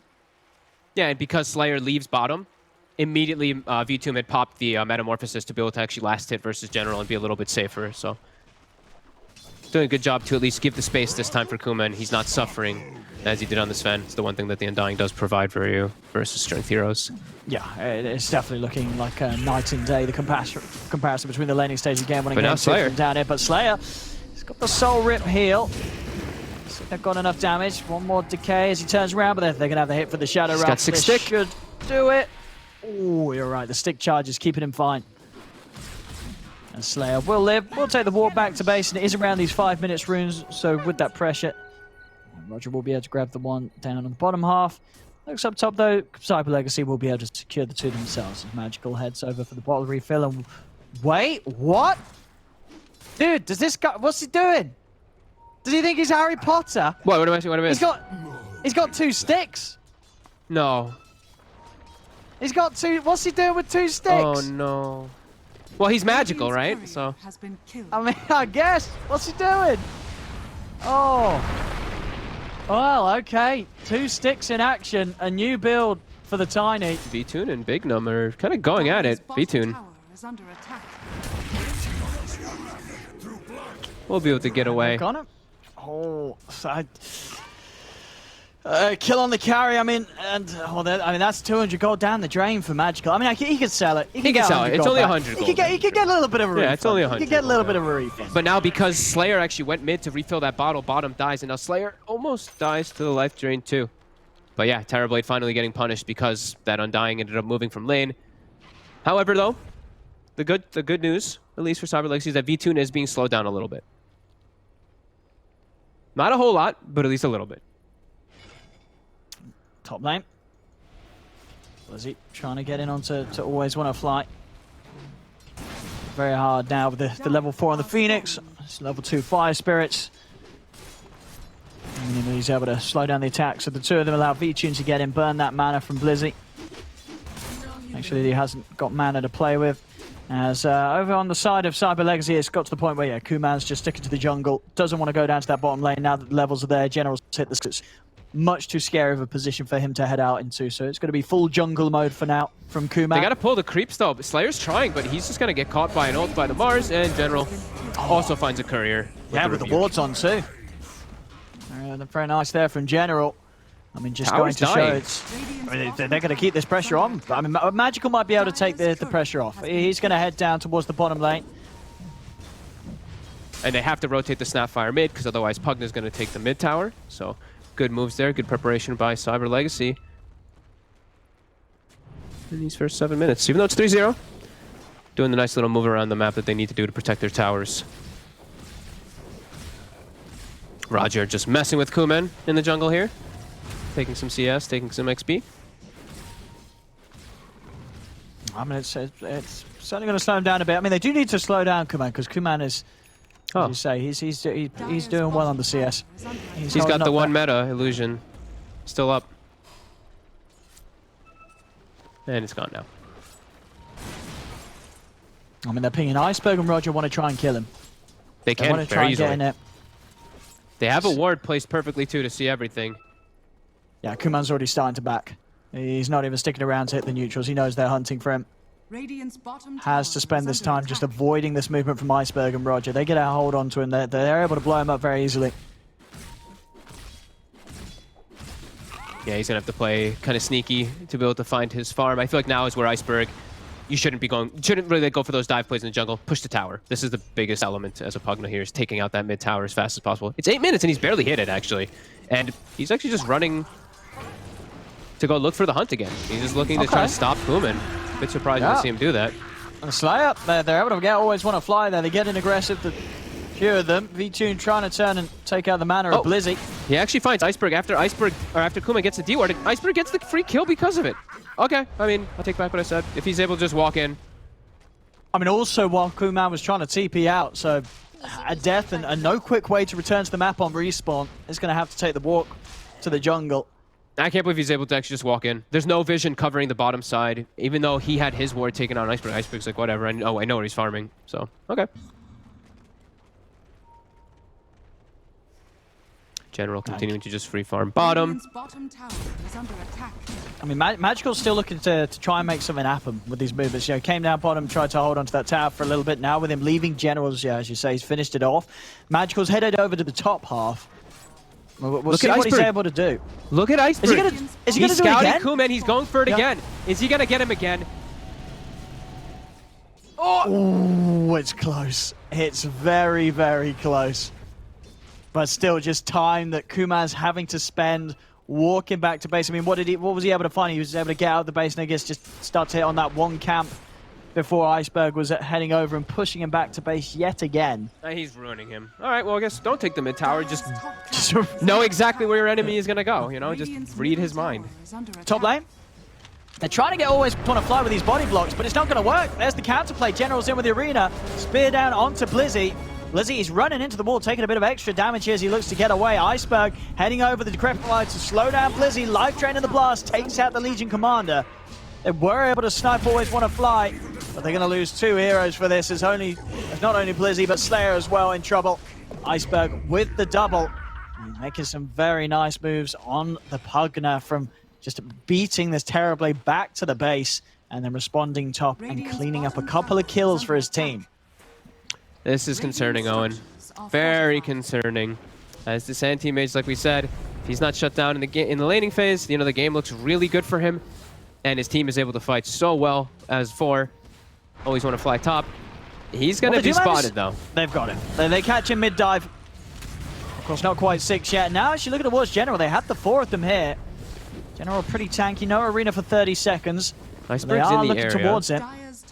Roger does have a TP available, too. Dire's structures are fortified. Ooh, double neutral item just dropped from that camp. Oh, they've got to push him away. They're left on the floor. They're going to be able to get this hold on to Iceberg. They take him out. They get the dual win, and they're able to grab both of the neutrals. These were they were both drops from Iceberg. Yeah. That have been taken away. They're able to steal the Jelly and the Poor Man's Shield away from Na'Vi. I mean, both, of course, items they would have been very happy to have. You know, AM would have loved the Poor Man's, and, of course, Royal Jelly. You never want to give up the Royal Jelly. That is, he got baited by the items. He literally just turned the corner, and that's his death as soon as he turns the corner there. Blizzy shows top, though. Got the combo. Terrorize into the arena. And that will do it. One of the tried and tested combos. One of the reasons why these 2 heroes are so beautiful together. Yep, magical. Trying to get the toss, but the zombies. Oh, no more zombies. Just get the toss back. And in the blast, they've got him. Iceberg down yet again. I mean, that's how you mess with this, man. You've got to try and till Iceberg. And 2 kills in a row. And the tip's starting to come out as well. They know exactly what has to be done here. They have to keep hunting down this Pugna. If they can throw Iceberg off his game, they're going to have a solid shot here. Yeah, absolutely. They're the ones actually being the aggressors in the mid lane versus this heavy team fight. But now, Na'Vi reacting. Can't actually connect much. Magical. We'll just be able to walk away. Time for Kuman to just be able to farm. And yeah, he gets a free jelly and a free Poor Man's Shield. Nice. the grand heist there by Cyber Legacy. Very, very nicely done for themselves. That's an extra little bit of a boost in the early game. I mean, it's huge because V2 doesn't have a neutral item. There's an AM without a neutral item. Yeah, and then he would have loved both. He would have loved both of those. Doesn't get them. Pretty big. As top Na'Vi, they're setting up again. Blizzy keeps showing his face up here. And he's going to keep dying up here, it looks like. There's no way he can get out. It's far too much damage between the 3 of them anytime with the Decrepify. Just so much to combo with it earlier on. Bottom, Slayer messing with V2 a little bit. V2 doesn't want to commit forward to go for a kill. Although it is a kind of high mana pool, but it's a raindrop and all that, so.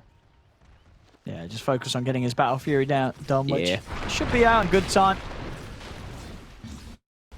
Yeah, he is getting passed a little bit here by that Terrorblade, but we are seeing again. Yeah, look at that poor Pugna. Go for the attempt of going for neutral items and get obliterated.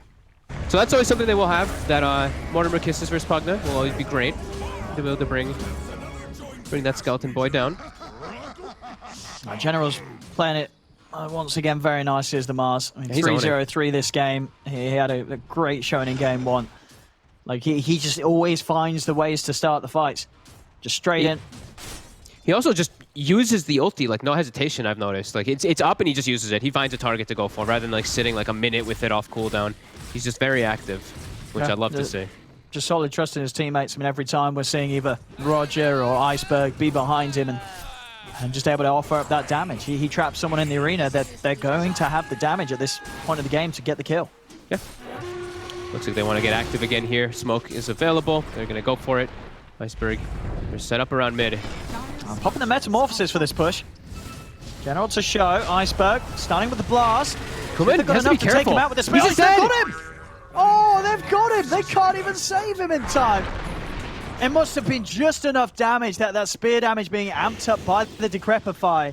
That really must have been just enough to get that kill, and it does. The Terrorblade is down. 633. I mean, that's a lot of damage just from that. Just the Decrep plus. I mean, Spear is one of the higher nukes in the game. It's 325, not the usual 300. So, yeah, just a little bit extra. Kuman. That was a fresh meta.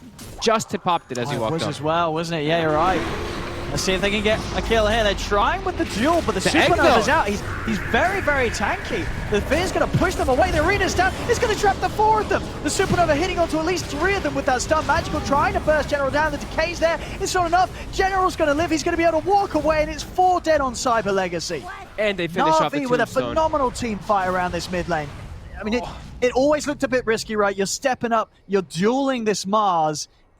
You've got to have some insane damage to break through that shield. Otherwise, you're just sort of locking yourself in for a terrible team fight. Yeah, especially that they have everyone at the backup. They have the tower, like Phoenix and Willow. They have the combo. We see immediately the Fire Spirits. They connected on 3 heroes, I believe, as the duel happened. So nobody's attacking. There's a Hood that he popped before it all happened, too. So he's just completely resistant to all the spells. And then all the ults come out. It's just, it's easy for Na'Vi there. I mean, you know, definitely in that moment, whoever made the call to make the duel, you basically just initiated a free team fight for Na'Vi. You know, that was always an incredibly risky move to make, and a move that I don't know if it ever works out. I mean, even if there wasn't a team on the high ground behind the Mars, you know, General is likely to be able to step away, or at least buy time for TPs to come in. So, yeah, definitely a bit of a misplay there from Cyber Legacy trying to commit for that duel. Yeah, and it's Na'Vi 5k ahead. And it's not like, the thing about that fight too is like, what are you going to gain after that? Let's say they did kill General, right? Like, are they actually going to be able to go forward and take the tower with Kuman not having meta? Who's going to hit the tower there? Like, this decision making coming out here from Cyber Legacy is very forced. It feels like they're kind of lost in the game when they do that type of move there. When they're into a Hood Mars, that's not the target you want to be going for. And yeah, you just handed Na'Vi so much as the anti-mage is just farming during all of it. So yeah, it's like a double negative or a triple negative even.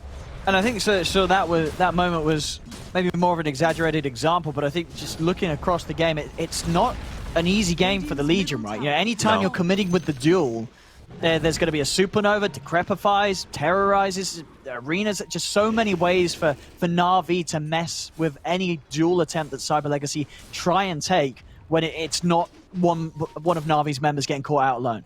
Yeah. I believe the duel supersedes the fear, but either way, you're just standing there, right? Like, I think you don't get sent back, but I think you stop attacking, right? Yeah, I know I tested this one a couple weeks back. Yeah, I think you're right. You don't get turned around and you don't run away, but I think you might sort of be frozen in position. I think you just stand there. We'll see it again probably in some situation as Arcane Rune for Iceberg.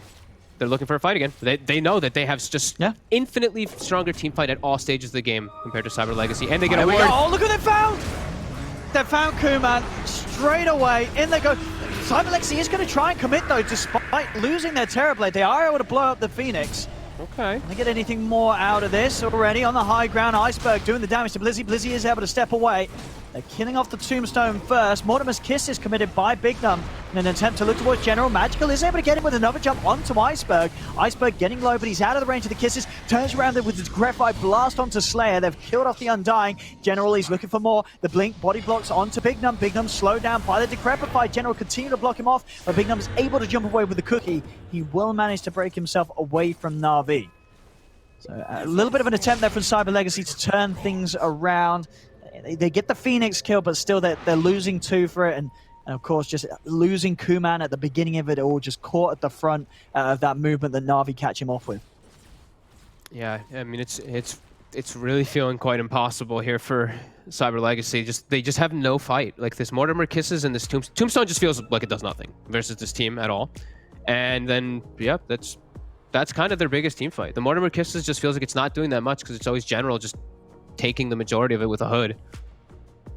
Yeah, this is looking like very neat game playing here from Na'Vi, all things working out. And Cyber Legacy, Kuman just I don't know what he's going to be able to do in this game. Like you said, we mentioned it right at the start. He needs a BKB to ever be able to play this game. Yeah. And he's going to be quite a ways away from it. Like, so the only times you can sort of get away with a Terrorblade when in this sort of game before the BKB is if you have someone to save. And at the moment, what you have is sort of Snapfire Cookie and a press the attack from the Legion. And these aren't really things that are just going to allow Kuman to turn around in any of the fights. He's got to farm this BKB before he turns up. And he is trying. They do just keep hunting him down and finding him. They have a ward on Legacy. They have a ward on the high ground. Always want to fly. They're just going to pop the supernova and blow up the Undying. They do manage to commit and turn with the little Shredder, but General's in, has the catch on to Bignum.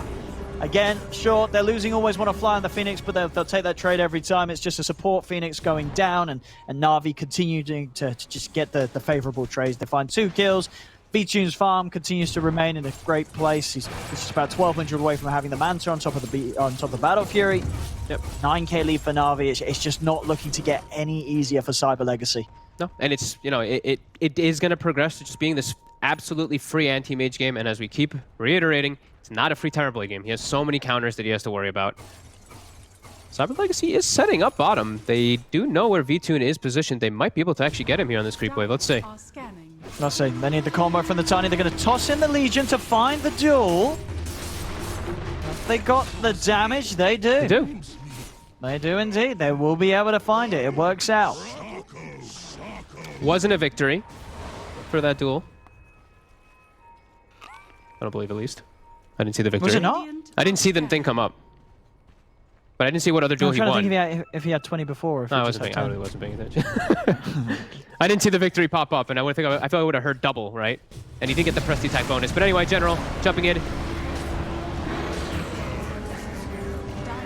See if they can get more from this. I mean, again, every time they go for these fights, Big Dums tries to turn things with the Mortimer's Kisses, but there's just nothing ready to hold Na'Vi in place to allow the Snapfire to really connect with the damage. As Na'Vi just step away. General just continuing to find action. 6-0-9 this game as Mars.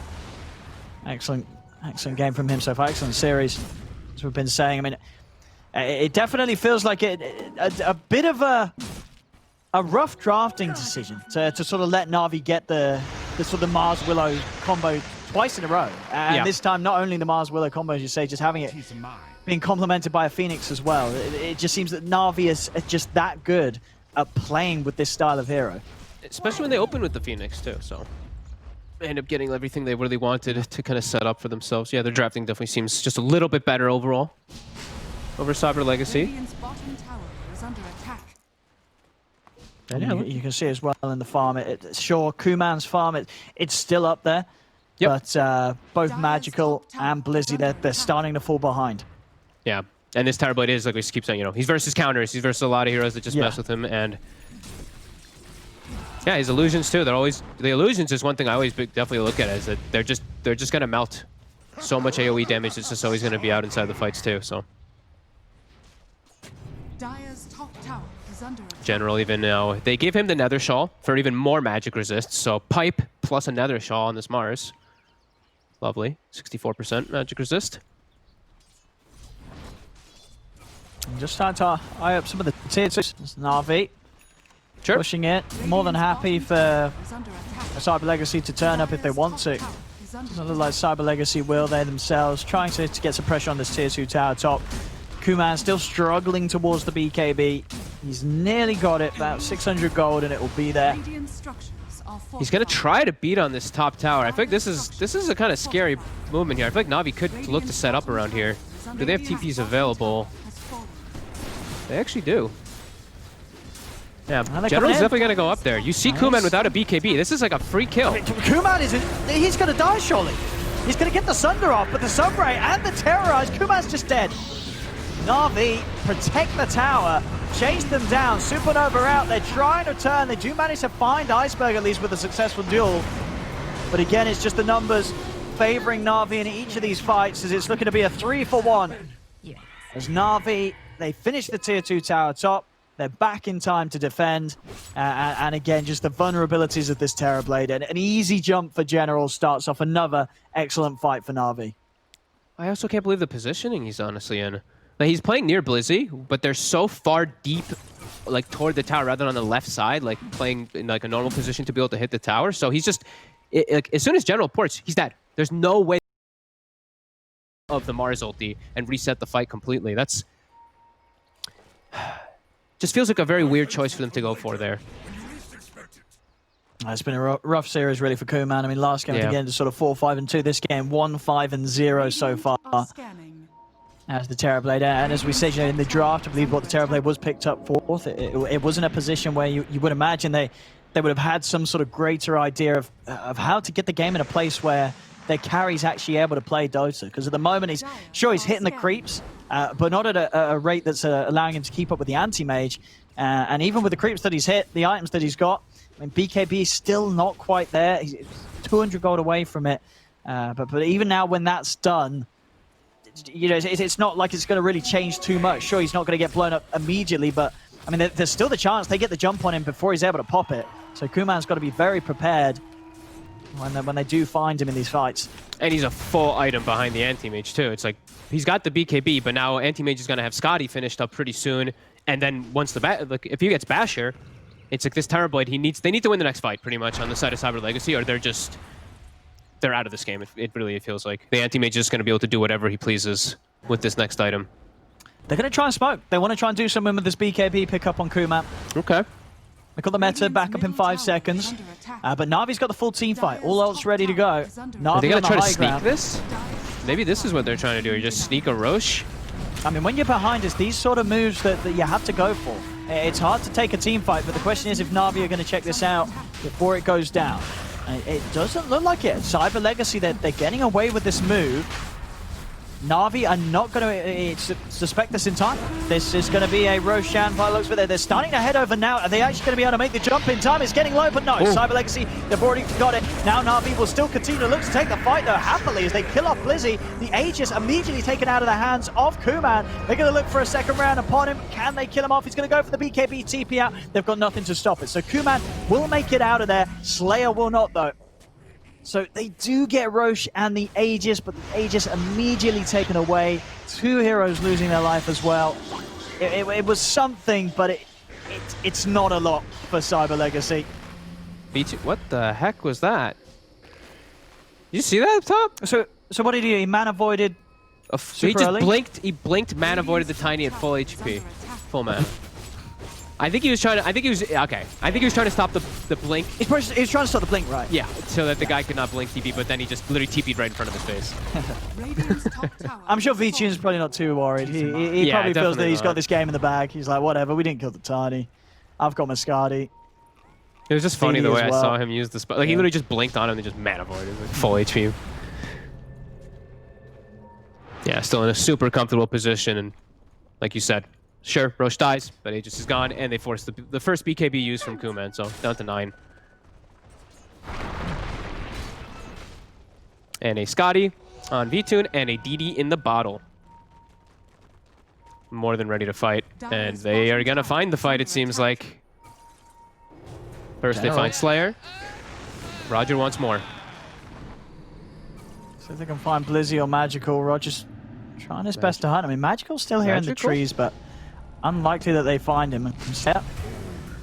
Slowly dying. Magical's going to have TP up in a second, so we'll be returning to base. Or does he want to do the big Does he want to get a creep wave? Yeah. I mean, he might try for it. He's sticking around. He has got BKB TP out in all fairness, so, you know, can go for it without the risk of them having anything to stop that TP through the BKB. So yeah, he's sticking around. He's going to cut another wave here, Magical.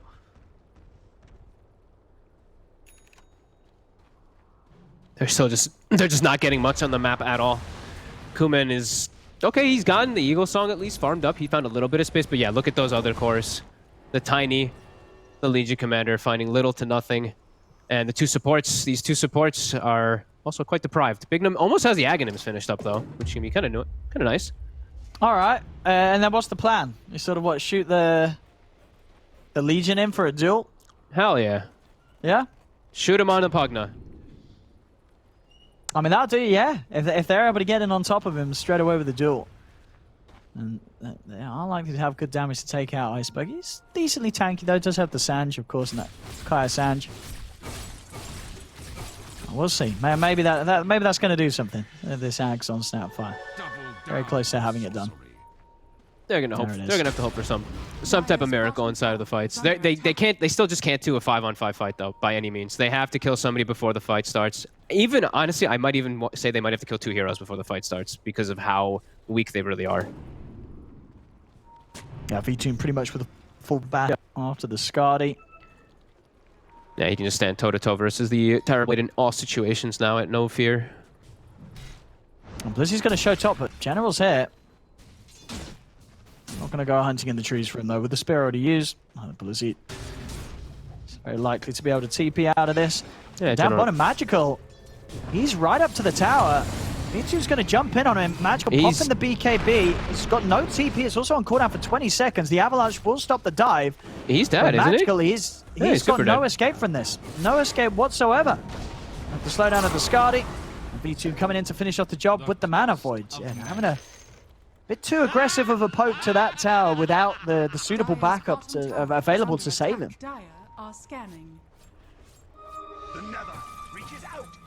I was just theory crafting some silly stuff. The feature, look at it. He just scanned into the trees. He knows they're around. He knows someone's hiding in here, and he's gonna be able to find them. The supports. He's gonna be able to find the 2 of them. The terrorists as well coming in to cancel Slayer's TP. And Na'Vi just with the full-out control. You cannot hide from this lineup. You cannot hide at all. Both supports' lives put to an end. There's now 18k lead, 28-9. V2 in level 23. Taking the outpost. Roger's here. Radiant's middle tower has fallen. And they're going high ground. I mean, forcing TP's back. Why not? Radiant's middle tower is under attack. With the lead they have, they can get away with a lot right now, Na'Vi. General just gets full healed by that Sunray. Level 17 Phoenix. It's a 5-position Phoenix, by the way. Blizzy. And yeah, they just find Blizzy easy. They're falling apart right now. They're falling apart. Game 1 was rough. This game 2 looked at least as equally as rough so far. They're going to need some sort of incredible turnaround to deal with Na'Vi's power that they've built up. Oh, they're about to gobble up. They're about to throw Magical in. So they can do what? They can throw the Tiny in, he can get a toss back, and then he can blink before they do any damage to him. I mean, that might do it. Yeah, that could might be some pretty good stuff.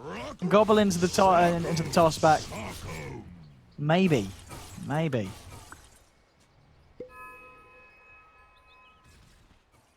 Oh, V2's gonna have Abyssal. So 2 items over, and oh my, okay, yeah, that's when you know.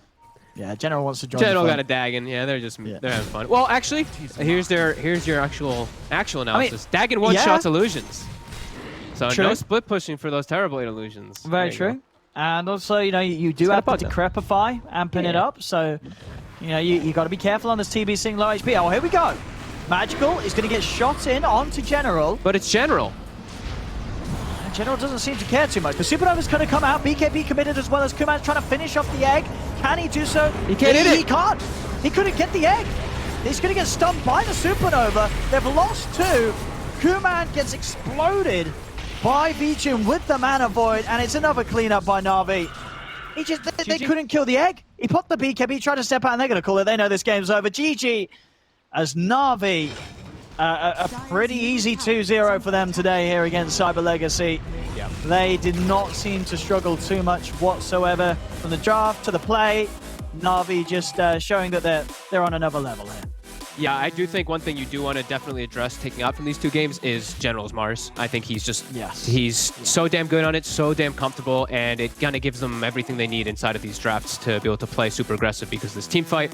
And yeah, you can see how confident he is with that one. Like with the egg placement, with the Mars wall, like right on the edge of it, you can't hit it. So yeah, this team, Na'Vi, is actually looking pretty hot, and I really like their drafting style, actually. I really liked how they set themselves up for success in this today. Yeah, they did, as you say, definitely feel like Cyber Legacy kind of led them. You know, first game, Mars, Willow, second game, Mars, Willow, and that Phoenix. There we go, ladies and gentlemen. Impressive stuff all around from Na'Vi as they come into this series, and they're able to take it cleanly with a 2-0 against Cyber Legacy.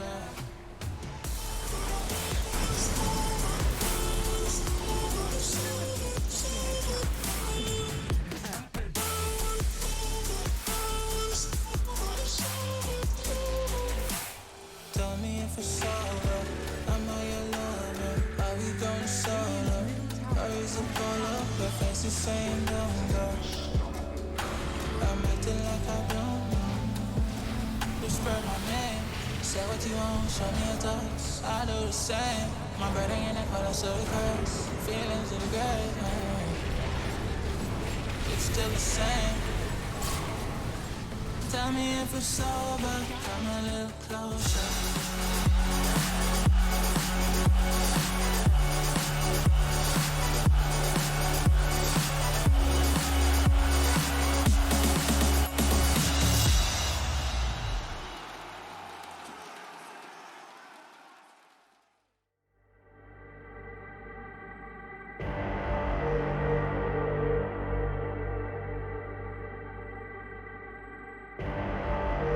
Rising of the ashes, coming from the ether.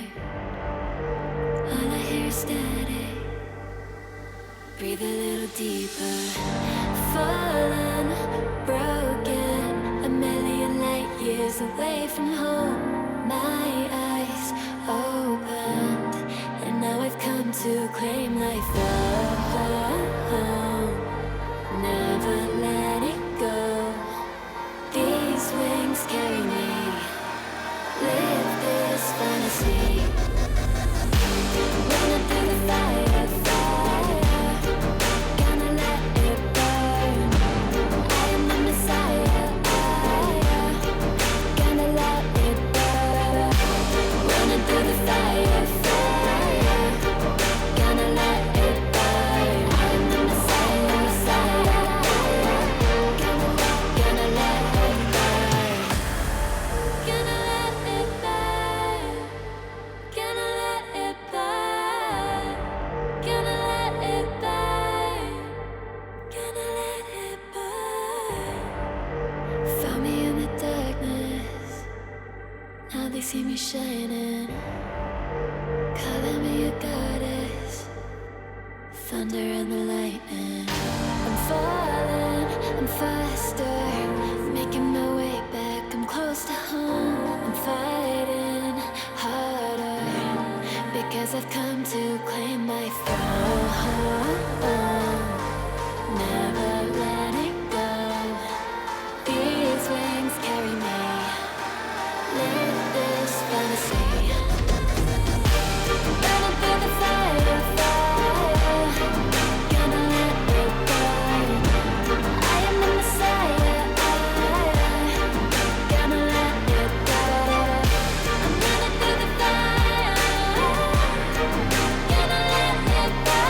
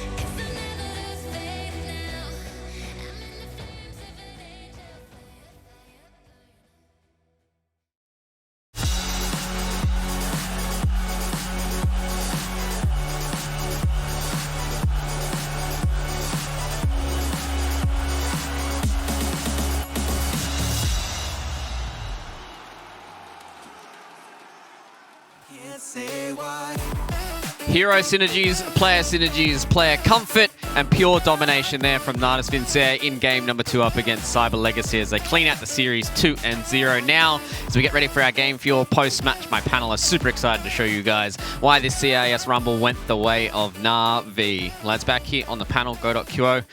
That second game was, that was a showing from Na'Vi. Yeah, I just felt like they had really nice composition when it came to team fights. I think Fog also talked about the Mars, just had so much impact. You picked the Undying to deal with the Mars and help the TB have a nice lane, but it didn't really do that. General still crushed the lane, was extremely impactful throughout the whole game, and the Undying just felt kind of useless. It didn't really do too much in that game, right? As expected, like, I mean, that hero's main job is win a lane, and if you don't get that advantage, like, what can he do? What can you do indeed? But, you know, we might be able to get some answers here from our winners interview. We do have always one of the fire on the line here, mate. Congratulations on your series victory here for ESL 1 Germany. 2-0 up against Cyber Legacy is always a good start for you, but I want to touch on something a little bit different here. You know, I've been asking a lot of these players about, you know, their team synergies. Like, who's kind of the guy who's like yelling and super hype in a game, especially like that game number 2? Actually, no one. It was Aloha Dance before. Yeah, he was screaming, but now no one is screaming anymore. You're too used. Yeah, that's the answer. Yeah. Well, I've been watching you guys for a while. I'm a kind of fan of Fly to Moon, obviously your previous sponsor, but what's been the it reason? was not sponsor. It just was a stack. Oh, yeah, okay. just stack.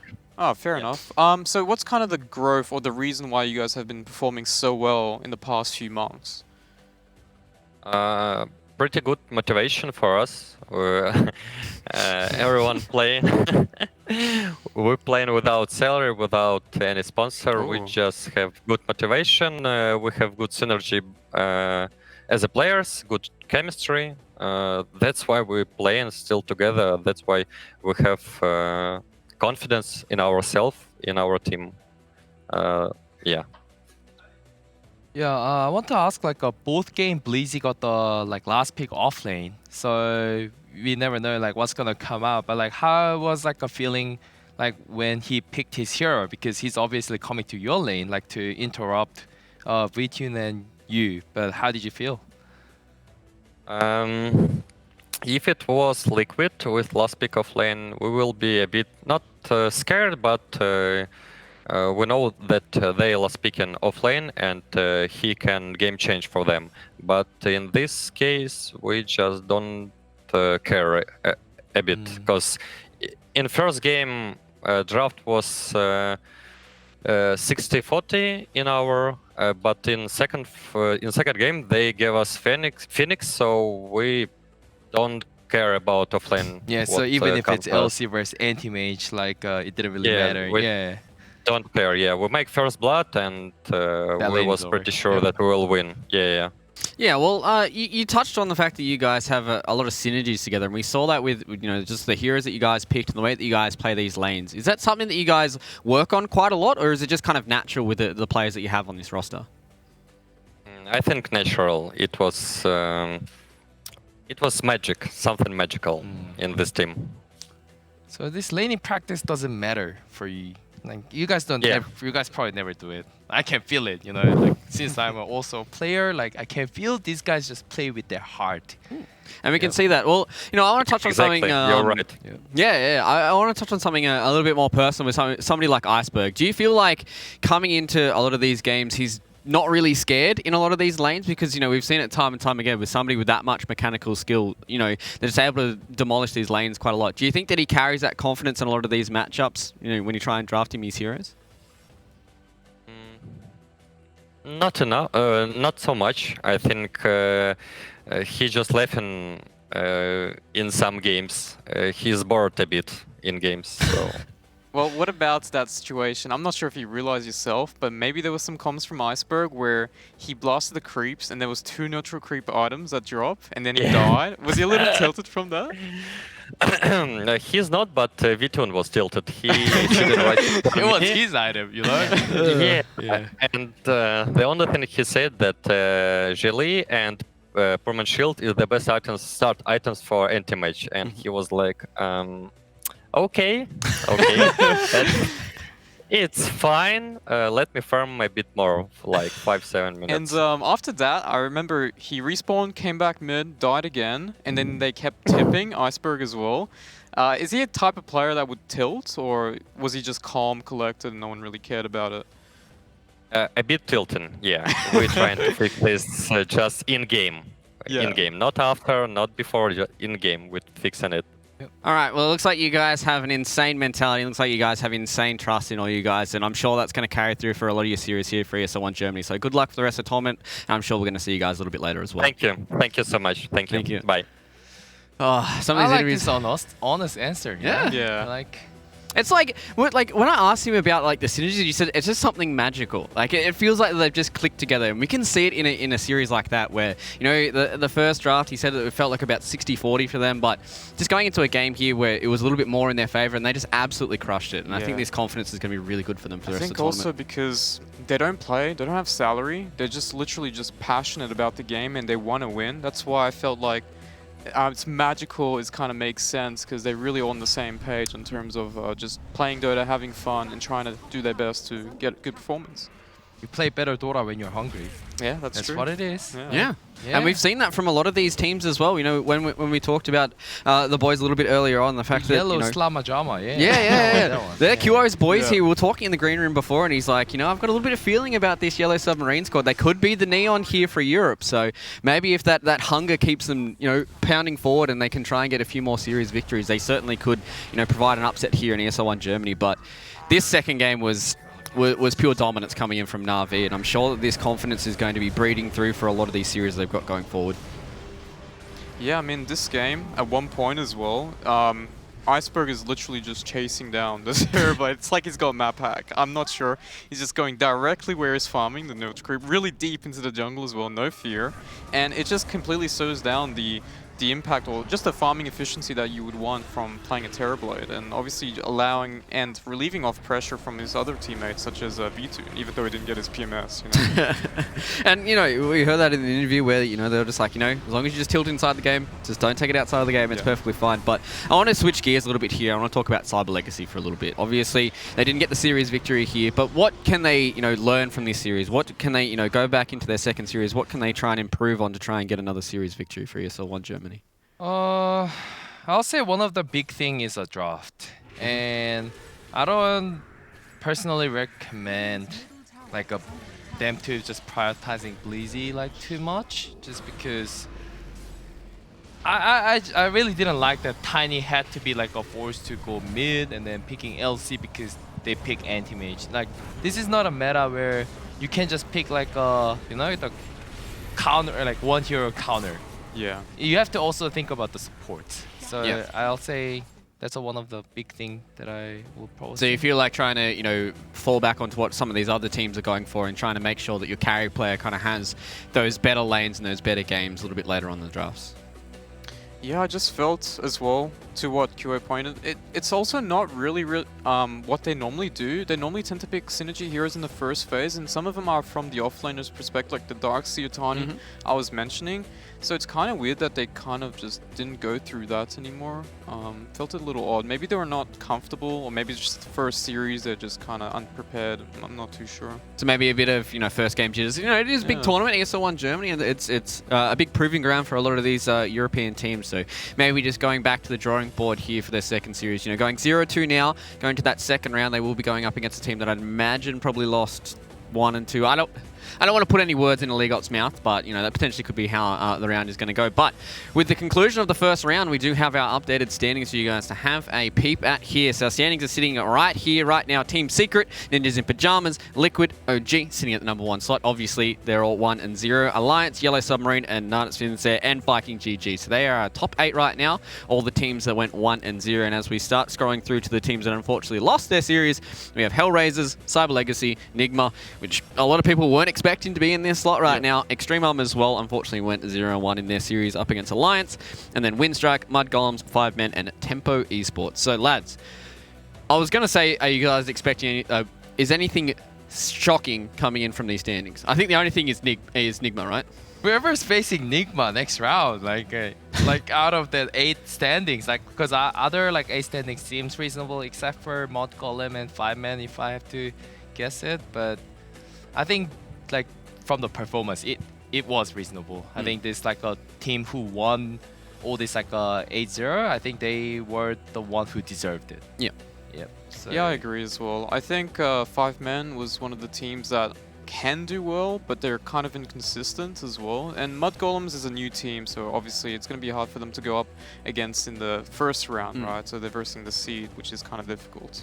Yeah, and it also was one of those those series where they went up against Team Liquid. So coming into that series, it's like Liquid might be a little bit shaky on their form, but on the day, Team Liquid turned up and they looked really, really strong. So fortunately for Mud Golems, that's how that cookie crumbled for them. But that's how our standings are standing here. 1-0 means that you play against teams that are also 1-0, and 0-1 also means that you play against teams that are other 0-1. That's how the Swiss format goes. And round number 2, it's going to be spicy for us to see how some of these series do pan out. We have to wait a little bit longer until that does get done, but I'm super excited to see how this next round goes, because that's where you're really going to start to divide the boys from the men, right?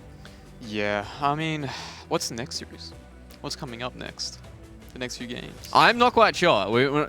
That's the beauty of Swiss format, right? Like, you get all these 1s and 0s, you're not quite sure how it's going to go. Yeah. We might have some spicy ones, maybe Team Secret versus Yellow Submarine. Oh, I just imagined in my head. What, do you imagine Yellow Submarine beating Secret? Yeah, like these teams, they're taking the first games off. Yeah? I just saw it. Oh, it just went through my head like... So it looks like Huo's got a nice little vision here to end the day of ESL 1 Germany, day number 3. That's round 1 done and dusted here in our Swiss format. We're going to take a day break here in the studios and make sure you guys get all rested and ready for more European action. We are going to end the day here, but before I go, I do have to let you guys know that our Mercedes-Benz MVP voting will be opening in about let's say about an hour and 15, 11 p.m. CEST is when the voting opens there for our Mercedes-Benz MVP. But that is it from us here in the ESL studios. I bid you guys good night, good day, good morning, and we'll see you next time. Just brought back. The Aegis is about to expire. It's going soon. It's gone now. Nico Baby still regenerating and healing up though as he takes it all. Tanking through the tower, and the Medusa hits to clear out the Kunkka. Grandma, oh dearie me, what's happened to you in an old age home now? And Medusa, the last one standing. She is the final lane. OS4, no way! He's in there with a great bow strike, and Lena completely caught out. She might be able to get her BKB off. She's still surviving. Yule's up into the air now as the back end of the fight. They chase on to Lip, and the CK is battling 1 versus 3. Melodrol does die and bites back immediately. And in comes the RP from Malik, catching out Elias for the stolen one! Houtscan, you bloody god! He's caught them all! The stolen all! Gets the jump away. He's going to be able to counterplay. He just goes straight back in with a Hooston 1 2 and Weehaw, he's going to go for this, but the Light Striker right there. They're locking down the Meepo. Weehaw, he's just dead straight away.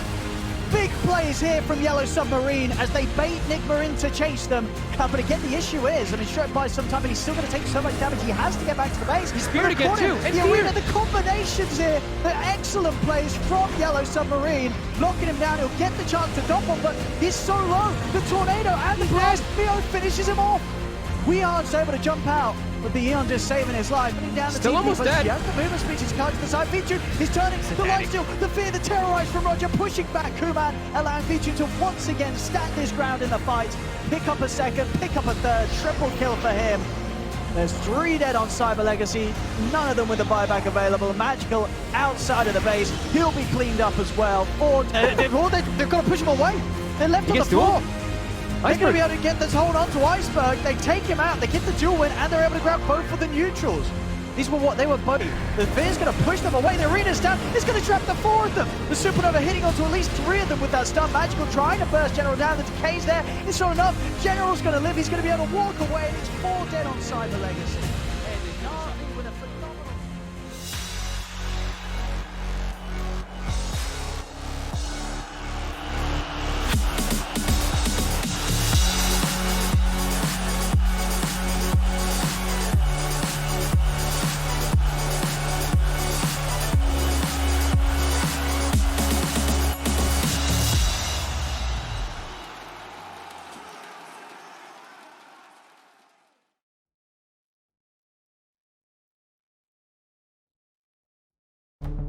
With the right CPU, you can turn any game from familiar to phenomenal. Unleash the potential in all your gaming with Intel 10th Gen processors.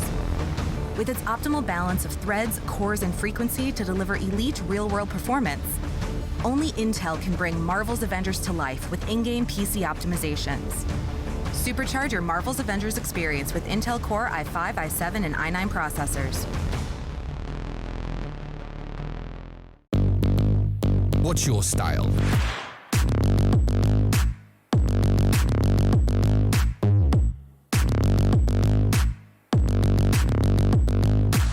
Get your merch at shop.eslgaming.com. Multiple witnesses have reported mysterious shadow sightings all around the city.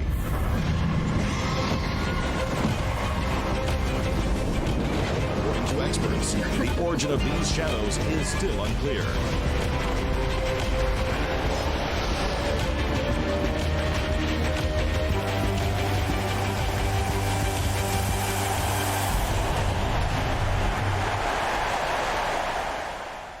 Your favorites will play soon. You hope for the win. Excited about the game. But something has changed. You start to doubt. Will they pull it off? Or will they drift away? You pull yourself together because you're sure they're revved up to win. You know they've prepared. They've picked the right course. And even when there's no chances, you believe they will win. GG Bet. Be excited. Come on. Millions of gamers rage quit every day. Mountain Dew Game Fuel's got you covered. Game Fuel is specially crafted with ingredients shown to improve accuracy and alertness. Another one saved by Mountain Dew Game Fuel.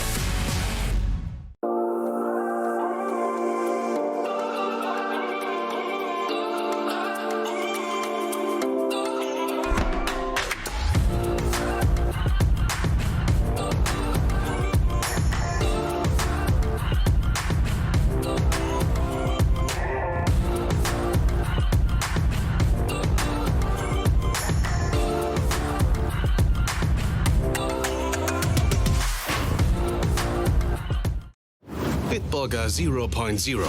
Isotonic, containing vitamins, and with non-alcoholic freshness. Bitburger 0.0. Always a bit more refreshed.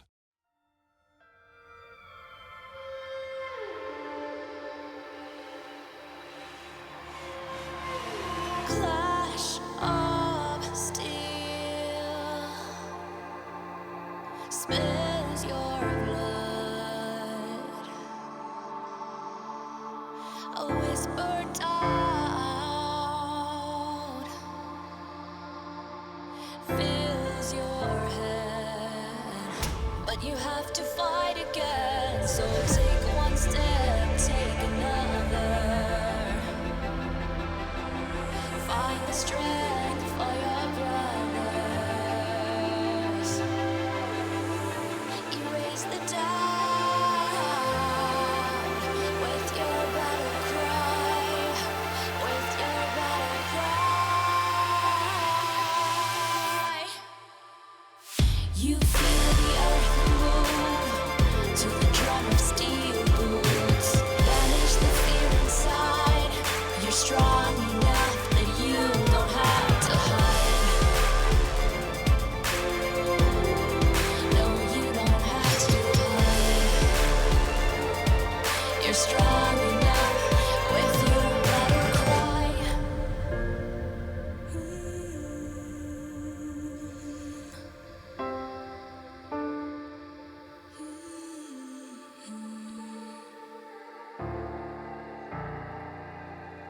Brings you to your knees.